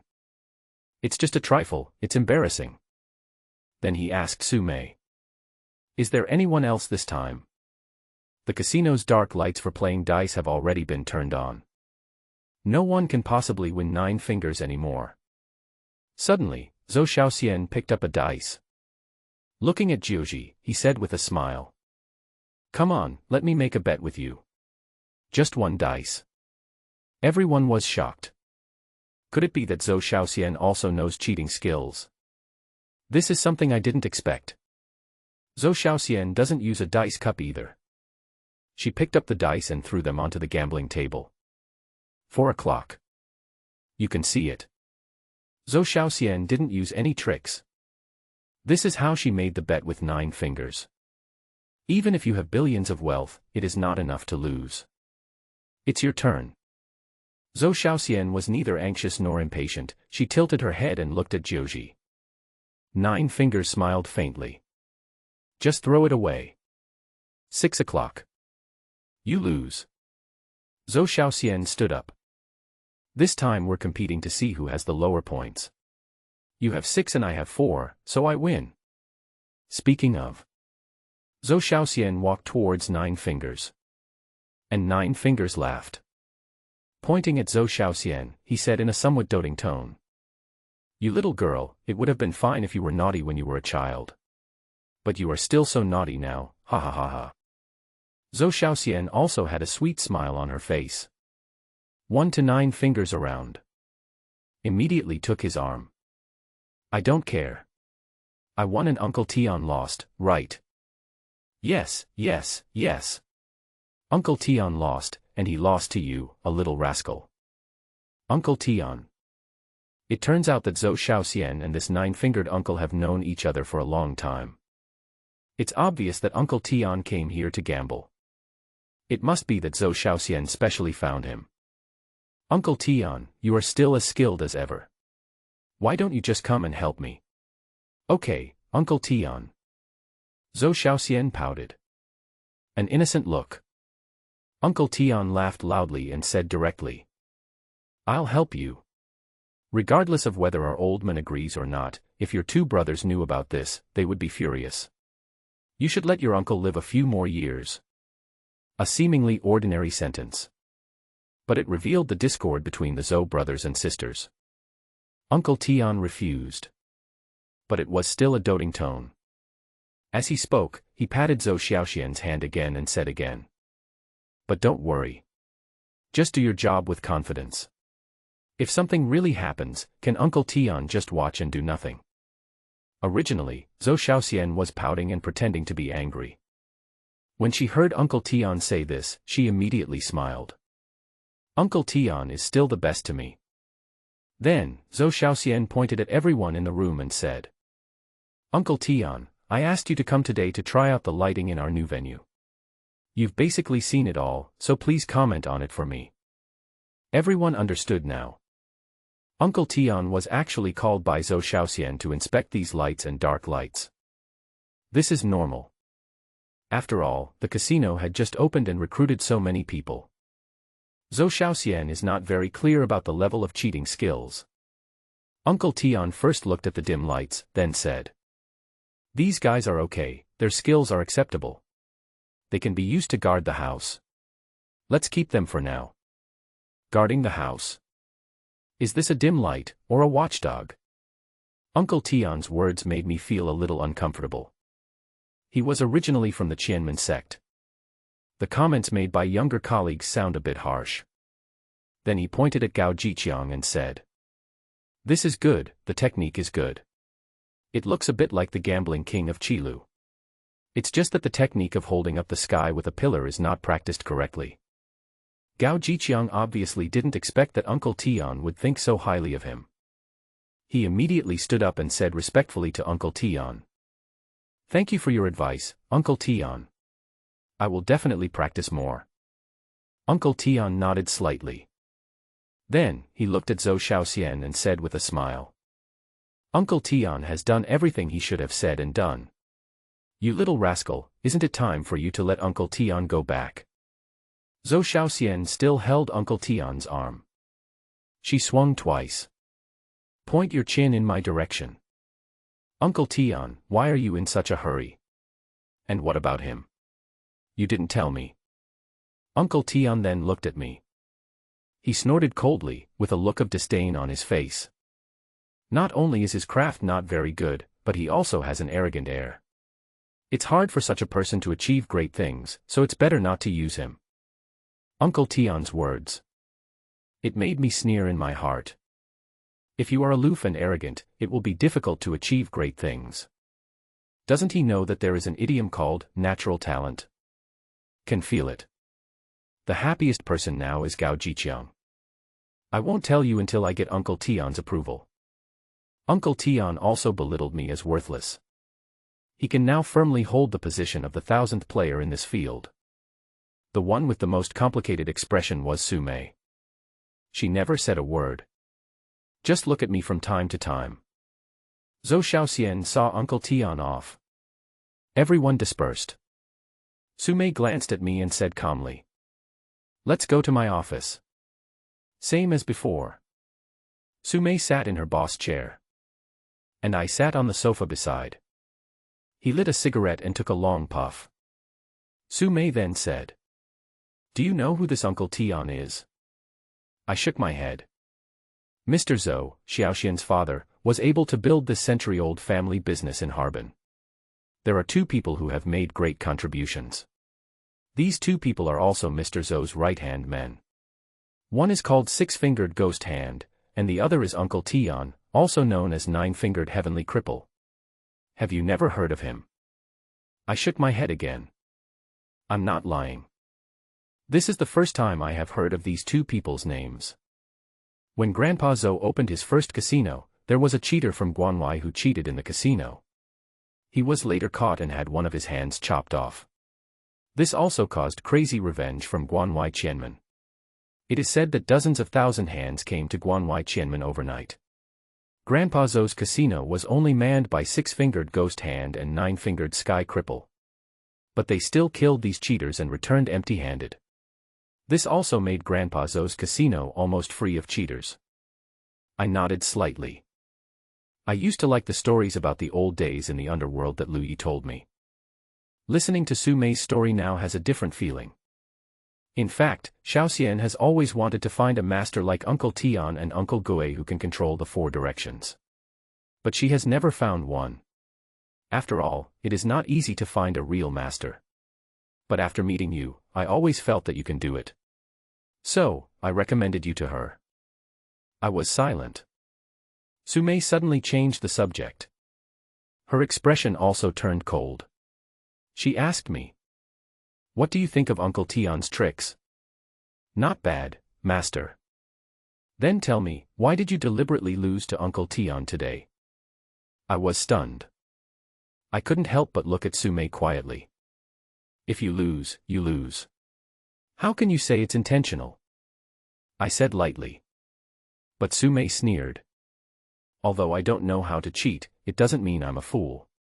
Uncle Tian shook the 6 dice, and although the top one had a dot, the numbers on the 5 bottom ones were all messed up. And the 6 dice you shook, although I didn't see the number on the top one, but the numbers on the other side that I could see were all the same. With this technique of yours, there's no way you can lose to Uncle Tian. Su Mei said. What I mean is that when I open the dice cup, the points on the side she sees are all the same. I was a little surprised. Su Mei is very smart. She was actually right. I did lose to Uncle Tian on purpose. At the beginning, I wanted to show off my skills in front of Zhou Xiaoxian. This way, it would be easier to negotiate terms with her. But after entering the VIP room, I realized something was wrong. It is said that when experts come to the casino, they will always win money. People in casinos should be nervous. But Zhou Xiaoxian's state was very relaxed. He just looked like he was there to watch the fun. Although Su Mei's expression was nothing special. But after Uncle Tian won so many games in a row, she actually asked to increase the bet to 500,000 per game. The only people who could go to the casino at that time were Gao Jiqiang and I. I guessed it. These should all be what Zhou Xiaoxian requested. Increasing the stakes can test the psychological qualities of both of us. After all, it's a bet of 500,000 versus a bet of 50,000. In terms of psychological endurance, it is definitely not the same. As for why I deliberately lost to Uncle Tian, the reason is simple. The last time the casino got a big win, it caused me a lot of trouble. Centipede, Starling, and the person behind the Starling. And this time, if I beat Uncle Tian, or tie with him, I don't know what troubles will come to me next. My current strength is not enough to fight against this world. So, I have to lose to him. Sixth Master once said, if you are a con man, you must know how to keep your stupidity and hide your ignorance. As a person, you should know how to keep a low profile. I thought I had hidden it from everyone. But unexpectedly, Sumei saw through it. Of course, I can't explain it, let alone admit it. I deliberately changed the subject. Sister Mei, I want to trouble you for something. What's up? I want to borrow some money from you. How many? 200,000. 200,000. Sumei was a little shocked. 200,000 is not a small amount of money for Sumei. After all, she was just working for Zhou Xiaoxian. After a moment of silence, Sumei asked again. You have a game, do you want to gamble? I shook my head. No, it's an emergency. I will pay you back with interest within 3 months. Listen to me, you can get both the principal and interest. Sumei smiled. Okay, send me the card number and I'll transfer it to you later. It's ridiculous when you think about it. I have been traveling alone for more than half a year. Didn't make a penny. Instead, he owed a foreign debt of 200,000 yuan. Because he lost to Uncle Tian on purpose. There is no way to negotiate the conditions with Zhou Xiaoxian. I'm still a waiter. What I need most urgently now is to make money. I didn't find any good situation at Lao Hei's place. We discussed it and decided to go to the chess and card room in the old street. Although there are often con artists here. But fortunately, Lao Hei is familiar with it. You will feel more at ease. There are some places that, no matter how rapidly the outside world changes, and it still retains its original flavor. Old street, that's it. The familiar sounds of cooking, children crying, couples arguing, and finger-guessing games among the drinks.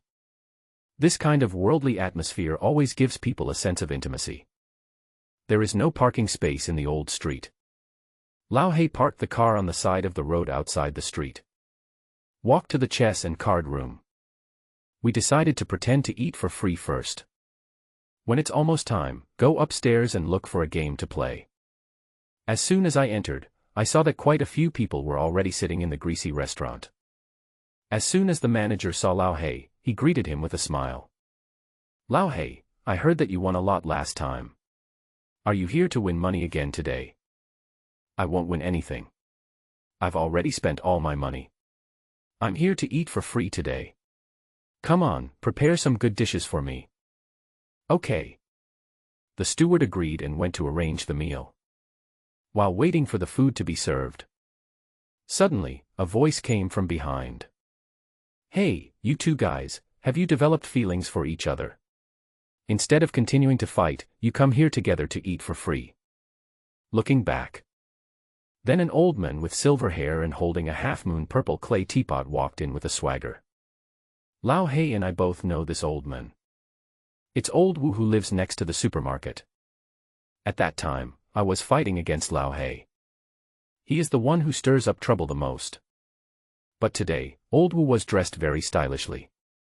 A bright red linen tang suit with a double-breasted collar. On the chest, there is a big word wealth embroidered. Her silver hair, which was longer than her ears, was also tied into a ponytail.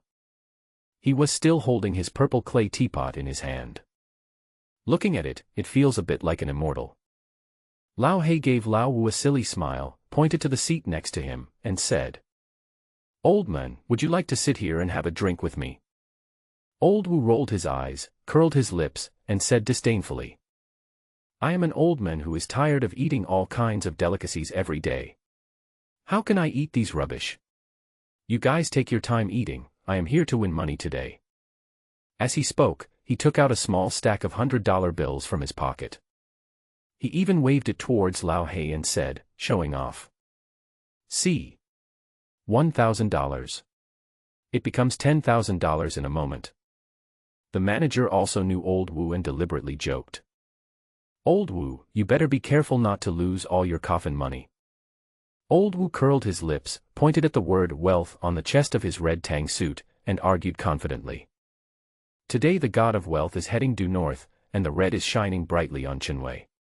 I'm not bragging, it's hard for me to lose money today, just wait and see. As soon as he finished speaking, Old Wu went upstairs triumphantly. I had dinner with Lao Hei. Go straight to the 4th floor. The card game here is still hot. And the casino is also the place where one can best see all kinds of human nature. Those who win money are elated and excited. Those who lost money gnash their teeth and beat their chests.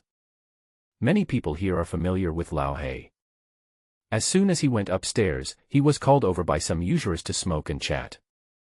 I just wandered around the gambling room by myself. I want to see which bureau is easier to deal with.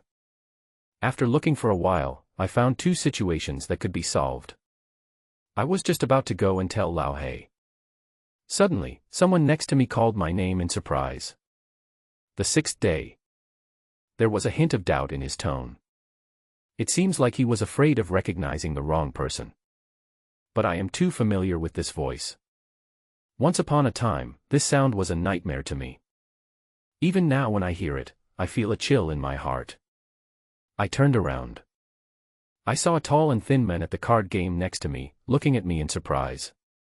It's really you, Chiliu. I thought you were dead a long time ago. I didn't expect you are still alive. As the man spoke, he burst into laughter. Look at his face that was twisted with laughter. The painful memories of the past suddenly flooded into my mind. Enemies often meet on a narrow road. I never expected that. This relative who once treated me like a wild dog actually let me meet him here. He is my cousin, Li Dubiao. Back then, he and his father, who is my uncle. They beat me with punches, kicks, and sticks. Those dark tortures. I will never forget it. For both father and son. I only have hatred and resentment. I tried hard to calm myself down. Looking at him, I asked. Is my aunt okay? I am still grateful to my aunt. Li Dubiao shuffled the cards while casually saying. Don't worry, she won't die. With a filial son like me around, how can she not be okay? Then he looked at me and asked. What are you doing now? Working as a waiter in a bathhouse. As soon as he heard that I was a waiter. All the gamblers at the table looked at me with contempt. You're a waiter. Why are you here instead of working properly? Li Dubiao still used that extremely contemptuous tone. I remained silent and did not answer. I can feel that Li Dubiao seems to be doing well. Wearing a small brand name. On the wrist, there is a Rolex green submariner. There was a girl with him. It's not that beautiful, but it's acceptable. Who is he? The girl next to Li Dubiao asked. My cousin, I haven't seen him for 800 years. I thought he died a long time ago. But let me tell you, this guy is interesting. When he was a kid at my house, I beat him up a lot. After I beat him, he was like a dead dog. He lay on the ground without making a sound. This kid has no other abilities, but he's awesome and can take a beating, ha ha ha. As he said this, Li Dubiao burst into laughter again. Everyone at the card game also burst into laughter. Li Dubiao seemed to like this feeling very much. He continued speaking complacently. Let me tell you, their family story is really interesting. His father seemed to be a con man, and he was not at home all year round. Later, for some reason, he had his arms and legs chopped off. When he was sent back, he was wrapped in white cloth, and the cloth was stained red with blood, like a big red meatball. Oh my, you didn't see it, it was so miserable. Li Dabiao's exaggerated movements and tone. This caused the people around him to laugh again.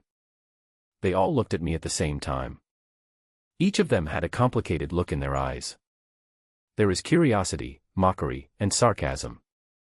And I was cold all over. His hands were shaking uncontrollably. A overwhelming hatred permeated my entire body. I want revenge. I want to rush up right now and kill this bastard. But I can't.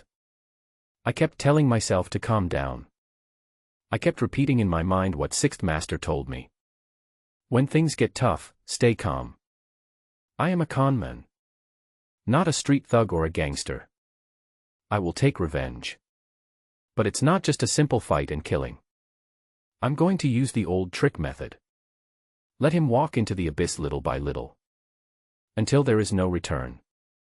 Although Lao He was far away from me, he could see that something was wrong. He came over with 2 usurers.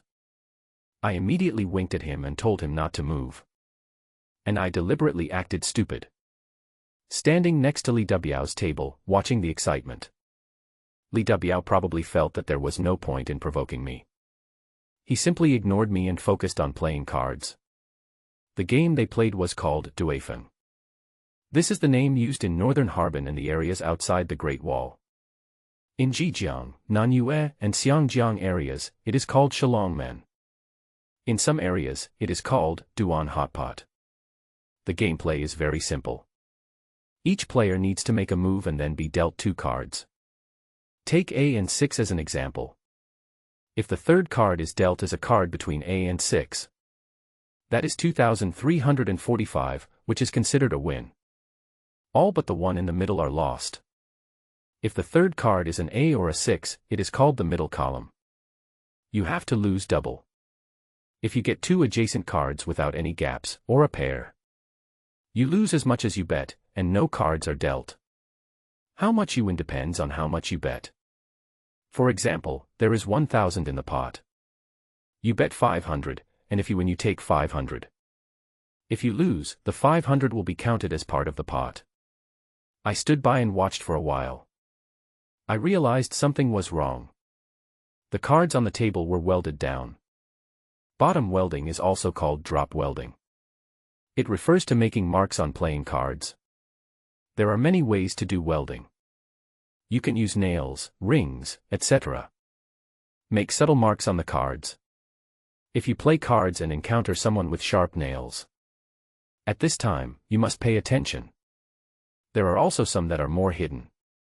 For example, use the hair wax you use on your head, or the oil next to your nose, and apply it on the back of the poker. But with this method, you have to sit in a reflective place to see clearly. And the cards on the table, the technology of welding below. It's a better method than the one mentioned above. The mark on this card is on the side. Many people play cards without paying attention to the sides of the cards. I think I can't see it at all.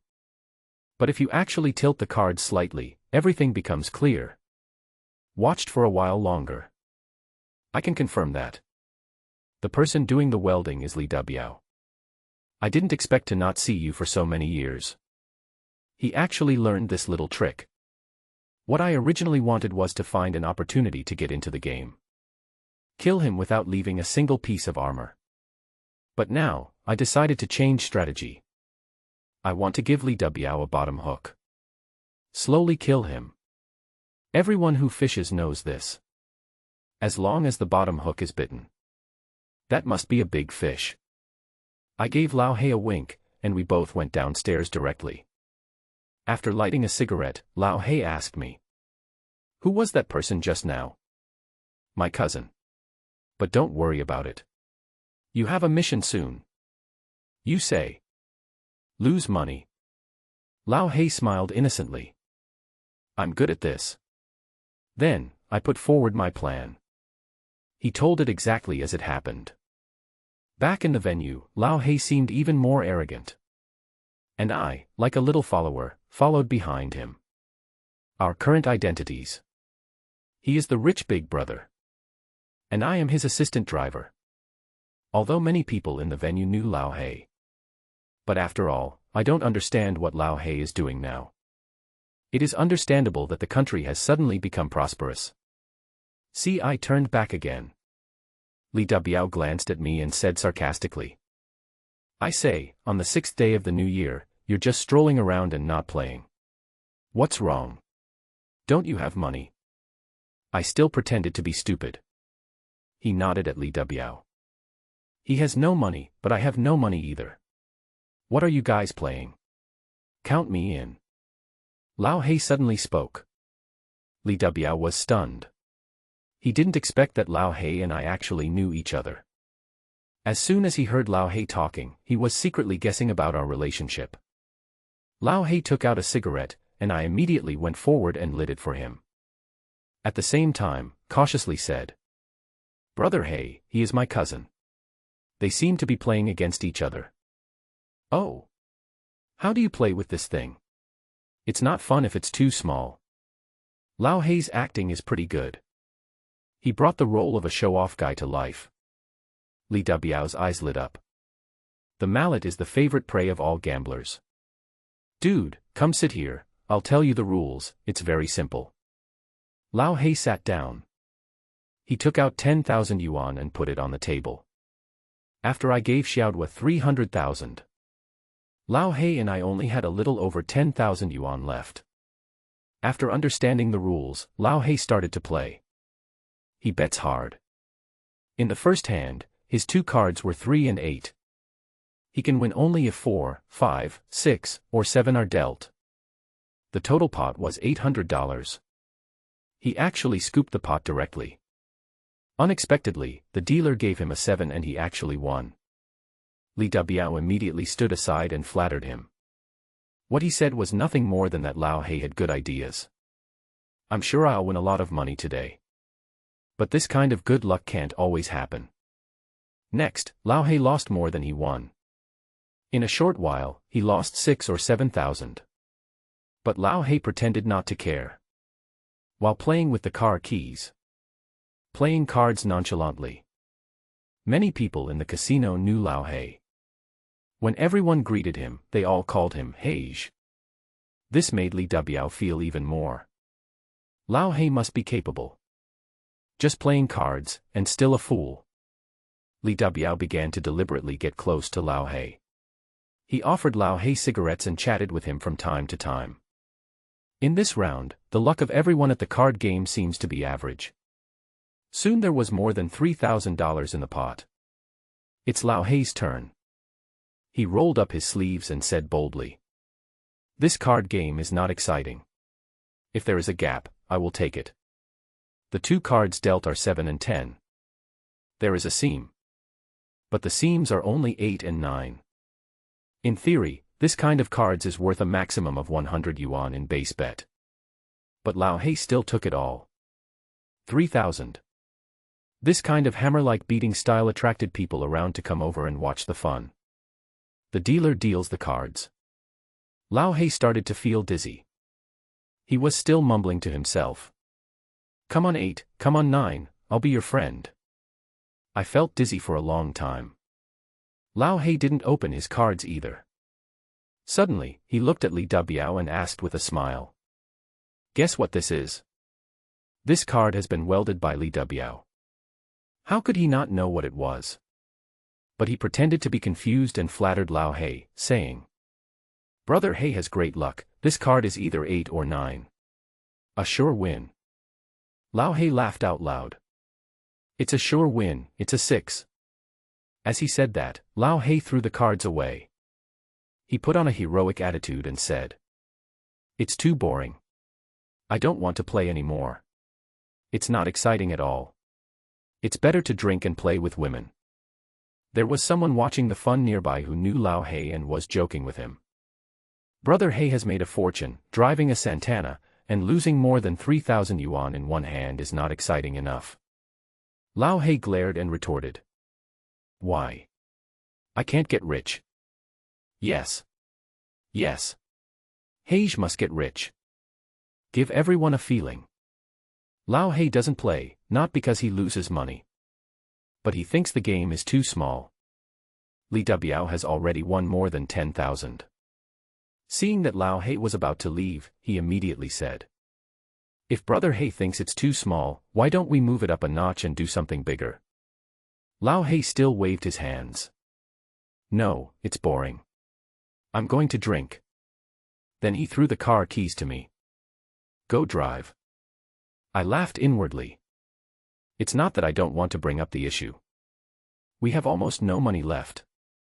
Seeing that Lao He was determined to leave, Li Dabiao stood up and said, "Brother He, today is the first day we met, and I feel like we get along pretty well. I'm not going to play anymore. How about I buy you a drink?" I sneered in my heart. The fish has hit the bottom hook. But the bite hasn't started yet. Lao He waved his hand and said 2 words. "Let's go, drink." Li Dabiao brought the girl with him. The 4 of us went straight downstairs. As soon as I got downstairs, I heard someone humming at the door. "Don't gamble. Don't gamble. Gambling is more dangerous than a tiger.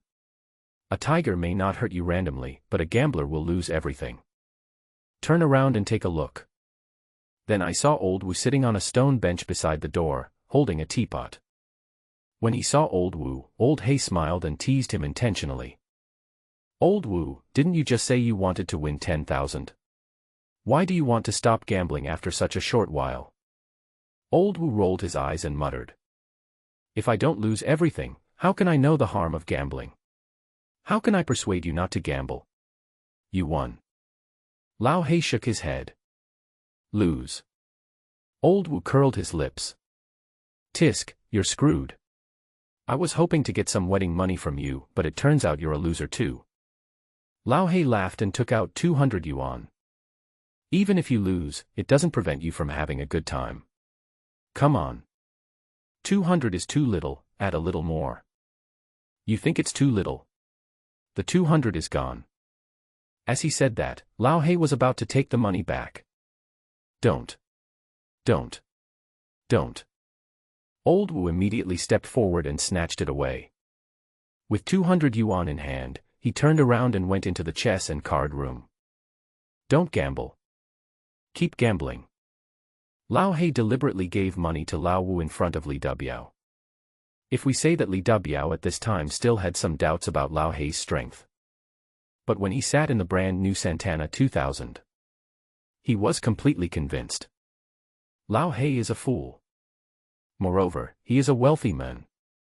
Li Dabiao treated us to a barbecue. At the dinner table, he kept trying to get close to Lao He. Moreover, he repeatedly turned the topic to playing cards. Lao He kept saying it over and over again, but it was all the same thing. Love to gamble and want to play. But the game was too small and I wasn't interested. The two decided. I will raise the game tomorrow and increase the stakes. And make an appointment. Tomorrow night at 8 o'clock, continue to the chess and card room. Someone might ask. I laid the bottom hook and deliberately made Lao He lose money. If Li Dabiao wins money, he won't look for Lao He. Or, what if you win the money and run? Is this a possibility? Have. But it's very slight. Every conman wants to find a hammer. Especially the rich ones. Once found, I will never let go until I am satisfied. Just like the bureau that Qin Xiaoxue took me to before. If Yin Wu hadn't interfered, I will definitely play that game for a long time. This has nothing to do with anything else, it's just the greed in human nature. Take a bath the next day. After I finished the work at hand, I sent a text message to Qin Xiaoxue. Ask her to meet me in the supply room. Qin Xiaoxue is still as charming as ever. Wearing a suspender skirt. There is a dazzling white patch on the chest. Just expose it outside without any restraint. As soon as you enter the door. Qin Xiaoxue came forward and took my arm. The surging blood in my chest pressed tightly against my arm. On the 6th day of the new year, I miss you. Do you miss me too? Speaking of. Qin Xiaoxue pouted deliberately, acting like a spoiled brat. I looked at the hand that was around my arm and said calmly. Release. Not loose. As Qin Xiaoxue spoke, she deliberately swayed twice. Money, do you still want to make money? As soon as I heard I mentioned money, Chen Xiaoshue's eyes lit up and she immediately let go of her hand. 8 Generals of the Thousand Gates. It is divided into positive lifting and negative slipping, wind and fire to eliminate rumors. I mentioned the T General and the Hua General earlier. Here, I want to talk about counterattack. Some people say that the counter-general uses methods such as provocation to lure people into the game. Actually, that's not true. The real counterattack is to use public relations to lure people into the game. To put it bluntly, it's a beauty trap. Originally, I didn't plan to use Chen Xiaoxue. But I really don't have anyone on hand. She is the only suitable candidate. There's a plan that requires your cooperation. Will you do it? I asked calmly. Chen Xiaoxue nodded without even thinking about it. Yes, of course. I will do whatever you tell me to do. As long as I can make money. This is one of Chen Xiaoshue's few advantages, she speaks directly. There's a game tonight. You and Lao He will go. I won't be there. But you have to know my identity. I'm a waiter at the bathhouse. After get off work, I'm Lao He's follower and driver. Chen Xiaoxue nodded. Also, in this game tonight, you can only lose, not win. As for how much you will lose and how you will lose, Lao He will tell you. Chen Xiaoxue was stunned at first. But he immediately acted as if he had suddenly realized something. I understand. I understand. Play the long game and you'll catch the big fish. She was anxious to show off to me. It seemed like she was afraid that I would not bring her with me to this game. But you don't have to lose too much. When the time comes, Lao He will find an excuse to withdraw first. But you can't withdraw, and you can't continue playing. Your goal is to hook up with a man named Li Dubiao. And in the game tomorrow, or the day after tomorrow, you will pay money to form a partnership with him, and you two will play a hand of cards. Do you understand what I mean? What I said seems difficult. But Chen Xiaoxue has been in the world of romance for so long. She definitely has this ability. Chen Xiaoxue nodded immediately. But I still asked with some doubt. But what if he's like you and doesn't like me? Chen Xiaoxue still has some self-awareness. Impossible. I answered with certainty. Last night, I was observing Li Dubiao.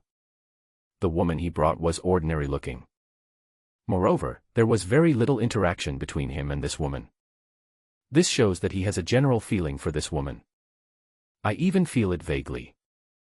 Li Dubiao's ability to make some money now is not due to his little tricks. Most likely, the money came from this woman. When they left last night, Lao He secretly told Li Dubiao. Ask him not to bring his girlfriend the next day. After playing cards, we want to go out to find girls together. Li Dubiao is definitely a pervert. Yesterday in the card room. Any woman who used to be pretty. Li Dubiao's eyes seemed like they couldn't pull them out. I wish I could strip them naked with my eyes. I don't believe Chen Xiaoxue can't deal with such a person. Do I need to sleep with him? Chen Xiaoxue asked directly. Whatever, it's up to you. Just tie him up for a few days. Chen Xiaoxue snorted with disdain.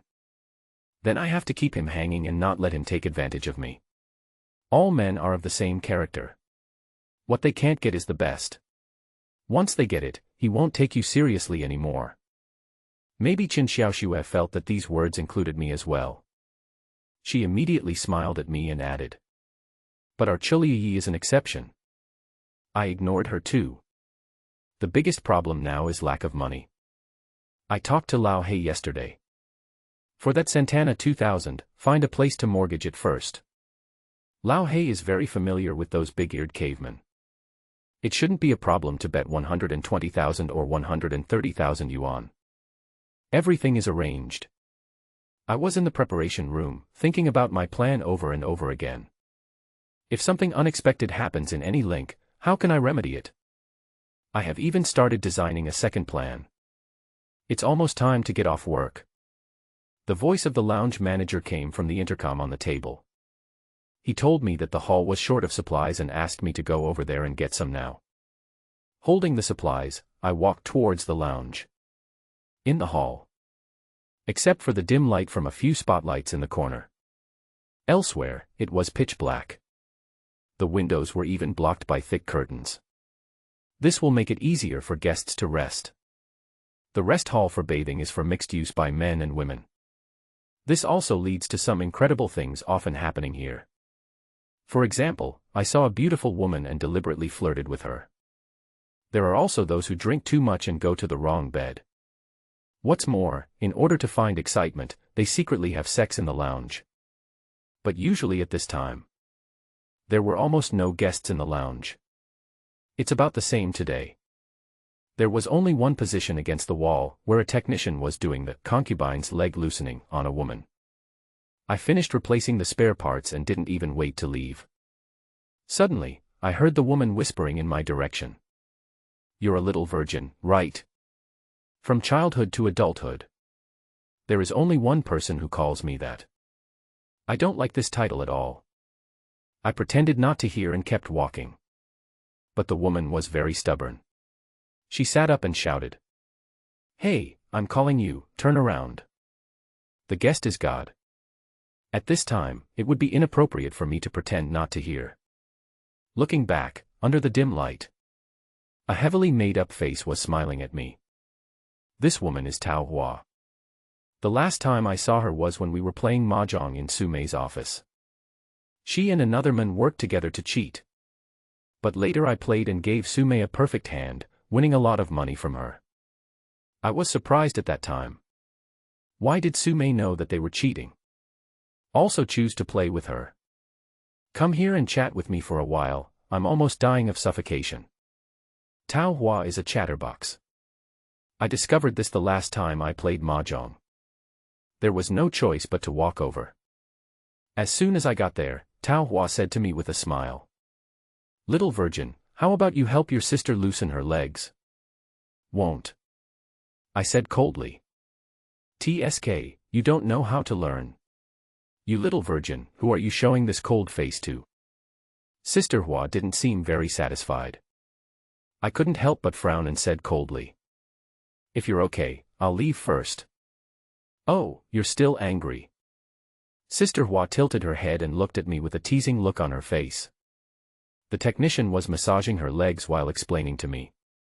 "Sister Hua, don't be angry, that's just how he is. We've never seen him smile.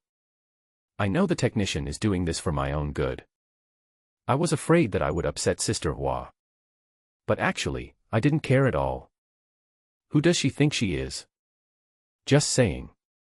There was the sound of high heels at the door. I am so familiar with this voice. There is no need to look back. I also know that Sumei has come. "Sister Hua, are you getting impatient waiting for me? I really have something to do today, otherwise I would have come back a long time ago." As Sumei spoke, she walked quickly towards Tao Hua. Tao Hua snorted and said in a pretended angry tone. "I thought you, Sumei, were rich now and didn't want to talk to me anymore." "I thought so." Tao Hua came for a bath and massage. Now it seems that she is waiting for Sumei. Sumei obviously didn't expect that I would be here. She looked at me and asked curiously. "Why are you here?" I didn't wait to speak. Tao Hua immediately giggled and asked. "Hey, what's wrong with him here?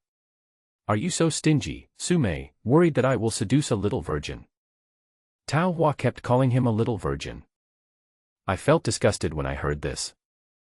I spoke in a harsher tone, with a cold face. "Sister Hua, I don't like this name." Tao Hua deliberately glanced at Sumei and said with a smirk. Okay, if you don't like it I won't scream. You're not a virgin, okay?" Speechless. I don't know how to deal with women. Faced with such a slut, I am speechless. "Let's go upstairs and talk." Sumei said something. But Tao Hua immediately shook her head. "It's too troublesome to go upstairs, let's talk here. I'll leave after I'm done." Having said that, Tao Hua sent the technician and the waiter away. There were only 3 of us left in the hall. I wanted to leave too.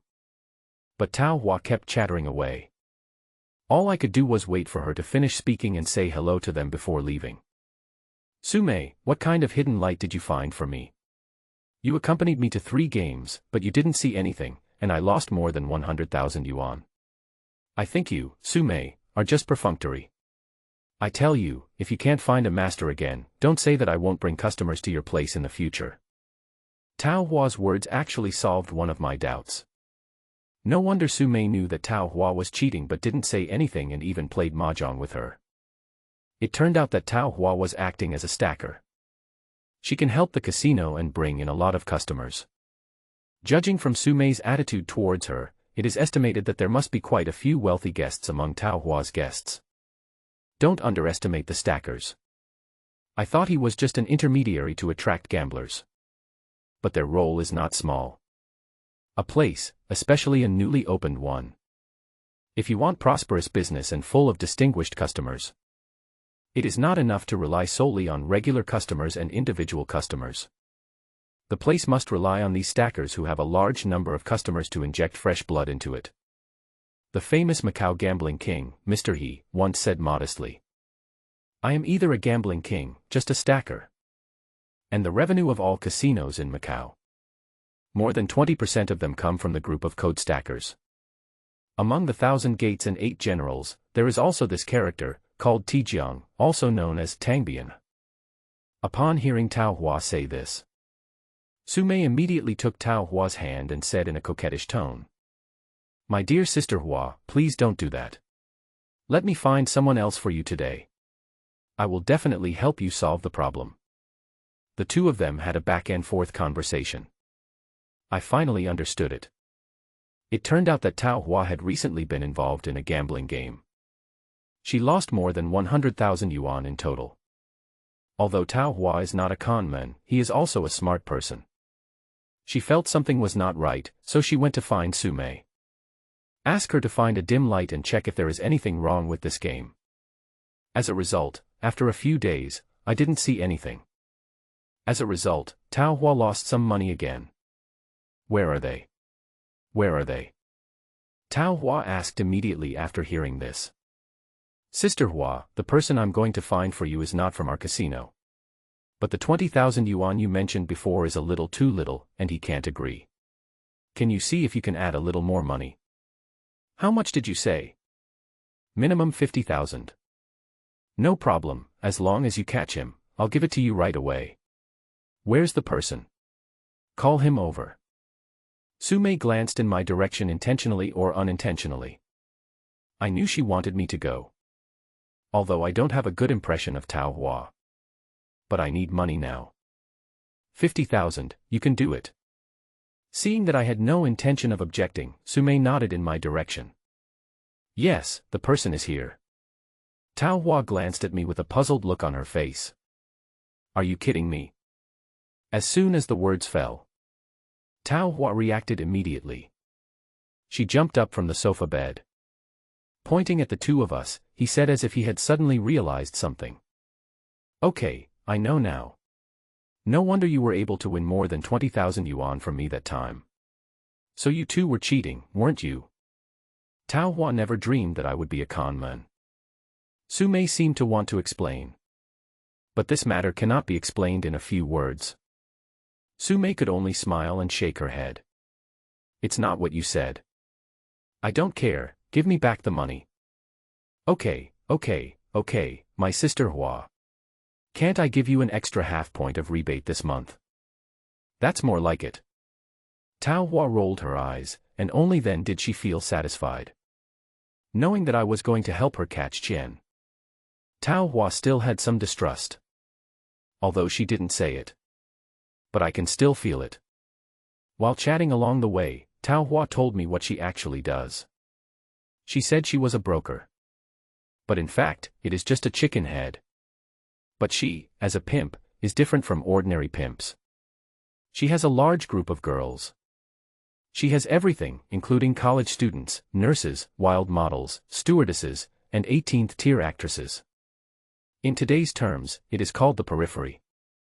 Expensive, high quality. It was also through the girls I had that I got to know a large number of wealthy customers. She first earns money as an agent from these wealthy customers. Then introduce these people to the casino. You can also get a lot of rebates. This method is called killing two birds with one stone. To be precise, it's 2 meals per person. Seeing that I was listening intently, Tao Hua asked me with a smile. Chuliu, today you just need to help Sister Hua catch the con men.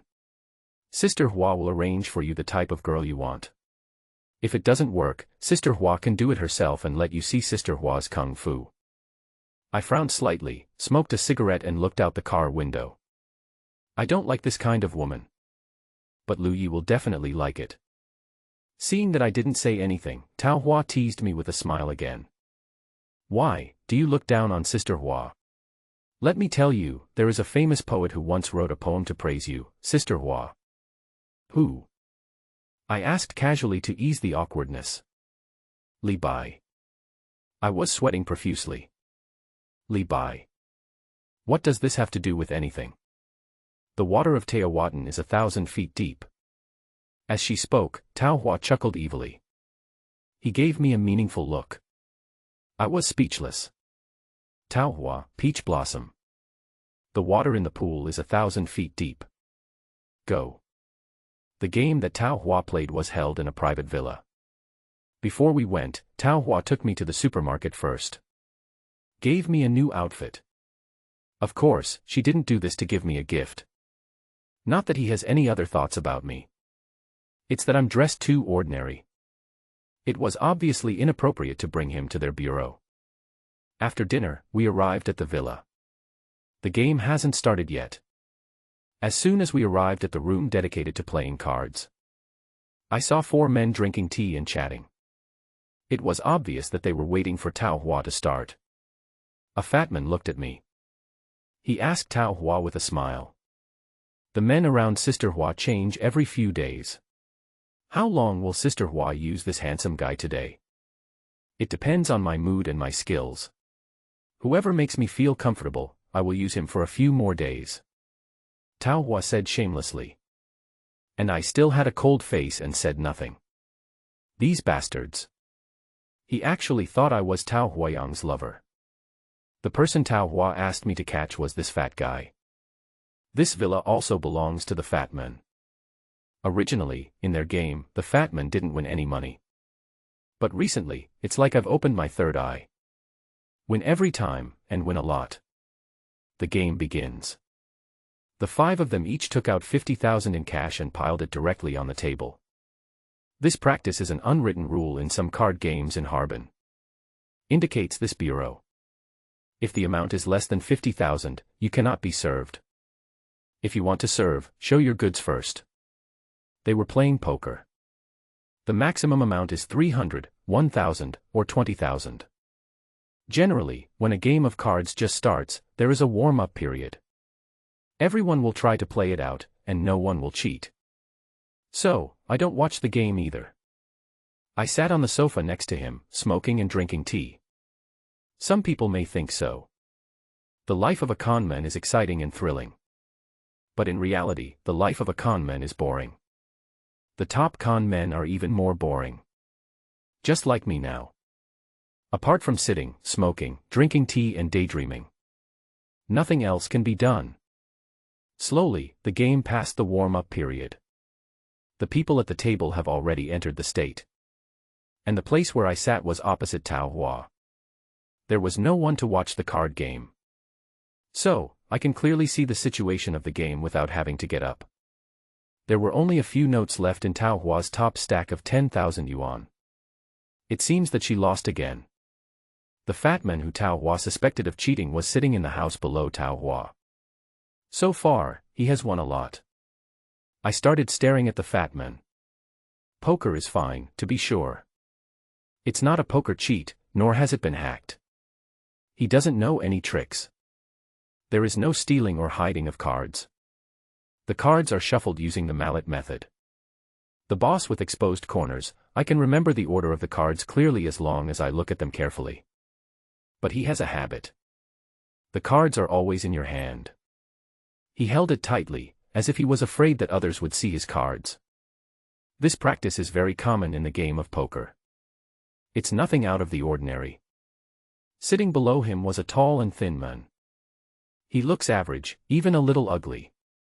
These people call him Brother Zhu. When talking to him, he is always polite. It seems that he should be a person of some status. Brother Zhu is still a heavy smoker. I've been smoking one cigarette after another since I started playing. The room was filled with smoke.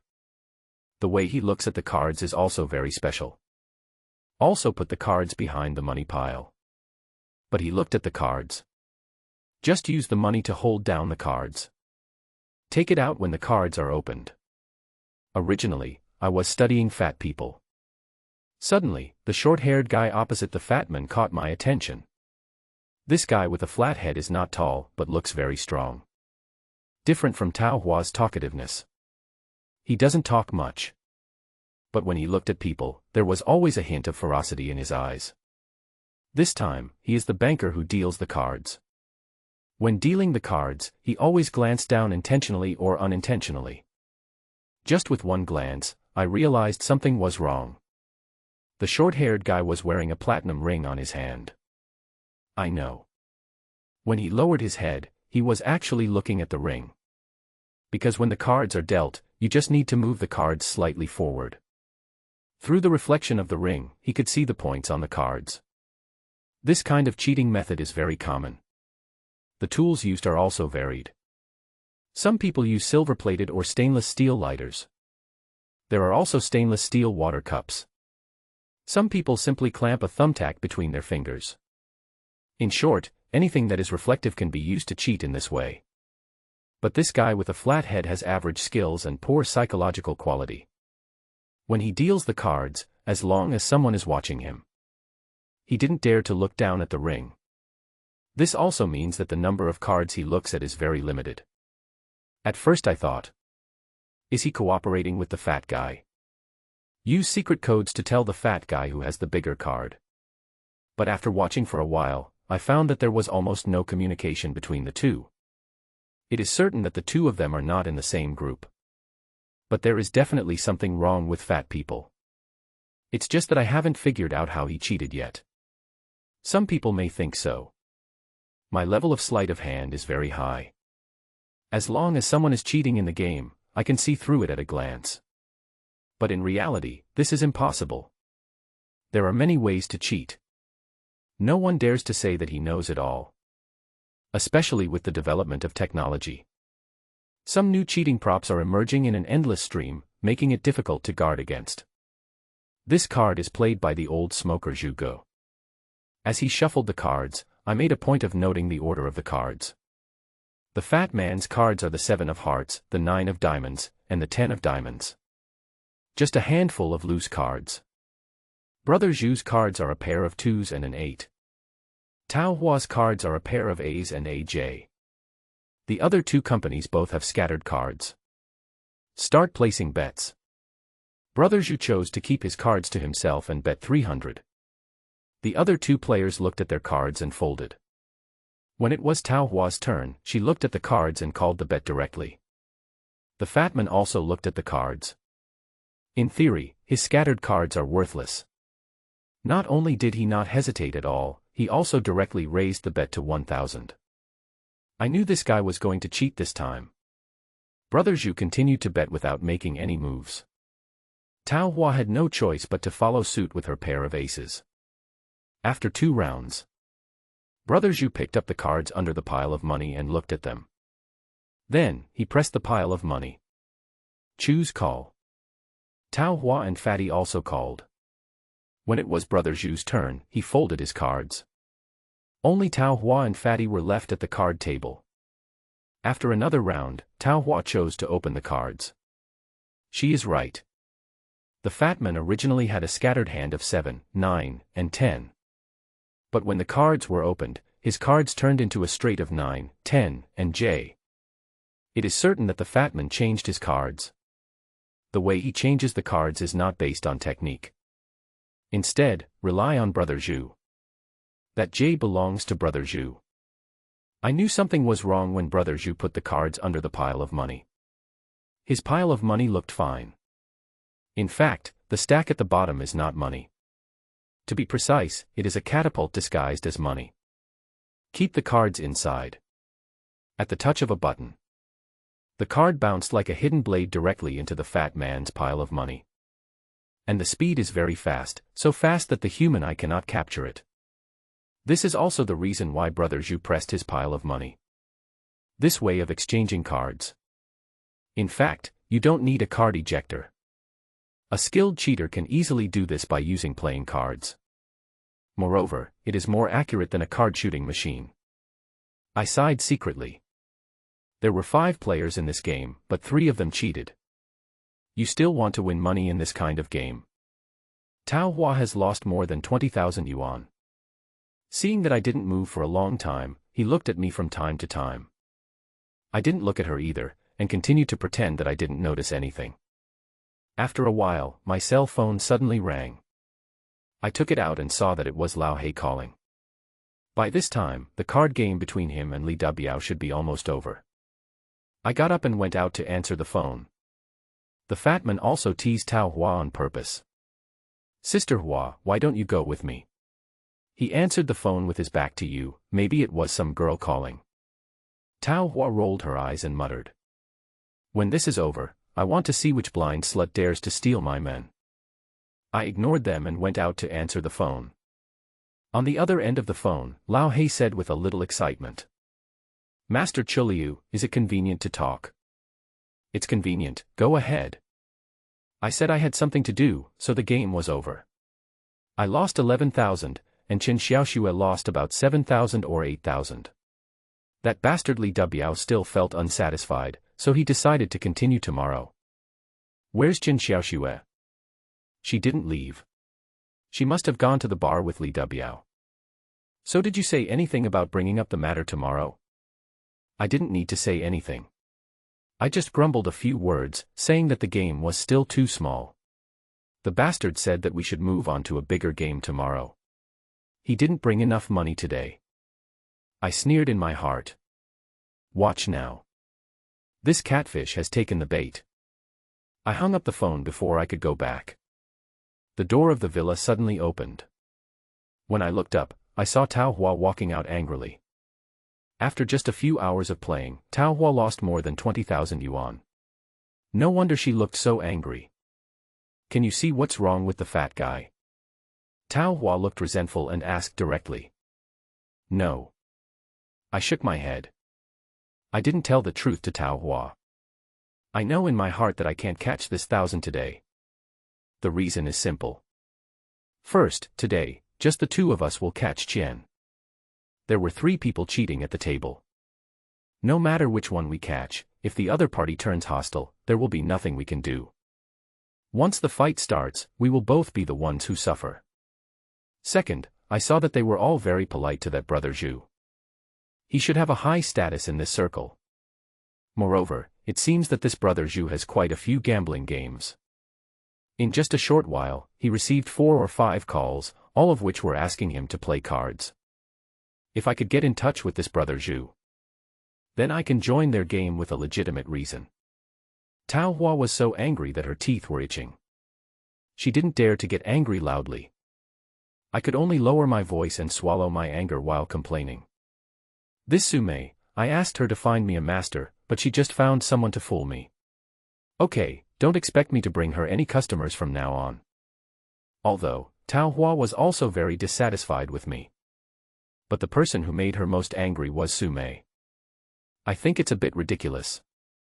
If you have no ability, you just blame others. But I still kept a cold face and asked Tao Hua. "Do you want to catch 1,000 or win money?" "I want both."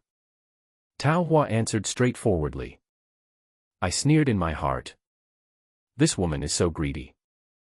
Forget about catching 1,000, but I still have a way to win money. I can't catch this 1,000 today. But after being with you for so long, I still don't want to leave like this. After all, I need the money now. As long as I help Tao Hua make a profit, she will have to pay me the 50,000 yuan. Hearing what I said, Tao Hua's eyes lit up immediately and she said hurriedly. "You mean you go up and win the money back for me?" I shook my head again. "I'll go up now. It's okay to win a little money. But once they win a lot, these three little con men will most likely become alert. Then how do I win? Go back later and pay attention to my actions. If I tell you to follow, you follow. If I tell you to give up, you give up. Don't worry about winning or losing, just do everything I say. I taught Tao Hua some hand gestures. Because it was a temporary decision. I deliberately changed the secret code of 9-section whip that she used when playing mahjong. This will help her remember it quickly. Although Tao Hua understood the secret code. But she was still confused. She had a lot of questions for me. For example, how can I guarantee that I can win money without playing? But it's not good for us to stay outside for too long. She nodded in agreement and whispered something. Don't worry, Sister Hua will definitely not treat you unfairly if she wins. The codes I mentioned are 5 in total. Sit, call, fold, raise, and open.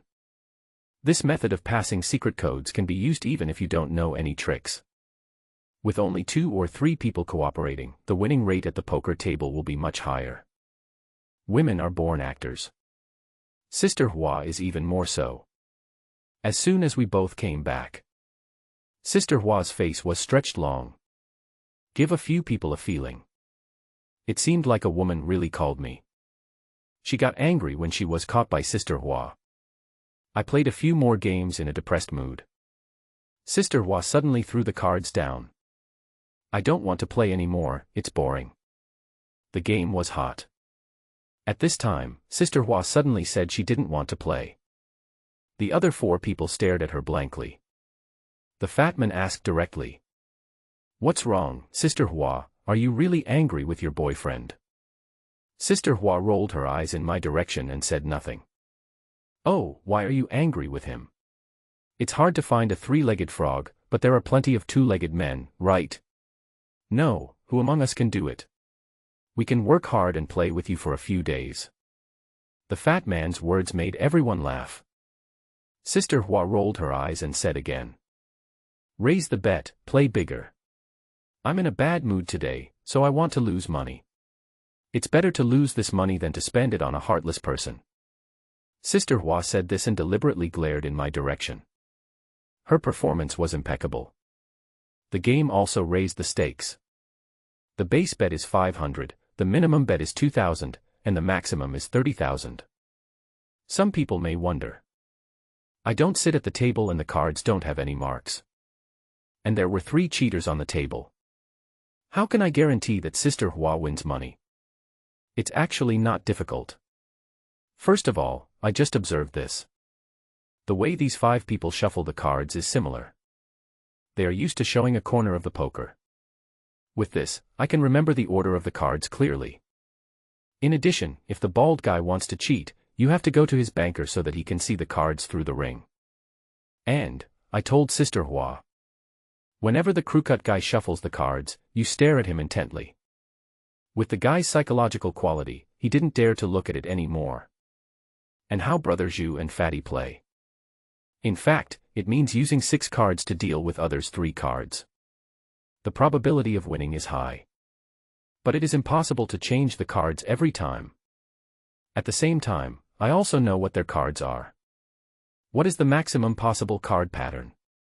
If Sister Hua is not bigger than them, she will be abandoned immediately. This way you can ensure that you don't lose money in vain. The game begins again. Sister Hua also gradually got into the state. The cooperation between the 2 of us is becoming more and more tacit.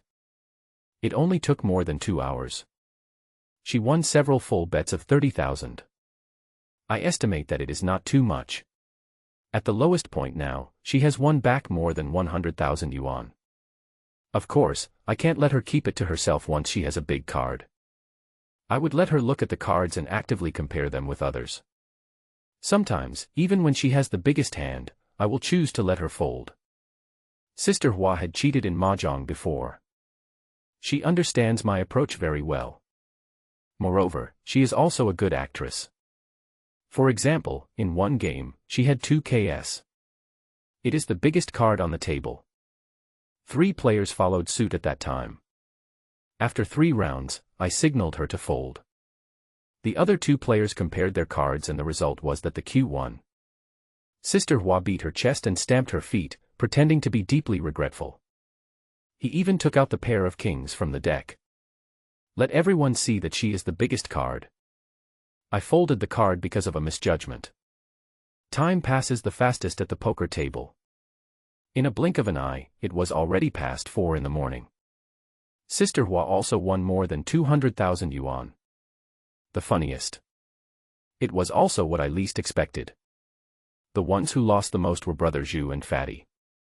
The two of them lost a total of 150,000 or 160,000 yuan. You can feel that the fat man's mentality has changed. He bangs the table all the time. Or you can give Brother Zhu a signal and ask him to change cards. But the guy with the flat head did not lose. Instead, I won 10,000 or 20,000 yuan. The game was coming to an end. I found that Brother Zhu always looked in my direction intentionally or unintentionally. Because this code was prepared at the last minute. I only ordered this set. No cheating, just a careful old gambler observing us carefully. It's also easy to see the clues. I signaled Tao Hua to prepare to retreat. Tao Hua understood what I meant. She yawned several times in succession, pretending to be sleepy, and said lazily, "That's about it for today. I'll play the last 3 games with you guys. Whoever is more capable will win. I have something else to do tomorrow, so I have to go back to sleep." Although the others all lost money. But since Tao Hua said this, even if she was unhappy, she couldn't say anything else. In the last few rounds, I stopped giving Tao Hua secret signals. Let her play according to the cards. The last one was won by the guy with the flat head. He was still dealing the cards as before. But I found something wrong. Brother Zhu seemed to be staring at Tao Hua all the time. I feel a little strange. I also had a bad feeling in my heart. Suddenly. Then there was a loud bang. The fat man slammed the table hard. Then he stood up and shouted, "Cheating." At this time, everyone was a little sleepy. The room was always quiet. He suddenly shouted. Everyone was scared. Of course, except Brother Zhu. Tao Hua reacted quickly. When she heard the fat man say that, she immediately fell forward, hugged the money on the table, and said, "Bullshit, that's cheating." I was even more shocked.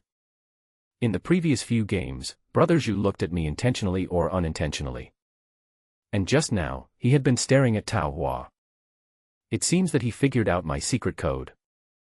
But in the last few rounds, I didn't give Tao Hua any secret signals at all. Could it be that they want to settle old scores? And now, that's the only thing I can do. Just be calm.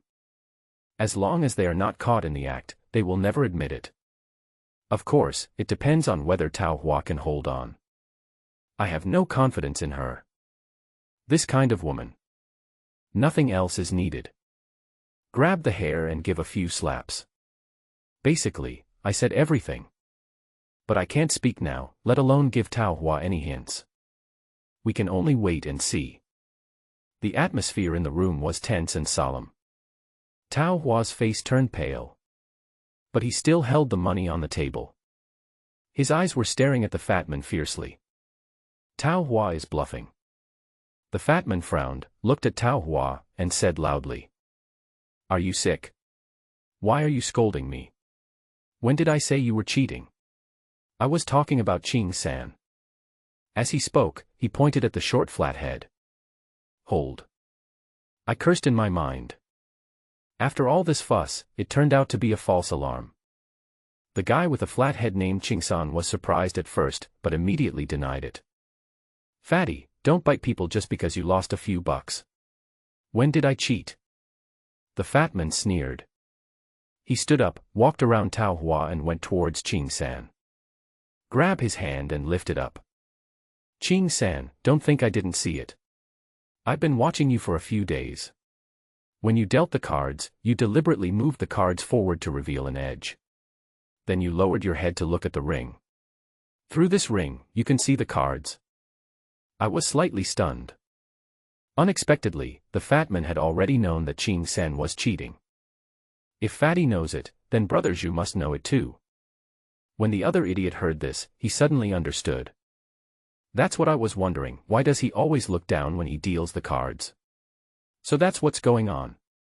Qing San, that's really unkind of you. Give me back the money you won right now. Brother Zhu and Tao Hua didn't say anything. Tao Hua was busy packing the money. And Brother Zhu, the heavy smoker, continued to smoke. No one knows what he is thinking. Qing San obviously didn't expect that the fat man would see through his method. He looked a little unhappy. But he immediately shook his hand away. He said with dissatisfaction. Bullshit, I didn't even know the ring could see the cards, stop accusing me. Qing San had the same thought as I just now. As long as you don't catch me in the act, I will fight to the end. However, it is indeed very difficult to catch him in the act of cheating in this way, unless it is recorded on video. The fat man didn't expect that Qing San had already called him. He is still stubborn and recalcitrant. The fat man was a little anxious and raised his hand. He punched Qing San in the face. He is fat and his punches are heavy. Qing San was caught off guard again. This punch hit Qing San hard in the face. Qing San staggered and took a few steps back. Although he didn't fall. But the blood in the nose still flowed out immediately. The fat man stepped forward and was about to move again. Suddenly. Then Qing San pulled out a dagger from his waist. The dagger is not long. But the blade is sharp, and the tip is sharp. It is also enough to kill people. Fatty, if you touch me again, I will stab you to death today. Qing San stared with red eyes. Staring at the fat man fiercely. Anyone can see it. Qing San became angry. If the fat guy really dares to move, Qing San would definitely stab him without hesitation. The fat man didn't dare to move. He looked at Brother Zhu with some fear. Brother Zhu was still puffing out smoke. Occasionally, I cough a few times. Qing San, do you want to play knife with me? Brother Zhu's words made Qing San shiver. I always thought so. Brother Zhu is skinny and not good-looking. He must be a successful businessman. But the way he spoke. Even Qing San was frightened by his words. I knew it. I guessed wrong. This Brother Zhu is definitely not simple. If you are caught cheating, you have to admit it. But you are holding a knife and threatening people here. This is wrong. Brother Zhu said this and lit up another cigarette. He took a deep puff, baring his yellow teeth, and continued. We are all friends, and this is a game between acquaintances. Even if you are caught cheating, no one is going to chop off your hands and feet. Just pay up the money and compensate everyone. Why do you have to resort to knives and guns and make this a mess? Qing San hesitated. His hesitation was not because what Brother Zhu said made sense. Rather, it came from his fear of Brother Zhu. Looking at Brother Zhu, Qing San's tone was no longer tough. Brother Zhu, then tell me how much money you want me to pay. Brother Zhu took a puff of his cigarette and thought about it. Just take 500,000, the loss plus the compensation, all in one pot. Qing San's eyes widened. He looked at Brother Zhu with disbelief. Without waiting for him to speak, Tao Hua suddenly followed up and said. 50 is enough, Brother Zhu takes 20. The remaining 3 of us will each get 100,000. I couldn't help but frown. Tao Hua is really greedy for money. They want to make some money, no matter what. Qing San glared at her and said with his neck stiff. If you win money, what else do you want? I lost a few days ago. Besides, didn't Brother Zhu say there would be compensation? Right, Brother Zhu. Tao Hua asked Brother Zhu proudly. Brother Zhu didn't say anything either, just smoked silently. Brother Zhu, I really can't take out 500,000 yuan. So, whoever loses today, I'll make up the money. Is that okay? No. Another idiot said loudly. Brother Zhu also held a cigarette in his mouth and slowly shook his head. Qing San had no other choice. The hand holding the dagger began to tremble. Brother Zhu, can't you let me go? Brother Zhu said nothing. But the attitude is self-evident. Looking at Brother Zhu, Qing San's eyes suddenly widened. He gritted his teeth and said, "Brother Zhu, don't force me. I'm not stupid. Don't treat me like a fool." Qing San's words are very meaningful. Others didn't seem to understand. But I understood it immediately. I stood up and walked around Brother Zhu. Walked towards Tao Hua. Tao Hua's money has been collected. But the card table was in a mess. Poker is everywhere. The fat man's money was also mixed with Brother Zhu's money. When passing by Zhuge, I accidentally touched him. Of course, Brother Zhu didn't care. He didn't even look at me. "Qing San, what do you mean? Just speak your mind. No one takes you for a fool." Brother Zhu took puffs of his cigarette and asked Qing San directly. Qing San became even more nervous. He held the dagger in his hand even tighter. Suddenly, he raised his hand. The dagger pointed directly at Brother Zhu and Fatty's pile of money, and he gritted his teeth and said, "Brother Zhu, you forced me to do this. I'm telling you. There's a trap in your pile of money. You've been changing cards for Fatty." In one word, the whole audience was shocked. Including Fatty and Brother Zhu. Neither of them expected this. Qing San actually knew a long time ago that the two of them were cheating. "Stop talking nonsense. Which eye of yours saw us changing the cards? Go and take them out for me to see." The fat man yelled. "I know what the fat guy thinks." Qing San didn't dare to move now. I didn't even dare to look around Brother Zhu or take his money. That's why he dared to be so unscrupulous. Brother Zhu didn't say anything. He just stared at Qing San. "You go find it." The fat man is getting more and more greedy. Brother Zhu's brows were obviously frowned. He was very dissatisfied with the fat man's performance. Qing San didn't dare to go. His eyes were rolling around. Suddenly, Qing San turned around suddenly. He held the dagger directly against the idiot's neck. Bang Chui was startled and said hurriedly, "Qing San, what are you doing? Don't be impulsive. Can't I just give up my share of the money? Put the knife down quickly." Originally he was just there to watch the fun. Now, he has suddenly become the protagonist.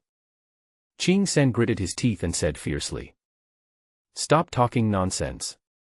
You, turn over their pile of money for me. That thing is disguised as a pile of money, right inside the pile of money." Bang Chui was in a dilemma. He looked at Brother Zhu with a sad face and disgust. "Brother Zhu, he asked me to translate this. If anything happens, don't blame me." Brother Zhu was silent, sitting in the chair, motionless. And Qing San threatened this stick again. "Stop talking nonsense and turn it over for me right now." Bang Chui could only stretch out his hand cautiously, rummaging through piles of money. Brother Zhu's expression became increasingly ugly. The fat man also had a frown on his face ashen. They both knew it. Once the card ejector is turned out, don't even mention asking Qing San for money. Let's not even talk about whether or not we should give Tao Hua and Bang Chui an explanation. The reputation of the two of them in the circle alone was completely ruined. But the mallet flipped for a long time. But nothing was found. "Qing San, no." Bang Chui asked Qing San. Qing San looked confused. Fatty and Brother Zhu also looked confused. "Impossible, show me one by one." The two of them had lost a lot before. There were only more than 20,000 yuan left in the pile of money. Bang Chui simply spread the money out on the table one by one. The bright red banknotes covered the card table, emitting an alluring red glow. The last one is laid out. But there is still nothing. Qing San was completely dumbfounded. He stared at Brother Zhu blankly. Although Brother Zhu was full of doubts. But he still stood up calmly. Looking at Qing San, he asked, "Do you have anything else to say?" Qing San was so nervous that he didn't dare to speak. But his eyes were on Brother Zhu, looking back and forth. There was Northwest longer any place to hide anything next to the card table. He suspected that Brother Zhu had hidden the thing on his body. Of course Brother Zhu also understood what Qingsan meant. At this moment, he didn't know where the card shooting machine had gone. But he knew it was definitely not on him. He slowly began to unbutton his shirt. The shirt was thrown on the table. There's nothing inside. Then, he untied his belt. He took off his pants and threw them to Qingsan. Check it yourself. At this time, Brother Zhu was only wearing his underwear. How about, let Sister Hua go out, and I'll take off my underwear so you can check it. Brother Zhu said coldly. Without waiting for Qingsan to speak. Tao Hua immediately responded. Hey, let me out, what haven't I seen? Brother Zhu, I didn't expect you to have so much capital. As she said this, she giggled. Tao Hua won money and was in a good mood. She watched the fun and teased Brother Zhu. There was no trace of blood on Qingsan's face. He never expected this result. Just listen to him mumbling non-stop. Impossible, how could this happen? It's absolutely impossible, I clearly saw it before. Qingsan was completely desperate. Although there is a dagger in his hand.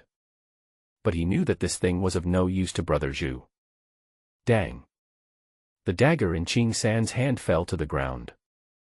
Of course, he threw it on his own initiative. Qingsan was convinced. We didn't catch Brother Zhu and Fatty cheating. It was no use for him to push this idiot any further. Suddenly, the fat man next to him raised a chair. He smashed towards Qingsan. Just with this one move, Qingsan collapsed to the ground. How dare you accuse us of cheating? Do you need to look through my clothes? Blood slowly flowed out from Qingsan's head. This scene gave me chills. That's gambling. That's a gambler. Normally they call each other brothers and are friends. And now, because of gambling, they fell out and started a fight. I wish I could kill the other person. So, that saying still holds true. Gamblers are ungrateful and bankers are ruthless. 10 out of 10 gambling cases are frauds, the one who doesn't gamble is the winner. I don't want to know how they deal with this matter specifically. Go out with Tao Hua and get in the car. Tao Hua was very happy. With just a few clicks, I won more than 230,000 yuan. He took out 5 stacks and handed them to me. Tao Hua said charmingly. Come on, baby, this 50,000 is yours. I frowned, took the money, and said coldly. Call me by my name. This name makes me sick to my stomach. Tao Hua giggled. She didn't care. With a coquettish look on her face, she said delicately. Don't even mention calling your name. You helped me win so much. I'll even call you Dad. On the 6th day of the new year, why don't we go to Sister Hua's house and take a nap, and then we can continue in the evening. Continue. I sneered in my heart. This situation looks quite stable. In reality, there is an undercurrent. Brother Zhu and Fatty had known for a long time that Qingsan was cheating. Qingsan also knew that they were cheating. But no one said it out loud. I guess the fat guy suddenly broke Qingsan's point today. I guess he was upset because of what he lost today and acted impulsively. Fortunately, I didn't catch 1,000 today. Otherwise, you'd be lying on the ground now. Maybe it's just me and Tao Hua. But I am still very interested in Brother Zhu. I asked Tao Hua. Who is that Zhu brother? Tao Hua answered while driving. Do you know the red stick? Red stick. I've heard Sixth Master talk about it before. In the early years, the largest gang in Hong Kong was the Hongmen. The Hongmen has a huge influence in Hong Kong. Later, the area around Nanyue was also deeply affected. Some underground gangs call themselves branches of the Hongmen. The Hongmen's gold medal fighters are called Red Sticks. To put it bluntly, he is the foreman of thugs. Even more impressive than the red stick is the double-flowered red stick. I just don't know what this has to do with Brother Zhu. Seeing that I didn't say anything, Tao Hua continued. Brother Zhu used to be in Nanyue, and he was called the Red Stick. Then why are you back? I crippled the boss and ran back. Well, I am speechless. This red stick is also invincible. Instead of defeating the opponent, he crippled the boss. So what is he doing now? What is he doing? I asked again. In the area around Zhongjie, check 2 places. Don't be fooled by his skinny appearance. I heard he's very cruel. Didn't you see how scared Qing-san was today? Is he powerful? I'm a little curious. But I have to understand these. Last time Centipede, if I got his background clear, I wouldn't be kidnapped by him and suffer any loss. I do have a few brothers under me, but they are not powerful. I just help out in a few nightclubs and look after the places. I make a little money every month. I nodded. Don't talk about them. Tell Sister Hua, how do you know the cards? Of course I couldn't tell her that I memorized the order of the cards by watching them shuffle them. I lied and said, that poker is a magic poker, I just happened to use it before. I wanted to make a casual excuse. Unexpectedly, Sister Hua immediately said loudly, impossible. How? I bought those poker cards. I bought 2 boxes and put them at Fatty's house. How could they be magic poker cards? I was sweating profusely. I didn't expect that I would meet the real person after telling a lie. Maybe the supermarket gave you the wrong one. Or maybe it was replaced by someone else. Tao Hua didn't ask any more questions, but just muttered something. So, this game is really not worth playing. None of them are good. It's best not to play.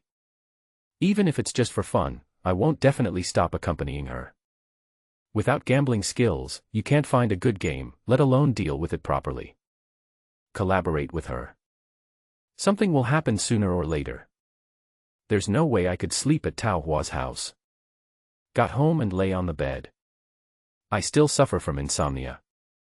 The shadows of 2 people flashed through my mind from time to time. Brother Zhu, and Li Dubiao. Tonight is the first step in my revenge against Li Dubiao. Early the next morning, I went to work as usual. Just arrived at the bath. A girl at the front desk called me. On the 6th day of the first lunar month, the guest in room 631 is looking for you and wants you to come over. Who would ask me to go to the guest room so early in the morning? I asked casually. Male or female? The little girl rolled her eyes at me. The woman is more beautiful than a fairy. The little girl said unhappily. She acted as if I was daydreaming and was craving for women. Actually, when asked about the gender of the girl, I was wondering if it would be Tao Hua. After all, she had said that yesterday. We will continue today. It's a man. He told the front desk as soon as he arrived. If I tell you to go to work, go find him. Male. Who could it be? I walked to the elevator. As soon as the elevator stopped, Sume walked out. There were dark circles under her eyes and she looked tired. You can tell at a glance that you didn't get enough rest last night. Sume obviously didn't expect to meet me. She asked in surprise. Why did you come to work? She knew that I accompanied Tao Hua to play jackpot yesterday, so she must have stayed up late. Moreover, she also gave me a privilege before. If you have something to do, you don't need to ask for leave and you can just not come. How was yesterday? Did you catch anything? Sume asked again. I shook my head. Sume was immediately disappointed. She glanced at me and said nothing more. Maybe she felt that too. Maybe I was wrong. My cheating skills are not as advanced as she imagined. But Sume still did not give up. She said. Xiao Xian will be here this afternoon. Do you want to chat with her? Sume means well. Want to help me find a dark light job. But I shook my head indifferently and said coldly. Thanks, but no thanks. Having said that, I entered the elevator. As the eldest daughter of the Zhou family, Zhou Xiaoxian has every reason to be proud. But I have never forgotten the attitude she and Jiuji Tiansan showed me that day. Let me find her. Impossible. And, I firmly believe it. Sooner or later, she will come to me for help. Yes, just beg me. When I arrived at 631, I pressed the doorbell. After a while, the person inside opened the door. The door opened. In the room, a cloud of smoke blew towards me. I couldn't help but squint my eyes. The room, which was not very big to begin with, was filled with smoke. I know, it's caused by smoking. If you don't know, you would think it's a fire. And the person standing at the door. It was Brother Zhu, the chain smoker who smoked non-stop last night. I know Brother Zhu will come to see me. But I didn't expect it to happen so soon. And it is also very easy for Brother Zhu to find me. Give Tao Hua a call and find out everything. Follow him in. After he opened the window, he handed me a cigarette. The two of us smoked silently, no one said anything. For a while. Brother Zhu just coughed twice. He asked. Start something. Understand a little. The so-called starting a fight is the slang of the Northern Blue Road. It means knowing cheating and gambling. Thank you. You're welcome. Why help me? Cooperate and make money. How do we divide it? It depends on the number of people. If there are 2 people, it's 50-50. If there are more, we can talk later. The bureau I have on hand is all dirty, can I play it? No problem, as long as you can handle it. There was not a single unnecessary word in the conversation with Brother Zhu. Concise and to the point, he understands and I understand. I like communicating with such understanding people, it's not tiring. Okay. Do you want that thing or do you want to give it back to me? I took out the card shooting machine disguised as money from my pocket and handed it to Brother Zhu. Last night, when Qing San and Zhu Ge were talking, I realized that Qing San must have known that Brother Zhu and Fatty were cheating. So I stood up on purpose. It looked like he was going to look for Tao Hua. But when I passed by Brother Zhu, I used the trick of grafting. He stole the card shooting machine from the pile of money. It must be said. This card shooting machine is very finely made. Proper size and moderate thickness. And it was disguised with a few $100 bills. It fits perfectly among the pile of money. But this kind of thing, although it looks good, is often the most harmful. There are 2 types of cheating, literary cheating and martial cheating. Also called literary work and martial arts work. I've seen people say that. When we say wuqian, we are referring to the value of fighting power. This is complete nonsense. It is also said that the document refers to cheating on soft cards, such as poker.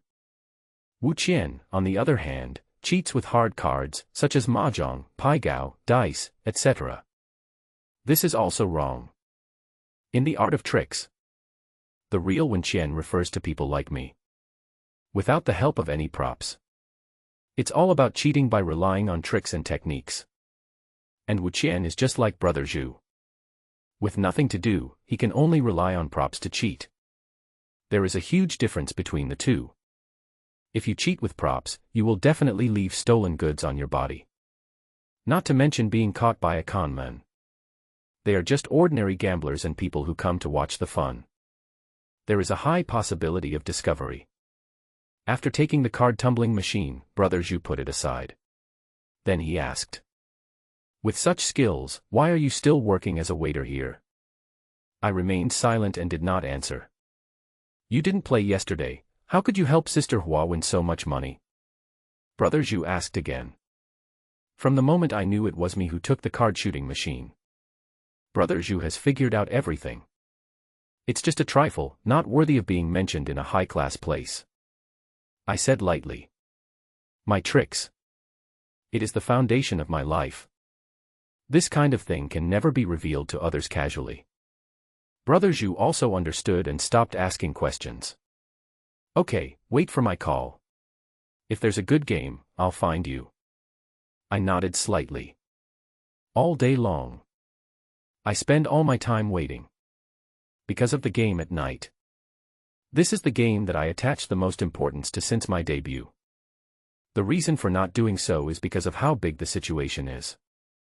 It was because the person I wanted was my cousin, Li Dabiao, who treated me like a wild dog. It's almost time to get off work. My cell phone rang. It's Chen Xiaoxue calling. I didn't say anything when the phone was connected. On the other side, Chen Xiaoxue's voice came. "Chuliu, did you miss me?" I felt a little disgusted by Chen Xiaoxue's teasing. I said briefly and coldly. "Let's get straight to business." "Really? Why is it so hard for you to say you miss me? I called you just to tell you that I have completed everything you asked me to do. Li Dabiao agreed to let me invest tonight. We will play a hand of cards. I will put up 20,000 and he will put up another 100,000. Let's play a big game with Lao He." "Where is he now?" "I went out to buy cigarettes. It's the 6th day of the new year, why don't you care whether we slept or not?" I sneered in my heart. Sleeping or not sleeping, what does it have to do with me? Chen Xiaoxue is not helping me. We are collaborative. Just making money together. Seeing that I didn't say anything, Chen Xiaoxue sighed. "Hey, it seems you don't care about me at all." "Well, we didn't sleep. But I said, if he lets me win money today, I'll give it to him." This idiot actually took it seriously. Haha, ridiculous. Got it. It's okay, I'll hang up. Remember to delete the call history. Speaking of. So I hung up the phone. It's time to get off work. I plan to find a place to eat first. Just wait quietly for the game to start in the evening. Tonight, I must make Li Dabiao take the first step towards the abyss. Just out of the bathroom door. There were 4 or 5 men with tattoos of dragons and tigers standing at the door. They are smoking. It seems that he is waiting for someone. And the person standing in the middle, smoking a cigarette. I am very familiar with it. Centipede. He tied me up last time. In Qian Laoba's office, I gave him a teapot. I haven't seen him since then. See me going out. The centipede glanced at me gloomily and said coldly. Mina is looking for you. The centipede's hatred for me has not diminished in the slightest. I knew that the starling would find me sooner or later. Moreover, He Huan, the woman who was good at cheating and was close to Mina, also talked to me once. Want to partner with me, Qianba Go? I just didn't agree. Lead the way. I said coldly without any extra nonsense.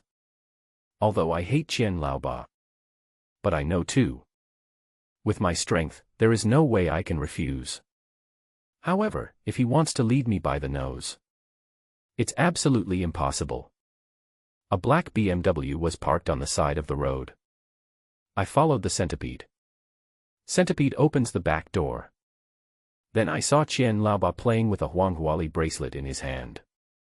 He was squinting his eyes and leaning on the seat. As soon as the car door opened, he opened his eyes immediately. When he saw me, he immediately waved enthusiastically. Come on, brother, get in the car.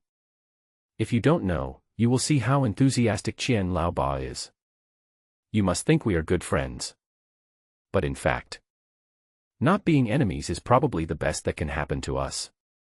Qian Laoba and I sat in the back of the car. In the front passenger seat, He Huan was playing with his cell phone with his head down. When she saw me get on the car, she turned around and nodded to me as a greeting. Brother, how are you doing lately? Qian Laoba acted as if he was concerned about the patient's well-being. I remained calm and replied. No different from usual. That's good, that's good. As he spoke, Qian Laoba suddenly looked at me and said again. I heard that you played a game of dice with Jiuji Tiansan a while ago. I am not surprised at all that Qian Laoba knew about this. After all, you tied me up last time. He was also the one who knew about me, the cheating dealer. There should be someone from his place in Zhou Xiaoxian's place. To be exact. He should be the person behind the rich old 8. I nodded. Yes, I lost. Qian Laoba laughed.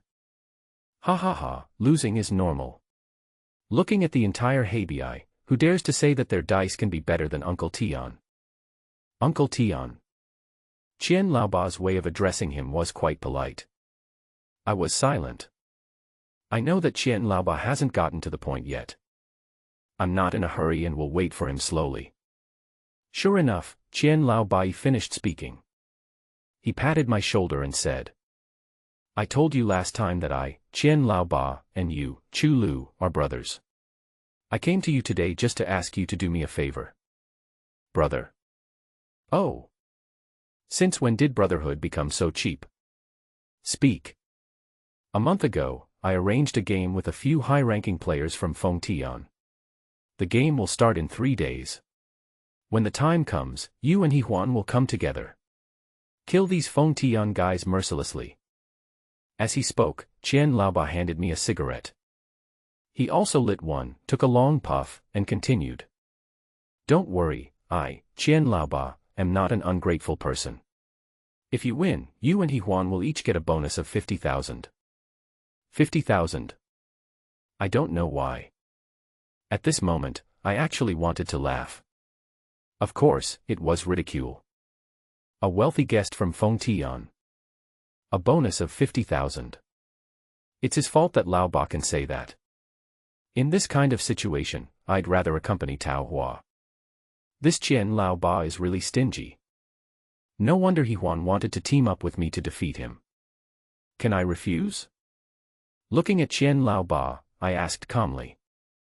Qian Laoba chuckled and shook his head slowly. I told you, we are brothers. How can you refuse to help your brothers? A smiling face hides a dagger. A silent threat. But, except for agreeing. It seems I have no other choice. At this moment, I looked at the rearview mirror in front of me. He Huan in the rearview mirror was also looking at me. After dinner, I stayed at home, quietly waiting for Lao Hei's call.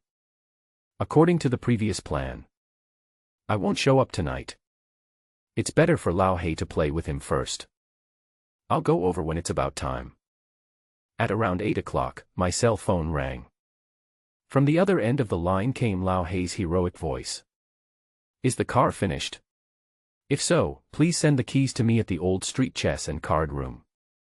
I agreed and hung up the phone. I got dressed, went downstairs, and took a taxi straight to the chess and card room. In the chess and card room, fireworks are still going on. The restaurant at the door. A fat chef wearing an apron. Holding a machete, he was chopping a piece of pork ribs. Seeing me come in, he wiped the sweat from his forehead. He pointed his machete toward the upper floor and said with a laugh. Looking for Xiao Hei. The innermost single room on the 4th floor. I thanked him and prepared to go upstairs. I heard the chef mutter something in the back. I don't know who Xiao Hei got the money from. He's rich now and even dares to gamble in a single room. I know today's game. It was a single dunk by Lao Hei and Li Debiao.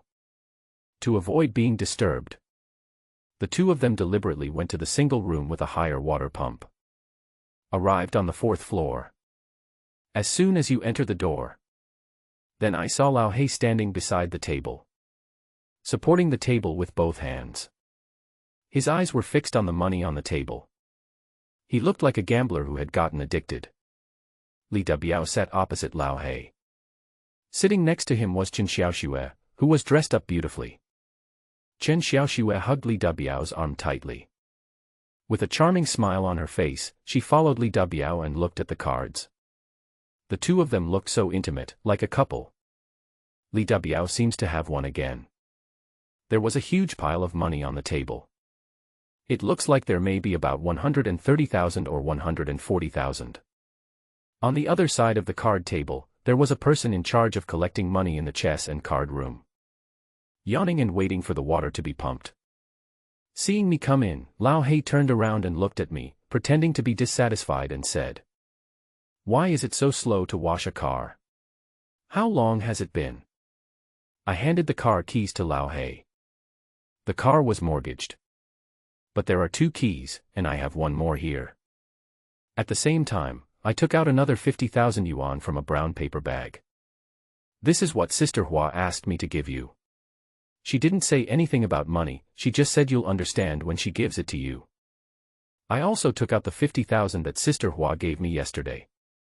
Li Debiao saw the 50,000 yuan. His eyes suddenly gleamed with greed. In his eyes, this money seems to have belonged to him. Take the money. Lao He cursed and said. In just a short while, I've lost 30 or 40,000. Chiliu, come on, play a couple of rounds for me. I haven't played it. It's better if you haven't played luck before. It's okay.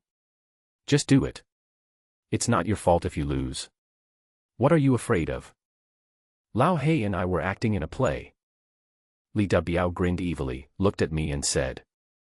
Chiliu, I was able to take care of you when we were young, and I will still take care of you now. Do you dare to come? Cards on the table. It has been welded by Li Biao. For him. Who will go up between me and Lao He? The results are the same. And what I was waiting for was this sentence from him. Of course, even if he didn't tell me, I would still go. They really played big today. 3,000 base bets. The bottom line is 1,000. Let me explain it briefly. Before the cards are opened, each person places a base bet of 3,000. After the cards are opened, 2 face-up cards are dealt first. If you feel that the 2 cards in your hand are too small, for example, your cards are 2 and 4, you can only win if you get the 3 in the middle. With this kind of cards, you can bet 1,000. Of course, if you want to take the entire pot, that's fine too. But, you can play it this way. Either he is a con man or he is mentally retarded.